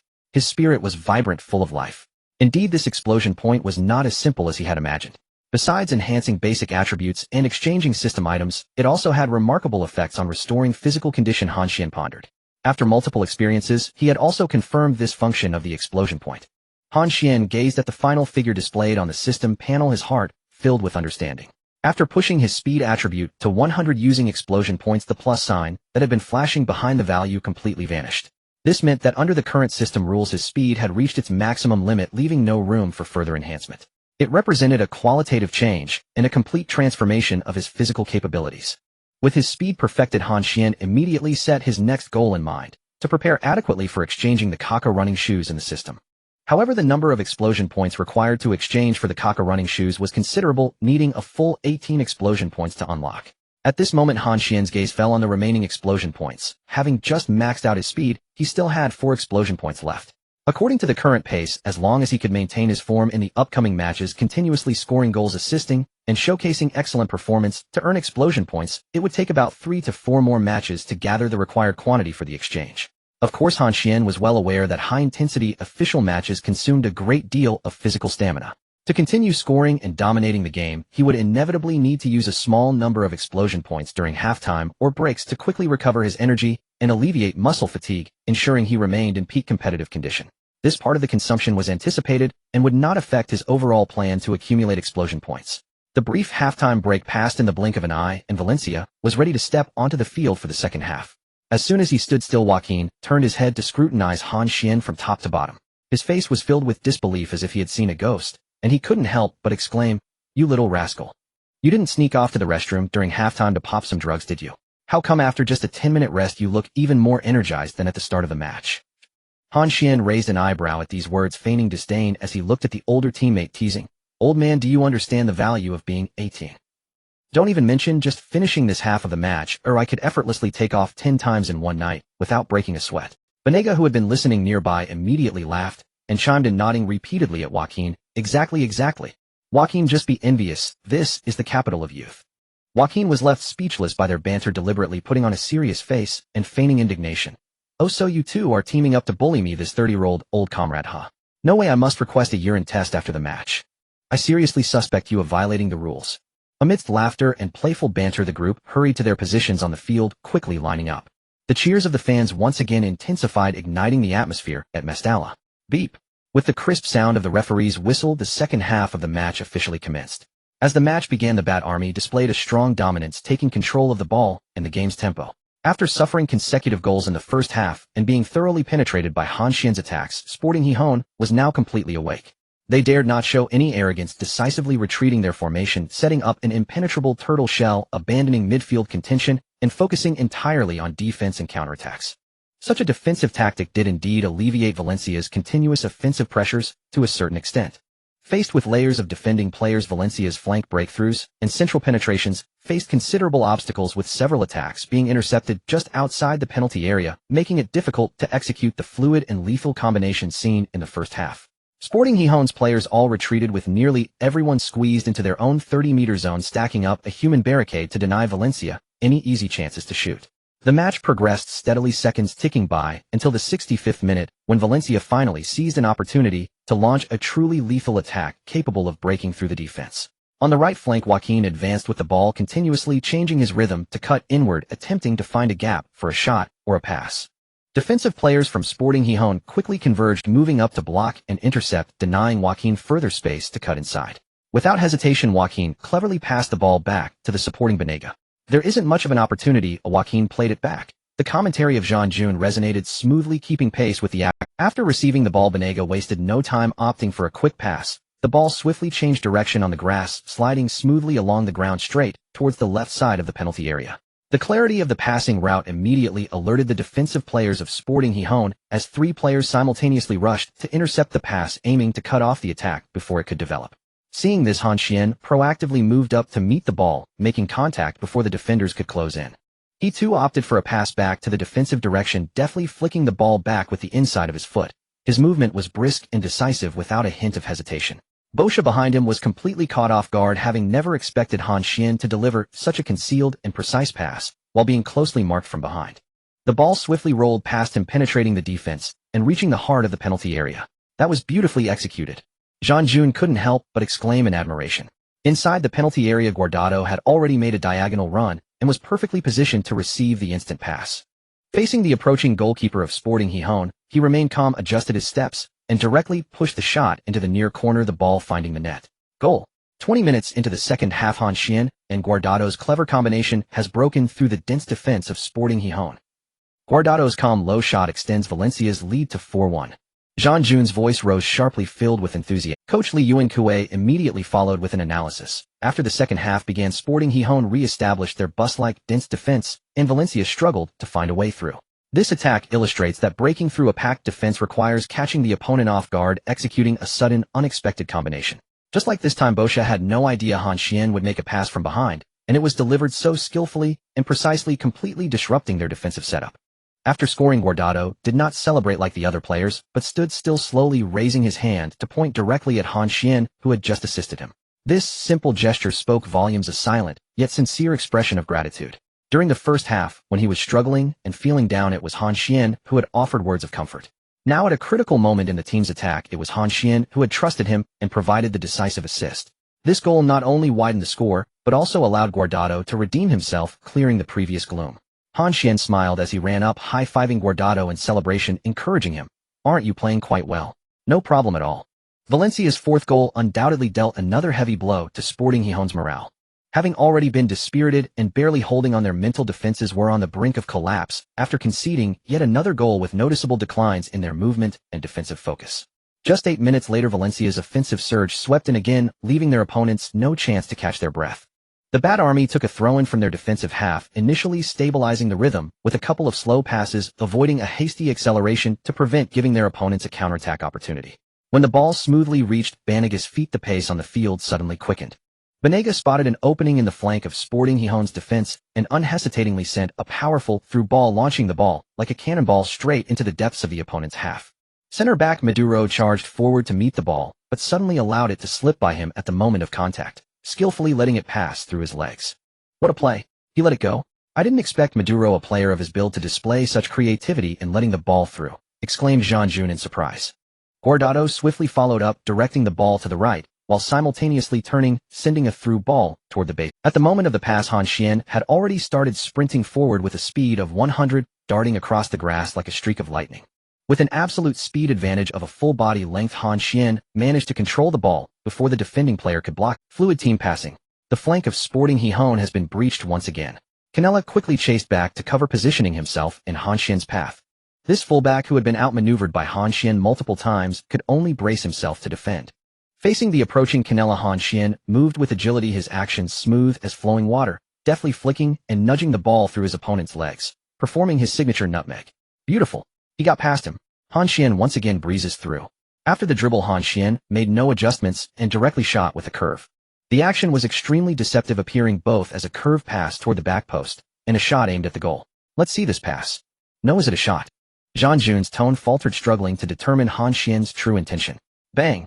A crisp sound erupted as the ball struck the crossbar, forcefully rebounding toward the back post of the penalty area. Seeing this, Joaquin immediately leaped into action, throwing himself towards the ball, attempting a follow-up shot. Joaquin's shot. Bang! Another sharp sound rang out as the ball hit a defender during its flight before crashing against the post and ultimately rolling out of bounds, missing a great scoring opportunity. Oh no, it still didn't go in. So close. Han Xuan lamented. Handball. Handball. After landing, Joaquin immediately raised his hands, loudly complaining to the referee, claiming that a defender had used his arm to block the ball in front of the goal.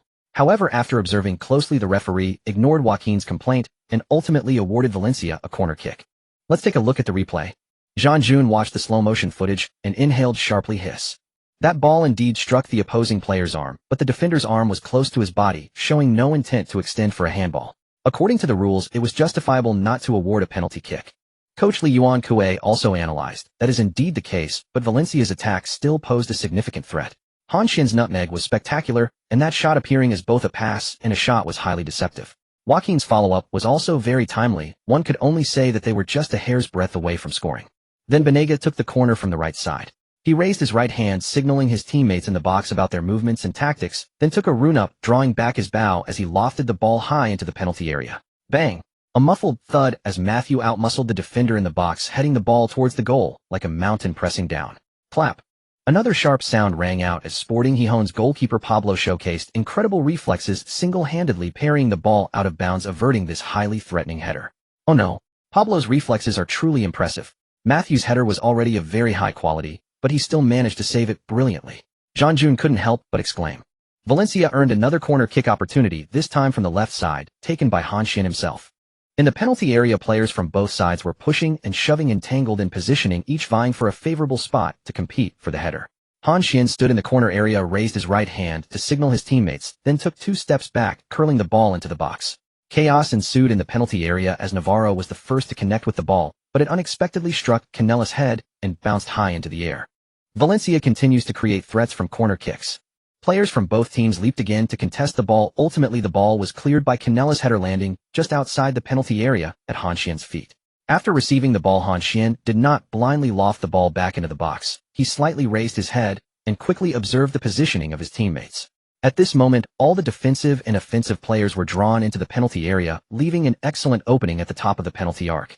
Without hesitation, Han Xuan delivered a precise ground pass, not aimed at the crowded penalty area, but at the top of the large penalty area. The top of the arc is open. Maduro rushed in, known for his defensive prowess and physicality. This worker-type player had great power in his feet. He met the incoming ball without any adjustment and unleashed a powerful volley. The ball surged forward, cutting through the air with a whistling sound, soaring over all players, and flying straight into the goal, eventually nestling into the corner. It's a goal. Han Xuan's assist. Maduro's strike. This is a jaw-dropping world-class goal. At the same time, it is Maduro's first goal in La Liga. What a beautiful play. Meanwhile, Han Xuan completed a hat-trick of assists in this match. Zhang Jun's commentary was filled with excitement and admiration. Coach Li Yuan Kuei quickly followed up, speaking rapidly. Han Xuan's pass was incredibly clever. At that moment, all the players, whether offensive or defensive, were drawn into the penalty area. Han Xuan precisely spotted the gap at the top of the arc, seizing the opportunity to deliver the ball to the position. Maduro made a timely run, completing this stunning goal. The live stream's comments rolled in instantly as the audience's enthusiasm was ignited. Maduro's kicking power is impressive. That volley was so fierce. 2 goals and 3 assists. Contributing to 5 goals, Han Xuan's performance is terrifying. A hat-trick of assists, he must be the first Asian player in La Liga history, right? Has he broken another record? Maduro, who scored his first La Liga goal, was now overwhelmed with excitement. He didn't seem adept at flamboyant celebrations, simply standing in place and wildly pumping his fists, expressing his joy in the most straightforward manner. Han Xuan ran towards him, looking at this somewhat clumsy, yet sincere celebration, unable to help but chuckle, thinking to himself, this is truly a world-class goal, but the celebration is on a community level. The match resumed, and in the little time left, Sporting Gijón had completely lost the will to resist, retreating entirely and lacking the desire to organize an effective attack. Valencia also slowed the pace of their attack, firmly controlling possession and consuming the remaining time. No further threatening offensive moments occurred as the match gently approached its conclusion. At the moment the final whistle blew, Mestalla Stadium erupted in celebration. Ultimately, the 5th round of the La Liga clash concluded with the Bat Army Valencia triumphing at home with a staggering score of 5-1 over the weaklings Sporting Gijón, achieving 5 consecutive victories to start the league, leading the points table on goal difference over Barcelona. After the match concluded, players from both sides approached each other, shaking hands, embracing, and patting each other on the shoulder in acknowledgement. A fierce 90-minute battle had thus come to an end. Just as everyone was immersed in the joy of victory and the warmth of post-match camaraderie, the enormous live broadcast screens on either side of the field suddenly lit up, causing a brief silence to envelop the stadium as all eyes focused intently upon it. Han Xuan's half-body high-definition image occupied the entire screen, his sharply defined face radiating the fervor and vitality that had yet to fade after the bold letters slowly appeared at the bottom. Best player of the match, Han Xuan, rating 1010. A perfect score of 10, the highest accolade in the post-match rating system of the football world. This is an unreserved recognition of a player's performance in a single match. Behind this perfect score lies a phenomenal data sheet presented by Han Xuan: 2 precise goals, 3 exquisite assists, contributing to 5 goals single-handedly. He was undoubtedly the absolute core and decisive factor of this match. This game also allowed him to hold a full 7 explosive points, having used 1, leaving 6 remaining. On the sidelines, Han Xuan, who was awarded the best player of the match, was surrounded by his teammates. Among the crowd, the defender from Sporting Gijón, Canelia, made his way over. This defender, who had been continuously surpassed and toyed with by Han Xuan throughout the match, bore no resentment, but rather wore an expression of admiration and respect. He took the initiative to request a jersey swap with Han Xuan, his tone sincere. Han, I would like to exchange jerseys with you. I will keep it safe as a reminder to push myself forward. Canelia patted Han Xuan's arm. I am sure that you will eventually become the world's best player, and that day is not far off. Han Xuan was slightly taken aback, then smiled as he removed his jersey to exchange with the other player. At the same time, he gently patted Canelia's shoulder. Thank you for your kind words. I will strive to do my best. A jersey soaked in sweat carries not just the memory of a match, but also the heartfelt recognition of one player's talent and strength by another. After 5 rounds of the league, Han Xuan, with 10 goals, surpassed Messi, while Cristiano Ronaldo firmly held the top spot in the scoring chart with 6 assists, putting him ahead of Xavi, Iniesta, and Di Maria in the assist rankings. He led the entire La Liga in both scoring and assists, rapidly becoming one of the hottest young attackers in all of Europe. Such performance not only captivated fans, opponents, referees, and the media, it also led the higher-ups at Valencia, especially President Llorente, to make an unprecedented decision. On the day following the match, considering the team's fatigue from consecutive battles and the impending Champions League matches, head coach Emery waved his hand, granting the entire team a day off. This was a rare opportunity for the players to catch their breath before the Champions League match day. Some chose to return home to be with family, some opted to stay in their apartments to rest, and others went out with friends to relax. For Han Xuan, however, this day marked another crucial turning point in his career. As news of the team's day off spread, Han Xuan received an invitation from the club's higher-ups to meet at the Mestalla Stadium's office building. He initially thought it was just a routine post-match communication, but upon entering the meeting room and seeing Llorente personally present along with the sports director and legal head, he sensed that today's discussion would be anything but ordinary. As expected, Llorente wasted no time with pleasantries. He got straight to the point and handed Han Xuan a brand new professional contract. Han, your performance on the field speaks for itself. Llorente's tone was filled with admiration and acknowledgement. After careful deliberation, the club has decided to offer you a new contract renewal. This is our recognition of your strength and the greatest sincerity from Valencia towards you. Han Xuan picked up the contract and read it word by word. The more he read, the more shocked he became. The new contract stipulated an annual salary of €6 million with a buyout clause reaching a staggering €80 million.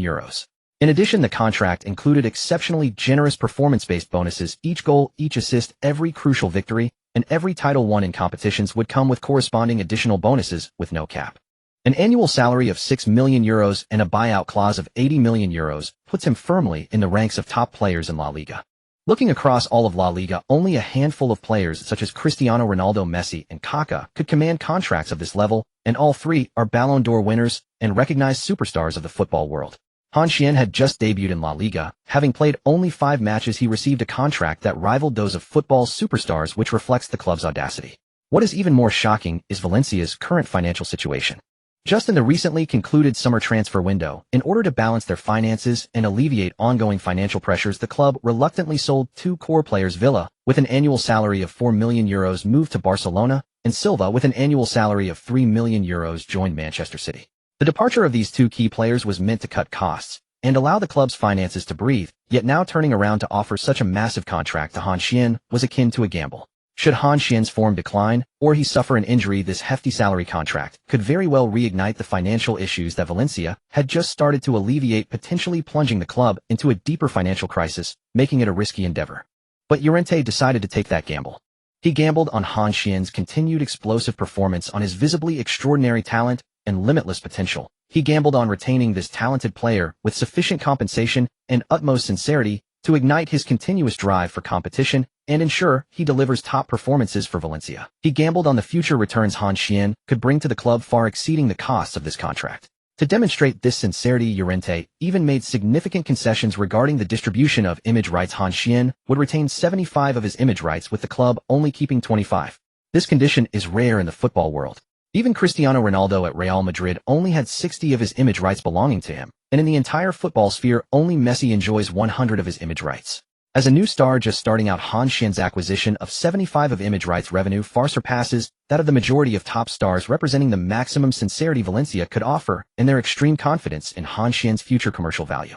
What supported Llorente's heavy bet was not only Han Xuan's absolute hard power of 10 goals and 6 assists in 5 matches, leading both charts, but also the huge commercial value behind him that could shake the commercial landscape of football. The most direct manifestation of this is merchandise sales. Since Han Xuan joined Valencia, his jersey sales have skyrocketed, now surpassing the total sales of all other players in the team. Especially in the Asian market, Han Xuan's jersey is nearly sold out, with the Dragon country market accounting for a significant portion, as countless domestic fans flock to official channels to purchase Valencia jerseys bearing Han Xuan's name and number, while related merchandise is also in short supply. Llorente and the club's higher-ups see clearly, as long as Han Xuan can maintain his current form and continue to grow steadily, his commercial value will undoubtedly multiply geometrically, with the potential to become a world-class superstar like Cristiano Ronaldo or Messi. By that time, Valencia will reap exponential returns from jersey sales, sponsorships, endorsements, and broadcasting rights, making all present investments a lucrative venture. Also, knowing that Han Xuan has not yet signed with any agent and that there are no third parties negotiating or bargaining, Valencia had no convoluted dealings, no wordplay, and no hidden traps. They laid the contract terms openly before Han Xuan, with all conditions clear and transparent, showcasing their sincerity. Han Xuan closed the contract, the shock within him lingering for a long time. He was not surprised at whether he deserved this contract. With the system's support, he had absolute confidence in his strength and future, fully aware of his potential value, which far exceeded the compensation offered by this contract. What truly surprised him was Valencia's audacity and sincerity. They were unaware that Han Xuan possessed a system. In the eyes of others, Han Xuan was merely a young player who had just begun to make his mark. Even though his recent performance was stunning, his current market value was nowhere near the level of a €6 million annual salary or an €80 million buyout clause. The club's willingness to bet everything on him and offer such unreserved sincerity made Han Xuan deeply moved. Without any hesitation or additional demands, Han Xuan picked up a pen and smoothly signed his name on the contract. With that stroke, the new contract took effect. The bond between Han Xuan and Valencia deepened from that moment onward. This significant contract following Valencia's official announcement instantly ignited the entire football world, causing quite a major Spanish sports media outlets rushed to report on the front pages with headlines from Marca AS and Mundo Deportivo proclaiming sky-high new contract. Han Xuan secures a top La Liga contract. Valencia bets on the new star from Langwa. 6 million annual salary, 80 million buyout clause. Han Xuan breaks the record for Asian players, among other headlines pushing this significant news. Langwa's Sports Weekly stated, "Once again history is made, as our supernova Han Xuan lands a superstar-level new." Football legends and industry experts offered their comments. Some praised Llorente's keen insight, others marveled at Han Xuan's incredible talent, while some expressed concerns about Valencia's gamble. The intertwining of controversy and praise made Han Xuan's name once again the center of football discourse. Amidst the heated discussions following the contract announcement, Han Xuan took to Valencia's official social media platform to release a new announcement. He was officially seeking a personal agent. He knew full well that as his fame and influence grew day by day, the affairs off the pitch would become increasingly complex. Commercial endorsements, brand collaborations, image rights management, media interactions, contract negotiations, personal itinerary planning, and so forth. It would be impossible for him to handle everything by himself. To focus solely on performing on the pitch without distractions from off-field factors, he needed to quickly find a professional, reliable, and capable agent to manage all his off-field affairs. Once the recruitment announcement was published, the already buzzing discourse exploded once again. The agent circle in football is known for its information flow. Han Xuan's current momentum is evident. The new contract locks in high salary and buyout clause with commercial value about to explode, plus a vast Asian market waiting to be tapped. Almost all astute agents recognize this as a top-notch opportunity not to be missed.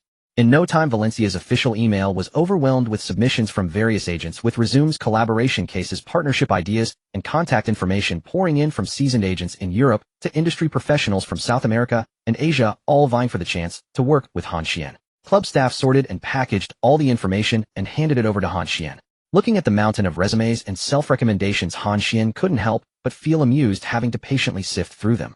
His teammates, upon hearing this news, also eagerly offered their assistance. Joaquin, having battled in football for years and with extensive connections, recommended several highly regarded agents in Spain who excel at handling La Liga players. Adris suggested a few experienced professionals focused on player career planning, avoiding a blind pursuit of short-term commercial benefits. The younger Mata was even more enthusiastic, providing contact information for a few agents he knew, hoping to give Han Xuan more options. Among the flood of self-recommendations and recommendations, two names stood out particularly, even prompting Han Xuan to take them seriously: Jorge Mendes and me. These two are considered the dynamic duo in the current football agent scene, one representing stars like Cristiano Ronaldo and excelling in commercial development and dealings with top clubs, the other managing top players like Zlatan Ibrahimovic, renowned for hard-nosed negotiations and maximizing benefits for his clients. The two have almost monopolized the agency business for top football players, and receiving proactive contact from them itself is a recognition of Han Xuan's status. Han Xuan had telephone conversations with both. On the phone, Mendes spoke with a calm confidence, emphasizing that he could open doors to top European clubs like Real Madrid, Manchester United, and Bayern Munich, as well as maximize Han Xuan's commercial value and build an international superstar image. Raiola was more direct and incisive, stating he would fight for every possible benefit, whether salary bonuses or commercial splits, without compromise, ensuring Han Xuan had sufficient say in the football world. Both had their advantages, and their power was undeniable, existing at the pinnacle of the industry. Han Xuan conversed with them for quite some time, carefully listening to both sides' cooperation strategies, and he gained an intuitive understanding of the styles of the two top agents. However, he did not make an immediate decision, but planned to observe a while longer. After all, an agent would impact the planning of his entire career, and he hoped to find someone who aligned closely with him and understood his needs rather than simply choosing the most famous. Just as Han Xuan was engrossed in sifting through agent materials, a message from Dasha popped up. Dasha, upon learning he was looking for an agent, immediately thought of her family. In her message, she introduced that she had a twin sister who also worked in football management, graduated from the world-renowned Cambridge University, and had successfully obtained the FIFA certified agent license, showcasing her strong professional abilities and impressive resume. Dasha cheekily added at the end of her message, "By the way, she's also very beautiful. You definitely won't be disappointed." Han Xuan couldn't help but smile upon reading them. What truly impressed him was her educational background from Cambridge and the FIFA certification. In a mixed agent circle today, having a high education, formal qualifications, and a familiar endorsement undoubtedly adds significant value. Compared to those who only understand hype and negotiation, lacking professional quality, a truly knowledgeable managerial and operational academic agent might better suit his current needs. Han Xuan immediately replied to Dasha, expressing his willingness to consider, and asked her to send over her sister's contact information for preliminary contact and understanding, hoping to have a chance for a more in-depth conversation in person. After handling this series of off-field matters, Han Xuan's thoughts quickly returned to the pitch. With the new contract settled and agent matters progressing steadily, the external clamor and discussions faded away, and the upcoming Champions League match was the focus. This was undoubtedly the best test to determine if he was worthy of matching the new contract. After a brief holiday, the entire Valencia team immediately focused and threw themselves into the intense preparations for the Champions League. Teammates congratulated Han Xuan upon hearing he had secured a new contract. They did not dispute it too much as his data and potential spoke for themselves. As night falls, the flames of the second round of the 201,011 UEFA Champions League group stage ignite officially. The eyes of European football are focused on the Mestalla Stadium in Valencia, Spain. Tonight it will witness the clash between the Bat Army Valencia and the rising Turkish power Bursaspor. When the broadcast signal cuts into the stadium, Hiwai's familiar and passionate voice first pierces the night sky, marking the beginning of this Champions League showdown. CCTV, football fans. Hello everyone. You are watching the live broadcast of the second round of the 2010-2011 UEFA Champions League group stage, where Valencia hosts Bursaspor at the Mestalla Stadium. Hiwai analyzed, as the Turkish Super League champions last season, Bursaspor is making its debut in the Champions League group stage this season. This formidable team from Turkey should not be underestimated. Facing such an opponent, Valencia cannot afford to be careless and has fielded its strongest lineup. Notably, Han Xuan, who just renewed his contract with the team, continues to appear in the left-winger position tonight. Whether his performance can provide positive feedback for this new contract is something all fans look forward to. As his words fell, the broadcast clearly presented the scene at the center of the stadium. The players from both sides had already lined up, with Valencia players in traditional white jerseys standing shoulder to shoulder with Bursaspor players in dark jerseys. Led by the referee, they slowly walked towards the center line, accompanied by the stirring melody of the Champions League anthem. In the stands, Valencia's diehard fans waved the team flags and shouted cheering slogans, instantly igniting the atmosphere at the Mestalla Stadium, with thunderous applause nearly toppling the stadium's roof. Beep. A whistle sounded, and the match between Valencia and Bursaspor in the second round of the 201,011 UEFA Champions League group stage officially kicked off. Before the match, it was generally believed that the underdog Bursaspor would choose a conservative counterattacking strategy, using tight defense to withstand Valencia's offensive. However, unexpectedly, this Turkish champion displayed remarkable pride, deploying an aggressive 433 formation, clearly intent on playing attacking football against Valencia. As the dominant force in the Turkish Super League, their pride did not allow them to adopt a bus strategy that they were not proficient in on the Champions League stage. Even when playing away, they aimed to defend the dignity of the Turkish Super League champions through offense. It was this tactical choice that put the match into a heated attacking state from the very first minute, with both sides engaging in intense offensive and defensive transitions without any hesitation, the pace so fast that it left fans breathless. As the match reached 1 minute and 30 seconds, Valencia struck first. Forward Adjures proactively dropped back to the right, using his strong physique to hold off Bursaspor's defender Gekşek. He then made a return pass, delivering the ball to the advancing midfield maestro Banega. Upon receiving the ball, Banega did not hesitate, taking a step to adjust before showcasing the vision and skill of a world-class midfielder. He struck a pass, lofting the ball high into the depths of Bursaspor's backline. Banega directly chips the ball. Hiwai's commentary kept pace with the match. At this moment, Han Xuan, positioned near the center circle, was already poised for action. With a 96-point explosive attribute instantly activated, he pushed off the ground, with powerful legs, his body shooting forward like an arrow, the speed astonishing, as he quickly shed the closely marked central defender Emil, leaving the opponent far behind. Han Xuan is picking up speed. The ball arched through the air, precisely landing at Han Xuan's feet. Han Xuan slightly slowed down, performing a textbook-level control and dribble, perfectly merging with the ball without missing a beat. He then accelerated again, reaching full speed as he sliced into the heart of Bursaspor's penalty area like a white flash. At this moment, two Bursaspor defenders quickly retreated, forming a front-and-back encirclement in an attempt to block Han Xuan's attacking route. Facing the 1v2 predicament, his top-tier psychological quality remained effective. Han Xuan, sprinting at high speed, remained remarkably calm. His footwork suddenly halted, disrupting the defender's rhythm with this slight change. Immediately after, he executed a powerful dribble, completely shaking off the defender's entanglement. Bursaspor's defender Stepanov chased with all his might, but he could not keep up with Han Xuan's change of pace. Losing his balance, he clumsily fell to the ground. Han Xuan made no unnecessary adjustments, connecting with his left foot to take a powerful shot. The ball with tremendous force flew toward the bottom corner of the goal like a cannonball. Bursaspor's goalkeeper Ivankov was highly focused. Facing this powerful shot, he pushed off with both feet, leaping into the air, diving sideways with arms fully extended to swipe at the ball. Ouch! He saved it. Ivankov has parried Han Xuan's powerful shot. Hiwai's voice was filled with regret as such a magnificent shot being saved was indeed disappointing. Han Xuan quickly followed up. Look at this attack. Adjures dropped back. Han Xuan tucked and Banega delivered a lofted through ball. Han Xuan utilized his speed to penetrate the opponent's depth, and then used a change of pace to shake off Bursaspor's defender, executing a fluid attack. Valencia has given their opponent a warning right from the start. The Bursaspor players broke out in a cold sweat as Ivankov's miraculous save resolved this deadly crisis. Valencia's offensive did not cease as the fans in Mestalla continued to cheer loudly for the team's brilliant performance, while Bursaspor's players quickly reorganized their defense to prepare for the forthcoming challenges. As the match reached the 5th minute, the stabilized Bursaspor swiftly launched a counterattack, showcasing the strength of the Turkish Super League champions.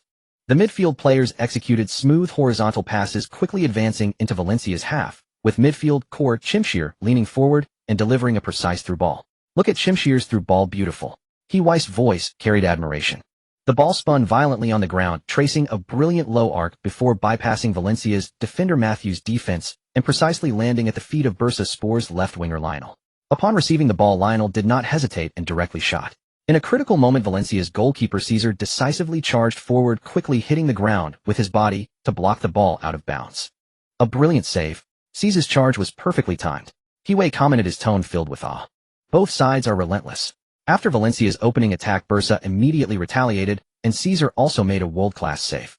This is the rhythm that the Champions League should have, with rapid transitions between offense and defense each second, filled with suspense. The match continued with the offensive exchanges intensifying. The ball changed possession rapidly between the two teams, with every attack raising the fans' heart rates. In the 9th minute of the match, Bursaspor launched another fierce offensive with Chimshir holding the ball in midfield, faking a pass to shake off Maduro. Chimshir quickly advanced with the ball and, after observing his teammates run, sent out another through ball, slicing through Valencia's defense like a scalpel. Valencia's defender Costa was caught off guard as Bursaspor's Lionel made a rapid run, receiving the ball and attempting a side shot. However, this shot lacked power and precision, posing little threat. Caesar stood firm, easily catching the ball. Oh no, Lionel. This ball could have been better processed with a cross in front of the goal, creating an opportunity for his teammates. Not to mention the quality of the shot, it was completely lacking, wasting Chimshir's 2 exquisite passes. Hiway commented. Chimshir, an unsung player, unexpectedly performed so actively in the Champions League, continuously delivering exquisite passes and becoming the core of Bursaspor's offense. Valencia needs to pay attention to their defense. Allowing this to happen repeatedly behind their back is not a solution, and the defensive gaps need to be addressed promptly. Han Xuan added, reminding of Valencia's defensive vulnerabilities. No sooner had he spoken than Valencia's defense made a fatal mistake, resulting in a perilous scene of playing with fire. Bursaspor's 3 forwards launched a high press, encircling Valencia's ball-holding player. Seeing this, Han Xuan quickly retreated to the midfield position, ready to receive his teammates' passes, preparing to use his speed and skills to help the team break through the opponent's high press. However, the ball holder Costa hesitated under the opponent's pressure, his mindset wavering, ultimately delivering a dangerously poor pass. The ball's route and strength were utterly unreasonable, and it was intercepted by the vigilant Chimshir. At this moment, Chimshir was in hot form with excellent conditions. After intercepting the ball, he made no pause, sending another precise low arc through ball that perfectly found the running Lionel. Lionel brought the ball to his feet, adjusted his pace, and then directly shot low into the far corner of the goal, the ball rolling swiftly along the ground. Caesar reacted swiftly, diving to save, but the angle of this shot was extremely tricky and his fingertips failed to touch the ball. Ultimately, the ball rolled into the left dead corner of the goal, breaking the deadlock as Bursaspor took the lead. Oh, the ball is in. The score is now 1-0. Bursaspor strikes first as the guests. Just now we were discussing Valencia's defensive issues, and they made a mistake immediately, which is simply unacceptable. Han Xuan had even actively dropped back to support Costa, should have been more decisive, and passed the ball to Han Xuan. Many previous matches have proven that such balls delivered to Han Xuan's feet allow him to easily break through the opponent's high press with his speed and skills. Han Xuan added, pinpointing the problem. In the live chat, the comments quickly rolled in with fans discussing this mistake. Is Bursaspor that strong? Scoring right from the start. Costa seems to be making mistakes today. This pass is too unbelievable. It's all due to coach Han Xuan's jinx. Barely had he spoken when Costa blundered. Just pass it early and be done with it. Why hesitate so long?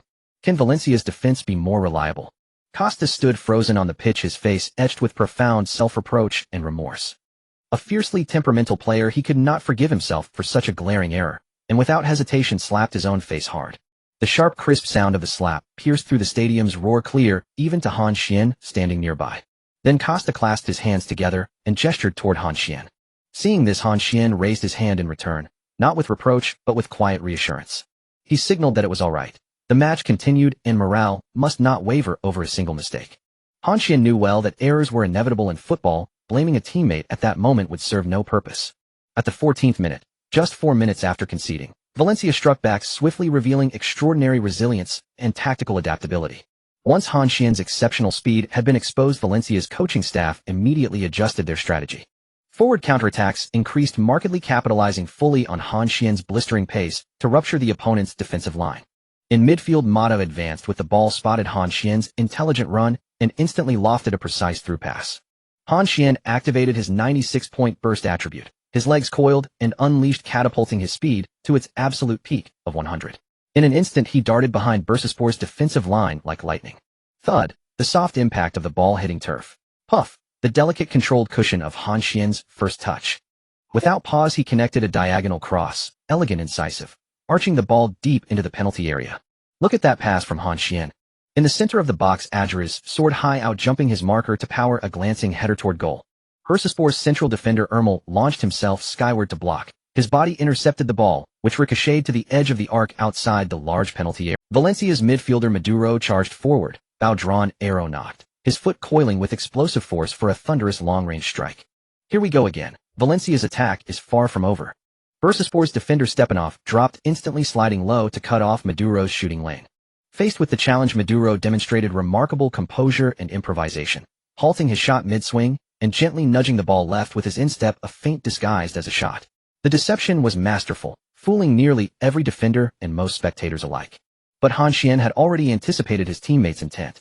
With instinctive offensive intelligence, he had surged into the box ahead of time, meeting the subtle penetrating pass with a deft chip. His toe flicked upward, just so, and the ball traced a delicate parabola over goalkeeper Ivanov's outstretched arms, nestling silently into the net. Goal. Han Xuan scores. A sublime, weightless chip. Valencia equalizes in breathtaking fashion. The contest resets, level once more. Commentator Hiwei narrated while Duan Xin added Maduro's pass exuded calm precision, deceiving almost everyone. Fortunately, Han Xuan's attacking instincts remained razor-sharp. He wasn't fooled by his own teammate. This was a beautifully orchestrated team goal, a testament to Valencia's seamless cohesion and mutual trust. In the stands, Valencia fans erupted. Cheers and chants thundered, dispelling the earlier gloom of conceding. Bursaspor, you struck first. You barely had time to settle in. Yet the scoreline was leveled before you could blink. Han Xuan is phenomenal. Keep pushing forward. The Bat Army never surrenders. At the 23rd minute, Bursaspor refused to yield, launching another blistering counterattack. Lionel received the ball with his back to goal near the edge of the box, then artfully laid it off to the surging Federico. Federico didn't hesitate, immediately lifting a delicate chip into Valencia's penalty area. Bursaspor striker Volkan settled the ball, took one sharp touch to bypass the rushing Caesar, and faced an open net. All he needed was a gentle finish. Open goal, shoot. In that split second between life and death, a white blur streaked in low and fast from behind. Costa. Shamed by his earlier error, he'd raced back relentlessly across the pitch, refusing to abandon defense no matter the distance. Now summoning every ounce of strength, he slid, his toes grazing the ball just as it neared the goal line, altering its clang. A deafening ring echoed. The ball slammed violently against the upright and bounded out for a goal kick. What a crucial tackle by Costa. That was a certain goal. With this decisive intervention, Costa redeemed his earlier lapse. Commentator Hiwei exclaimed in awe.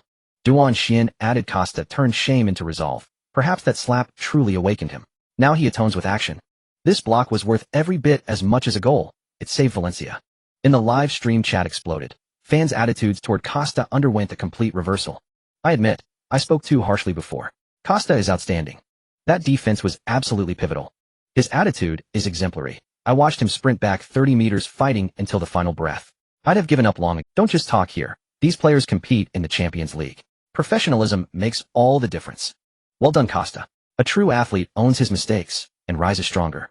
Having made that critical interception, Costa pounded his chest passionately, releasing pent-up emotion before the roaring loyalists in the stands. In the remaining time of the first half, neither side managed to score. The teams entered halftime with a score of 2-1. During the halftime break in the Valencia locker room, Emery made no tactical adjustments, only offering words of encouragement. He emphasized the good aspects of the first half and reminded the players to be cautious of the high-pressing intensity from Bursaspor, not diminishing in the second half. Han Xuan walked alone to the restroom and immersed his consciousness into the system, Blast Points 12. As he expected, the system's criteria for rewarding blast points were not based on the opponent's strength or fame. As long as a goal was scored in the Champions League, the blast points awarded would be more than those from a regular league. Han Xuan scored twice in the first half, earning a total of 6 blast points. Adding the previous 6 points, the total reached 12 blast points. He was getting closer to the 18 points needed to exchange for the Kaka running shoes. Han Xuan's gaze sharpened, and he made a move. He allocated 2 blast points to the attribute of explosive power. As familiar warmth surged through his body, his physical condition improved significantly. The reason for doing this was simple: improving explosive power while recovering physical condition was a small investment. Considering the high intensity of the Champions League, the opponent would surely be fatigued in the second half. Meanwhile, he would be full of energy. Wouldn't scoring and assisting then become much easier? This investment was worth it, Han Xuan thought to himself. Meanwhile, in the Barca Sport locker room, the head coach was drawing lines on the tactical board. He swapped the positions of Stepanov and Goksek. He instructed Stepanov to specifically mark Han Xuan in the second half. He is very fast, but you are not to be underestimated, the coach said, patting Stepanov on the shoulder. Use your body to challenge him, and do not let him accelerate easily. Stepanov nodded vigorously, a hint of ferocity flashing in his eyes. Having been troubled by Han Xuan in the first half, he was filled with pent-up frustration. The halftime break passed in a flash. Beep. The referee blew the whistle as both teams lined up, signaling the start of the second. From the lineup, neither side made substitution adjustments, but there was a change in Barca Sport's defense. After Barca Sport kicked off, Huey analyzed the midfield adjustments. Their 2 fullbacks have swapped positions, with Stepanov on the left and Goksek on the right. The fans in the stands noticed this change as well. Switched sides. Do they think changing positions can stop Han Xuan? In their dreams. The Goksek from the first half was punctured like a sieve. Stepanov is probably not much better. Valencia initiated an attack after kicking off. In the 47th minute, Mata received the ball in midfield, dribbling sideways and attracting the attention of 3 defenders. He did not force a breakthrough, but passed the ball to the wide-running Alba. Alba rapidly advanced into the attacking area, glanced at the penalty box, and delivered a curved cross. Adger is tangled with 2 center-backs in the box, leaping with all his might to challenge for the header. The ball grazed his head at the back post, and Joaquin rushed in, striking it on the volley without waiting for it to land. Bang! The shot was powerful and heavy, but the angle was too straightforward, allowing Barca Sport's goalkeeper to punch it away. A wave of regret arose from the stands. Valencia's opening attack in the second half is fierce, Huey commented. They clearly do not want to give the opponent a chance to catch their breath. After withstanding this wave of attacks, Barca Sport began to stabilize their formation. In the 51st minute, they found a gap in Valencia's defense through continuous passing in midfield. Chimchir received the ball in the center and made no adjustments, sending a long pass over the top, directly targeting behind Valencia. Vulcan understood immediately, making a forward run to beat the offside trap. Just as he was about to form a onion. Offside. The linesman's flag was raised. Vulcan had started a step too early. The Barca Sport head coach on the sidelines waved his fist in frustration. He observed the situation on the field closely. He was relatively satisfied with the team's performance in the first half. At the very least, the high-pressing tactic was executed well, and they were going back and forth with Valencia. He believed the only reason for the opponent's lead was the unpredictable factor of Han Xuan. Han Xuan's primary threat in the first half was his speed. This was the reason he swapped the 2 fullbacks. Compared to Goksek, Stepanov was somewhat faster. On the other hand, Emery naturally noticed this change. Boss, should we remind Han? Assistant Lopez asked with some concern. Emery dismissed it, saying, remind about what?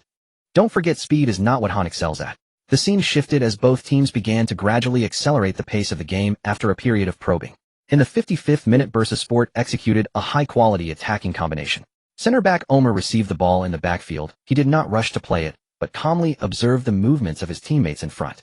With Valencia's pressing players closing in, Omer suddenly sent a long pass that crossed half the field. Such a wide field of vision. Omer spotted the gap on Valencia's right flank. Huey raised his voice. The ball accurately found its way to right winger. Ipek controlled the ball with his chest and surged forward. His explosive power was excellent, instantly shaking off Matthew, who was trying to cover him. Although Matthew was older, he was experienced. He did not rush to press, but instead positioned himself to force Ipek to the outside. Ipek reached the goal line, lifted his head to glance at the penalty area. Vulcan and Chimchir had both arrived in position. He decisively chose to pass back in a triangle, sweeping the ball towards the penalty spot. Matthew was slow to react, leaving a large area unguarded in the box. Chimchir seized the opportunity, charging in from the top of the arc, shooting directly at the ball. Bang! The shot was like a cannonball, spinning fiercely towards the bottom right corner of the goal. Valencia's defense followed closely after this powerful shot. Generally, in such situations, the goalkeeper is the last hope. Slap. Cesar did not let them down. This seasoned goalkeeper reacted quickly, diving down like a spring, using one palm to push the ball out of the goal frame. The ball bounced off the goal line, and Mestalla Stadium erupted into a wave of enthusiastic applause and gasps. Chimchir held his head in disbelief. He was almost ready to celebrate a goal. Beautiful. Facing such a brilliant shot, Cesar made a world-class save. Hiwei exclaimed excitedly. Indeed, a lone hero can hold back countless foes. Cesar's save tells everyone why he is Valencia's last line of defense. Cesar got up from the ground, clapping his hands vigorously, loudly directing his teammates to set up for the corner kick defense. His gaze was resolute, and he was in great form. Bursaspor took the corner kick. Chimchier appeared to still be immersed in the regret of his shot being saved. During the corner contest, his action was a bit off, and he headed the ball out of bounds. A chorus of boos erupted from the stands. This guy is soft after just one shot. Soft is finey, this fellow is indeed active today. My evaluation is that he is not as good as Han Xuan. Cesar took the goal kick. Valencia's goalkeeper pressed his hands down, signaling his teammates to control the ball. They were leading, so there was no need to rush. Alba received the pass, and the Bursa forward saw this, and quickly pressed forward. Alba did not take risks passing the ball back to Cesar. Vulcan immediately lunged at Cesar like a hungry wolf, trying to force him into a mistake. Cesar appeared calm. It seemed he was going to kick long, but instead cleverly pulled the ball back, skillfully sidestepping Vulcan's flying tackle. Although it was risky, the successful outcome truly boosted morale. Cesar successfully played the ball out calmly, prompting another round of applause from the stands. Haha. Cesar has gained confidence. He is truly bold with his skill. Hiwei laughed. As the match reached the 59th minute, Valencia initiated positional warfare. Han Xuan retreated to the center circle to receive a pass, and Mata sent a precise lob. Han Xuan controlled the ball steadily with his chest, as if the ball was glued to him. A somewhat provocative voice came from ahead, one by one. Han Xuan looked up, and saw it was Stepanov who had just switched sides. The Turkish Super League defender wore a disdainful smile, beckoning Han Xuan to come and take him. Han Xuan ignored the challenge. Out of the corner of his eye, he noticed Adjuriz had already secured position in the box. Without hesitation, Han Xuan pushed the ball along the ground towards the center. He seized a fleeting opportunity to pass. In front of the goal, Adjuriz was tightly marked by two defenders. He used one hand to hold off Goksek and braced his back against Omer, as if he were a wall blocking the two behind him. The ball rolled to his feet, but Adjuriz was completely surrounded with no chance to turn and shoot. He did not force it. With a gentle push of his foot, the ball rolled towards the arc. Mata made a run to position himself. He shook off the midfielder marking him and shot from the penalty arc. Bang! Wow! A wave of regretful gasps filled the stands. This shot was of high quality, soaring with a spin towards the upper left corner of the goal. However, it was slightly too high, grazing the crossbar and flying out of bounds. Bursaspor escaped a calamity. Mata's shot was of very high quality, Hiwei remarked. Both teams have produced a threatening long shot since the start of the second half, but seems both goalkeepers will be tested today. Stepanov watched the ball fly over the crossbar and let out a long sigh of relief. He turned to face Han Xuan, shouting, "Hey, kid." Seeing Han Xuan look over, he gave a thumbs up, then slowly turned it down. This action was full of provocation and disdain, causing a stir among the Valencia fans. "You idiot." Han Xuan laughed and cursed, turning his head away, feeling no waves inside. He naturally knew of Bursaspor's positional changes. He simply didn't. To him, there was no difference between the two defenders. In fact, he thought Stepanov seemed a bit out of sorts. As the match progressed to the 63rd minute, Valencia continued to pass. Mata, Han Xuan, and Costa formed a beautiful triangular passing combination. The three tore Bursaspor's midfield defense apart. Involved in the passing, Han Xuan suddenly made a forward run like a sharp knife, piercing behind the opponent's defense. Mata understood, and without looking up, flicked. The ball penetrated Bursaspor's defense, heading directly towards Han Xuan's run. Omer, experienced, quickly slid to the ground. His toes barely grazed the ball, redirecting its path towards the sideline. Han Xuan saw this and couldn't be bothered to chase. This ball was undoubtedly going out of bounds. Since possession was there, saving some energy was better. Stepanov, however, lacked Han Xuan's judgment. Confident in his speed, he sprinted with all his might, trying to retrieve the ball before it went out. Unfortunately, he still couldn't catch up and could only watch the ball roll out of bounds. He felt a bit frustrated, but soon became happy again. When he looked back, Han Xuan was far behind, clearly having given up the chase. He believed his speed must have intimidated Han Xuan. At least this kid had some self-awareness. He thought to himself, making the downward thumb gesture once more. This completely angered the Valencia fans near the sideline. "You idiot. Does this kid think he can outrun Han Xuan? Damn, look at him, so cocky. Is his annual salary higher than Han Xuan's monthly salary? Showing off here. Doesn't the referee see this idiot? This action should be penalized." As the match progressed to the 65th minute, Bursaspor pushed forward to Valencia's flank again. They had invested heavily in attacking from the wings today. They attempted to tear apart Valencia's defense through assaults from both sides. Goksek received the ball on the right flank and observed the positioning in the penalty area. Vulcan and Chimchier were both waiting in the penalty area for the cross. He raised his left foot and delivered a diagonal 45-degree cross. The ball, spinning powerfully, dashed towards Valencia's penalty area, targeting the center forward Vulcan. The cross was excellently placed right between the penalty spot and the goal, posing a threat whether for a header or a layoff. Bang! A dull thud echoed as Valencia's captain Navarro leaped out. The veteran's judgment and courage were fully displayed at this moment. He had predicted the drop point before Vulcan jumped, launching himself sideways. With a powerful header, he accurately cleared the ball to his own half. The ball landed at Mata's feet.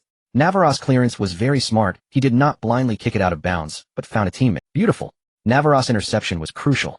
He praised, "This is the value of experience." Mata showcased his top-class ball control. Facing the incoming ball, he did not stop to adjust, but directly received it and turned. This was an extremely enjoyable continuous movement. The ball seemed to stick to his foot as he rotated his body 180 degrees. Valencia immediately transitioned from defense to attack, launching a counterattack. Mata flicked the ball just right to Han Xuan. With a swift push from the outer side of his foot, the soccer ball rolled towards the center. At the same time, he raised one hand high, his gaze fixed on Adjuris. This gesture had been practiced countless times during training, signaling a sought-after 1-2 combination. Adjuris understood immediately, leaning against the defending player, preparing to use his right foot to block the ball for the advancing Han Xuan. However, the pressing from Barça Sport was indeed ferocious. Just as Adjuris was about to pass the ball, Chimchir charged in from behind at high speed. It was an obvious foul, yet the referee did not blow the whistle. Adjuris stumbled slightly, his technique affected in an instant, and a subtle pass turned into a heavy kick. The soccer ball lost control, rolling rapidly towards the backfield of Barça Sport. Oh no! Adjuris sensed something was amiss. As he prepared to raise his hand to protest to the referee, he suddenly heard a chorus of gasps erupting from the entire stadium. What's happening? He focused his eyes. Han Xuan is still chasing. Han Xuan has picked up speed. Han Xuan is closing the gap. He's accelerating. He spoke rapidly, his voice filled with uncontrollable excitement. On the field, a contest of speed and passion was unfolding. The 98 burst enhanced by 100 acceleration.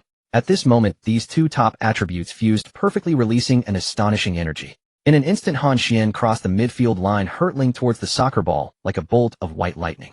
Stepanov was also chasing the ball. He was closer to the soccer ball, several positions ahead of Han Xuan. Hearing the deafening gasp, he thought the home fans were marveling at his speed. After all, his acceleration was indeed impressive. However, the increasingly heavy footsteps behind him made him feel uneasy. The sound drew nearer and more urgent, as if something was approaching at an incredible speed. On the sidelines, the Barça coach was jumping up and down anxiously, his voice changing pitch. "Idiot. Clear the ball quickly." As Han Xuan closed the gap to just one position from Stepanov, the Barça defender finally couldn't help but turn his head. Whoosh! A white figure flashed past him. Han Xuan has overtaken. It's a clear chance. He's directly in on goal. He was shouting hoarsely.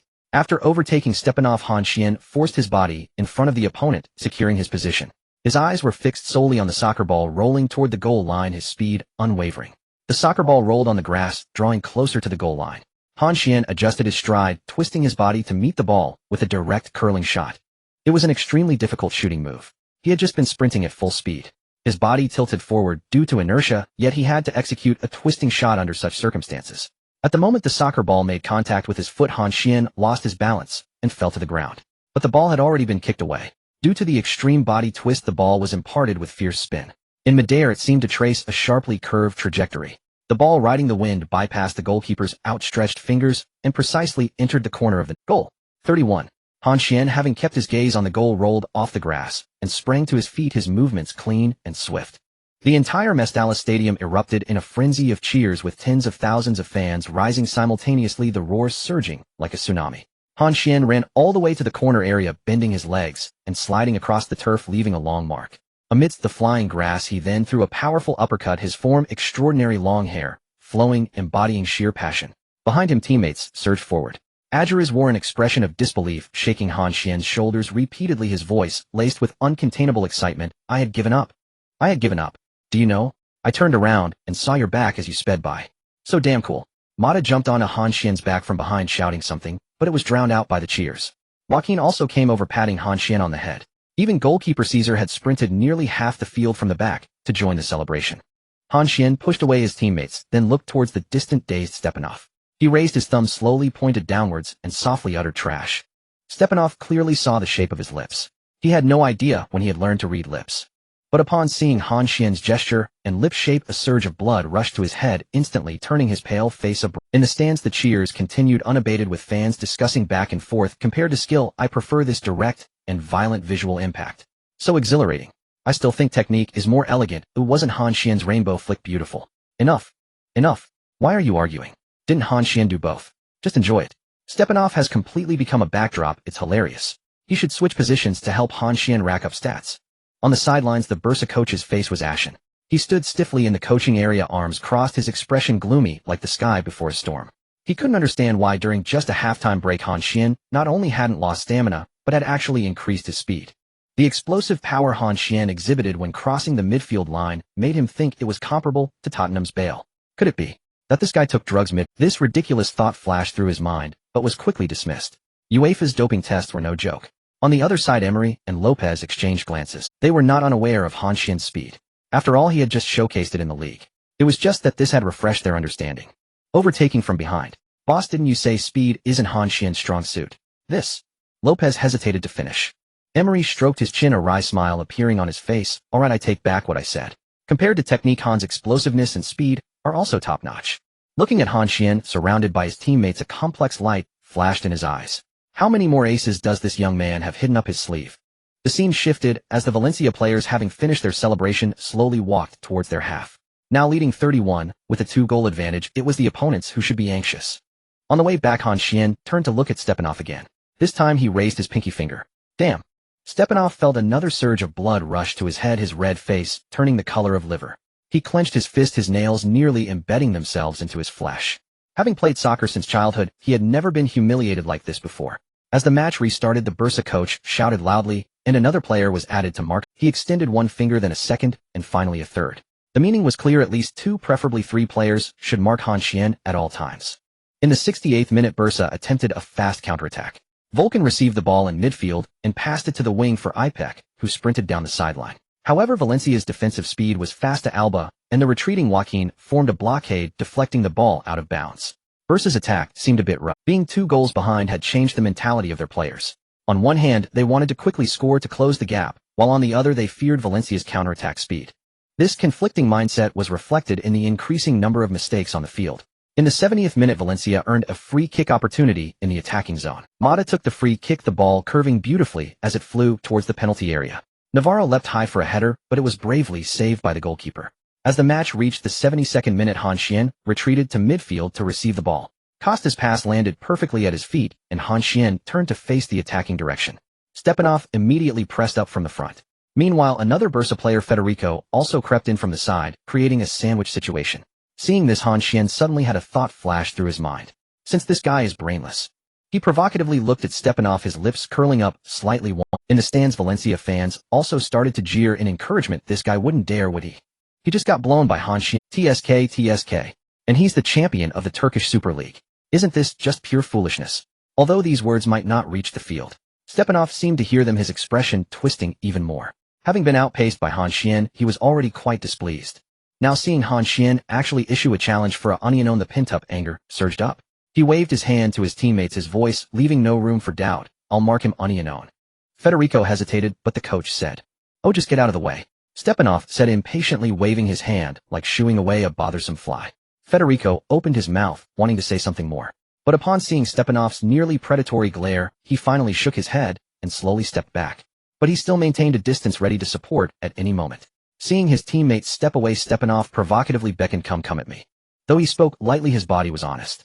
He lowered his center of gravity, knees bent, his gaze focused like a beast locking onto its prey.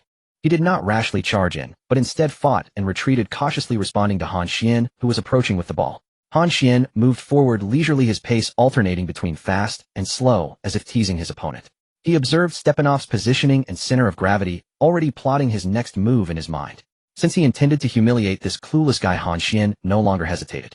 After 2 probing steps, he suddenly pinched the ball back with both feet. It was an extremely rare move, usually seen only in street soccer or during training. Then he flicked the ball from behind him upwards. The soccer ball traveled in a semicircular rainbow trajectory over the bewildered Stepanov's head, landing safely behind him. A rainbow flick. Han Xuan actually used a rainbow flick in the Champions League. Huey exclaimed with astonishment and excitement, "Oh my god, this isn't training, this isn't a friendly match, this is a Champions League match." Han Xuan performed a rainbow flick in the Champions League match. The entire Mestalla Stadium erupted. Tens of thousands of fans simultaneously let out a deafening roar. Stepanov also snapped back to reality. When he realized he had been outplayed by a rainbow flick, shame and anger surged simultaneously, leaving his mind nearly blank. He used both hands and feet. His upper body tugged at Han Xuan's jersey while his legs reached out to trip Han Xuan's supporting leg. His intention was clear: facing this humiliating move he would foul, even get a card, but he had to keep Han Xuan in front of him. But Han Xuan would not oblige him. His full-level damage resistance made him unconcerned with this level of pulling. He simply pried Stepanov's hands off him like prying apart a pair of pliers.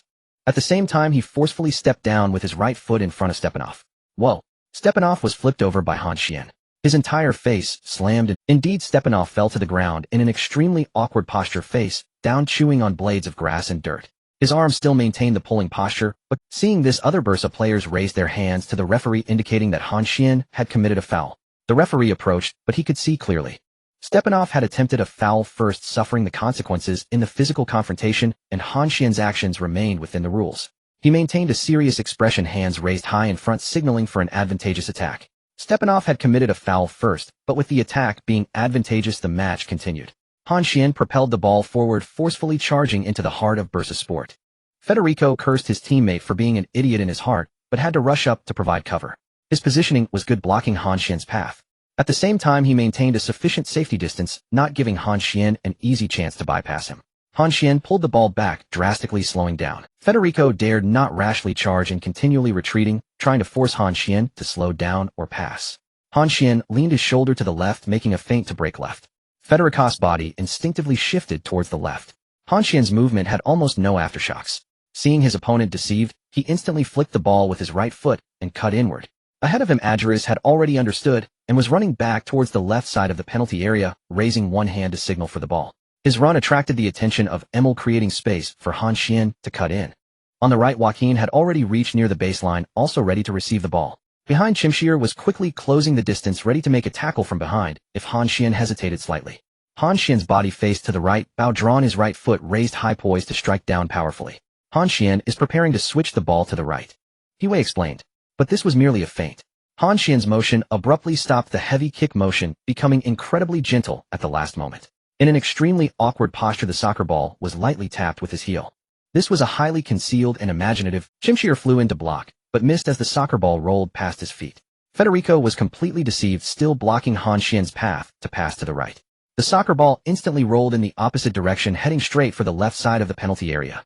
The soccer ball rolled back in an instant, heading straight for the left side of the penalty area. Beautiful. What a brilliant anticipation. Adjuris. A great opportunity. When the soccer ball rolled in front of him, Adjuris was momentarily stunned. He was also deceived by Han Xuan's concealed pass. However, it seemed that this pass had anticipated his reaction. By the time he realized it was a golden opportunity, he still managed to block the ball with the arch of his right foot to the best shooting position. The roar of Mestalla Stadium erupted at this moment. Without waiting for the equally stunned Emil to stretch his leg to block, Adjuris connected his left foot to his right foot and shot. Bang! The soccer ball instantly zipped along the ground, cutting through the grass. Swish! Ivanov had no chance as the ball slammed into the dead corner. 4-1. The ball is in again. Han Xuan's assist. Adjuris goal. This is an unbelievable knock through ball. It almost fooled everyone. It's as if he showed us a glimpse of a certain Barcelona legend. After completing a hat-trick, Han Xuan adds another assist. He dominated this Champions League match. In the corner kick area, Adjuris turned around to hug Han Xuan, who provided the golden opportunity. Han, that pass was incredible. I thought you were going to pass to that guy Joaquin, but unexpectedly the ball was right in front of me. Remember to do this more often in the future. Joaquin's positioning isn't as good as mine. He doesn't deserve to receive your passes. Hey, which foot passed it? Bring it here, let's polish those shoes. Get lost. Are you messing with me again? Before he could finish speaking, Joaquin rushed over and pushed him away. Joaquin embraced Han Xuan, shouting at Adjuris. What are you saying, old man? My positioning wasn't good. Who assisted you with 8 goals last season? Adjuris scoffed. That was ages ago. Just look at Han's pass, and then look at yours. What do you— That was a clearance. You? Alright. Han Xuan smiled while separating them. Stop arguing, both of you contributed to this goal. Joaquin drew the fire and out. Mata patted Han Xuan on the shoulder from behind, his tone filled with admiration. That pass, I couldn't even see where you were going to pass it. Han Xuan smiled slightly. That's exactly it. In the stands, the home fans were already in a frenzy. The rainbow dribble. It's been a long time since we saw such fancy football on the professional stage. Han Xuan's physicality is terrifying too. Look at how Stepanov was knocked down like a dog. I'm dying of laughter. Watching Han Xuan play is like savoring fine wine. I hope he stays true to himself and maintains this style of play. That through ball was incredible. It left me wet. How does this pass feel more visually impactful than a goal? God's through ball. A few old fans in the stands started to debate. I say this kid Han Xuan's skills are even more refined than the old Aymar. Aymar doesn't have his physicality. A look at how he just bulldozed that defender. What do you call that? That's called violent aesthetics. If you ask me, he resembles the peak Ronaldinho's speed, technique, and physicality, all top-notch. Who cares who he resembles? He's He's one of our Valencia players. After finishing the celebration with his teammates, Han Xuan slowly walked back to his half. Along the way, Stepanov tried to minimize his presence, but still couldn't escape Han Xuan's eyes. "Hey, kid," Han Xuan shouted at him. Stepanov instinctively turned back. Han Xuan smirked, giving a thumbs down. Stepanov's expression darkened. He regretted it immensely. He wondered why he had provoked this guy. His speed, which he prided himself on, was completely outmatched, and he was humiliated by Han Xuan's rainbow dribble. He felt he couldn't face being on the field anymore. What made it worse was the wave of boos from the stands, all directed at him. "Get off the field. Trash from the Turkish Super League. With this level you dare to provoke Han Xuan. Go home and farm." Stepanov wished he could find a hole to hide. On the sidelines, the Barca coach forced himself to calm down. But every time he saw Stepanov, his blood would surge. Taking advantage of the break, he made a substitution. Stepanov off, Svensson on. Stepanov came to the sidelines, looking at the coach's grim expression, lowering his head. "Do you know what you've done?" The coach lowered his voice, filled with anger. "You've made the whole team pay for your mistake." Stepanov's lips moved, but in the end he couldn't say anything. He knew that it would be hard for him to start in the future. And all of this stemmed from his damn sense of superiority regarding speed and that foul mouth. The match restarted at the center circle. The referee's whistle interrupted Han Xuan's thoughts. He had just verified a question. In the Champions League, the assist points gained are also slightly higher. An assist in a regular league counts as 1 point, while an assist in the Champions League counts as 1.5 points. Yes, 1.5. Han Xuan didn't expect the point system to even have decimals. He silently calculated 2 goals in the first half earned him 6 points, 1 goal, and 1 assist in the second half, 3 points for the goal, and 1.5 for the assist. That totals 10. 5 points. Adding the previous 6 points, that's a total of 16. 5 points. He used 2 points during halftime to recover his physical state, leaving him with 14. 5 points. He was just 3.5 points away from redeeming the Caca running shoes with 18 points. The match restarted. Barca, trailing by 3 goals, stubbornly continued to engage Valencia in an attacking battle. In their view, if they couldn't even beat Valencia, there was no need to mention Manchester United. Therefore, they did not expect to break out of the Champions League group. After finally participating in the Champions League, they just wanted to enjoy. This mindset ironically allowed them to play more relaxed. In the 75th minute, Mata was surrounded by several Barca players. With a big lead, Mata played increasingly at ease. Ignoring Maduro's approach for support, he tried to break through the encirclement by himself. Mata lifted the ball, sending it over Chimshiri and out of the encirclement. The stands erupted in cheers. "Beautiful. 1. Let them know what a genius midfielder is." Mata followed the ball closely, trying to escape the opponent's siege. Federico stepped up in front of Mata. Using his strong body, Mata was knocked down. Chimshiri immediately took control of the ball and pushed forward into Valencia. Mata overshot. Barca launched a counterattack.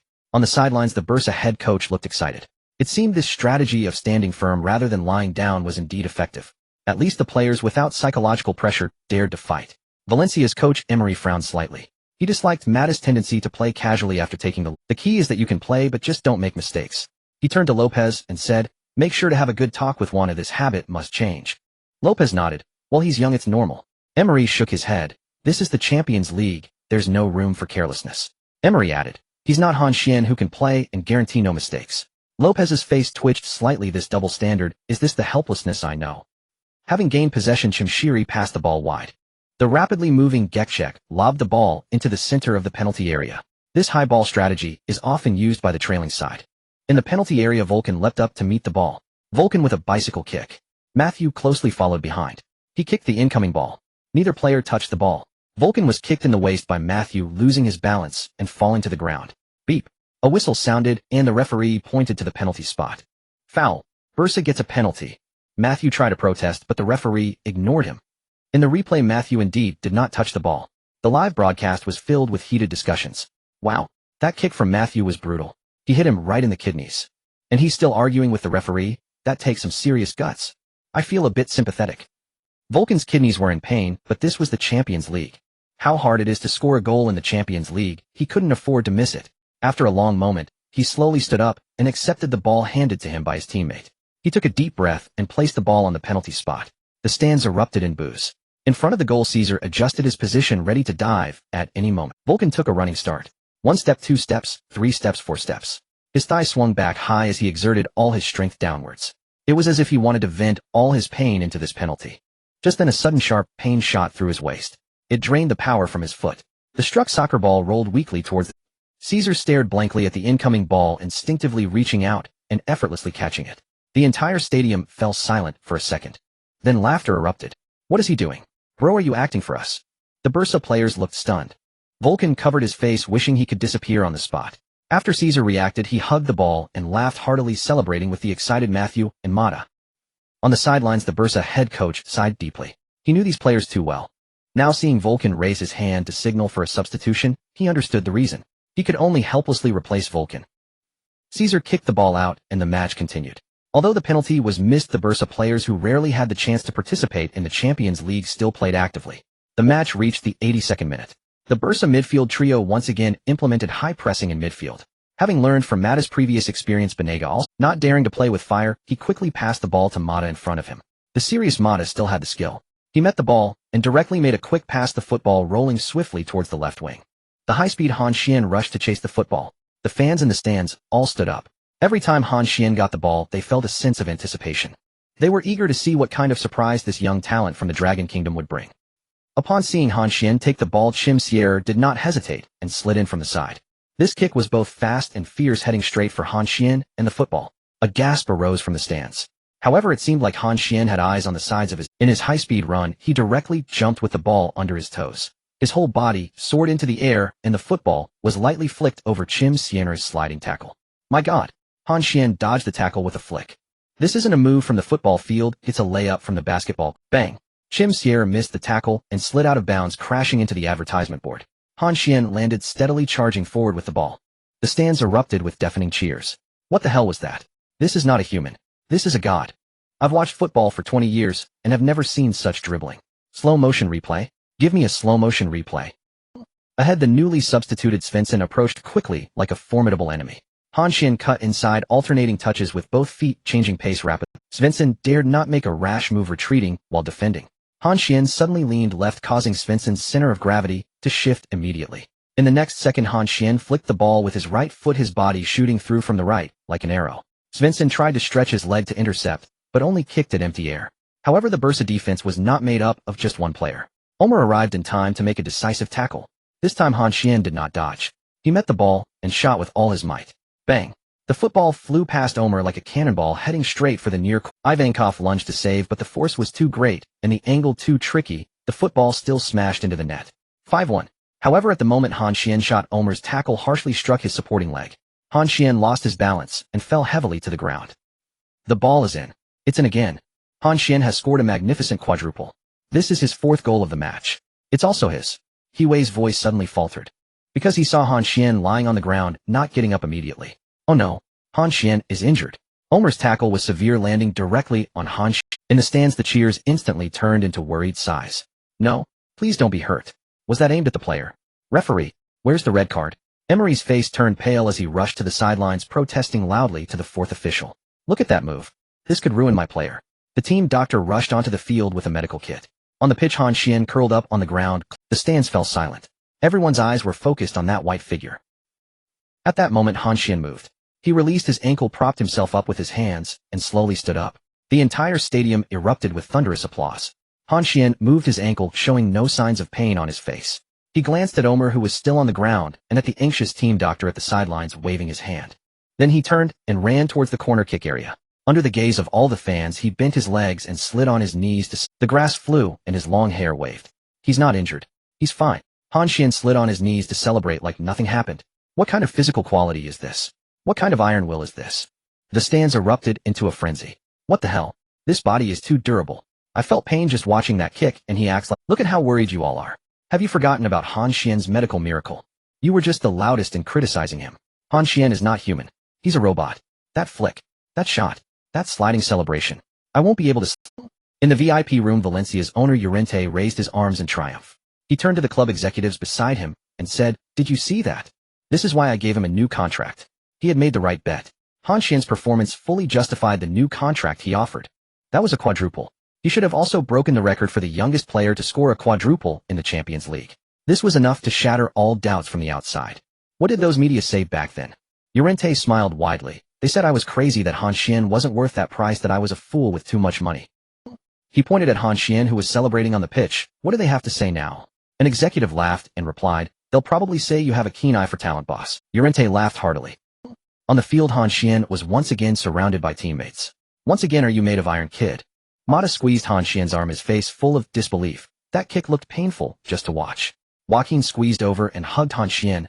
Damn, I thought you were going to be carried off. I was so scared I turned cold. Aduares patted Han Xuan on the back of his head. You really should try boxing with that body of yours. Han Xuan pushed Joaquin away. Hey, why are you acting like a girl? Let go, I don't like men. Laughter erupted among the crowd. On the other side, the referee showed a yellow card to Omer for his excessively dangerous. He must be thankful that the goal went in, otherwise he wouldn't escape a red card. After the game resumed, time passed second by second. In the 88th minute, Emery made a substitution adjustment. Han Xuan was substituted off, receiving applause from the entire crowd. This was Emery's reward for the As he walked towards the sidelines, all the fans in Mestalla Stadium stood up. Applause, cheers, and songs formed a sea of sound. Han Xuan raised his hands, applauding the stands.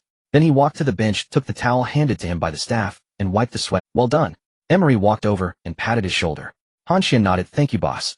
Rest while there's a league match this weekend. Understood. Injury time lasted 3 minutes. Neither side managed to score again. Beep, beep, beep. The referee blew the final whistle for the match. The match is over. 5-1.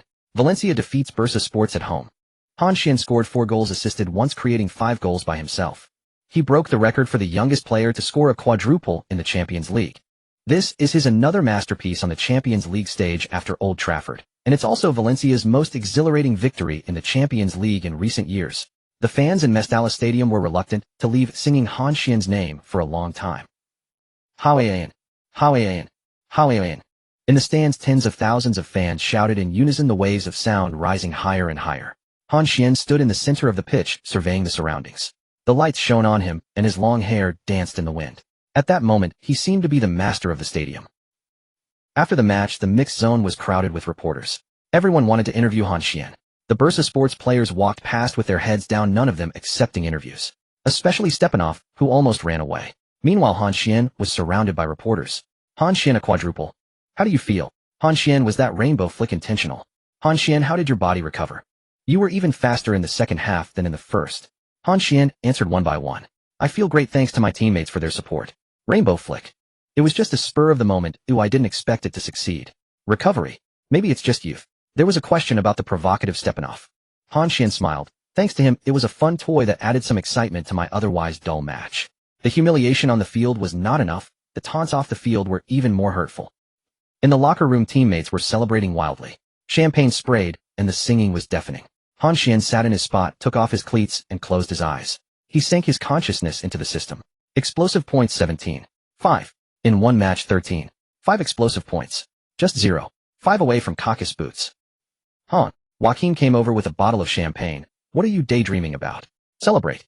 Before he finished speaking, champagne had already sprayed all over Han Xuan's face. You. Han Xuan opened his eyes and grabbed a nearby water bottle to chase after him. In the locker room, laughter echoed.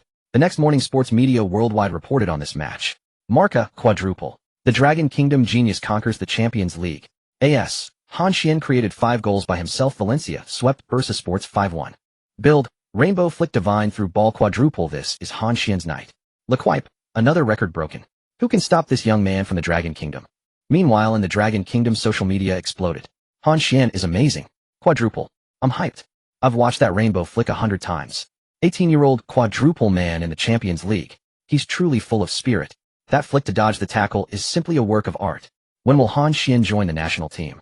No, if he joins the national team, it'll be a waste. Oh, let him play in Europe. Rational discussion. Is Han Xuan now considered the best in Asia? Absolutely. He must be. Park Ji-sung has to step aside. The day after the match, on a street in Valencia, there stood a luxurious and elegant cafe. Through the transparent floor-to-ceiling windows, one could see a few silhouettes of people scattered inside. In the corner table sat a girl in a light neck-fitted t-shirt, occasionally glancing outside the window, seemingly waiting for someone. The sunlight streamed through the glass, casting a soft halo on her golden long hair. She glanced at her phone, then looked back out the window, her eyes reflecting a hint of barely their anticipation. Yes, this is the place. Han Xuan, with a tall and upright posture, raised his head to confirm the name of the cafe, then strode forward, pushing open the glass door. The cool air and the elegant, soothing music quickly dispelled the heat from his body and mind. In contrast to the deafening cheers at the arena, this place was quiet, as if it were another world. The waiting staff bowed, slightly smiling, and asked, "Welcome. Are you here alone, sir?" "No, of course not, 2 people. It's too lonely to be alone." Han Xuan replied with a smile. His gaze swept around before finally landing on the girl in the corner who was waving at him. The corners of his mouth lifted slightly as he bypassed the staff and walked quickly toward her. This girl bore a striking resemblance to Dasha, looking completely identical. However, her aura was entirely different. She wore a pair of golden-rimmed glasses, her golden hair slightly wavy, but unlike Dasha, it was neatly tied back. Her figure, tightly wrapped in the fitted top, was round and full. Though not as visually striking as Dasha, there was a sense of comfortable appropriateness. Most importantly, compared to Dasha's slightly pure aura, Maria appeared much more alluring. She stood up looking at this man whom her sister often mentioned, her eyes revealing a hint of astonishment. Unlike on television, Han Xuan in the arena resembled a youth drenched in sweat. Yet upon closer inspection, his deep-set eyes revealed a maturity that belied. Complementing the youthful face was a hint of melancholy that made one want to explore further. No wonder Dasha was truly special. Hello, you must be Maria, right? Han Xuan approached and extended his hand, directly asking. Maria extended her long fair hand to shake his, a cool sensation passing into Han Xuan's palm. A gentle voice like a spring breeze followed. Yes, I'm really sorry. I thought I shouldn't keep a girl waiting, so I left early, but I didn't expect the traffic to be so bad, and I ended up being late. Feeling the warmth of his hand, Maria subtly moved, but Han Xuan showed no intention of letting go. She smiled understandingly. It's fine, I haven't waited too long either. Her voice became even softer and more enticing as she glanced at Han Xuan. And is it nice to touch? This question ignited a surge of mischief within Han Xuan. He was not one to be at a disadvantage. He scratched her palm before releasing her hand. Not bad. Mariah's face turned slightly red. She truly didn't expect Han Xuan to be so thick-skinned. The two of them each took their seats. Maria raised her hand to order a cup of coffee for Han Xuan, calming her mind. She then said, seriously, Mr. Han, my sister should have mentioned my proposal to you. I don't want to talk about how much your image rights can sell like other agents do. What I want to discuss with you is the future. Even when discussing serious matters, Mariah's voice still sounded gentle and alluring. Oh, Han Xuan raised an eyebrow, looking at her with great interest. I can help you establish a talent agency. Maria leaned slightly forward, the perfect curve subtly visible beneath her fitted t-shirt. Initially, it will serve only you, but the structure will be entirely compliant. You are not my client, you are my partner. You will be the boss, and I will handle the operations. This is something no one else can offer you. Han Xuan did not respond immediately. He took a sip of coffee, his gaze piercing through her golden-rimmed glasses, directly meeting her eyes. The scrutiny in his gaze, and something indescribable, made Mariah's heart beat slightly faster. To be honest, this did indeed move him. He had crossed over, and although many details were unclear, remembering a few lesser-known stars was still quite easy. If he were to sign a regular agency contract, that would be a true waste. Mariah's proposal just happened to provide him with operational space. Sounds good, Han Xuan finally spoke, setting down his cup. But why did you think of this? How did you know I would take this risk?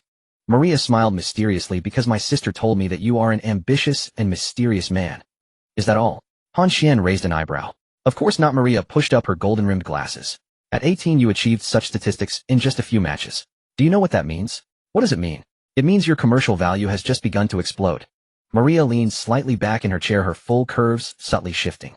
Signing with your talent agency now will only take away the majority of the profits. But if you become the boss, everything will be yours. Image rights, commercial endorsements, future developments. Every penny goes into your pocket. Han Xuan remained silent, simply gazing at her. Maria continued, moreover, you are not just a player. Oh, my sister said you were special not just on the court. Mariah's expression turned serious. She said you possess a kind of judgment beyond your age, so I was thinking maybe you don't just want to be a player, perhaps you have greater ambitions. Go on, Han Xuan urged. What I can help you with goes beyond negotiating contracts. I can help you build a team, from business development to public relations, from legal consulting to investment and finance. Whatever you want to do, this team can assist you. Sounds like you are quite confident. Because I've done my homework. Maria looked straight into Han Xuan's eyes. Moreover, I have a sister as an insider who knows you better than any other. Han Xuan pondered for a moment. He picked up his coffee and took another sip. The coffee was already a bit cold, but he didn't care. He was contemplating something. Before crossing over, he had seen too many stories. Players getting cheated by agents, clubs, and people around them. Ultimately, it was because players were only responsible for playing and understood nothing else. But Mariah's proposal was different. She was letting him be the boss. This meant control was in his hands. What else did your sister tell you? You are quite a difficult person to deal with, Han Xuan suddenly asked. Maria blinked. She said you are hard to handle. In what way? She didn't give me that detail. Maria quickly took out a document from her bag and pushed it in front of Han Xuan. This is the proposal I drafted. You can take your time to read it. There's no rush to make a decision. Han Xuan did not take it, instead asking, how long did you prepare this? Since my sister first mentioned you to me, Maria replied. Han Xuan nodded. I have another question, he said. Go ahead. Does your sister know you are discussing this with me today? Maria blinked. She knows I am becoming your agent, but she doesn't know I want you to be the boss. Aren't you afraid she will be angry? Not afraid, Maria revealed a sly smile. I'm just doing business, not trying to steal her man. That may not be the case. Saying this, Han Xuan reached for the document and opened it for a look. The terms were very detailed, covering everything from company structure to equity distribution. From profit sharing to decision-making mechanisms, every aspect was clearly outlined. It was evident that a lot of effort had gone into it. I need time to review this. Of course, Maria nodded. Is a week enough? One day, Maria's eyes flashed with surprise. All right, see you in a day. Han Xuan watched the white Audi disappear around the corner before pulling out his phone. There was an unread message from Dasha on the screen. How did it go? Han Xuan replied, your sister is tougher than you. Dasha, in what way? Han Xuan did not explain, stuffing his phone into his pocket as he strode toward his car. The next day, the two met again. Han Xuan placed the document on the table, which was filled with annotations. Maria picked it up and flipped through it, her frown deepening. So many revisions. She looked up at Han Xuan. They are not revisions. Han Xuan shook his head. They are additions. Maria carefully read through it once, then took a deep breath. All right, she closed the document and decisively said, let's do it your way. Maria took out a new contract from her bag and pushed it toward Han Xuan. This is the formal partnership agreement I prepared.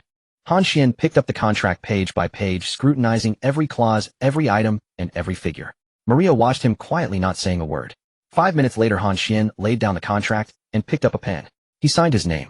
Pleasure to cooperate. He extended his hand.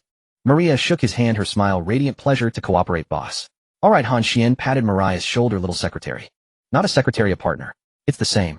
From now on, you'll handle everything. After finalizing the agent arrangements, Han Xuan welcomed the 6th round of La Liga matches. This was the first match of Valencia's upcoming grueling schedule. In the following 7th round of La Liga, they would travel to the Bernabeu to face Real Madrid.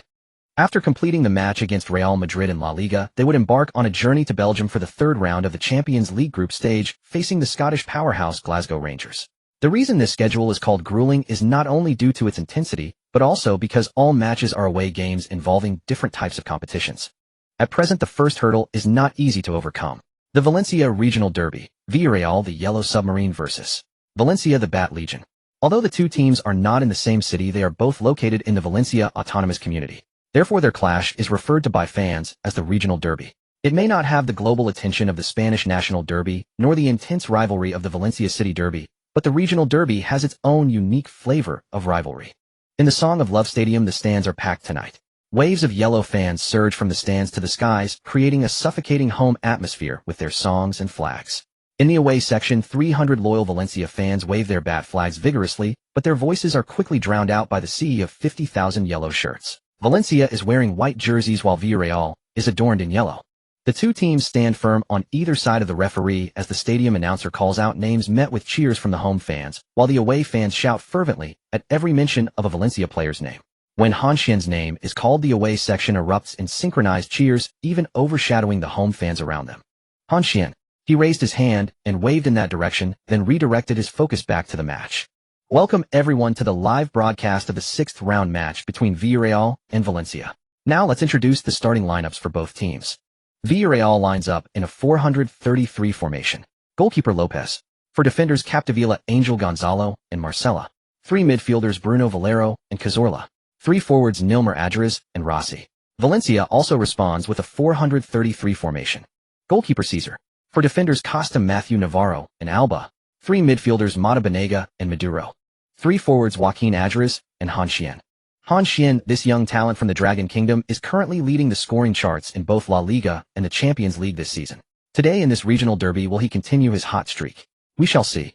The comments section has already started buzzing. It's tough to play away against the Yellow Submarine. They strengthened with a World Cup winning defender this year. Han Xuan will be closely marked in this match. Who cares about the champion defender? Han Xuan, go for it. On the field, both sides have lined up. On the sidelines, Villarreal's coach Carlos watches the players on the field. His arms are crossed over his chest, his brow slightly furrowed. Last season, the team he led was defeated by Valencia twice. Those were moments he preferred not to remember in his coaching career. 2 losses, 2 different scripts, but the outcome was the same. His team returned empty-handed from Mestalla and the Song of Love. Fortunately, the team made reinforcements during the summer window. Carlos glanced at the familiar figure on the field. The 2010 World Cup champion defender, experienced and never faltering in big moments. These new signings had boosted his confidence, making him believe they could take revenge in this season's regional derby. However, the emergence of a player from the Dragon Kingdom disrupted. Carlos' gaze fell on Han Xuan.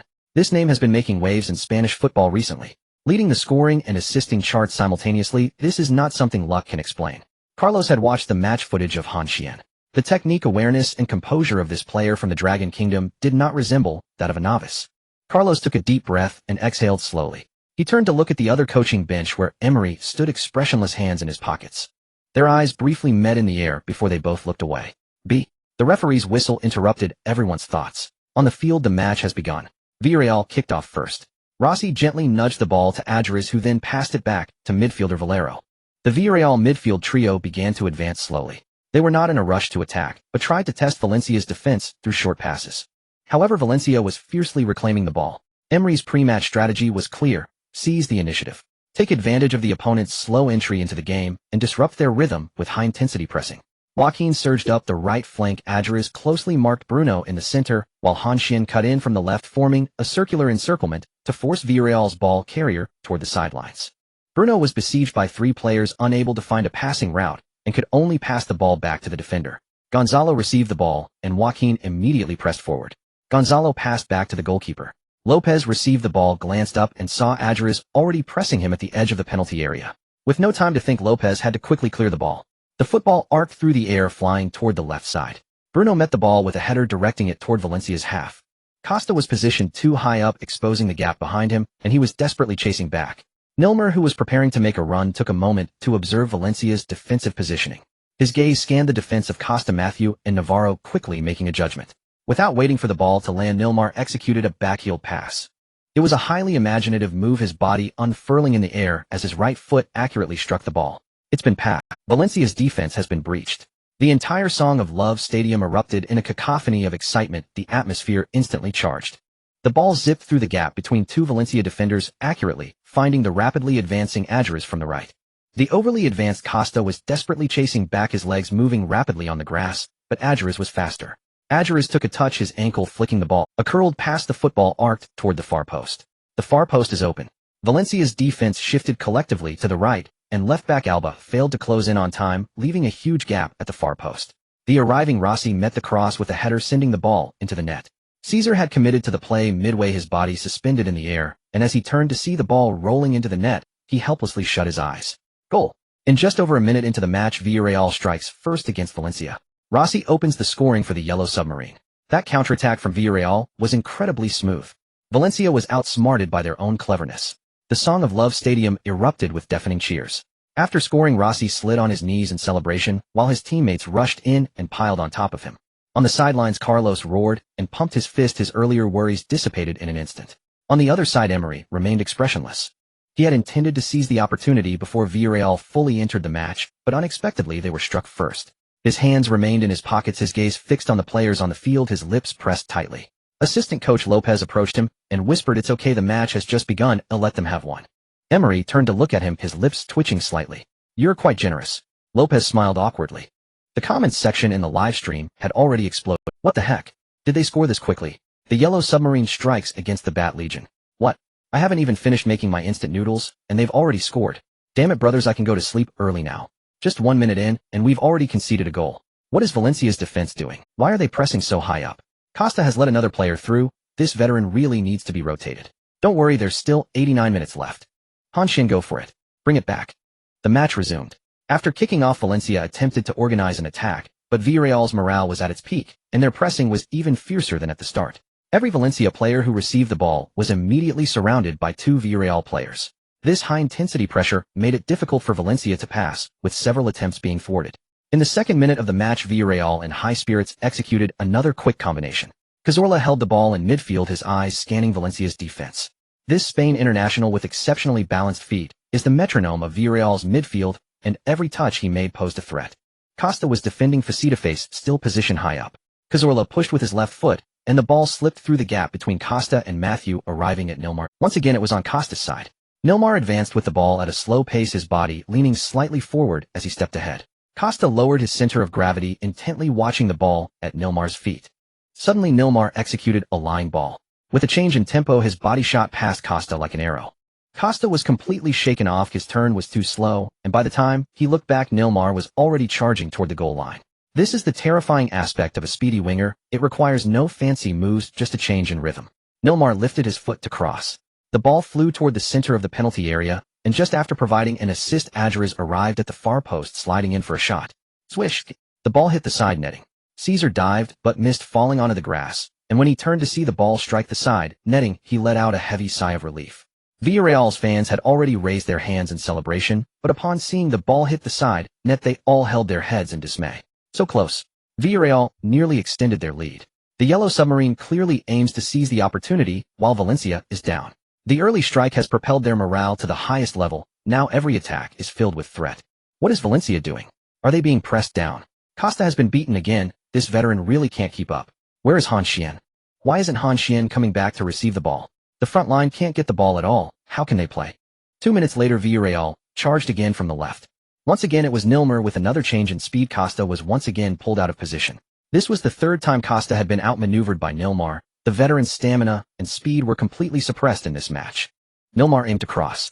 Just then a body moved across his path, forcefully knocking him aside. It was Maduro who had come to the rescue just in time. His anticipation was spot on. At the moment Nilmar was about to kick, he positioned himself perfectly, using his body to separate Nilmar from the ball. Nilmar lost his balance from the collision, staggering 2 steps before regaining his footing, raising his hands in protest to the referee. The referee paid no mind. Maduro, who had secured his position, quickly passed the ball to Matthew, his movements clean and precise, leaving no chance for the opponent to regain the ball. Rossi quickly pressed forward and Matthew glanced at the left flank of his team. Without hesitation, he sent a long pass to clear the ball from the danger zone. The ball soared high, crossing midfield and flying toward the left. Ahead, Han Xuan moved forward to meet the ball. This was Valencia's first real counterattack opportunity in the match. Capdevila quickly closed in. This World Cup winning defender was experienced. He didn't rashly charge in, but instead signaled to his teammates to provide support while using his body to disrupt Han Xuan. Han Xuan pushed back with his right hand, feeling Capdevila's body weight and balance. At the same time, his gaze remained fixed on the descending ball, calculating its landing point and timing. Capdevila's body was strong and his arm pressed against Han Xuan's waist, trying to throw him off balance. But Han Xuan's core strength was far beyond what Capdevila imagined. They maintained a delicate balance as they ran. Han Xuan met the ball with his right foot. 100 control, 100 mental focus. Puff, a soft sound. The ball obediently stopped at his feet, not bouncing even a little. The noise in the Song of Love stadium momentarily paused. Many home fans widened their eyes. This stop was simply incredible. A ball falling from the sky stopped with the sole of the foot while running at high speed without any bounce. How much finesse and calmness does this require? Capdevila was momentarily stunned. After so many years of playing, he had seen numerous talents, but few young players could execute such a stop under such intense pressure. Han Xuan didn't give him time to react. His highly sensitive senses made him aware that someone was pressing in from his left. He didn't turn around. From the sound of footsteps and the rustling of grass, he estimated that the opponent was less than 2 meters away. Han Xuan switched to his left foot and gently nudged the ball. The ball slipped through the opponent's legs. It was Valero who had come to assist. Han Xuan shifted his body, sliding out from between the two players, evading the encirclement with the ball. Capdevila and Valero collided head-on. Their bodies tangled together, staggering several steps before separating, while Han Xuan had already carried the ball out of their defensive range. The Song of Love stadium erupted into noise once again. This time it was not a cheer, but a cacophony of astonishment and unease. The home fans were buzzing with discussions. That guy must be the young lad from the Dragon Kingdom who recently made a name for himself. He does seem to have some skills. Can even Capdevila not stop him? Be cautious of this number 39. He is not an ordinary young man. Han Xuan, what a beautiful touch. What a splendid display of skill. No, this is not merely a skillful touch, it's a combination of nutmeg and a delicate pass. Capdevila and Valero's double team was effortlessly dealt with by him. This is Han Xuan, our very own talented player from the Dragon Kingdom. What the heck? What kind of divine operation was that for a touch? Stopping a high ball with his foot. Is he even human? Nutmeg. He nutmegged them both in a double team. The feel of the ball and his calmness are not typical of an 18-year-old. Capdevila, a World Cup champion defender, has been toyed with by Han Xuan. Han Xuan, having completed his escape, maintained. He did not rush forward, nor did he attempt a direct pass to breach the defense, but instead slowed the pace, dribbling laterally. He raised his left hand and pressed it down. That was a clear gesture. Slow down, don't rush. Seeing this gesture, his teammates, who were eager to push forward, all held back. Mato withdrew to offer support. Banega opened up the angle, and Joaquin also slowed his forward run on the right. The pace of Valencia was thus subdued by Han Xuan. Previously, the high-pressure tactics of Yellow Submarine had made every pass from Valencia seem hurried, filled with errors. But now, with Han Xuan in control, he calmly observed the situation on the field, rotating the ball among his teammates with simple, precise passes. The players of Yellow Submarine attempted to ramp up their pressure again, but Han Xuan always managed to shift the ball before the double team could form. His passes were not fast, but each was perfectly timed, poised, as if he were in a training match. Valencia finally stabilized.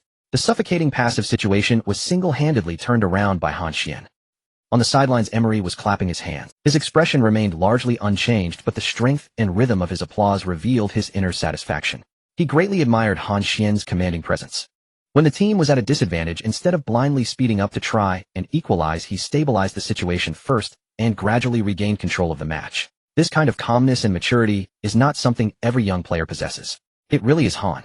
Lopez exclaimed nearby. Look at how both teams are performing, yet he's managed to control the tempo. Emery finally spoke up. As long as he is on the field, we have a chance. Lopez nodded, his gaze returning to the figure in white. Chapter 68, Battle for 300 Rounds. In the commentary booth, Han Xuan's voice rang out again. After Yellow Submarine's lightning strike at the start, the pace of the match has been set very fast. This fast tempo favors Villarreal, not Valencia. One moment of inattention, and the Bat Army could face collapse. Thus Han Xuan's control of the match is extremely critical. You can see that at just 18 years old, Han Xuan has already begun to show his leadership qualities. Han Xuan is right, those few moments were really steady.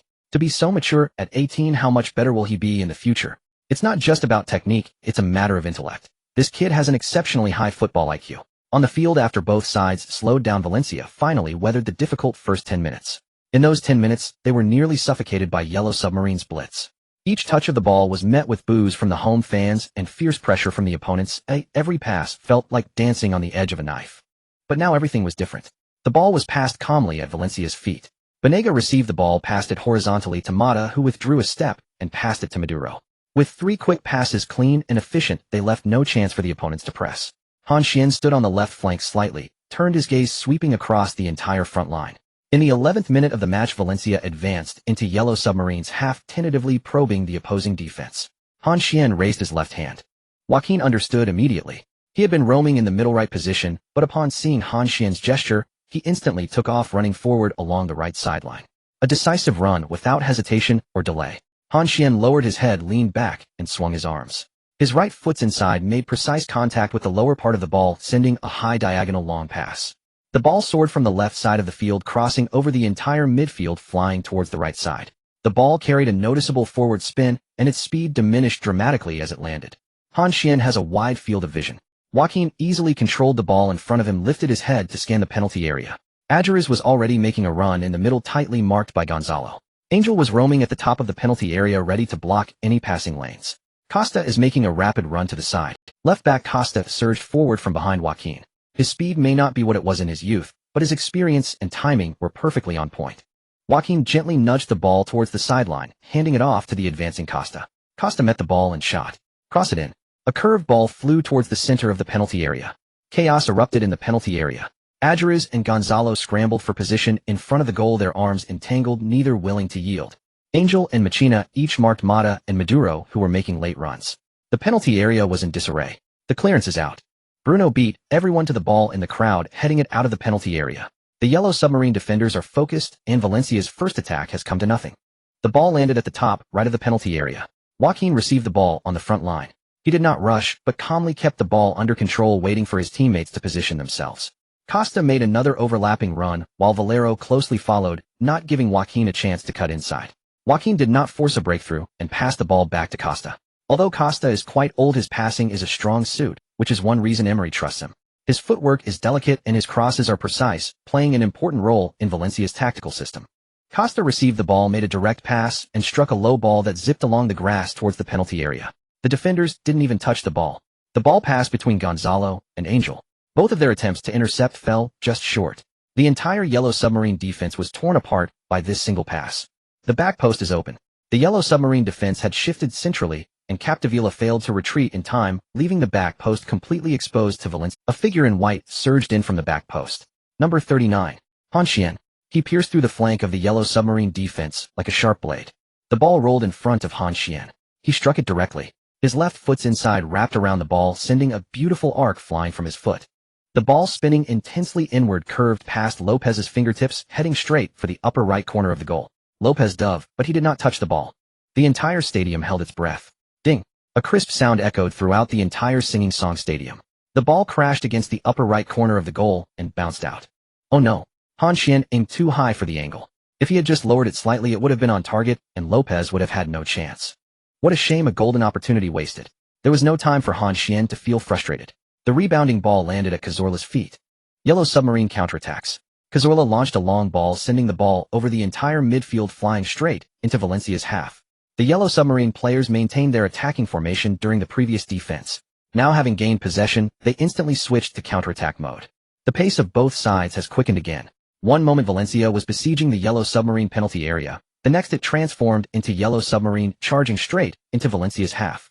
The pace of the football game transitions this quickly. A change of possession often occurs within just a few seconds. Ahead lies a wide, open expanse of grass. On Valencia's right flank, Costa had yet to return after his overlapping cross. The entire left side was completely exposed to the Yellow Submarine's firepower. Connie sprinted towards the ball. Costa was desperately chasing back, but he was too far forward, at least 3 positions behind Connie. Connie received the ball near the corner area facing the returning Costa. Costa had finally made it back. This veteran was nearly burning himself out.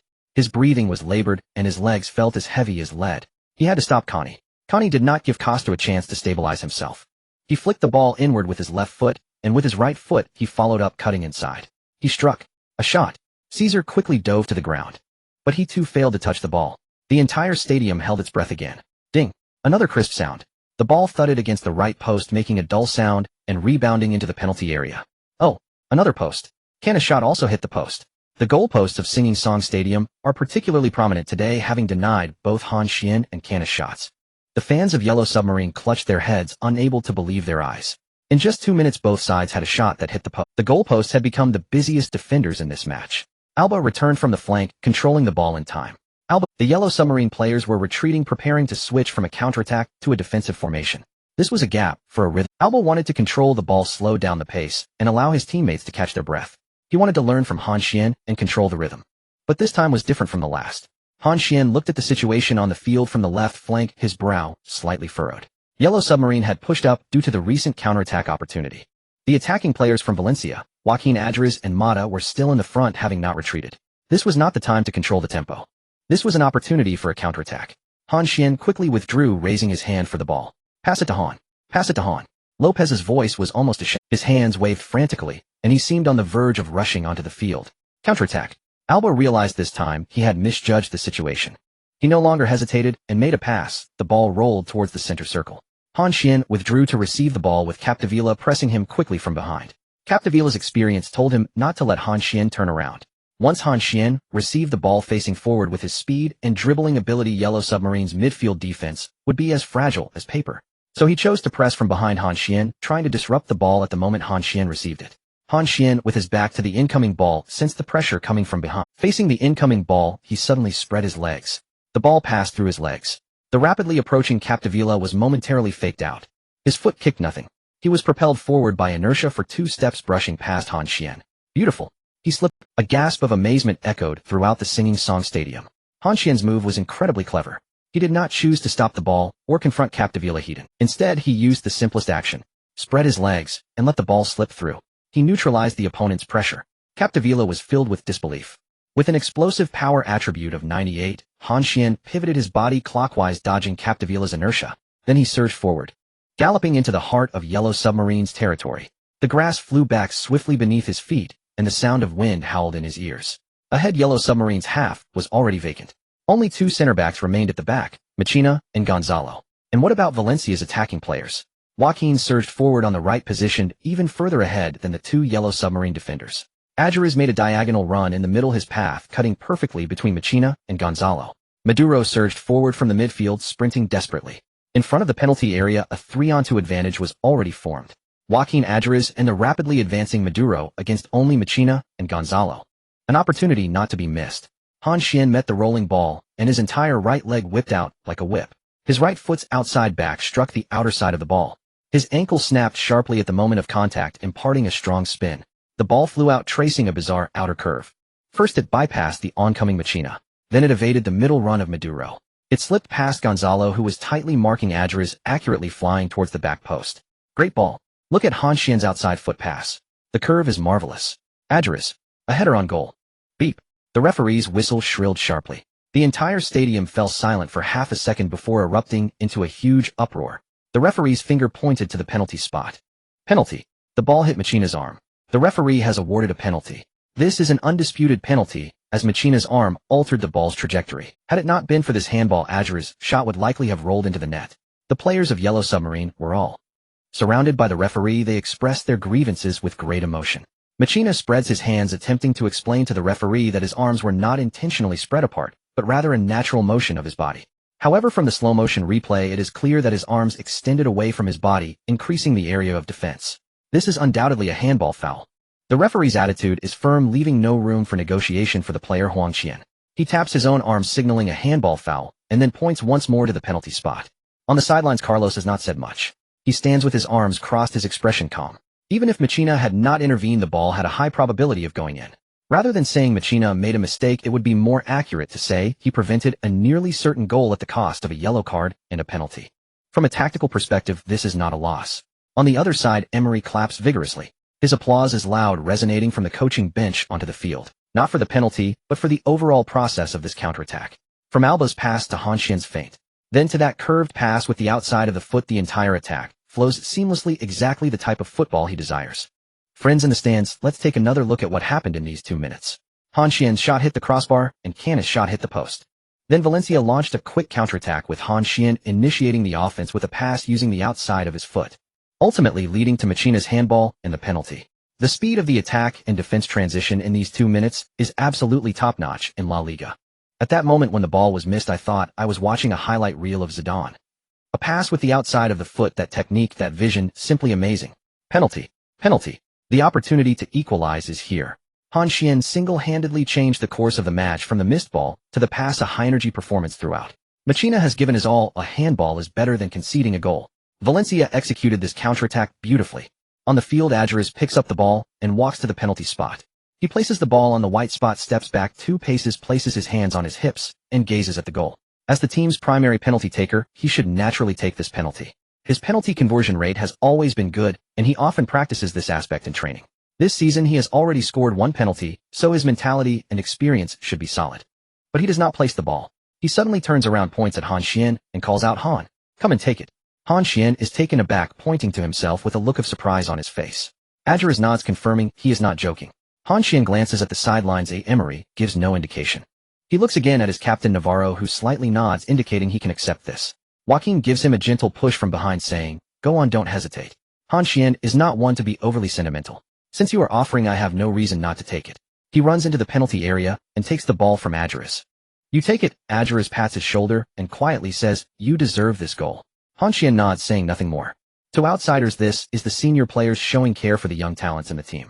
As an experienced player, Adjures actively cedes the penalty to the young player, recognizing Han Xuan's ability and encouraging, but Adjures knows clearly in his heart. He first thanks Han Xuan for providing numerous assists. This season, Han Xuan's crosses and through balls from the left have made it very easy for him to score. Without Han Xuan, his goal count would be reduced by at least half. Furthermore, he understands that a penalty kick and multiple goals are still different. A penalty counts as just 1 goal, but building a good relationship with Han Xuan is key. As long as Han Xuan is on the field, he will have plenty of opportunities. Ceding a penalty could result in more assists in the future. He is very clear about this calculation. Adjures has actively ceded the penalty. This is a move of great vision. Han Xuan's performance this season has been remarkable, and Adjures, as a senior player, has expressed his trust and support for his young teammate in this way. The atmosphere in the Valencia dressing room seems very positive. Adjures is truly impressive. He has foresight.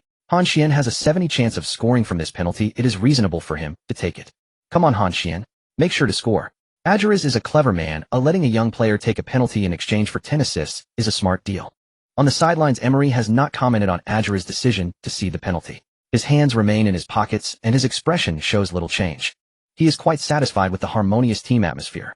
A team that wants to go further cannot rely solely on tactics and technique. The relationships among players and the atmosphere in the dressing room are equally important. Adjures, as a senior player, actively ceding the penalty to a young player is a sign of leadership. Lopez whispers, "Adjures' gesture will be remembered by Han Xuan." Emery nods. The team needs people like him. Behind the goal, the flags of Huang Qian wave incessantly. The yellow fabric flutters under the lights, creating a breathtaking visual pressure. 50,000 home fans exert their utmost effort to boo. The sound waves thunder down, directly attacking the penalty spot. Fly, fly, fly. Han Xuan, possessing a top-notch mental fortitude, remains unfazed. He does not look at the waving flags. The boos roar in his ears, yet he remains calm as a placid lake. In front of the goal, Lopez is constantly adjusting his position. Looking at the utterly calm young face before him, he can't help but feel a sense of unease. His eyes are fixed on Han Xuan, trying to read the direction of the penalty from his gaze or body posture. Han Xuan doesn't even take a run-up. He simply stands in front of the ball, lifting his leg in place. Swish! 2 green flashes erupt in midair. While the ball is still rolling, Han Xuan has already spread his arms facing tens of thousands of Huangqian fans. This is such confidence. Then the football gently rolls into the left side. The speed is not fast, the angle is extremely tricky. Lopez dives to the right. 1-1. Han Xuan stands there watching the Huangqian fans fall silent before he is swarmed by his teammates from behind. In the away stand, 300 diehard Valencia fans erupt with deafening cheers. They shout fiercely in the sea of 50,000 yellow, the bat flags soaring high in the night sky. Han Xuan, Han Xuan, Han Xuan. The synchronized calls come from the opposite goal, heading straight for the Huangqian fans. From the missed ball to the assist with the outside of the foot, and then calmly converting the penalty. In just 2 minutes, Han Xuan proved himself to the entire Samba stadium. At 18, amidst the jeers of 50,000 away fans, he delivered a perfect answer. This young man has limitless potential. That penalty was too easy. Standing there to take the kick, his mental fortitude is rock solid. Lopez is stunned. He dived the wrong way. Han Xuan should keep booing. 50,000 people fell silent simultaneously. This scene is too exhilarating. On the sidelines, Carlos sees Han Xuan standing there and scoring the penalty. He looks incredulous and turns to his assistant coach. Is this really 18 years old? On the other side, Emery feels the same way. The match restarts. The time has just reached the 14th minute. Who could have imagined that in these past few minutes both sides had already battled fiercely? A quick strike, a post, a crossbar, a penalty. Shots off the frame, a miraculous save from the goalkeeper, a handball from the defender. The stories that unfolded in these few minutes surpass those of some matches lasting 90 minutes. Connie pushes the ball from the center circle, and Huangqian gains possession. The score returns to 1-1. Both sides take a breather for another 7 or 8 minutes. In the 22nd minute, Huangqian strikes back. Cazorla possesses the ball in midfield. The Spanish international is in exceptional form today. His ball control, passing, and advancing in midfield make every touch a headache for Valencia's defenders. Banega has already been fouled by him once. Maduro also has to frequently give up his position to assist in defense. Cazorla drives forward with the ball. Banega stretches out his foot to intercept. Cazorla slips the ball into the penalty area just before Banega can reach it. A through ball with an ingenious line passes through the gap between Matthew and Navarro. Rossi receives the ball in the penalty area, turns without stopping, and shoots directly. Shoot. Caesar reacts swiftly. His performance in this match has been flawless. He sinks his weight down, sitting on the ground, using his thigh to block the ball. It was saved. Fortunately, Caesar played brilliantly. If it had been anyone else, there's an 80% chance it would have gone in. Valencia needs to keep an eye on Cazorla. He is too much of a threat in midfield today. The ball is deflected out for a corner kick, and Caesar gets up from the ground shouting to his teammates, "Mark your man. Don't leave anyone open." Huangqian takes the corner kick. Inside the penalty area, both teams' players are entangled. Matthew jumps high and the football is headed into the sky. In the chaos of the penalty area, Connie attempts a bicycle kick. His body rises into the air, right foot lifted high, his whole body stretches out in midair. This is an extremely spectacular move. If it had been executed well, it would have definitely been a candidate for the best goal of this round of La Liga. But a bicycle kick is too Connie fails to connect properly. His toe grazes the bottom of the ball. The football lazily flies toward the goal, its speed as slow as a stroll. Caesar easily collects it. Connie gets up from the ground, angrily slapping the grass. This should have been his first bicycle kick goal. He dreams of scoring one like that. Bicycle kick, scissors kick, whatever you call it, it's the goal-scoring method every attacking player dreams of. Just a little bit away. As soon as he finishes speaking in the 25th minute, Valencia strikes back. Caesar throws the ball to initiate an attack, and after 3 passes the ball reaches Han Xuan. Han Xuan holds the ball on the left, facing 3 opponents. Capdevila and Valero are closing in from the inside, while Bruno retreats from the middle to encircle. The 3 form a triangular encirclement, cornering Han Xuan near the sideline. Han Xuan deftly flicks the ball upward with his toes slipping out of the 3-man encirclement. Before the ball lands, he makes a quick pass. Adjures receives the ball on the left side of the small box. He sweeps it toward the near corner. Lopez quickly dives down, his left leg extending out, towing the ball. Bang! The ball changes direction and is cleared out of the penalty area by Angel. Oh no! A good opportunity to take the lead was wasted. Adjures' shot was too straight. If he had aimed for the far corner, Lopez would have had no chance. Han Xuan delivered a peach to Adjures, who reacted with a brilliant pass. Adjures is frustrated. Adjures kneels on the ground, hands on his head. He knows what he missed. Han Xuan's through ball was sent through the 3-man encirclement. That was a golden opportunity, yet he couldn't capitalize on it. Adjures stands up and turns to give Han Xuan a thumbs up. In the 28th minute, Neymar again has the ball on the left. Still the left side. Still Costa. Still changing the rhythm. Neymar leans slightly forward, his feet alternating feints on the ball, then suddenly pushes the ball toward the baseline. At that moment, a figure rushes out from the side. It's Maduro again. This versatile midfielder for the Bat Legion, a warrior of steel, appears once more in a position where he shouldn't be. His anticipation is spot on. The moment Neymar pushes the ball, he has already launched himself, flying into tackle, taking both the man and the ball out of bounds. Bang! A dull sound as Costa and Neymar are both taken down by Maduro's tackle. The three tumble together. The referee runs over glances and does not blow the whistle for a foul. Maduro's tackle is clean and precise. He first touches the ball then the man. This is a textbook defensive move. Costa, who was taken down by his teammate's sliding tackle, is not angry. He quickly rolls up, brushes off the grass, and extends his hand to high-five Maduro. "Well done," Costa exclaims, smiling. Maduro, with a fierce expression, nods without saying much and quickly returns. Han Xuan's targeted attack on Valencia's right side is thwarted once more by Maduro. This time Costa is not beaten and Neymar does not deliver the cross. Han Xuan's attack is halted at the sidelines. On the sidelines, Emery claps again. He appreciates Maduro's. A team needs both soft and hard elements. With technical players like Han Xuan and Mata, there must also be tough players like Maduro. Technical players are responsible for creating opportunities, while tough players are responsible for snuffing out the opponent's chances. Both are essential. Lopez-sized Maduro has done the work of two men today. The right side defense relies entirely on him. Otherwise, Costa's side would have been breached long ago. Emery nods. That's why he is one of my most trusted players. The rhythm of transition between attack and defense remains rapid for both sides. From the 22nd minute until now, both sides have continuously created threats, and the defensive lines have endured tremendous pressure. The rapid pace of attack and defense from both sides today ensures that this Valencia regional derby will see plenty of goals. In the 28th minute of the match, after repeated setbacks on the left flank, Villarreal began to attempt an attack on the right. Cazorla dribbled laterally in midfield and switched the ball to the right side. Marchena surged forward from the back. The World Cup winning defender's ability to advance is exceptional. His first reaction after receiving the ball was not to pass back, but to move forward. He pushed the ball into the attacking area, forcing Banega to abandon his defensive position and press forward. After drawing the defense, Marchena passed the ball to Rossi, who was coming back for support. Rossi held the ball and attempted to cut inside. With a deft touch using his left foot, he followed with his right, leaning his body towards the penalty area. Navarro positioned himself while showcasing the veteran's experience at this moment. He did not recklessly extend his leg, but instead used his body to block Rossi's pass. Rossi could only make a backward pass. Cazorla surged forward at high speed from behind. After receiving the ball, he suddenly accelerated, moving like a hare, darting towards Valencia's defense. Navarro hadn't even had a chance to adjust his center of gravity when Cazorla had already flicked the ball to the other side. A clean and precise touch. Cazorla was about to slip through the gap between Navarro and Alba. Alba instinctively extended his leg to intercept. His foot made contact with Cazorla's leg, but not with the ball. Cazorla tumbled into the penalty area. He rolled on the grass and then spread his arms, looking at the referee. Beep. The referee's whistle sounded. His hand pointed again to the penalty spot. Penalty. Penalty. Another penalty. In the 28th minute of the match, Villarreal was awarded a penalty.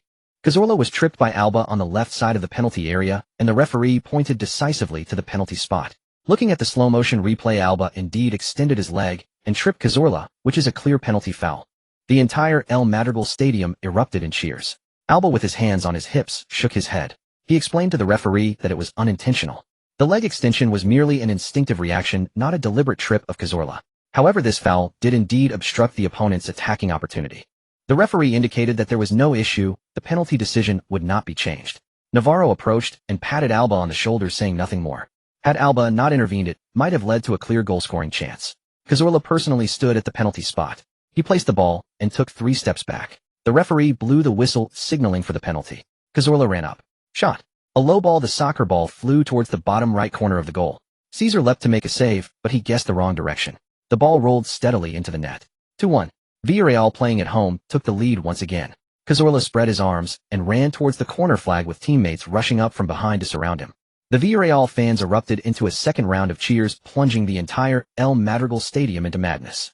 Cazorla! Cazorla! Cazorla! The fans shouted his name in unison. Villarreal has taken the lead again. This penalty has dealt a huge blow to Valencia. They had just equalized with Han Xuan's penalty, and before they could stabilize the situation, they fell behind again. This is the regional derby, this is La Liga, and any moment of negligence can lead to consequences. On the sidelines, Emery's expression was somewhat grave. He watched the Villarreal players celebrating on the pitch. Then he glanced at his own defense, frowning deeply. He felt that this Villarreal team was a completely different side from the one they had defeated last season, especially on the flanks. On the left, Nalma was fast and incisive, leaving Costa dizzy with his breakthroughs. On the right, Marchena, despite being a center-back by nature, but his attacking ability is remarkably strong. That previous advance and pass was akin to that of a winger. This is the change brought by reinforcing the World Cup winning members. Carlos signings in the summer window did not simply add a few players. Instead, they made the entire team's tactical system more complete. Two World Cup winning defenders, one brought defensive solidity, the other brought attacking width. Emery was somewhat worried whether they could leave El Madrigal unscathed today. Lopez whispered, should we make an adjustment? Alba's side is a bit tight. Emery shook his head, let's wait and see until halftime, adjusting now might make things worse. His gaze fell on Han Xuan. The white number 39 was standing near the center circle, hands on his hips, looking at the scoreboard with a score of 2-1. Tell Han to drop back to receive the ball. Emery said to Lopez, convey the message, let him come back for support. Lopez nodded, went to the sidelines, and called out to Mata with a hand gesture. Mata saw it and turned to deliver the coach's instructions to Han Xuan. Han nodded, saying nothing more. Emery's concerns were not without reason. In the 30th minute of the match, Villarreal's attack surged again. Having tasted success on the right flank, they continued to push down that side. Cazorla received the ball in the center. His vision was exceptionally wide. Before Banega and Maduro's pressure could arrive, he made a swift pass, switching the ball to the Marchena surged forward from the back once more. This time he did not dribble forward, but struck the ball directly without stopping. A curved lob, the soccer ball flew towards the center of the penalty area. Carney successfully evaded the offside trap. He slipped between Matthew and Navarro, leaping high ready to head the ball. Carney. Headed shot. Just as Carney was about to make contact with the ball, a yellow figure flew in from the front. Caesar. He anticipated the trajectory of the pass and decisively rushed out to intercept. His hands were raised high. He lunged forward, clearing the ball over Carney's head. It's been saved. Caesar has rescued Valencia once again. The ball was deflected out of the penalty area, with Banega snatching the second ball and clearing it with a powerful kick. Caesar got up from the ground, brushing off the grass from his body. Then he turned around, pointing to his head, loudly shouting to his defensive teammates, concentrate. Don't lose focus. Mark your... Navarro raised his hand to indicate it was his responsibility. Caesar is in outstanding form today. If it weren't for his several miraculous saves, Valencia's goal might have already been breached more than twice. This veteran goalkeeper of the backcourt is using his hands to protect Valencia's hope. In the 32nd minute of the match, Han Xuan retreated once again. Valencia, who had lost their advantage in midfield, needed someone to provide support from the back. They needed someone to transition the ball safely from defense to attack. This task fell upon Han Xuan. He dropped back to near the center circle to receive the ball, facing away from Villarreal's goal. Cazorla came up close from behind. His arms braced against Han Xuan's waist, trying to use his body to unbalance him. Han felt the pressure from behind. He did not panic, but leaned his body against Cazorla. Then his shoulders suddenly swayed to one side, shifting his center of gravity. Cazorla's body instinctively swayed along. In that instant, Han Xuan spun around, leaving Cazorla behind. Beautiful. Han Xuan shook off Cazorla with his back. His physical confrontation and ball control abilities at this age are truly rare. After turning, Han Xuan did not rush to push forward. He held the ball laterally, moving from the center towards the right. A subtle balance was maintained between him and the ball. Each touch of the ball was perfectly timed. Not too far, allowing the opponent a chance to press, and not too close, affecting his speed. Joaquin saw Han Xuan moving to the right, and timely switched positions, moving closer to the center. The two executed a series of two-known combinations on the right. Han Xuan passed to Joaquin, who tapped it back. Han Xuan passed to Joaquin again, who tapped it back once more. Two wall passes, clean and crisp, tore open a gap in Villarreal's left defense. Costa surged forward at high speed from the back, timing his overlap perfectly. Han Xuan played the ball to Costa. Costa received the ball without stopping and directly struck towards the center. The soccer ball rolled rapidly towards the penalty spot. Adjures received the ball with his back at the edge of the penalty area. His body leaned against Angel behind him, not turning around, but instead cleverly returning the ball. Since Han Xuan joined Valencia, Adjures has become increasingly proficient at holding his position. A cannon is ready. Joaquin cut in from the right to the edge of the penalty area, meeting the ball with a fierce shot. His right foot lifted high and he leaned forward, preparing to unleash a powerful strike. But just as his foot was about to make contact with the ball, his shooting motion was abruptly halted. He retracted his foot, allowing the ball to roll past him. Angel, who was blocking the shot, slipped to the right. Behind, Han Xuan followed up and struck. No stopping, no adjusting, just a powerful shot. Han Xuan shoots. The soccer ball flew straight toward the top left corner of the goal, without a hint of spin. Lopez pushed off with both feet, jumping high, his right hand reaching desperately upward. Bang! The soccer ball was deflected by Lopez's palm, changing direction and grazing the crossbar as it flew out of bounds. It's been saved. Lopez has once again saved Han Xuan's shot. Goodness, what level of goalkeeping is on display in this match. Caesar is incredible, and Lopez is equally impressive. Han Xuan's shot was of very high quality, but Lopez's save was even more spectacular. The crowd erupted into a chorus of astonishment. 50,000 home fans first gasped in surprise, then erupted into enthusiastic applause, both for the spectacular shot and the miraculous save. Han Xuan stood still, rotating his ankle after the shot, a hint of frustration on his face. He glanced at the goal, then at Lopez. He hadn't checked the almanac before going out today. His luck was so poor. Two shots, one hit the crossbar, the other was saved by a miraculous stop. Both were absolute chances, yet neither could be converted into a goal. Adjures came over and patted Han Xuan on the shoulder. That shot was fine and this guy must be on something. Han Xuan raised his hand. It's okay, there's still time. I can shoot many times, but he can't keep this up forever. Seeing Valencia gaining momentum, Villarreal, who were leading in the score, opened up. The pace is intentionally slowed down. Carlos made a downward gesture from the sidelines, signaling the players not to rush into the attack, but to maintain possession and consume time. The players of Han Xuan understood and began to increase their passing in the backfield with more frequent returns from midfield. They no longer pressed as frantically as at the start, but instead used ball control to wear down Valencia's momentum. This is a sign of maturity. After taking the lead, they are not in a hurry to extend the score, but first control the pace. They let the opponent's attacking enthusiasm cool down before seeking counterattack opportunities. This is something only an experienced team would do. Time passed slowly. Han Xuan made a few runs in the front field and noticed that his teammate's stamina was beginning to decline. The high-intensity transitions in the first half consumed too much energy. He glanced at the big screen on the sidelines. 1 minute of stoppage time for the first half. Soon the referee blew the whistle to signal the end of the first half. The score is 2-1. Villarreal, playing at home, entered the halftime break with a 1-goal lead. Inside the locker room, Valencia's players sat in their respective seats. The atmosphere was slightly gloomy. Emery was the last to walk in. He did not rush to speak, but stood in the center of the locker room, scanning each player's face. From Caesar to Navarro, from Maduro to Mata, his gaze finally landed on Han Xuan. You all played well in the first half, Emery started. The players looked up at him. Although we are trailing 1-2, we are not at a disadvantage. Emery walked to the tactical board and picked up a pen. The problem lies in defense. He drew Han Xuan's two flanks on. More than 70% of Villarreal's attacks originate from the flanks. The combination of Nerma on the left and Machina and Connie on the right has caused significant issues for our flank defense. He looked at Costa and Alba. In the second half, the fullbacks should not push up too high. Especially you, Costa. Your stamina may not last the whole match, and I will consider substitutions based on the situation. While you are still on the field, try to block the inner line and force the opponent to the outer line, giving Maduro and Alba time to cover. Costa nodded. Emery then turned to Maduro. Maduro, your task is still to assist on the right side. Nerma's breakthroughs are sharp. Acosta cannot handle him alone, and you need to constantly fill in. You did well in the first half, keep it up in the second half. Emery faced the whole team. In terms of attack, pass the ball more to Han. Han's retreat can greatly relieve pressure on our defense, while also creating scoring opportunities. The penalty in the first half is the best example. In the second half, when Han drops back to receive the ball, the three in front, Joaquin, Adjures, and Mata, should make decisive forward runs without hesitation. He emphasized, we can take points away from the singing field. Trust me, and trust yourselves. The players nodded in agreement. Emery glanced at his watch. Take a 15-minute break, recover well, and see you in the second half. The players dispersed, each preparing for halftime. Han Xuan went alone to the restroom, closed the door, and locked it. He leaned against the door, closed his eyes, and sank into the system. The system interface unfolded in his mind, with familiar blue screens displaying various data clearly. The penalty goal in the first half earned him 2 burst points. Now he has a total of 19. 5 burst points. Enough to exchange for the Kaka running shoes. Han Xuan did not hesitate, and moved his consciousness to the equipment section, found the icon for the Kaka running shoes, and clicked to exchange. Confirm exchange for Kaka running shoes. Consumes 18 burst points. Yes. Exchange successful. Remaining burst points 1. 5. Kaka running shoes have been issued to the host. Please check. Han Xuan opened his eyes. He looked down and saw a brand new pair of white sneakers suddenly appeared on the toilet lid in front of him. The sneakers lay quietly there, the upper gleaming softly under the light. With a pure white body adorned with golden stripes, the lines are smooth and elegant. The tongue is embroidered with a golden K, and the insole bears Kaka's signature. Han Xuan did not expect that these Kaka running shoes would actually be a physical object. He bent down to pick up the shoes and examined them carefully. Other than being stylish, they were not much different from ordinary sneakers. The weight, material, and workmanship are comparable to the top-tier sneakers on the market. But Han Xuan knew that these shoes were far more than just looking good.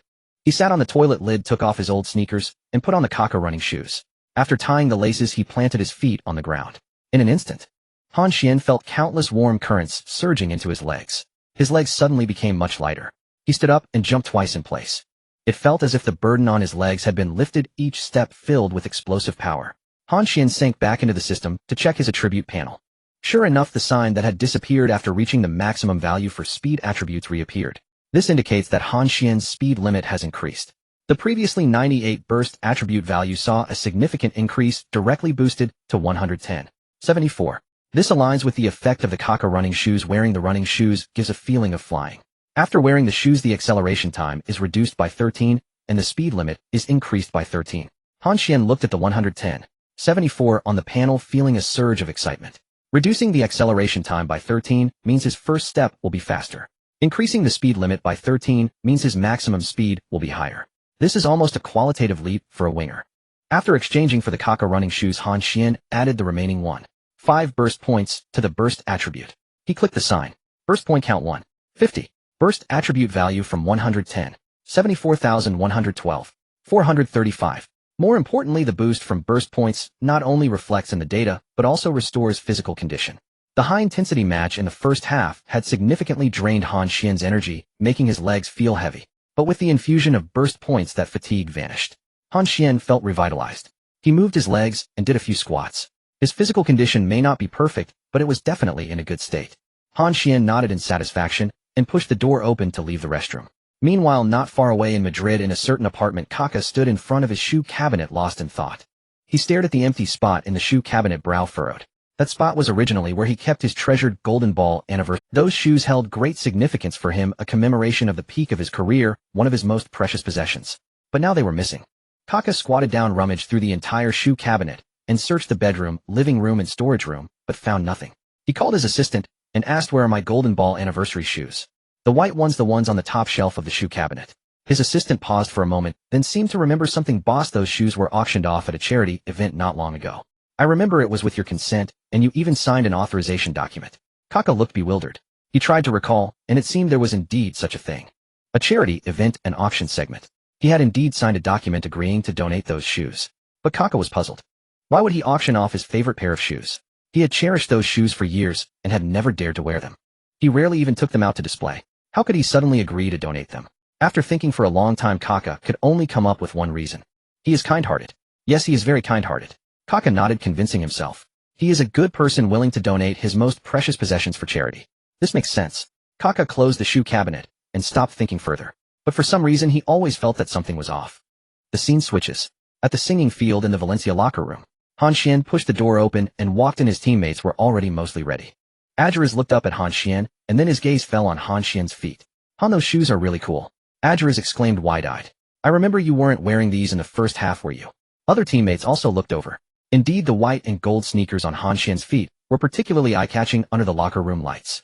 With their smooth lines and elegant colors, they were on a completely different level from the pair Han Xuan wore in the first half. Without thinking, Han Xuan replied, "That pair of shoes affected the feng shui, I couldn't make any shots, so I want to change." Feng shui. Mata approached with confusion. "What is feng shui?"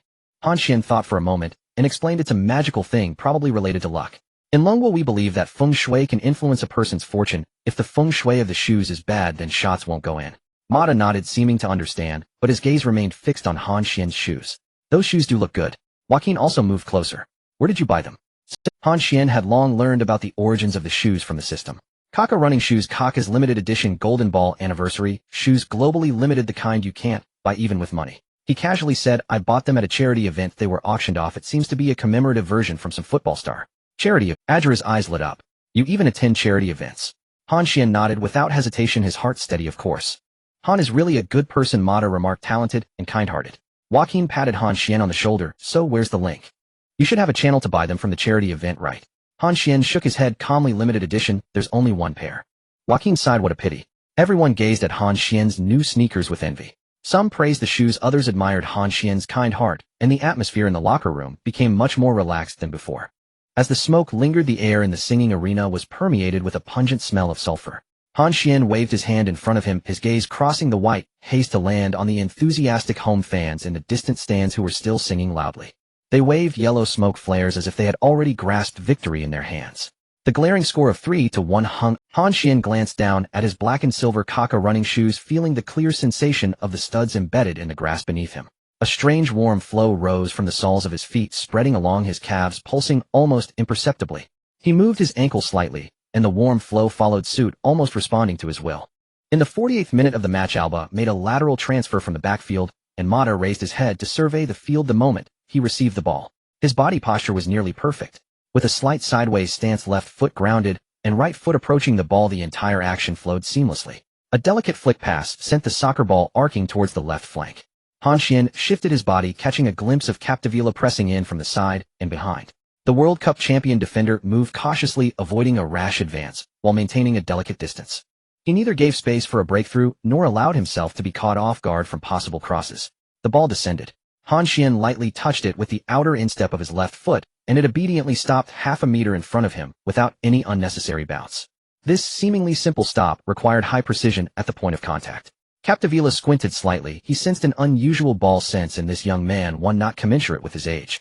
The shift in rhythm came without warning. The moment Han Xuan's left foot touched the ground, the studs of his right foot were already deeply embedded in the grass.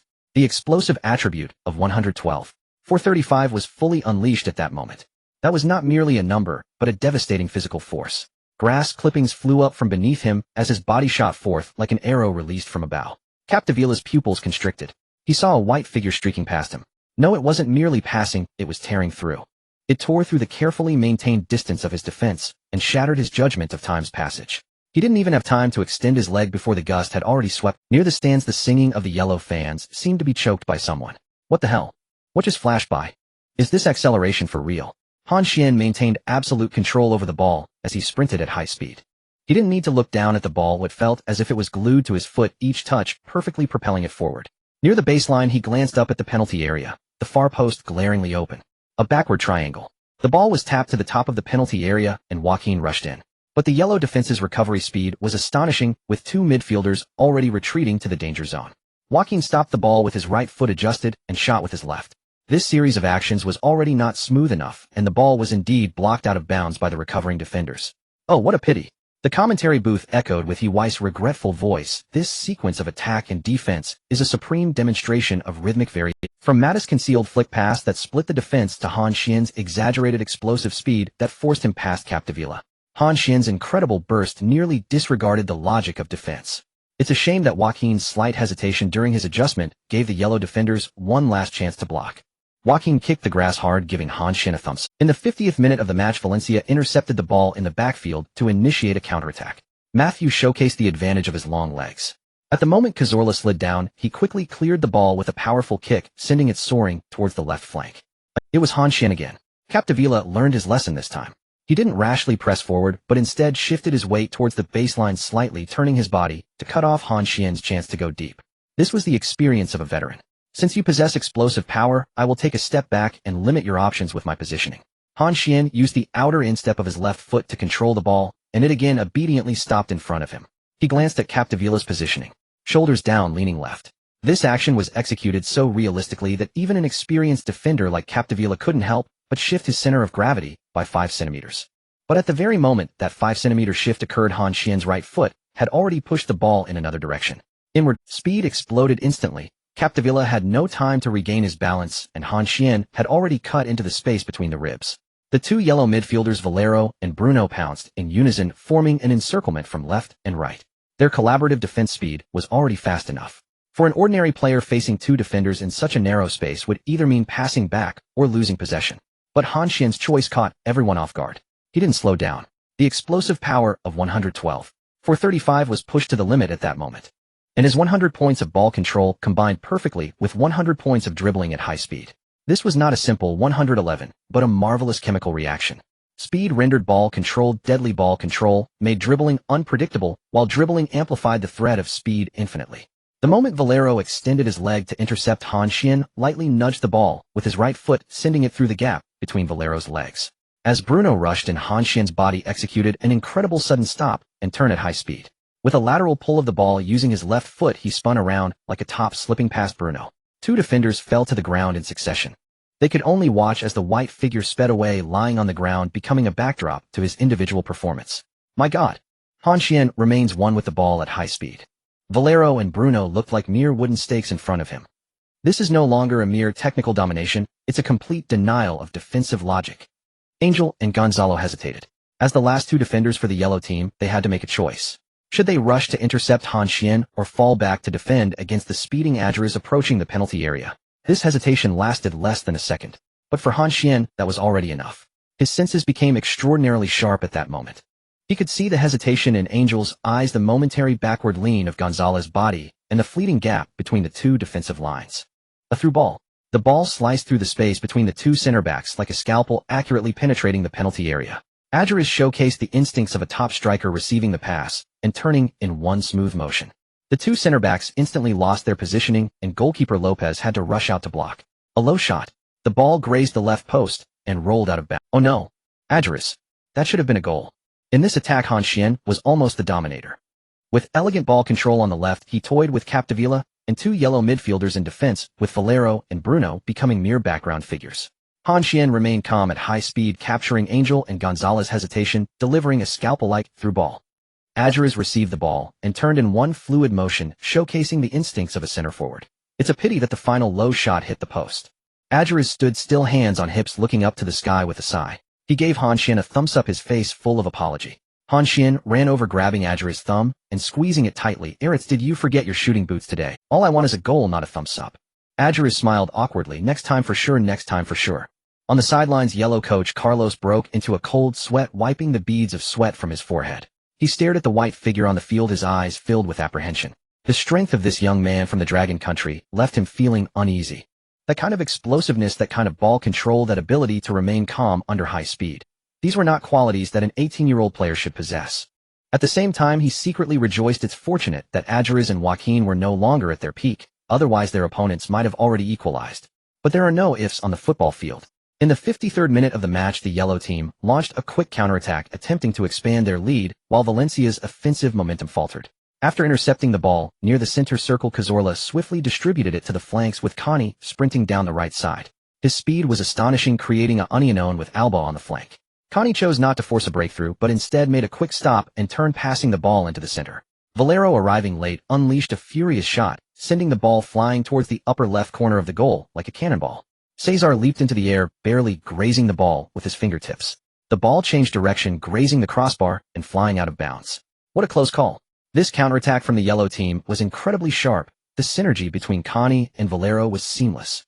If it weren't for Cesar's quick reflexes, that shot would have been a sure goal. Valencia's defense has exposed too many gaps during the transitions. This is a very dangerous signal. After the corner kick was taken, Rossi got to the front post and attempted a header which went slightly wide of the far post. Valencia escaped a crisis. On the sidelines, Emery's expression was so grim it could drip water. He walked to the edge of the field, shouting loudly, "Push up. Don't fall back. Go toe-a-toe with." He glanced back at the substitutes bench, scanning the offensive players, but ultimately did nothing. Now was not the time to make substitutions. In the 55th minute of the match, Valencia organized an attack once again. Banega, after receiving the ball in midfield, did not rush to pass, but instead slowed down the tempo. He glanced around, observing the movements of his teammates. Han Xuan was roaming on the left flank, closely followed by Capdevila. After being breached twice, the veterans' defense became more cautious, no longer allowing Han Xuan any space to receive the ball comfortably. Banega shifted the ball to the right flank. Joaquin received the ball, cut inside, and took a curling shot from the edge of the penalty area. The ball curved, but was struck too well, allowing Lopez to comfortably catch it. Lopez initiated a counterattack with a throw, and after 3 passes the ball reached the forward area. Nerma dropped back to support, turned, and made a direct pass, with Rossi successfully avoiding the offside trap, heading straight for the goal. The entire Singing Song Stadium erupted in excitement. Caesar decisively left the goal to confront the attacker as they met near the edge of the penalty area. Yet Caesar fell to the ground and managed to block the ball with his foot. Caesar? A heroic save. This defense was crucial. Rossi's union was handled with calmness, but Caesar's judgment was even more precise as he blocked what seemed to be a sure goal. After the ball was deflected, Delbert cleared it with a powerful kick, sending the football flying to the forward area. Han Xuan received the clearance near the sideline, with Capdevila immediately closing in. Han Xuan did not force his way through, but instead passed the ball back to the advancing Alba. Alba glanced up and delivered a diagonal long pass into the penalty area. Adjures outjumped Gonzalo to head the ball back, which dropped to the far post. Joaquin was already in position for the follow-up. However, he took a volley shot without controlling the ball, sending it high over the crossbar and into the stands. Joaquin angrily shook his fist. On the sidelines, Emery's fist was clenched tightly. The team created numerous opportunities, but could not narrow the score gap. It felt like hitting a punch into cotton, possessing tremendous force, but lacking a place to exert it. In the 59th minute, Valencia earned a corner kick opportunity. Mata walked to the corner flag and positioned the ball. He glanced at the penalty area where the yellow and white figures were already entangled. Han Xuan stood at the near post, engaged in a physical battle with the defender. Mata raised his right hand, extending 3 fingers. This was a tactical signal that Valencia had practiced before the match. The referee blew the whistle. Mata ran up and swung the ball into the near post. With his back to the goal, Han Xuan leaned against the defending player. He controlled the ball with his left foot, then flicked it with his heel, passing it between the legs of the defender and rolling towards the right flank. Alba sprinted in, controlling the ball just before it rolled out of play. Meanwhile, other Valencia players surged from the edge of the penalty area into the box. This was the train connection tactic, a layered assault designed to disrupt the defensive positioning and marking. Without hesitation, Alba sent a curling ball towards the far post of the penalty area. Chaos ensued in the penalty area. Alvarez leaped high among the crowd, but Gonzalo charged in from behind, and their bodies collided fiercely in midair. Logically, Alvarez could have easily fallen to the ground, appealing to the referee for a penalty. Such a collision in the penalty area could easily warrant a penalty call. But Alvarez did not. He used the momentum in the air, exerting force from his waist and abdomen, passing the ball to the near post. Han Xuan was already poised and ready. He pushed off the ground and leaped, stretching his body to the limit in the air. At the moment his body was nearly parallel to the ground, he twisted his waist vigorously, whipping his right leg towards the football like a whip. A flying side kick. The difficulty and technicality of this maneuver would impress any professional player. The side kick itself is one of the most challenging techniques in scoring, and Han Xuan chose a flying side kick. Without a support point in the air, all the power came from the explosive force of his waist and abdomen and precise timing. A dull thud. Han Xuan's right foot struck the ball squarely, enveloping the entire contact area around the ball. This was not a lucky toe poke, but a genuine full-force strike. The football changed direction, crashing into the top left corner of the goal like a cannonball. Lopez stood dumbfounded, utterly unresponsive throughout. The entire singing song stadium fell into a moment of silence. Then on the away fan side, a few dedicated Valencia supporters erupted in deafening cheers. Their voices pierced through the silence of the home supporters, penetrating the stilling white smoke echoing throughout the stadium. It's a goal. Good shot. Valencia finally breaks the deadlock. In the 59th minute, a world-class shot. This is a super goal that could contend for the season's best. It's Han Xuan again. He stepped up at a crucial moment, bringing Valencia back into the game in such an uplifting way. 2-3. The suspense of the match has returned. Han Xuan got up from the ground without embracing the celebrating teammates, but rushed straight to the goal, picked up the ball, and ran back to the center circle. His speed was astonishing as he ran, while waving his hand, signaling the teammates who wanted to celebrate to quickly retreat. This was a spirit of football that sought only. Time was precious. Now was not the time to celebrate. On the sidelines, Emery punched the air, finally able to vent some of the frustration that had been building in his chest. He turned to the bench, shouting loudly for a few moments, then turned back to the pitch, his eyes blazing with fire. Carlos was fuming on the sidelines. He shouted loudly at the defense, clearly dissatisfied with this defensive play. He had repeatedly emphasized Valencia's corner kick tactics before the match, especially the threat posed by Han Xuan at the near post, yet his players still failed to defend properly. The match resumed. Valencia's morale was clearly boosted. After pulling one back, the players moved more actively, pressing fiercely. Han Xuan's roaming near midfield made Villarreal's defense uneasy, drawing 2 to 3 defenders every time he received the ball. Emery made adjustments from the sidelines, moving Han Xuan further forward, almost creating a dual forward formation with Alvarez. This was a clear signal. Valencia aimed to continue attacking to take advantage of the momentum and level the score. However, the football field is always full of variables. In the 62nd minute, Valencia executed a smooth series of passes. Banega intercepted the ball in midfield and passed it to Mata, who diagonally transmitted it to the left flank. Han Xuan received the ball near the sideline and passed it back to the advancing Alba. Alba pushed the ball directly to Alvarez at the edge of the penalty area without stopping. Alvarez, back to the defender, held off the pressure and laid the ball off to Joaquin, who burst in from the flank. Joaquin did not stop the ball, but shot towards the far corner. Lopez made another crucial save, diving to deflect the ball out for a corner. This was a very beautiful team. From the interception to the shot, Valencia used 6 passes, with each touch being concise and efficient. Although Han Xuan did not directly participate in the last 2 passes, his off-the-ball runs kept at least 2 defenders occupied, creating space for his teammates. Joaquin's shot was also well executed, but Lopez was just too outstanding today. After the corner was taken, Han Xuan got to the near post and headed the ball just wide. Valencia's offensive waves came one after another, putting Villarreal under immense pressure. Carlos anxiously waved his hands from the sidelines, signaling the team to tighten their defense and hold on through this period. But sometimes the most lethal blow comes from the most unexpected moment. In the 64th minute, Caesar took a free kick from the back. The ball flew past the halfway line and landed near the center circle. Banega and Carney both jumped to contest, with Carney gaining the upper hand, heading the ball towards Valencia's half. The ball took off again, heading towards the left sideline. Costa, who had lost his position several times today, finally stood his ground this time. He firmly blocked Nerma's receiving route, leaning heavily against the constantly shoving opponent behind him. However, under the relentless physical pressure and shoving from Nerma behind, Costa's focus wavered. He chose to control the ball. Controlling the ball near the penalty area with pressure from behind. The ball was pulled in front of him and the movement was already not smooth. And with Rossi charging in at high speed like a leopard that smelled blood, he suddenly rushed out from the side. Costa didn't even have time to react, and the ball was already taken. Rossi smoothly dribbled into the penalty area. Costa attempted to reach out and pull him back, but Rossi had already slipped past him. Only Costa's outstretched hand remained frozen in the air like a statue. From a tight angle, he curled a shot towards the far corner. The ball arced bypassing the half-committed Caesar, precisely drilling into the far corner. 4-2. Villarreal extended their score advantage to 2 goals. Oh no, how could you control the ball like that? Costa, oh Costa, you've lost your position several times today. This time you finally stood your ground and blocked Nerma's receiving route, but with someone pressuring you from behind you should have cleared it. Even if you kicked it out for a corner, that would have been better. But you chose to control the ball in the penalty area with pressure from behind. That control gifted the ball to the charging Rossi, equivalent to providing an assist to the opponent. Rossi certainly would not be polite, smoothly threading into the penalty area, curling a shot from a tight angle, and Caesar, halfway into his dive, could not reach it. 4-2. Villarreal once again widened the score gap. This goal conceded was purely a gift from Valencia. Han Xuan's stunning side kick before now seems wasted. Costa stood in place, staring blankly at the football in the net. He slowly turned around, scanning his teammates. No one spoke and no one blamed him, but that silence was heavier than any. Navarro, the captain, walked over, patted his shoulder, and said nothing. What else could be said to this veteran in the match?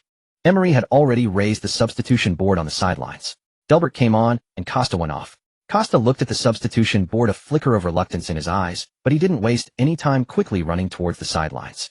The team was trailing, saving even a bit of time was crucial.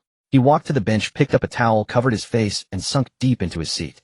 He knew that with Emery's temperament, it would probably take several matches to regain a starting position. In the 66th minute, Valencia threw the ball out of play. Han Xuan received a teammate's throw-in near the sideline, instantly surrounded by 3 defenders. Capdevila pressured him from the front, Valero closed in from the side, and Bruno provided cover from behind, cutting off his passing route. With 3 players closing in, there was almost no space to pass. But Han Xuan remained calm.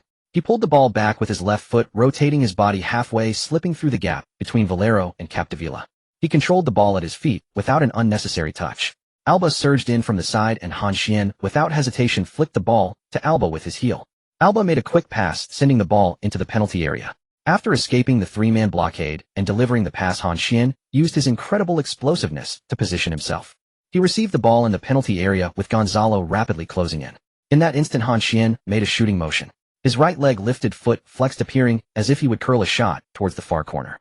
Gonzalo immediately jumped to block his body horizontal in the air, attempting to use his chest to stop the shot. But Han Xuan's dropping right foot dramatically slowed down, delicately touching the ball towards the baseline. A feigned shot turned into a precise touch. This move was highly deceptive, fooling not only Gonzalo, but even Lopez, who was preparing to save in front of the goal, instinctively made a diving motion. As the ball returned to him, Han Xuan instantly took a shot with his left foot. No adjustments, no pauses, just a direct strike. Such ambidextrous shooting ability is quite rare in football. Beautiful. That shot was splendid. Lopez leaped into the air.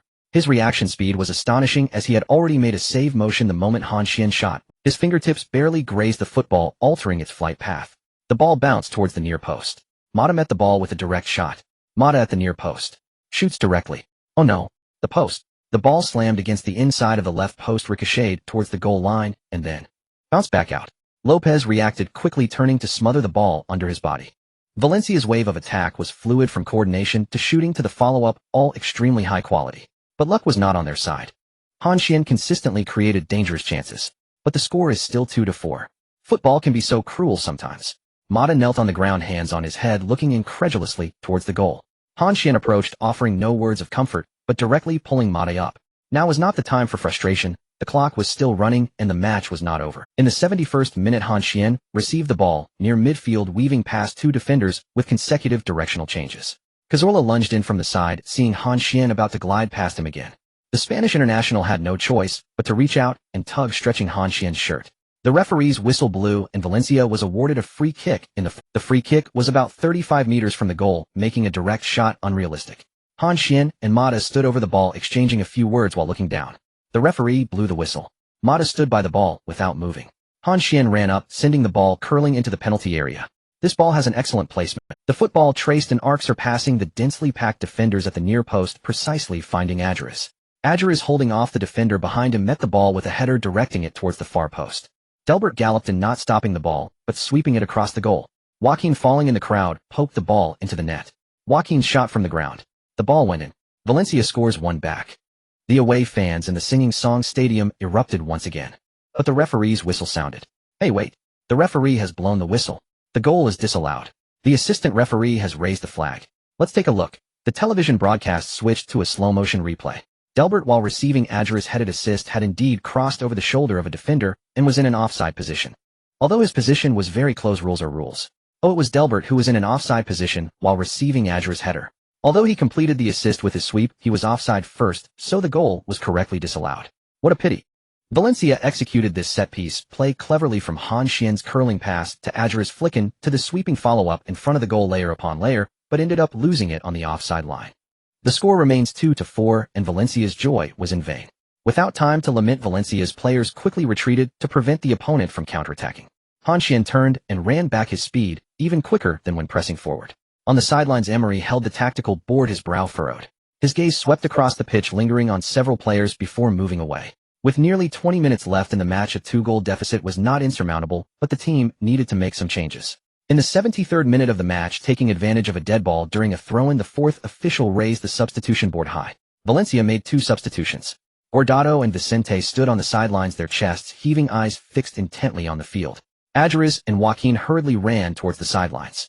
Both were acutely aware that their performance today was far from ideal. Without any hesitation, they high-fived their teammates coming on as substitutes and quickly made their way to the bench. Emery placed a hand on one shoulder, pulling the 2 new substitutes closer, his speech rapid like a machine gun. Jose, once you get on the pitch, you must make decisive forward runs. Do you understand what a forward run means? Emery's gaze was fixed on Guardiola's face, his thumb pressing firmly against his scapula. Don't worry about not receiving the ball. As long as you make decisive forward runs, no matter where you go, Han Xuan will deliver the ball to your feet. Guardiola nodded vigorously, his Adam's apple bobbing slightly. Emery turned to the other side. And you, Julian, your only task when you get on is to make passes to Han Xuan. Cut down on your ineffective dribbling. With Han Xuan on the field, it's not your time to show off. Just find Han Xuan and let him be the finisher. Do you understand? Vicente's eyes sparkled with a flame that cut through the gloom of the early season. This was his long-awaited opportunity to play, and he would not let it slip away. Understood. His voice was deep and resolute. The substitution board from the fourth official swayed slightly in the night breeze. Adjura and Joaquin had returned to the bench, wiping the sweat from their faces with towels. The score on the field was 24, with about 20 minutes left in the match. Everyone knew the significance of these substitutions. Emery was unwilling to lose, unwilling to accept a third defeat after being beaten by a rival from the same region twice. Valencia has made substitutions, both involving forwards coming on for each other. His voice came from the commentary booth. There are still about 20 minutes left in the match. While Emery's substitutions may not be timely, they are still not too late. However, trailing by 2 goals, seeking to equalize or even overturn the score is no small task. It was not an easy task, but it was not impossible. Han Xuan stood near the center circle, watching his 2 new teammates rush onto the pitch. As Guardiola passed by him, they exchanged a brief glance. That glance needed no words. You just run and he'll deliver the ball. Vicente ran straight towards the right flank, his position overlapping with Joaquin. But Emery clearly wanted him to interpret this position in another way. No need for dribbling, no need for showboating. Just pass the ball. Look for Han Xuan. In the 74th minute of the match, Han Xuan received a cross from Alba on the left flank. Capdevila closed in immediately, his center of gravity low like a cheetah ready to pounce. But this time Han Xuan did not choose to force his way through. He planted his left foot on the ball, leaning back slightly, his vision scanning the entire forward line in an instant. The Yellow Submarines formation was tilting towards the left flank. Capdevila, Valero, and Bruno, 3 defenders, all had their weight leaning towards his side. Meanwhile, on the right flank, Vicente had nearly an open field beside him. Han Xuan's right foot brushed over the ball, executing a simple step over. Capdevila's center of gravity wobbled for just a moment. In that instant, Han Xuan's left foot pushed the ball sideways, then he drew back his bow. His right foot struck the lower middle part of the football with fierce force. The ball, with a strong inward curve, sailed over the heads of 2 defenders, flying nearly 40 meters, landing precisely on the right flank. What a beautiful pass. The field has opened up. Han Xuan's diagonal long pass, both in vision and technique, is a textbook-level switch. Vicente looked up at the flying football, replaying Emery's instructions in his mind. Don't dribble, don't show off. Pass to Han. He met the ball with his left foot, striking it directly into the center without stopping it. Guardiola was already charging in his forward run, so resolute it bordered on obsession. Even if the ball didn't reach him, he would run to a place where Han Xuan could see him. The ball came to his feet. Guardiola did not stop the ball. His gaze was locked onto Han Xuan, who was making a high-speed forward run. That white figure was slicing into the penalty area from the left side like a sharp blade. Capdevila was left behind, and Valero tried to grab him, but didn't even touch the hem of his shirt. A return pass. The football was gently tapped to the top of the penalty. There Han Xuan had already arrived. The advantage of speed was fully realized at that moment. Han Xuan charged towards the ball, each stride seeming to shatter the grass. His right leg swung back, forming an acute angle between his thigh and calf, the taut surface of his foot resembling a taut bow. Lopez stood on the goal line, his body slightly lowered, his weight shifting to the right. He had observed Han Xuan's shooting habits throughout the match, predicting that this shot would likely curl into the far corner. For a right-footed player at the left side of the arc, curling into the upper right corner was the most logical choice. Han Xuan's right foot struck the football. However, the trajectory of the ball was entirely contrary to Lopez's prediction. The upper left corner. Han Xuan chose the dead angle direction with his weaker foot. His right foot's outside instep sent a strange outward curving shot. The football sailed around the end of the wall, finding the upper left corner of the goal. Lopez's body had already leaned 5 centimeters to the right. That 5-centimeter deviation determined everything. He didn't even have time to adjust his center of gravity before the football had already nestled into the net. It's a goal. A hat-trick. Han Xuan has completed his hat-trick. The score is now 43-0. Valencia has pulled one. What a substitution. Han Xuan's long pass switched Vicente and Guardado's quick one-touch play. Valencia's attack was too fluid. The home stands of the Canta de los Canteres Stadium fell into a brief silence. In the away stands, the few loyal Valencia fans waved their flags, hoarsely cheering. Guardado, closest to the goal, was the first to rush into the net, picking up the ball that was still spinning in the net and running towards the center circle. Han Xuan ran beside him, and the two high-fived heavily in the air. Well done, Han. Just one more to go. Go for it. Guardado gasped, but the light in his eyes was astonishing. Han Xuan ran alongside him towards the center circle, the cold smile on his lips still intact. No, we still need 2 more. Right? 2 more to go. Let's smash them. Carlos was on the sidelines, furious. He shouted at the defense, spitting words far and wide. The 3-goal lead had been cut down to 1 in less than 20 minutes. The entire defense looked as fragile as paper in front of Han Xuan. The match resumed. The Yellow Submarine attempted to stabilize the situation by controlling the pace, but Valencia's pressing was relentless. Every player coming onto the field ran tirelessly like they were wound up. Guardado tracked back from the forward line to the defense, and Vicente looked for Han Xuan. The moment. Time was flying. In the 78th minute, Valencia launched another quick counterattack. Caesar threw the ball to Alba, who made a diagonal pass to Mata. Mata passed the ball directly to Han Xuan without stopping it. Han Xuan received the ball with his back to goal, shielding it from the combined pressure of Capdevila and Valero, his body firm as a wall. He pulled the ball back with his left foot, turning and pushing it with his right foot, tearing a hole in the entire defense. Gonzalo was forced to press up, but at the moment he made his move, Han Xuan pushed the ball sideways. The football rolled through Gonzalo's legs, heading towards the right side of the penalty area. Guardado sprinted and unleashing a shot. Lopez dived to save, barely managing to deflect the ball out for a corner. Once again, it's Han Xuan's orchestration. Once again, it's Guardado's shot. Lopez's performance today has been outstanding, but Valencia's offensive wave is relentless. How long can he hold on? The match has entered the last 10 minutes. Valencia is just 1 goal away from equalizing, and their morale is fully restored. After the corner was taken, Han Xuan reached the near post to get to the drop point, executing a back header. The football traced a parabolic path towards the far post. Delbert leaped to head the ball, but it was cleared off the line by a Yellow Submarine defender. A gasp arose from the stands. Time continued to tick by the large screen at Canta de los Canteres Stadium, mercilessly counting down. 80, 81, 82. Valencia, Valencia. The shouts from the away stands never ceased.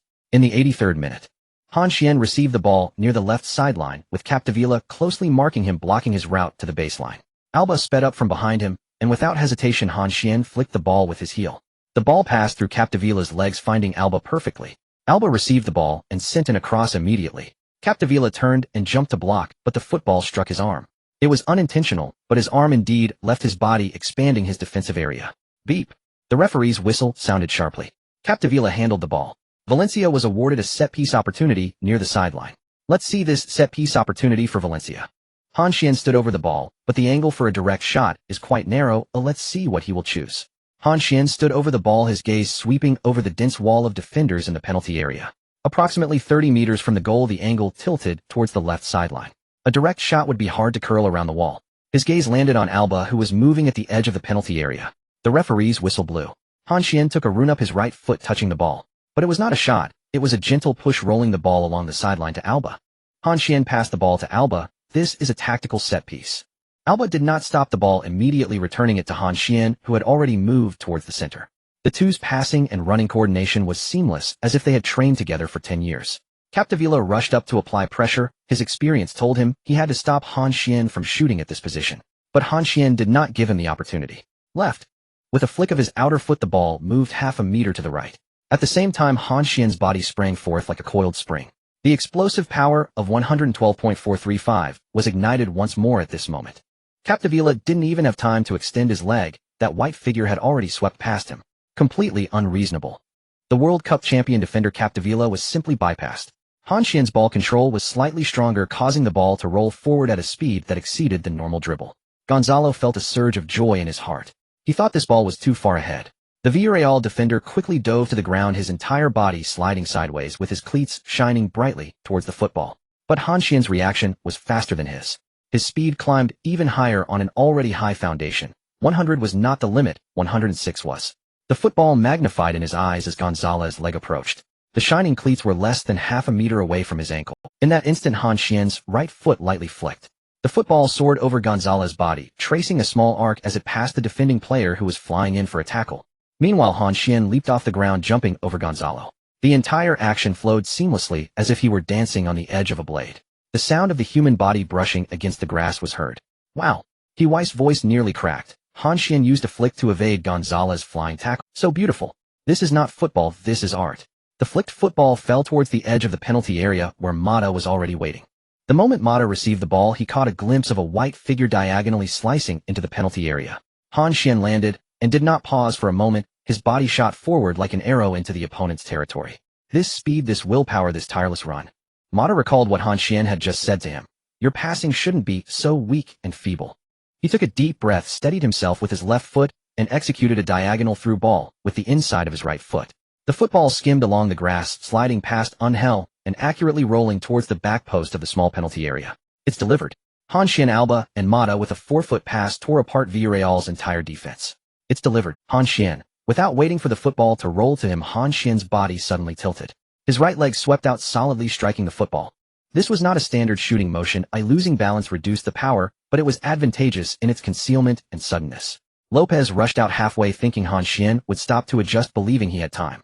But the football had already slipped between his legs. A small opening that brought shame to any goalkeeper. The football rolled into the net. The entire Songa Stadium fell into an instant silence. That moment of stillness felt as if someone had pressed the pause button. The home fans singing, shouting, and drumming all vanished. Only the bat flag on the away team's stands fluttered in the wind. Then the commotion surged back like a tidal wave. The ball is in again. Huey shouted hoarsely, a hat-trick. Han Xuan completed a hat-trick. Valencia equalized the score. 4-4. This goal was too beautiful. He scored through a small opening against the goalkeeper. In such a tense final stage of the match, Han Xuan pulled Valencia back from the brink with an imaginative flick, a lightning-fast run off the ball, and a ground sweep. Han Xuan got up from the ground, his right hand pointing directly at the rolling football in the goal. His chest heaved violently, sweat dripping from his jawline onto the grass, but his eyes remained as sharp as ever. Vicente, still dazed at the far end, was the first to react. He sprinted over to grab the football, taking 2 steps at a time to reach Han Xuan, and they both ran towards the center circle, one in front and one behind. So damn cool. Vicente panted, staring at the soaked No. 39 jersey in front of him, murmuring, "This is simply me. No, this is simply a god." On the sidelines, Carlos' clenched fist suddenly relaxed. He felt as if he had lost all his strength, his shoulders slumped, and his back slightly hunched. A failure at the last hurdle. A failure at the last hurdle. A 3-goal lead was chased down by one person. No, not chased down. That person carried the entire team on his shoulders, climbing up step by step from the edge of the cliff. Carlos' body relaxed halfway, but suddenly straightened up. A flicker of fierce determination flashed in his eyes like a trapped beast forced to a dead end. I will not be a background character. He waved his hand, summoning the 3 remaining substitutes on the sidelines. The match was not over. He still had 3 substitutions left. Since the defense couldn't hold, he would end it with an offense. Marco, Altidore, you 2 go up, and just use your heads to smash. Even if you smash your heads, make sure to score a goal for me. Carlos' voice was hoarse and resolute, saliva splattering onto the faces of the 2 players, being continuously beaten by a team in the same zone. If you are, did the summer transfer window strengthen us for nothing? Marco and Altidore nodded vigorously, their eyes filled with fighting spirit. Carlos turned to the last player, Catala. His gaze lingered on the young defender's face for 2 seconds before he slapped the back of his head. Catala, you go up and don't need to use your ample energy to defend against Han Xuan. Catala's face showed a hint of fear, his lips trembled slightly. Coach, am I the only one? Carlos slapped him again, this time lighter. Don't tell me you can't even defend against someone who has run all over the place. Besides, with his core playing style, even Nedved would need to catch his breath. Can't you accomplish just this one task? Catala rubbed the back of his head, his gaze shifting to the white figure on the field. Guarantee to complete the task. Catala straightened his back. The 4th official raised the substitution board, and Villarreal exhausted all 3 substitutions in one go. 3 fresh troops charged onto the field, carrying Carlos' deadly order, win or die. Han Xuan naturally noticed the opponent's adjustments. He stood straight, took a deep breath, and scanned the three newly entered players. Marco, a towering presence, over 1.90 m. Altidore, a powerful forward with both speed and strength. Catala, young, energetic, specifically assigned to mark him. 3 new faces, 3 new directives. Carlos did not want to draw. When the soldiers come, there will be generals to block them, and when the water comes, there will be soil to cover it. He immersed his consciousness in the system during the substitution. A screen unfolded in his mind, clearly presenting various attribute values. Han Xuan's gaze paused at the explosive attribute.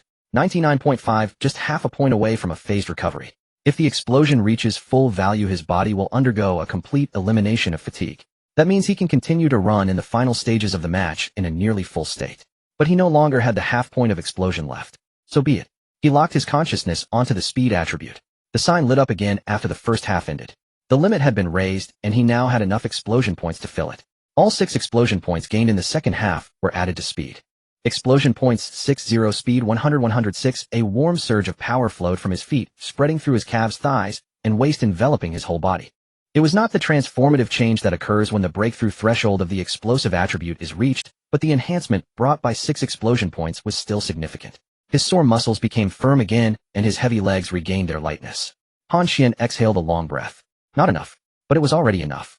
In the 85th minute of the match, Villarreal, after the substitutions, took the initiative. They completely abandoned the delicate passing in midfield, and instead executed the long ball strategy laid out by Carlos. They played the ball from the back with big kicks, seeking the front line, looking for Marco, looking for Altidore, bombarding Valencia's penalty area in the most direct way. Cazorla's long pass from the back, Altidore outjumped Matthew to redirect it with his head. Marco stopped the ball with his chest at the edge of the penalty area and passed it sideways with Connie crossing from the baseline. The football traced a high parabola in the air, descending towards the small penalty area. Marco and Delbert both jumped at the same time, their bodies colliding fiercely. 190 against 188, a clash of strength against strength. Marco held a slight advantage, his forehead smashing hard onto the football. Bang! The football soared just 20 centimeters above the crossbar, crashing into the advertising board behind the goal, producing a dull sound. Wow! Just a little more, Villarreal would have taken the lead again. Marco's header was extremely powerful. If it hadn't been just a bit too high, Cesar wouldn't have had any time to react. Cesar let out a long breath before shouting at Matthew, "Watch out for the guy. He jumped too easily." Matthew made an apologetic gesture, his expression somewhat bitter. My bad, I just felt weak in my legs. This new guy has too much energy." Captain Navarro frowned, his tone unkind. "We have no substitutions left after finally equalizing the score. You're telling me you felt weak?" Matthew patted his numb calf, his voice firm. "Captain, I'm sorry, it was my fault. Next time he won't jump so easily." On the sidelines, Emery also noticed this matchup issue. Matthew had played for nearly 90 minutes while facing the fresh Marco. He was at an absolute disadvantage in both stamina and confrontation. He quickly gestured and shouted loudly to the field, "Let Delbert and Matthew switch positions." Delbert was the player who had replaced Costa, standing at 1.88 m with a background as a center back. Most importantly, he had only played for more than 20 minutes and had far more stamina than Matthew. Having him deal with Marco would at least prevent him from suffering too much in physical confrontations. On the field, the two defenders switched positions. Delbert marked Marco closely while Matthew moved to the flanks. In the 86th minute of the match, Valencia retaliated. Mata received the ball in the center while Han Xuan retreated from the flank to support. Katara closely followed behind, his body constantly engaged in legal collisions and shoves. The young defender's stamina was indeed abundant, sticking to Han Xuan like a piece of leather candy. However, Han Xuan remained unfazed. He tapped the ball with his left foot, slightly leaning back, while spreading his arms to maintain balance. As Katara pushed from behind, Han Xuan utilized this force to pull the ball sideways, slipping it between Katara and another defending player. Surrounded by 3 players, Han Xuan's ball handling skills in tight spaces were fully demonstrated at this moment. His touches were rapid, each deftly avoiding the outstretched. The football danced as if enchanted at his feet, slipping through the encirclement of 3 players. The ball was passed to Vicente on the flank. Han Xuan attempted to make a forward run, but was met with a foul from Katara. It wasn't fierce, but enough to cause him to lose balance and fall onto the grass. The referee's whistle blew, awarding Valencia a set piece. Mata lifted the ball into the penalty area where Guardiola leaped amidst the crowd, heading the ball back to the... Han Xuan was already rushing forward. He struck the ball in midair. What power! Look at this shot. The football soared towards the goal like a cannonball, moving so quickly that even the camera struggled to keep up. Lopez barely had time to make a save, but fate favored the goalkeeper at that moment. Angel extended a leg on the goal line, deflecting the ball off his knee, which flew along the right post and out of play. Oh, Angel got a touch. The ball grazed the post and went out. Since Guardado and Vicente came on, they have been seeking collaboration with Han Xuan, and it seems to be working quite well. Han Xuan's volley was of high quality. If it weren't for Angel's clearance on the goal line, it would undoubtedly have gone in. A corner kick. Valencia still chose not to directly launch the ball into the penalty area. Han Xuan and Alba occupied 2 receiving points. Han Xuan stood in a slightly backward position on the right side of the penalty area, while Alba ran up to Mata. This was a tactical corner routine practiced by Valencia. The referee's whistle blew and Mata pushed the ball short to Alba. The opposing players immediately charged, but Alba acted quicker. He didn't stop the ball and directly passed it back to Han Xuan. Han Xuan welcomed the ball, curling a shot with the inside of his right foot, the football bypassing the defenders at the near post and precisely dropping towards the far post. Guardiola was there. Unmarked. Found Guardiola. A header. Guardiola jumped fiercely, meeting the incoming football with his forehead. However, his heading technique was nowhere near as agile as his footwork. Though he connected well, he failed to generate power. Lopez easily collected the ball. Oh no, he didn't get enough power on it. Compared to Adjura's heading is clearly not Guardiola's strength. This opportunity slipped away. Valencia was just a better header away from turning the tide. Time was passing. 88 minutes. 89 minutes. 90 minutes. On the sidelines, the fourth official raised the electronic board indicating 3 minutes of Carlos and Emery rushed towards the fourth official almost simultaneously. The two teams had combined for 8 goals in 90 minutes, maintaining a rapid pace. There were several substitutions and stoppages in between. 3 minutes of stoppage time. Clearly too little. The two managers waved their arms passionately, their voices loud enough for the entire bench to hear. The referee approached. Yellow card. 1 for each side. The tension in stoppage time is escalating. Neither team wants to settle for a draw, especially Villarreal, who had a 3-goal lead only to see it equalized. Carlos' anger is entirely understandable. As for Emery, he clearly believes there is still time for his team to regain the lead. In the first minute of stoppage time, the Yellow Submarine continued to press high. Altidore, utilizing his abundant stamina and speed advantage, forcefully broke past Matthew, who had shifted to the flank. Matthew's legs felt as heavy as lead, and every turn was a beat too slow. Altidore zipped past him, speeding towards the baseline. He glanced up at the penalty area. Marco was engaged in intense physical contact with Delbert at the center of the box. Their arms were entangled, neither willing to give an inch. Altidore prepared to cross. Just as his right foot was about to make contact with the ball, a white figure surged in from behind him like a ghost. Maduro. A fierce tackle. Maduro slid in his right foot, deftly poking the ball away from Altidore's feet. Altidore lost his balance and fell at the edge of the penalty area, spreading his arms to appeal for a penalty. But the referee showed no response. No foul, no penalty, not even a verbal warning. Maduro's tackle was clean and precise, first touching the ball before taking the man down. A perfect defensive play. Maduro got up from the ground, passing the ball before the Yellow Submarine players could recover. Mata struck with his right foot, sending the ball flying down the turf like a projectile towards the opponent's half. This was a through ball that sliced across half the field. With such force and speed, even Mata felt it was a bit excessive. The football rolled relentlessly towards the Yellow Submarine's half. A massive wave of boos erupted from the entire Sing Song Stadium. The sound crashed in like a tsunami, making ears ring. But faster than the boos was a flash of white lightning. With silver saddles on a white horse, swift as a shooting star, Han Xuan had already taken off the moment the ball was passed. His first step was astonishingly fast, leaving Katara no time to reach out and pull him back. The number 39 jersey slipped right past his fingertips. Valero attempted to chase from the side, but he gave up after just 2 steps. The speed of that white figure reminded him of Kaká in his prime. He recalled the Brazilian who had left the entire Manchester United defense in despair at Old Trafford. But the boos were precisely what the home fans aimed to distract Han Xuan. A multitude of voices merged into a colossal roar, attempting to overwhelm the young man charging toward the goal. Han Xuan remained deaf to it all. His eyes were solely focused on the rolling football ahead. The ball was still moving towards the Yellow Submarine's territory, approximately 15 meters away. Meanwhile, Katara was rapidly closing in from the side and rear. He wasn't chasing Han Xuan, he was pursuing the ball's landing point. It was a race between Katara and the football, while Han Xuan needed to catch up to the ball first to continue his advance. This meant that Katara could definitely disrupt the ball before Han Xuan arrived. A hint of a smile had appeared at the corner of Katara's mouth. The coach was right, Han Xuan was indeed tired, and the ball had been taken too far. In the next instant, his smile froze. Han Xuan's speed was still increasing. It was not an illusion nor a visual error, but a genuine acceleration that defied the laws of sports physiology. A speed of 100 was already the pinnacle for professional players, while 106 existed in an entirely different dimension. Han Xuan strode forward, each step feeling as if he were stepping on the wheels of fire. The grass rapidly retreated beneath his feet, and the football expanded. Katara's pupils constricted. He saw Han Xuan extend his right leg, the tip of his shoe precisely poking the bottom of the football. The ball instantly accelerated again, bouncing past Katara and completely escaping his grasp. In the blink of an eye, the white figure had already swept past Katara. He could even feel the gust of wind as Han Xuan rushed by. Wow! Han Xuan has slipped past. Unknown with the goalkeeper. Lopez is coming out. On the sidelines, the substitute players from both teams surged to the edge of the field. Everyone was fixated on the unfolding scene, forgetting to breathe.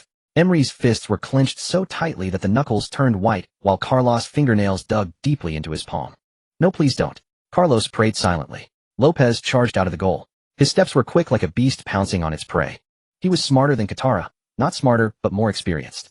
Lopez knew he was approaching the ball directly while Han Xuan was chasing the football. This meant he had a greater chance of touching the ball before Han Xuan. 5 meters. 3 meters. 1 meter. Lopez's body was already falling, his right hand outstretched, aiming for the ball. Han Xuan extended his right foot. But it wasn't a shot, nor a poke, not even a touch. His right foot pulled the ball to the left. Lopez's palm swiped past the football, only grazing a mass of air. Immediately after, Han Xuan's left foot connected with a light touch, and the ball rolled past Lopez's body on the other side. Swish. Lopez's body slid along the grass while Han Xuan gracefully leapt over him. He got past him. Han Xuan just nutmegged Lopez. An empty goal. Han Xuan faced an open net. At that moment, the arena's boos reached a peak, as if they wanted to tear the night sky apart. Yet Han Xuan's pace slowed. He stopped running, instead strolling forward, as if on a leisurely walk on the grass, raising his hands up. As if conducting a symphony amidst the deafening boos of the entire stadium. He was savoring this moment. He was telling everyone, the louder you boo, the quieter I will make the... In the midst of the overwhelming boos, Han Xuan gently nudged the ball with his toe, allowing it to roll slowly into the empty net. The ball went in. A last-minute goal. Last-minute goal. 5 goals. In the 92nd minute of the match, Han Xuan completed a 5-goal feat, delivering a last-minute victory over Villarreal. From trailing to a 54 comeback, Han Xuan used his own strength to bring Valencia back from hell to heaven. Han Xuan did not sprint in celebration after scoring the decisive goal, his 5th of the match. His mastery over his psyche remained unshaken, calm as a still lake despite the thunderstorm raging within. After gently guiding the ball into the net, he stood motionless, arms outstretched, a sovereign surveying his realm before tens of thousands of Villarreal fans. Deafening boos erupted from the Estadio de la Ceramica, surging through the air and across the pitch to strike Han Xuan's ears, but to him those harsh jeers resonated no differently than roaring cheers. Before him, camera flashes exploded like frantic fireflies. Around him, at least 3 Villarreal players collapsed to their knees, pounding the turf in anguish. Behind him, teammates surged toward him from every corner of the field. On the touchline, Valencia's substitutes, clad in yellow jackets, had already stormed onto the pitch, weaving silently among the stunned Villarreal players. Emery, who had clenched his fists for the entire match, finally uncurled his fingers and reached instead for a bottle of water to quench his parched throat. Meanwhile, Carlos, the defiant Villarreal manager who had held his head high all match, finally bowed his neck. Utterly defeated. Utterly shattered. This goal was in every sense the true match winner. Scarcely had play resumed when the referee blew the final whistle. Beep, beep, beep. 3 sharp blasts echoed across the stadium. Ladies and gentlemen, with the referee's final whistle, the Valencian Community Derby has officially concluded. Many of you, I'm certain, share my view. This was undoubtedly one of the most electrifying matches in La Liga over the past decade. And our Chinese player Han Xuan was unquestionably the game's brightest star. With a legendary quintuple strike, he single-handedly orchestrated this astonishing comeback, leading Valencia to a 54 victory over Villarreal. Of course, Emery's timely substitutions also played an indispensable role. Across the Estadio de la Ceramica, players from both sides had already departed the pitch, leaving only Han Xuan's half-portrait lingering on the giant screen. A perfect 10 out of 10 performance, the highest possible tribute to man of the match. Later, the post-match press conference. Mr. Carlos, your team surrendered a commanding lead. May we ask how you feel at this moment? Carlos stared at the smiling reporter before him, and for a fleeting second longed to throw a punch. Yet professional discipline restrained his impulse. Yes, we led for 70 minutes only to lose in the end. It is profoundly disheartening. The reporter pressed on, could you comment on Han Xuan's performance? Han Xuan's display was extraordinary. As you know, a quintuple strike at just 18 years old has never occurred in La Liga history. He almost single-handedly altered the course of the match. We didn't lose to Valencia, we lost to Han Xuan. His future is incalculable. Midway through his reply, a thought struck Carlos. He smiled faintly, then continued, a talent like his belongs at Real Madrid, Barcelona, or Bayern Munich, not at a modest club like Valencia. Ignoring Emery's visibly simmering indignation, Carlos turned directly toward Han Xuan. I strongly advise he transfers during the winter window, sooner rather than later. Valencia will only stifle his brilliance. The reporter pivoted the camera toward Han Xuan, who stood beaming. Han, do you agree with Coach Carlos's assessment? I do not. Coach Carlos is deliberately sowing discord. I am thoroughly content at Valencia, and have no intention. Hearing this, Carlos offered a wry, resigned smile, while Emery nodded satisfied. The reporter shifted focus to Emery. Your side has lost 4 consecutive matches against Real Madrid. Next round you face them at the Santiago Bernabeu. Do you believe you can secure points there? Emery felt the reporter was provoking him. Why emphasize the 4 straight losses? As if it were prelude, not context. Still his composure matched Carlos's own. Of course we're confident. The current top scorer and top assist provider in La Liga aren't at Real Madrid or Barcelona. They're at Valencia. Why shouldn't we believe? Emery glanced at Han Xuan. Isn't that right, Han Xuan? Han Xuan replied, I will score at the Bernabeu. As both Valencia and Villarreal are based in the Valencian community, their stadiums lie close to one another. After the press conference, Han Xuan returned with the squad to the club headquarters. Today's match had demanded extraordinary physical and mental exertion. Even though Han Xuan had briefly recharged his body mid-game, using his burst technique, exhaustion still clung to him. Upon returning home, he stripped bare. The moment he headed toward the bathroom for a soothing hot shower, only to hear the steady patter of running water. Had he forgotten to shut? He wondered, then pushed open the bathroom door. A breathtaking vision filled his gaze, a figure standing beneath the showerhead, skin luminous under the fluorescent light. Her sinuous curves shimmered softly through the mist. Her bare chest rose full and firm, her rounded, uplifted hips completed a graceful slide. Water droplets traced delicate paths down her waist, cascaded over her thighs, and gathered at her alabaster ankles before falling soundlessly to the floor. Oh! A startled cry jolted Han Xuan from his trance. She recoiled in shock and toppled backward. Instinctively Han Xuan lunged forward to catch her. The instant his palms met her smooth, supple skin, his mind faltered, and his feet slipped. He fell forward too. At the last possible moment, Han Xuan twisted midair, swapping positions so she landed safely atop him. Thump! Their bodies hit the floor together. Han Xuan felt softness pressing against his chest. Only once his balance steadied did he fully register her face. A porcelain-fair visage, lips, faintly rose-pink, eyes brimming with allure. Dasha! Han Xuan murmured instinctively. No, Dasha was older. Realizing his mistake, Han Xuan began to rise, when her delicate brows suddenly furrowed. Don't move yet. It hurts. Gazing at the faint crimson stains spreading across her thigh, Han Xuan understood this fall had changed everything. Wait, what are you doing in my apartment? Han Xuan asked, bewildered, as he sat in the living room, facing a woman who bore an uncanny resemblance to Dasha. The woman was Maria, his agent. How dare you ask me that? Maria pouted. Didn't you hand me your keys this morning and ask me to collect the commercial contract? Han Xuan vaguely recalled doing just that. He looked at her. Yes, I did. But honestly, I never imagined you'd be bathing here. Gazing at his chiseled features and those deep melancholic black eyes, even Maria's flicker of reproach dissolved. Yet that had been her most treasured possession, gone in such haste. So abrupt. What's wrong with taking a shower? Who knew you'd return so quickly and barge right in? Maria, this is my home. And you don't lock the bathroom door while showering. She shifted uncomfortably. Well, maybe I did overlook. Even if I erred, you've taken far more from me. Fine then. I'll let you take it back. Han Xuan teased. You. Maria choked on her retort. Then her expression softened, turning seductive. Very well. I'll reclaim it. Right now? She rose to approach him. Oof. But her legs trembled faintly, and she sank back onto the sofa. A faint blush warmed her cheeks as she glared at Han Xuan. It's all your fault. He spread his hands. I didn't even move. After a pause, Maria stood again, picked up the contract from the table, and said quietly, please don't tell my sister about this. I'm leaving now. All right, I'll walk you out.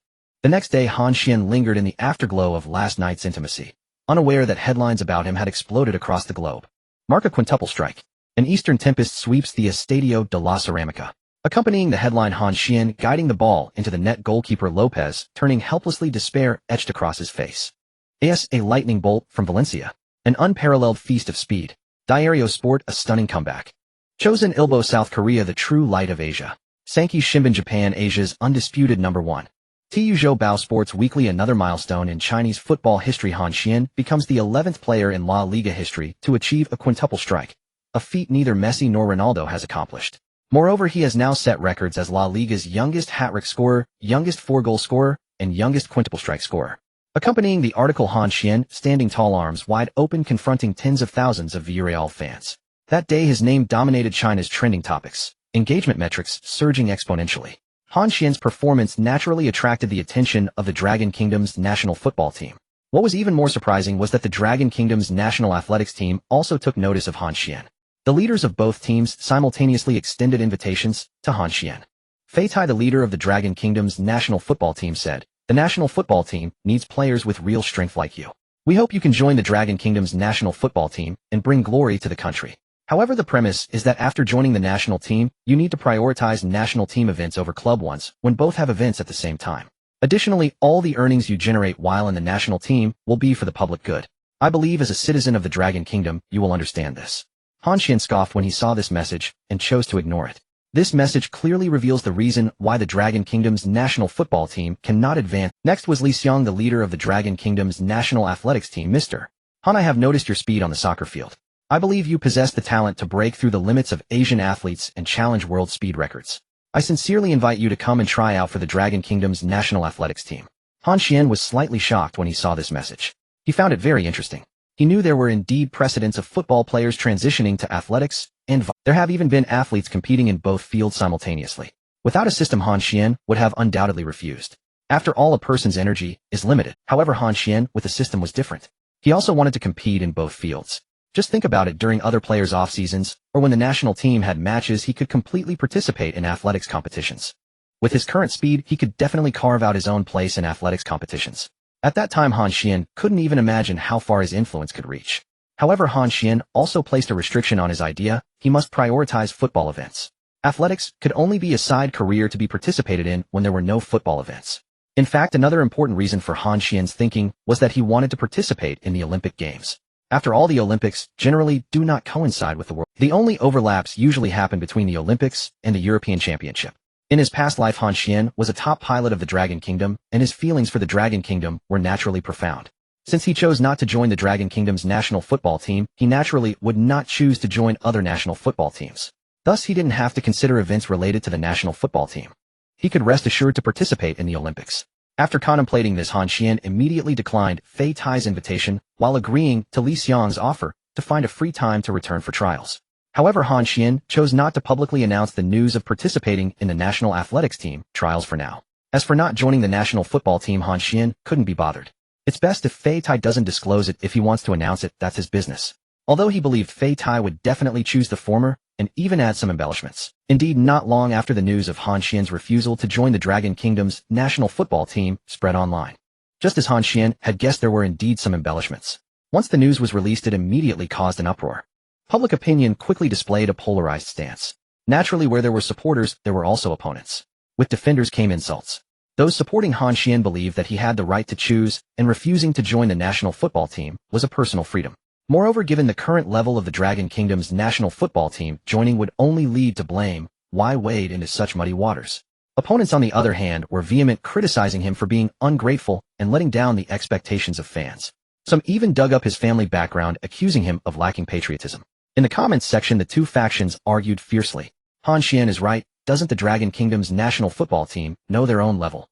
If he goes, he'll be blamed. If he doesn't go, he'll still be criticized. Why should he? Nonsense. Serving the country is a rare opportunity earned over several lifetimes. What is Han Xuan worth? Does he really think of himself as a superstar? Han Xuan is already a superstar. Go check his stats in Europe, then look at the Dragon Kingdom's national football team. Who is unworthy of whom? No matter how good the stats look, it was achieved in foreign leagues. If he has the ability, prove yourself in the Dragon Kingdom's league. Dragon Kingdom's league. Laughable. At the level of the Dragon Kingdom's league, isn't Han Xuan just dumbing down the competition? Are you asking him to do charity work? Playing football is playing football, but what charity? Which side are you on? Meanwhile, outside the country, there was also a heated discussion. Many countries were already considering planning for Han Xuan. Han Xuan, aren't you considering joining the Spanish team? Aren't you even a little tempted by the World Cup? On the bus to the Bernabeu, Joaquin persisted in asking Han Xuan. Previously, as soon as he learned about Han Xuan's refusal to serve the Dragon Kingdom team, Joaquin had called to inquire about this matter. As a Spaniard, Joaquin sincerely hoped Han Xuan could don the colors of the bullfighting team. At this moment, Mata also chimed in, advising, exactly. We can dominate European football at the club level and sweep the world at the national level. Wouldn't that be wonderful? However, Han Xuan's attitude remained firm. It's not that I don't want to participate in the World Cup. Han Xuan waved his hand at the two. It's mainly because the Dragon Kingdom is one of the few countries in the world that does not recognize dual nationality. If I want to serve another country, I must first renounce my Dragon Kingdom nationality, and I simply cannot do that. Joaquin and Mata shook their heads helplessly. They couldn't understand why someone who grew up in Spain would have such deep feelings for the Dragon Kingdom. They also couldn't comprehend why, despite Han Xuan's profound feelings for the Dragon Kingdom, he would refuse the call of the national football team. To them, it seemed too Alright, don't put Han Xuan in a difficult position. Another Spaniard, Adras, interjected. You should think like this: if Han Xuan doesn't join us in Spain, he naturally won't join other national teams. Therefore, we want to encounter him on the field. Not encountering him is a good thing. Do you want to be toyed with like other players? What you said is absurd, Joaquin immediately retorted. What if Han Xuan leaves Valencia for another club? Wouldn't we still? Aguirre scratched his head and looked at Han Xuan. Han, you won't leave the club, right? Han Xuan. 2010 was undoubtedly another critical turning point for Real Madrid.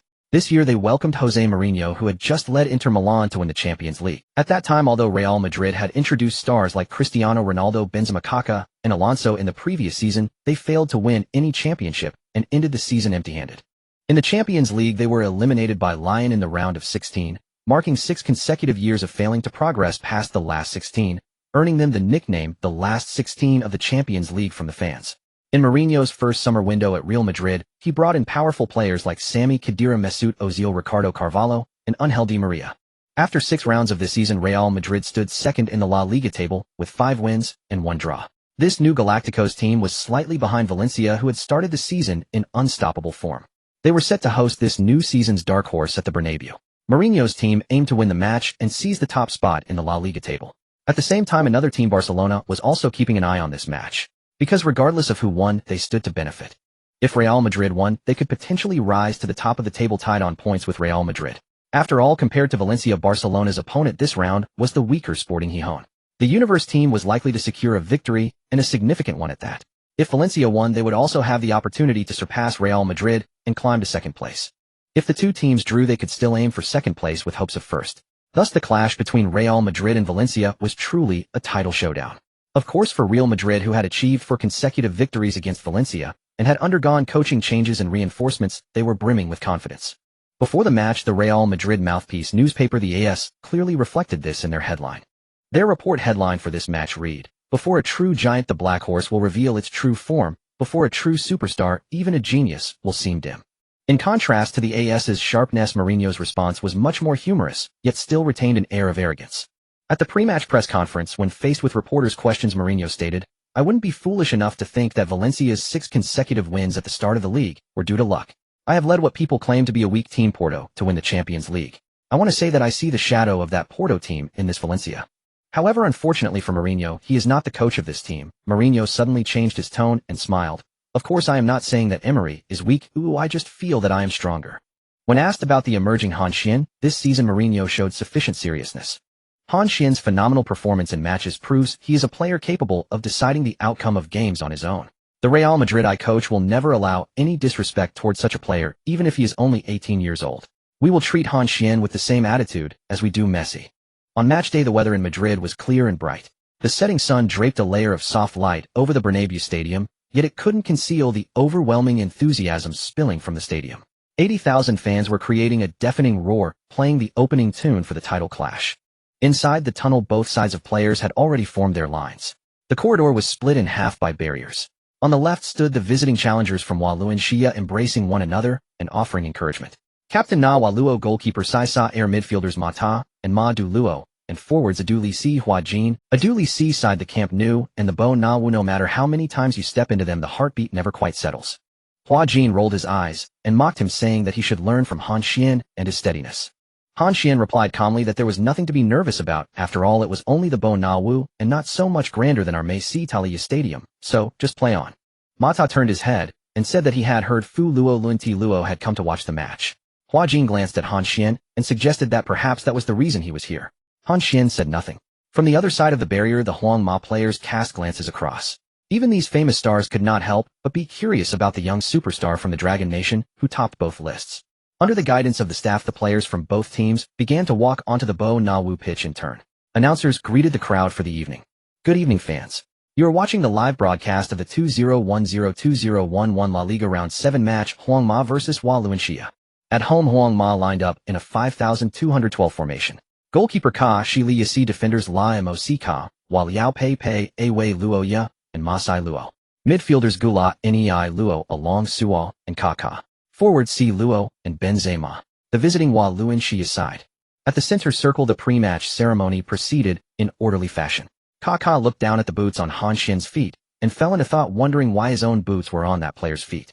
Could he be the buyer? Why would the boots I treasure be worn by him to play in this match?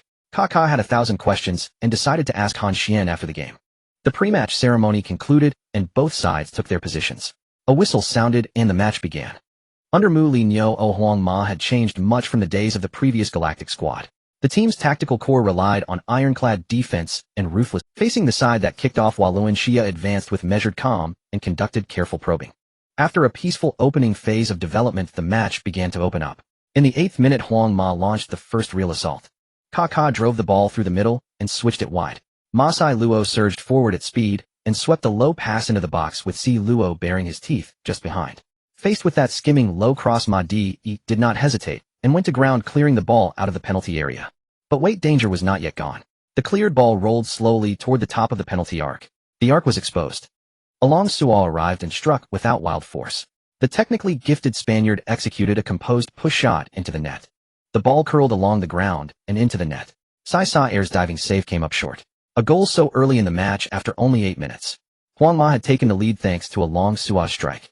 Look at this one. Ma Di's clearance failed and essentially became Valencia had marked every Huang Ma forward tightly, but they left a Han Xuan surging in from deep unaccounted for. On the touchline, Mourinho roared and punched the air in celebration, while Ai merely furrowed his brow. Conceding first at the Bernabeu was not a good. With the lead, Mourinho could more confidently implement his defensive counterattack strategy, a state of affairs the opponents least wished to see.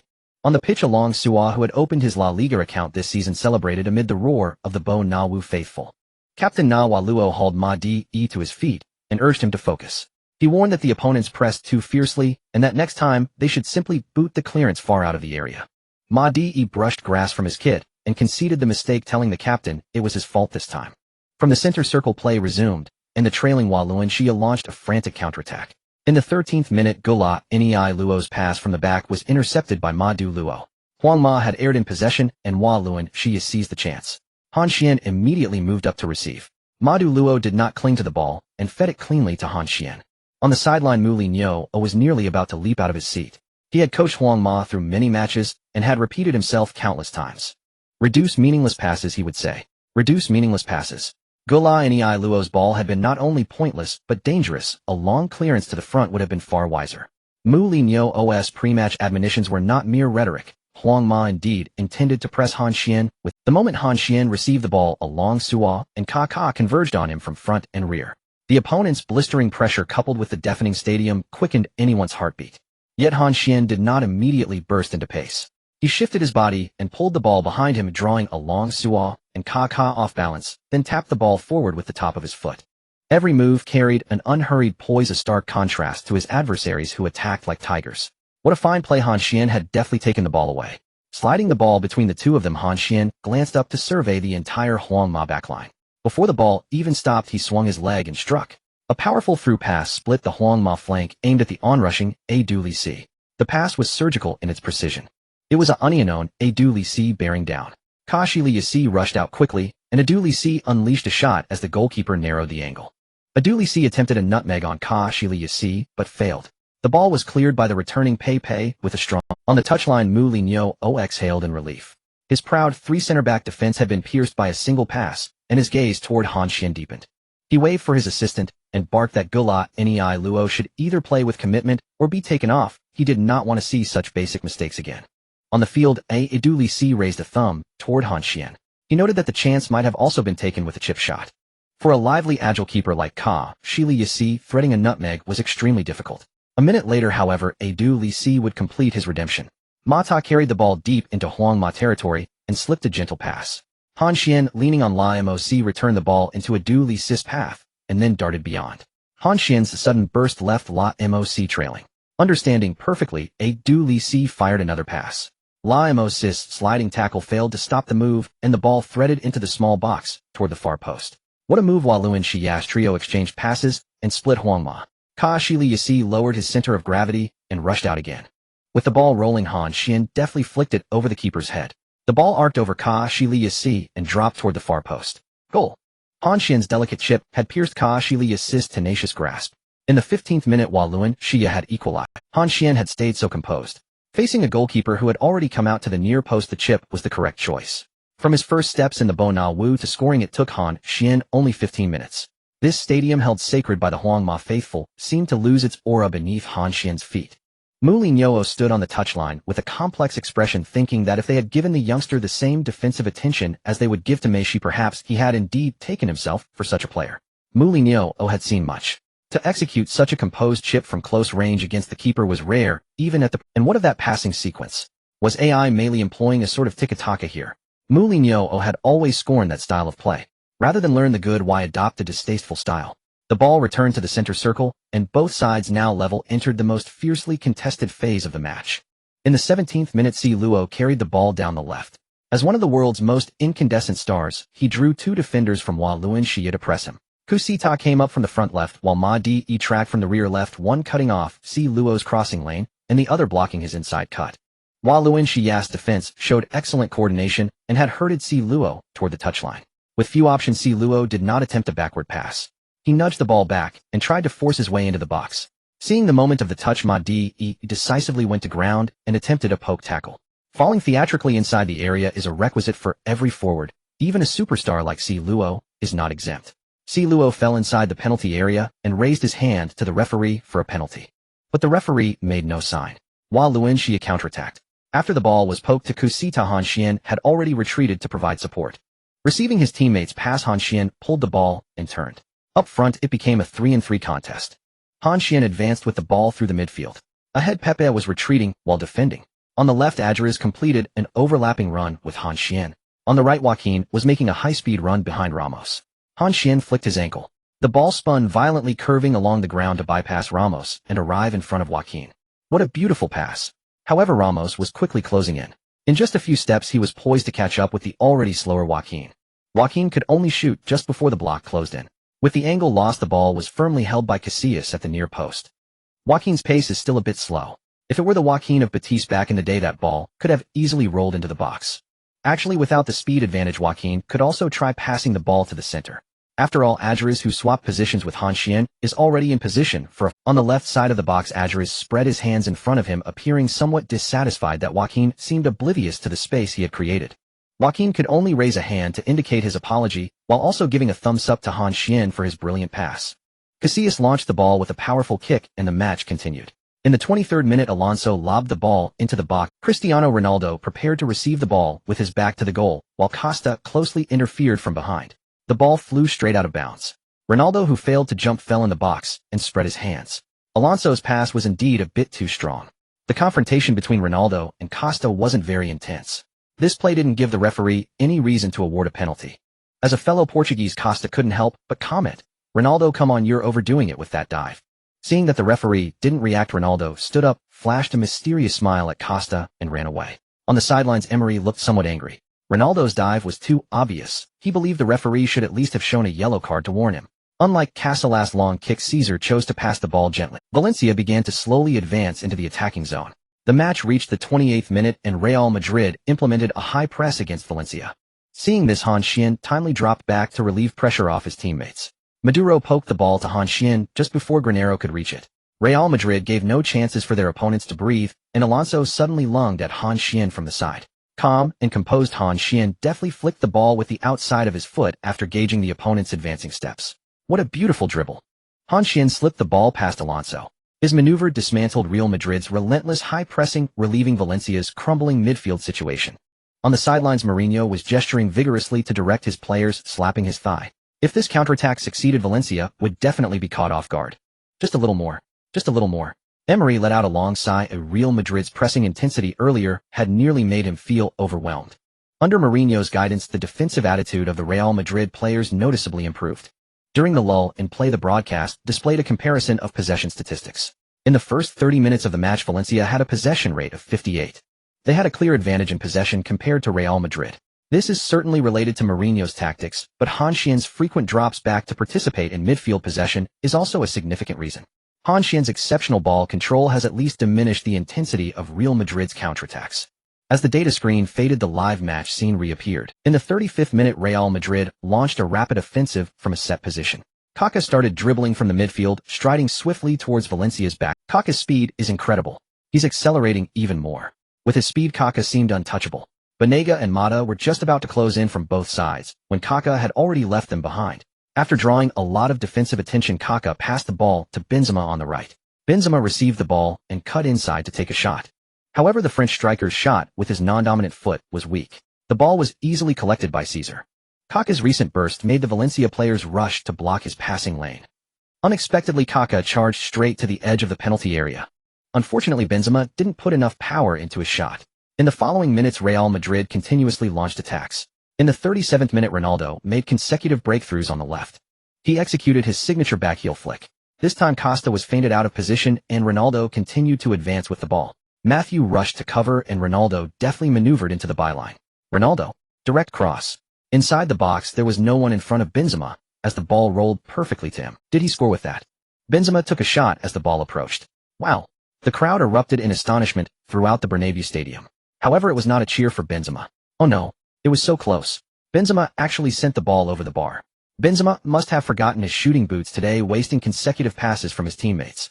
Seeing his teammate waste the brilliant pass he had worked hard to create, Ronaldo stomped his foot in frustration. He thought even his grandmother could have scored that, but Benzema missed. Real Madrid's surge in the past few minutes forced Han Xuan to drop back to the midfield again to help control the rhythm of the match. In the 41st minute, Han Xuan, holding the ball with his back to the defender, was fouled and fell to the ground by Alonso from behind.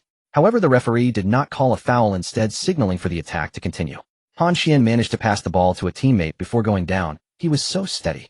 Mata, receiving the pass from Han Xuan, took advantage of the opponent's momentary daze to directly deliver the ball toward the heart of Real Madrid's midfield. The ball traveled across the entire midfield, and Adjuriz, who successfully avoided the offside trap, found himself in an unknown situation. That ball wasn't offside. Shoot. Oh, he actually missed.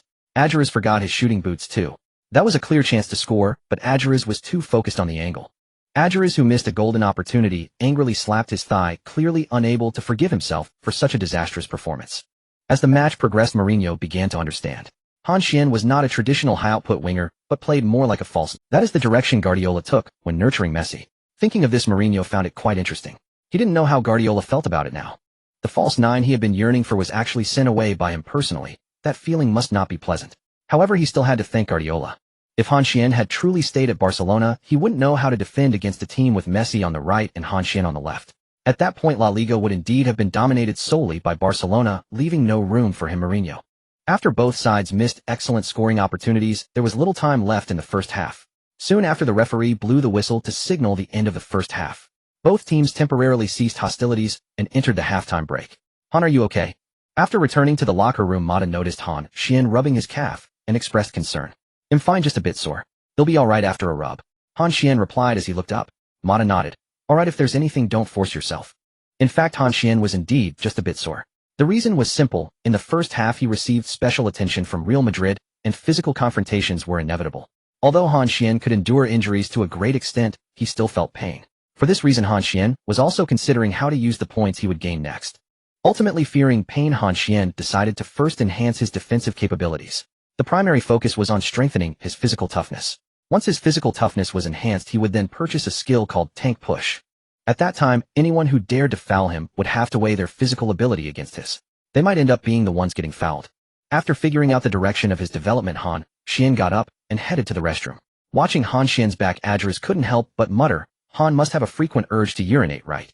Why does he always run to the bathroom during halftime? You old guy, what are you thinking? Joaquin teased from the side. Han Xuan is only 18, his urine could probably splash over your head. Even if your second brother couldn't stand up, Han wouldn't be urinating frequently. Adjuriz's old face turned red. Your second brother is the one who can't stand up. In the restroom, Han Xuan was enhancing his attributes. After the match against Villarreal, Han Xuan had 2 remaining points. He scored a goal in the first half and earned 2 additional points. Han Xuan pointed into the air, allocating all 4 points to enhance his physical toughness.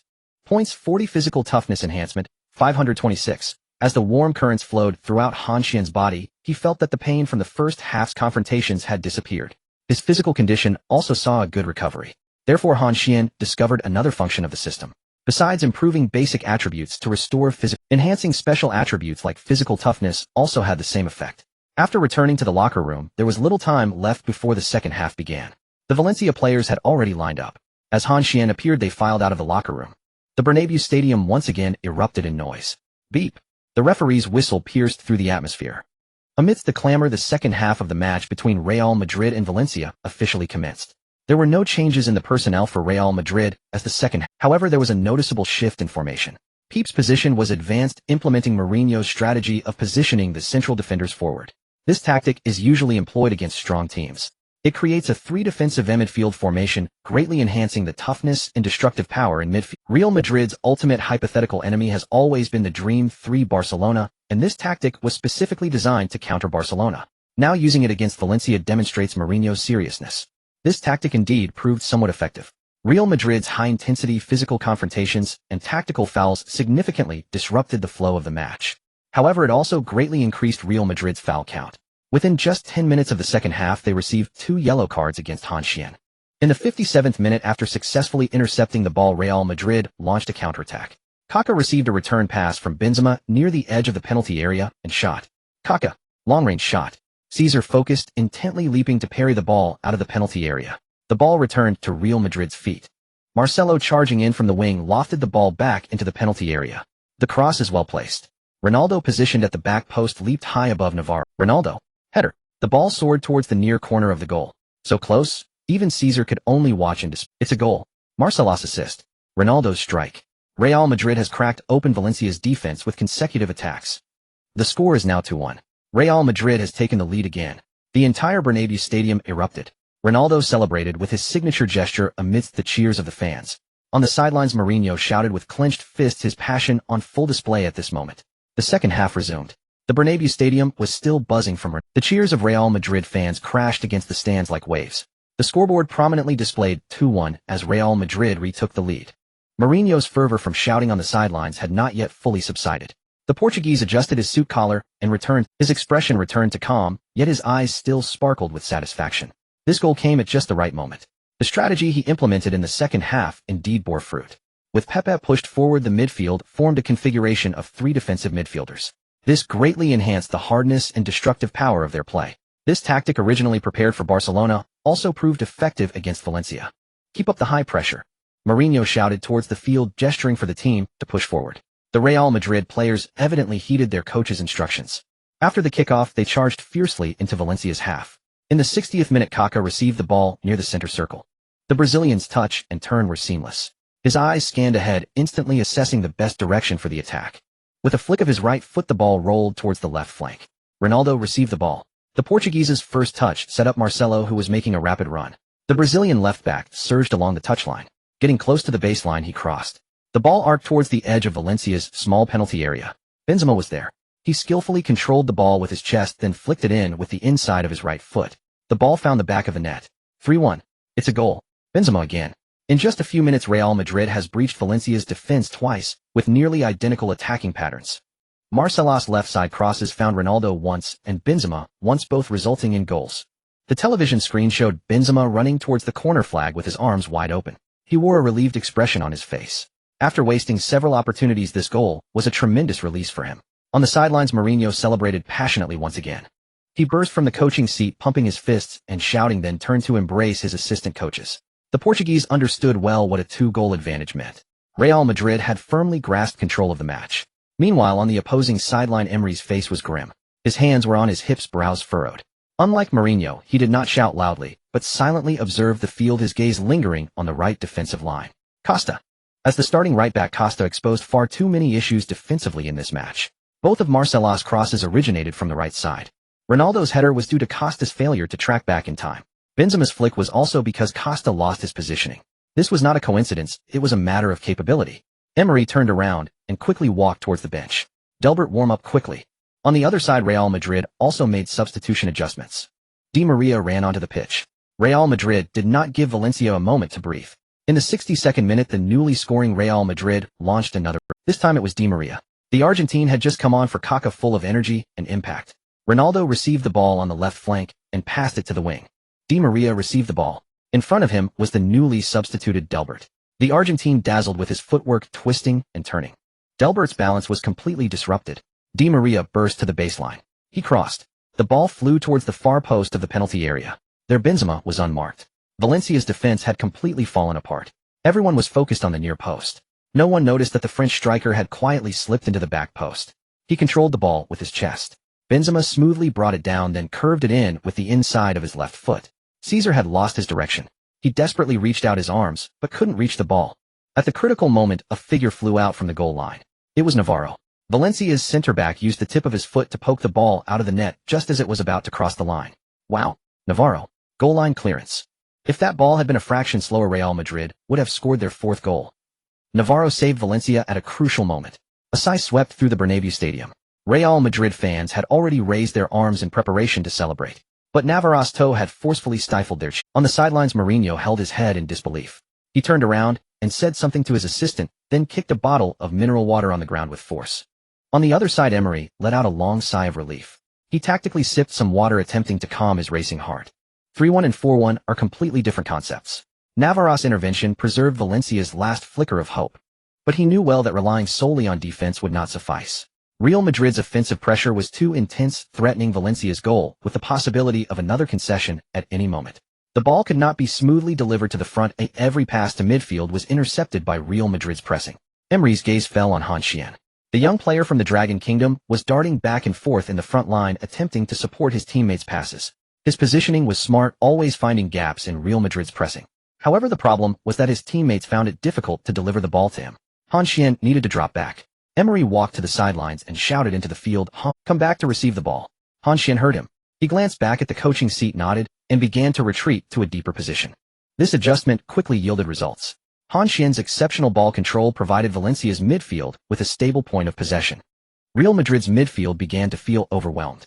Alonso and Granero took turns pressing, but each time, they were easily neutralized by Han Xuan. Han Xuan's ball control was outstanding. The ball seemed to stick to his feet. No matter how hard the Real Madrid players pressed, they simply could not take it away. Han Xuan's retreat was crucial. What Valencia needed most now was to control the pace of the game. Han Xuan's dropback rendered Real Madrid's midfield pressing ineffective. Alonso and Granero were continuously toyed with by him, appearing somewhat powerless. This is the impact of a top player stepping up when the team is in its most difficult moment. In the 68th minute, after 5 minutes of buffering, Valencia finally began to slowly advance into Real Madrid's half under Han Xuan's orchestration. Mata passed the ball to Han Xuan. Han Xuan welcomed the ball with a touch, sending it rolling towards Adjuris. Adjuris received the ball with his back to the play. He held off Pepe's interference before returning the pass. The ball rolled towards Han Xuan. Han Xuan was already sprinting. From static to explosive speed, Han Xuan's power was astonishing. Before Pepe could turn around, Han Xuan had already surged in front of him. He nudged the ball to the left with his left foot. Then he zipped past Pepe. Pepe fell to the ground. It was not that Han Xuan intentionally collided with him, but the speed difference. Pepe was static while Han Xuan was sprinting at full speed. In the moment of contact, Pepe fell backward, as if hit by a truck. Han Xuan stumbled a few steps. But he quickly regained his balance, charging into the penalty area with the ball. Carvalho and the two central defenders of Real Madrid attempted to corner Han Xuan from both sides. Han Xuan reacted swiftly, tapping the ball towards Adjuris outside the penalty area with his right foot. Adjuris played the wall again. He did not stop the ball, instead using the back of his foot to flick it deep into the penalty area. There, Han Xuan had already evaded his marker, charging into the small box. Casillas rushed out with lightning speed. The Real Madrid goalkeeper spread his arms wide, trying to block Han Xuan's shooting angle. The distance between them closed rapidly, so close that Han Xuan could see the tension in Casillas' eyes. Han Xuan lifted his right foot. Casillas immediately reacted. He spread his legs ready to block Han Xuan's shot. But Han Xuan did not take the shot. He faked a kick and gently tapped with his right foot. He fooled Casillas into spreading his legs. Then Han Xuan gently pushed the ball with his right foot. The football rolled through Casillas' legs and into the empty net. 3-2. The goal is in. Han Xuan. It's Han Xuan again. Stay calm. Too calm. In the moment Casillas charged out, Han Xuan chose to fake a kick and then went through his legs to score. What kind of heart does it take to make such a choice? The Bernabeu stadium fell into a brief silence. The Real Madrid fans looked at the Chinese youth on the field, their expressions complex. They had seen many stars score at the Bernabeu, but there were not many like Han Xuan, so calm, composed, and even a bit cold. Han Xuan did not celebrate. He picked up the ball from the net and ran towards the center circle. They were still trailing by 1 goal, and now was not the time to celebrate. Ramos and Carvalho stood in place, exchanging glances. His speed is too fast. Ramos murmured. It's not just speed. Carvalho shook his head. It's the explosive power from stillness to movement in an instant, making it almost impossible to defend against. Moreover, in such a sudden change of pace, he can still keep the ball glued to his feet, this ability to connect with the ball. Ramos understood what he meant. This ability to connect with the ball he had only seen in Ronaldinho. Yet Han Xuan's explosive power and speed were even stronger than Ronaldinho's peak. The game resumed, and the time reached the 70th minute. The score was 3-2, with Real Madrid leading by just 1 goal. This score is the most dangerous. With one careless mistake, Valencia could equalize. Real Madrid clearly realized this. They reorganized their offense, trying to expand the lead once again. In the 73rd minute of the match, Alonso made a through pass that penetrated Valencia's defense. Ramos charged forward at high speed, crossing near the byline. Navarro attempted to block with a slide tackle, but his interception did not clear the ball far. The football bounced back to Ramos. The Real Madrid defender adjusted and sent the ball again towards the far post. Cristiano Ronaldo jumped high, overpowering Matthew. A header on goal. The football whizzed out, brushing past the post and out. Ronaldo's header just missed. If that shot had been within the frame, Cesar would have found it very hard to save. Real Madrid's attack remains sharp, while Valencia's defensive pressure is still immense. In the 75th minute of the match, Real Madrid came back strong. Khedira carried the ball and charged forward. He replaced Granero during a throw-in earlier. The German midfielder's physical condition is excellent. He withstood Maduro's interference and made a through pass into Valencia's penalty area. Benzema shot directly as the ball arrived. Cesar reacted quickly, diving to clear the ball from the penalty area. But the football did not stray far from Real Madrid's control. Ronaldo stopped the ball at the top of Delbert, and Matthew quickly closed in, blocking the angle for the Portuguese's shot. Ronaldo did not force a shot. He passed the ball back to Di Maria. Di Maria received the ball and lobbed it toward the far post of the penalty area. Khedira and Navarro jumped up to contest. Just then the referee's whistle sounded. Beep. The hearts of both teams' players tightened. Khedira and Navarro landed simultaneously, both turning to look. The referee's gesture was clear. Khedira committed a foul from behind. The referee has called Khedira's offensive foul. From the slow-motion replay, it is indeed clear that Khedira pushed Navarro slightly with his arm while jumping. There is no problem with this call. Valencia's players immediately sighed in relief. Navarro patted his chest, as if grateful to have escaped a calamity. If that had been called a penalty, the score could have very well changed to 4-2. Emery wiped the sweat from his forehead on the sideline. Real Madrid's offensive momentum did not cease. In the 78th minute of the match, Ronaldo carried the ball and charged straight in. The Portuguese man cut into Valencia's penalty area from the left. His speed was so fast that Delbert could only barely keep pace beside him. At the edge of the penalty area, Ronaldo suddenly made a deft touch. Delbert stretched out his foot to intercept. Ronaldo fell to the ground. Beep. The referee's whistle sounded again. All eyes were focused on the referee. The Bernabeu Stadium fell into silence. Real Madrid fans held their breath, waiting for the referee's decision. The referee's hand pointed straight to the penalty spot. Penalty. Penalty. The referee has awarded a penalty. From the slow-motion replay, Delbert indeed tripped Ronaldo with his foot. This call is also Valencia's defense ultimately could not withstand Real Madrid's relentless pressure. Delbert held his head in despair. He had been on the field for less than 20 minutes and had given away a penalty to the opponent. This is a nightmare for any defender. Emery angrily waved his arm on the sidelines. Ronaldo stood at the penalty spot. The Portuguese man took a deep breath, charged forward, and blasted the ball. The football roared like a cannonball into the top left. Although Cesar judged the direction correctly, the speed of the ball was too fast for him to react in time. 4-2. The goal is in. Ronaldo's penalty was executed flawlessly. Real Madrid has once again extended the lead to 2 goals. A brace. Ronaldo has completed a brace. The Bernabeu Stadium erupted.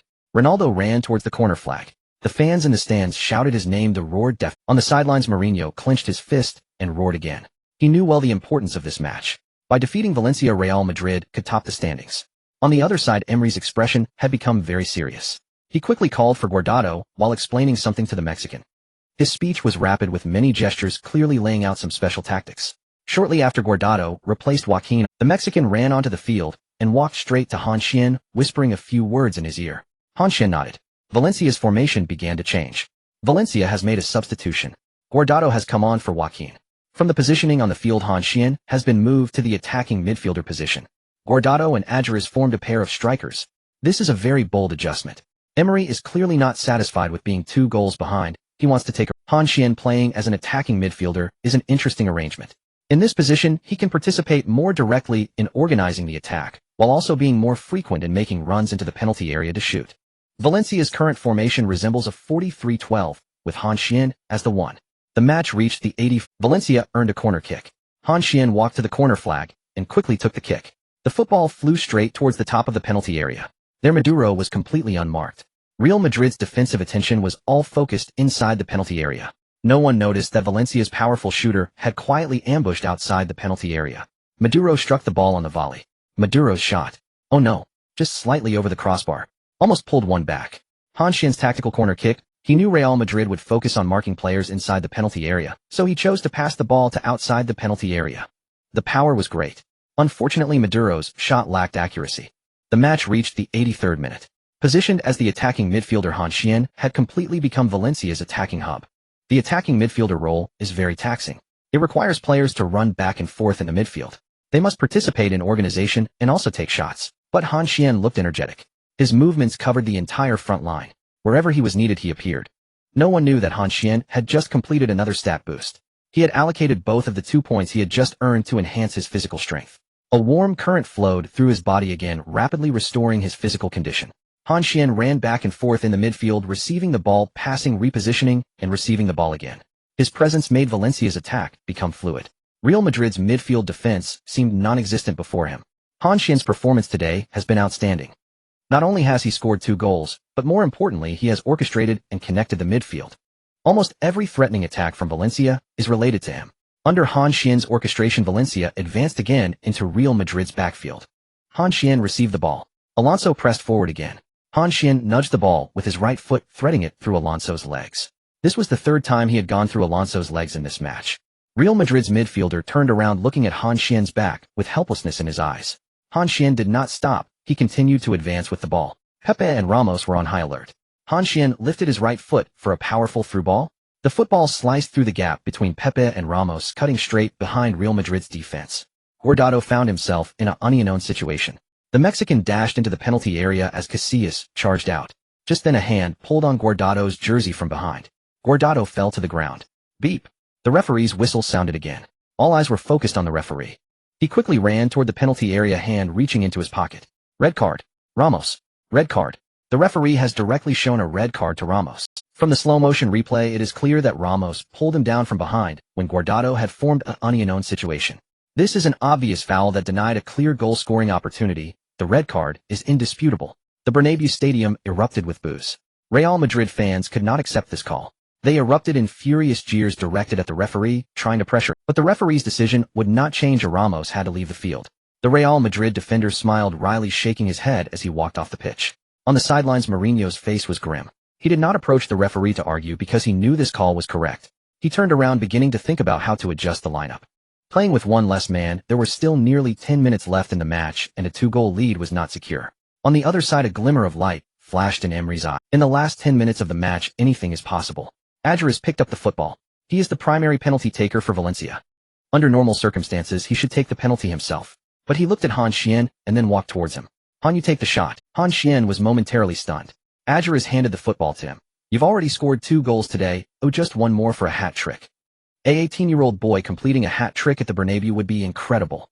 Han Xuan looked at the football in his hands, and then at Adjures. Thank you. He held the football and walked towards the penalty spot. The boos from the Bernabeu were deafening. Thousands of Real Madrid fans booed him with all their might, trying to disrupt his mentality with noise. But Han Xuan's heartbeat showed no signs of wavering. He placed the football on the penalty spot, took a step back, and stood still. No run-up. Casillas stood on the goal line, his gaze fixed on Han Xuan. Han Xuan raised his right foot. He swung his leg from the spot. A push shot. The football rolled towards the center of the goal. Casillas dived to the right. 4-3. The ball is in. Han Xuan. The penalty is scored in one go. Hat trick. Han Xuan completed a hat trick at the Bernabeu. 3 goals, each more spectacular than the last, each more crucial than the last. Han Xuan's performance at the Bernabeu today can only be described as perfect. He is the key player who allowed Valencia to pull the score to 4-3. Even if Valencia loses today, Han Xuan can still leave the Bernabeu with his head held high. The Bernabeu fell silent. Thousands of Real Madrid fans looked at the young player from the Dragon Nation in the field, unsure how to face him. An 18-year-old Chinese player completed a hat trick at the... It sounds like a fantasy. After all, Messi was already 19 when he shocked the football world. Han Xuan did not celebrate wildly. He simply ran into the net, picked up the football, and ran towards the center circle. There were still nearly 10 minutes left, and they were still 1 goal behind. Casillas got up from the ground, glanced at Han Xuan's back, and shook his head. He had faced 4 shots from Han Xuan, conceding 3, one of which was through his legs. This kid. Casillas muttered. The match continued into the 83rd minute. Han Xuan made a play with his back to the ball. With the arch of his right foot, he passed the ball back to Maduro outside the penalty area. Maduro. Valencia's explosive shooter is once again taking a... Maduro's right foot struck the football fiercely. This time he pressed it well, making precise contact with the ball. The football soared almost along the ground towards... No spin, no curve, just a straight violent line. Bang. A crisp sound echoed through the Bernabeu. The football slammed against the left post, and then bounced out. It hit the post. Maduro's shot was denied by the woodwork. Luck was not on Valencia's side. Maduro did not feel... He reacted quickly, immediately tracking back, intercepting the ball that Pepe tried to launch for a counterattack. This defensive action was crucial. If Real Madrid launched a counterattack, Valencia's defense line, which was at a disadvantage, could easily show weaknesses. On the sidelines, Emery had his hands on his head, his face filled with regret. However, he adjusted his emotions in less than 2 seconds. Valencia's head coach clapped vigorously, shouting into the field, "Continue to press up. Do not stop." Valencia now has a clear numerical advantage.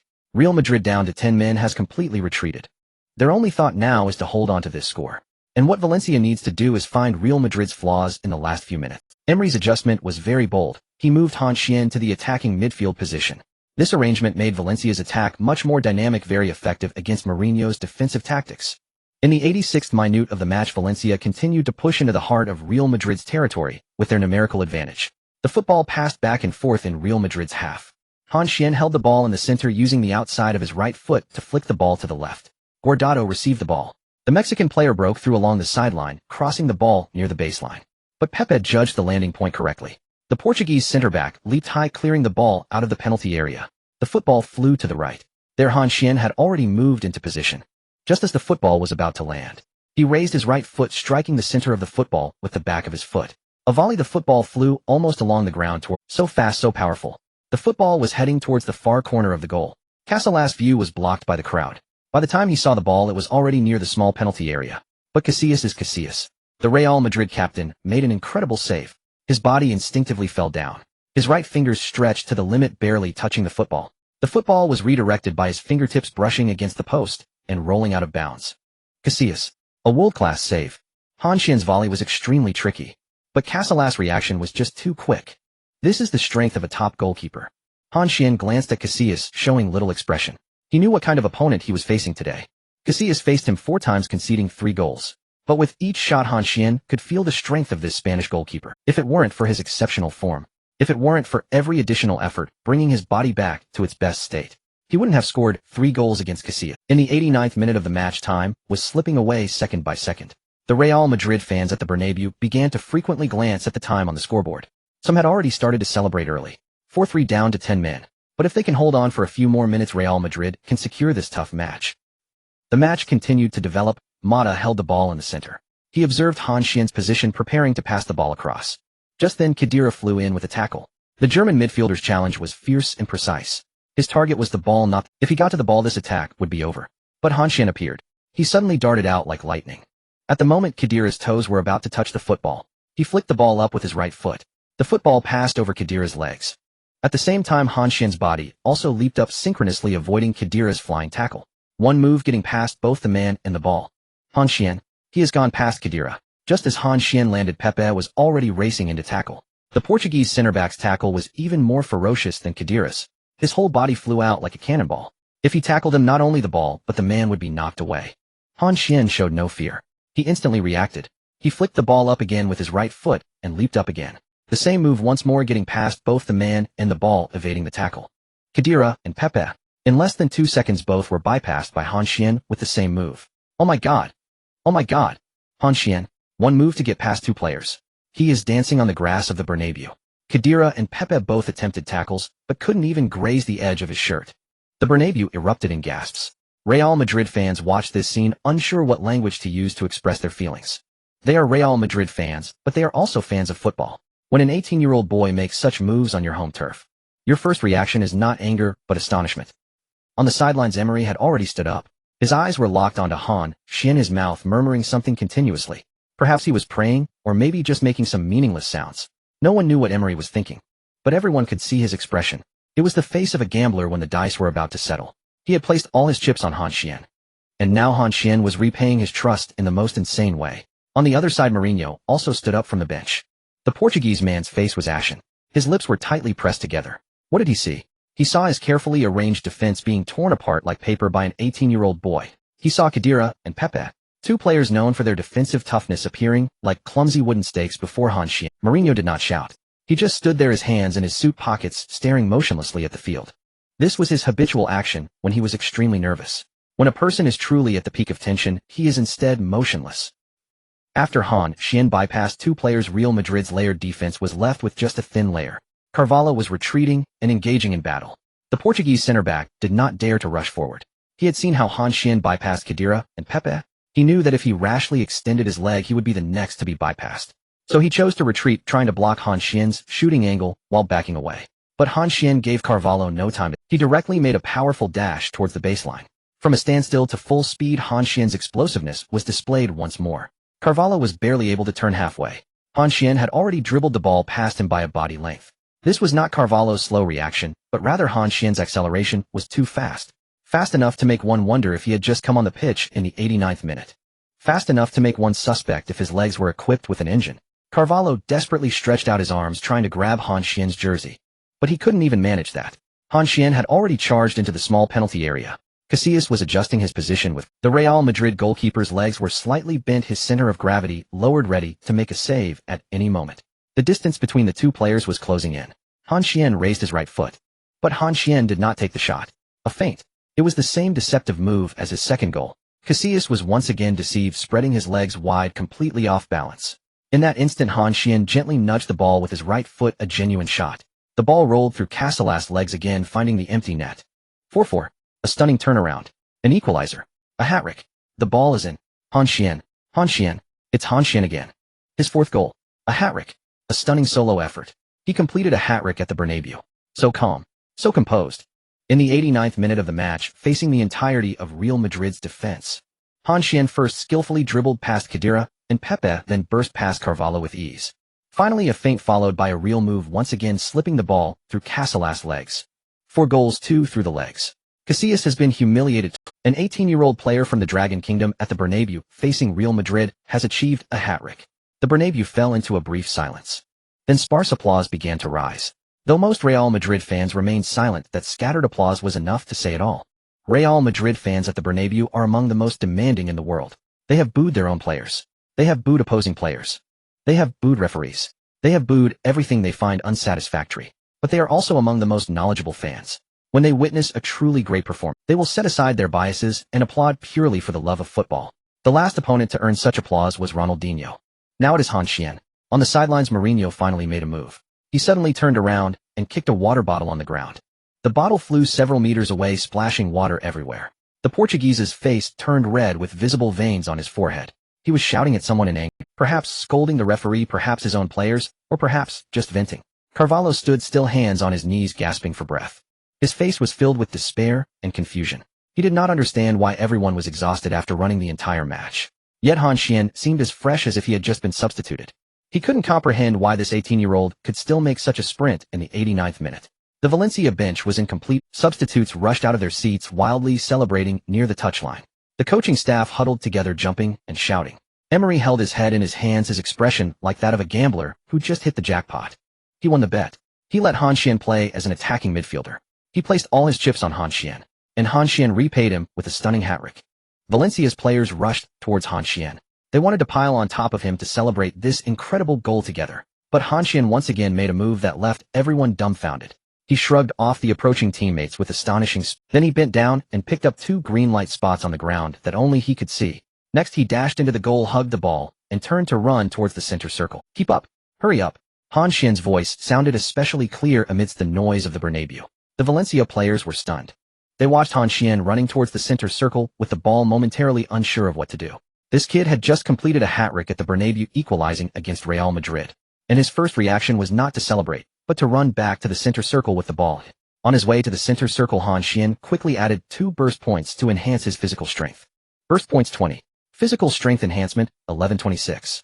Another wave of warmth surged through his entire body. Han Xuan could clearly feel that his physical condition had been restored once again.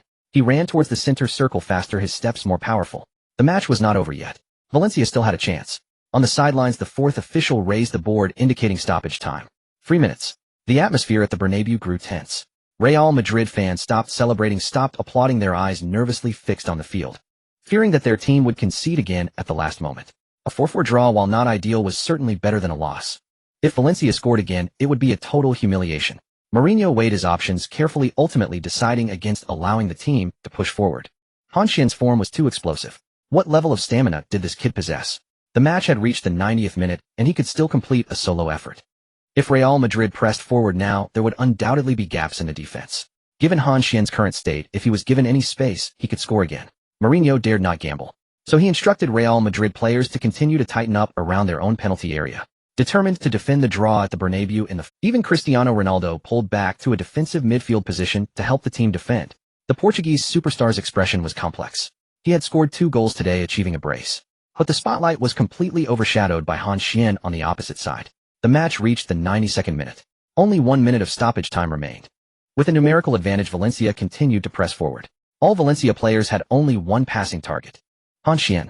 Han Xuan in the center. Maduro passed the ball to Han Xuan. As soon as Han Xuan received the ball, Real Madrid's first defensive line surged. It was Cristiano Ronaldo. The Portuguese superstar personally came to defend Han Xuan. His gaze was focused, his center of gravity low, and his defensive stance. To have Cristiano Ronaldo personally defend him at the Bernabeu was already a tremendous recognition. Han Xuan feigned a pass. His right foot lifted, his body slightly tilted to the right, his eyes looking towards Guardiola on the right. Ronaldo immediately raised his leg to block the passing lane. But Han Xuan did not pass. His right foot swirled around the top of the ball, using the inside of his foot to pull the ball to the left. Through the legs. The ball rolled between Ronaldo's legs. Ronaldo, caught off guard, was nutmegged by Han Xuan. Han Xuan zipped past Ronaldo. Ronaldo, furious and humiliated. The Portuguese superstar turned around and lunged from behind to tackle Han Xuan. His tackle was bold, clearly not aimed at the beep. The referee's whistle immediately sounded. Ronaldo fouled. The referee quickly ran towards Ronaldo, his hand reaching for his pocket, pulling out a yellow card. Ronaldo did not argue. He didn't even stand up. He lay on the ground, clutching his ankle tightly, his expression pained. After a long moment, Ronaldo finally got up. He glanced at Han Xuan, his eyes filled with complex emotions. How could this kid be so tough? Clearly he was the one who tackled Han Xuan, yet he was the one in pain. What was this kid's body made of? Valencia was awarded a free kick in the attacking zone. Positioned in the center about 30 meters. This is a very dangerous position. Han Xuan stood at the penalty spot. This could very well be Valencia's last attacking opportunity of the match. Should they choose to cross the ball into the box or go for a direct shot? A direct shot is quite challenging, but Han Xuan has experience scoring from direct free kicks. The booing from the Bernabeu roared again. A deafening chorus of boos. Tens of thousands of Real Madrid fans exerted all their strength to create noise, attempting to disrupt Han Xuan's mindset. They stomped their feet in the stands, whistled, and made all sorts of sounds. The entire Bernabeu felt like a boiling pot, the noise so overwhelming that one could hardly hear their own heartbeat. Han Xuan stood at the penalty spot. His expression betrayed no emotion. The boos from the Bernabeu. Ronaldo's tackle. Casillas' save. Mourinho's anger. Emery's anticipation. The gazes of his teammates. All of it was irrelevant to him. His eyes were focused solely on the ball. Beep. The referee's whistle sounded, signaling that the free kick could be taken. Han Xuan began his run. 1 step, 2 steps, 3 steps. His left foot firmly planted beside the ball. His right leg swung back drastically, then shot forward like a whip. His thigh slammed down, driving his lower leg, his ankle snapping towards the ball. The ball left the ground. It soared over the towering Real Madrid wall. Over the heads of Khedira, Alonso, Pepe, and Ronaldo. The ball flew past them. They jumped desperately, trying to head the ball away. But the arc of the ball was too high, too far out of reach. The ball cleared the wall and began to descend. Heading straight for the top corner of the goal. Casillas had stretched his body to the limit. He judged the direction correctly, his fingers desperately reaching for the ball. But the ball's curve was too tricky, the angle too acute. It barely grazed the intersection of the crossbar and post as it flew into the net. That was a dead angle that no goalkeeper could save. 4-5. A direct free kick goal. A last-minute winner. 5 goals achieved. The ball is in. Han Xuan. The 5th goal. 5 goals achieved. A direct free kick. A last-minute winner. Han Xuan has completed 5 goals in the final minute of the match. He scored a last-minute winner against Real Madrid with a direct free kick. 5 goals. A hat-trick is not enough. A hat-trick is not enough. He wanted to score 5 at the Bernabeu against Real Madrid. An 18-year-old player from the Dragon Kingdom scored 5 goals. The Bernabeu fell into a deathly silence. 5 seconds. For a full 5 seconds, the stadium that could hold tens of thousands was utterly silent. Then Han Xuan moved. He ran towards the sidelines, his legs bent, body leaning back, sliding across the grass of the Bernabeu, leaving 3 distinct marks on the turf. A powerful slide.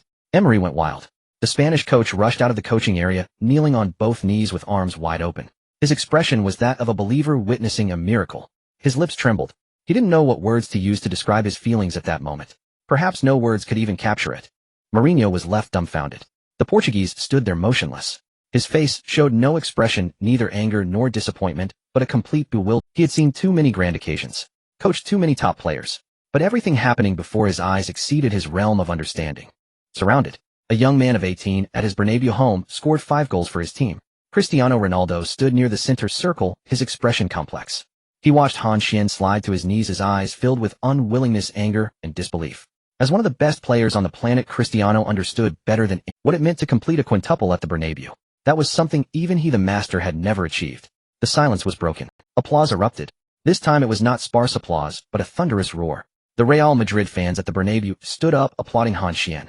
They were subdued. Except for the legendary striker Morientes of Real Madrid, Han Xuan was the first player to achieve a quintuple at the Bernabeu. Not even Messi had done it, nor had Ronaldinho. An 18-year-old youth from the Dragon Kingdom accomplished it. This applause was the highest honor the Real Madrid fans could give to an opponent. More thorough than the applause given to Ronaldinho back in the day. In the VIP section, an elderly man with silver hair slowly stood up. Florentino Perez, the president of Real Madrid. His eyes were fixed on Han Xuan on the field, sparkling with a familiar glint. It was the light that appeared when he saw Figo, Zidane, Ronaldo, Beckham, Cristiano, and Kaká. He turned to the sporting director beside him. As early as the winter transfer window, at the latest by summer. I want to see that guy's name in the Real Madrid lineup. At any cost. The moment the referee's whistle blew, it felt as if the air in the Bernabeu had been sucked away. After a few seconds of silence, the Valencia bench exploded like a lit. The substitute players rushed onto the field like madmen. The coaching staff hugged together, jumping and shouting. The team doctor threw the medical kit into the air, letting bandages and spray scatter all around. Emery got up from the ground, his dress pants knees covered in grass and dirt, but he couldn't care less. The Spanish coach rushed towards the players on the field. His expression resembled that of a gambler who had just realized they had bet everything and won. The Valencia players celebrated wildly on the Bernabeu pitch. Navarro hoisted Han Xuan up, Joaquin lunged from behind, and Maduro was waving his fists in the crowd. 11 of them formed a tight group, the orange jerseys burning like flames in the white Bernabeu. This was their first victory against Real Madrid in 2 years. Moreover, it was achieved at the Bernabeu in such an exhilarating manner. The pent-up frustration of being suppressed by Real Madrid for 2 seasons was released at this moment. On the stadium's big screen, a half-body image of Han Xuan appeared. Number 39, Han Xuan rated 10 points. A perfect score of 10. This was an undisputed rating, as even the most critical Real Madrid fans could find no reason to deduct points. 5 goals, each a work of art. He breached Casillas' goal 5 times using 5 different methods. Han Xuan jumped down from his teammates' shoulders and walked towards the player tunnel. His jersey was already in tatters from the celebration, the collar torn open. Sweat streamed down his forehead, his hair sticking wetly to his skin. His breath had yet to fully calm, his chest still heaving violently. But his eyes were bright as if he had just experienced a torrential downpour. Just then a voice called out to him. Han. Han Xuan turned his head. A figure was walking from the direction of the Real Madrid bench, dressed in a white Real Madrid jacket with a tall physique and graceful steps. Even amidst the chaos immediately after the match, this person maintained an indescribable aura. Who else could it be but the Brazilian superstar Kaká? Kaká wore a smile, that sun-like smile unique to Brazilians. He approached first, extending his hand. Congratulations, man of the match, your performance was unbelievable. Han Xuan shook Kaká's hand. That hand was warm and strong, thank you. Kaká's gaze shifted from Han Xuan's face to his feet. To be precise, it fell onto the pair of shoes he was wearing. The shoes were uniquely colored, a white base adorned with golden patterns with a special golden logo at the heel. Those were commemorative running shoes released by a sports brand specifically for Kaká when he won the Ballon d'Or, limited to 1 pair globally. Kaká's expression changed. It was a subtle shift in emotion, as if a collector had suddenly spotted their lost treasure in someone else's home. He spoke, a hint of uncertainty in his tone. Those shoes of yours. Han Xuan looked down at his shoes, immediately understanding why Kaká had called out to him. Man of the match. No, Kaká was here for those shoes. Han Xuan reacted quickly. So quickly that his own brain hadn't had time to think, his mouth was already moving. He looked up, a perfectly timed, slightly shy expression on his face. Actually, I have been your fan since I was a child. Kaká was momentarily taken aback. Han Xuan continued, his tone carrying a convincing sincerity. I bought these shoes from a charity auction. I remember they were donated by you for fundraising for the children's hospital in Milan. The moment I saw these shoes, I decided I must get them no matter the cost. As he spoke, he looked directly into Kaká's eyes, his expression as open as a mirror. No one could read any flaws from that expression, for even Han Xuan was almost convinced he was telling the truth. The system had indeed informed him that these running shoes were obtained from a charity auction. As for whether he was a fan of Kaká, that was irrelevant. What mattered was that he had to be one now. Kaká's expression softened. He looked again at the shoes, the hint of displeasure in his eyes vanished, replaced by a sense of relief, even a touch of pride. He certainly remembered those shoes. They were a commemorative version crafted by his sponsor the year he won the Ballon d'Or. He hadn't even dared to wear them, keeping them in his cabinet. Later, for charity fundraising for the children's hospital in Milan, he donated those shoes. He had always thought that they would be bought by some collector, placed in a temperature-controlled display case, never to appear on the pitch again. But he hadn't expected that the one who bought them would be an 18-year-old youth from the Dragon Kingdom. And this youth wore them to achieve a quintuple at the Bernabeu. Kaka suddenly felt that these shoes following Han Xuan might be more meaningful than lying in a display case. So it was you who bought them? Kaka's voice carried a hint of emotion. He looked at Han Xuan, his gaze now holding something different, as if he were looking at a junior who truly understood the game. Indeed, your performance deserves those shoes. He paused for a moment and then delivered those heavy words. You will wear them to win the Ballon d'Or. This was a weighty statement. When spoken by Kaka, it carried even more weight. For the person saying it had once stood on the podium of the Ballon d'Or, holding that shining golden football. He knew what kind of strength it required, what kind of luck was needed, and what price had to be paid. Han Xuan expressed his gratitude again.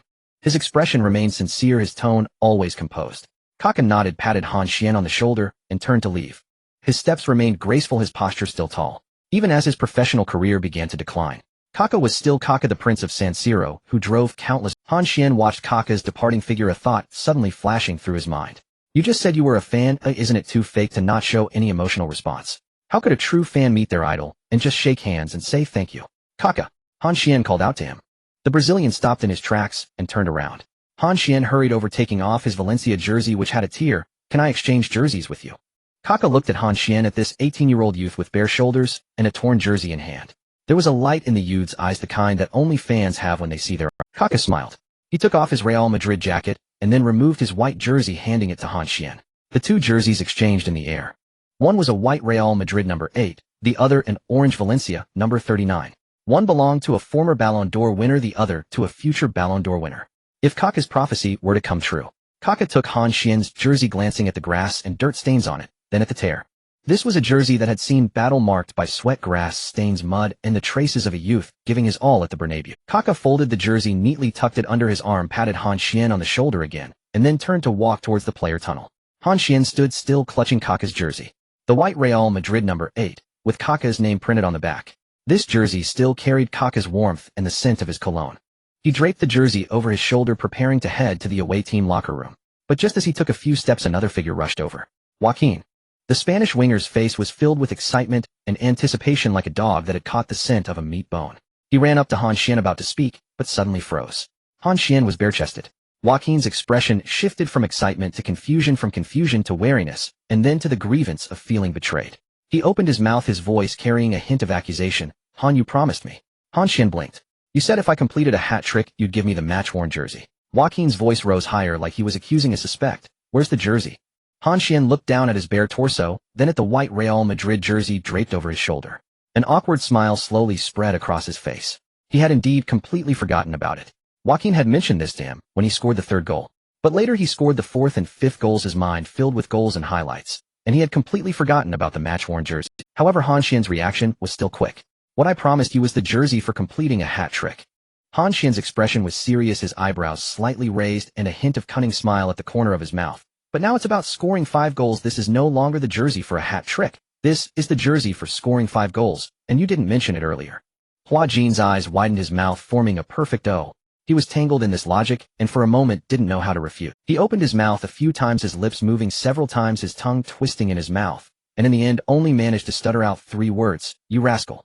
Is this a joke? Han Xuan picked up on his words, patted Joaquin's shoulder, and that brilliant smile made Joaquin want to punch him. Next time for sure, next time for sure. Joaquin's gaze shifted from Han Xuan's face to the white jersey on his shoulder. Kaka's number 8, from Real Madrid. The jersey gleamed softly under the lights of the Bernabeu, with sweat-stained marks forming a dark outline around the number. For Joaquin, it was not just a jersey, it was a memory, an era, one of the most beautiful imaginations of football in his youth. Joaquin's eyes lit up like a hunter discovering new prey. He reached out. So this jersey. Han Xuan's hand moved faster than his thoughts. Just as Joaquin's fingertips were about to touch the jersey, so close that he could even feel the heat radiating from the fabric, Han Xuan had already yanked the jersey off his shoulder and clenched it tightly in his hand. This is not going to happen. The action was so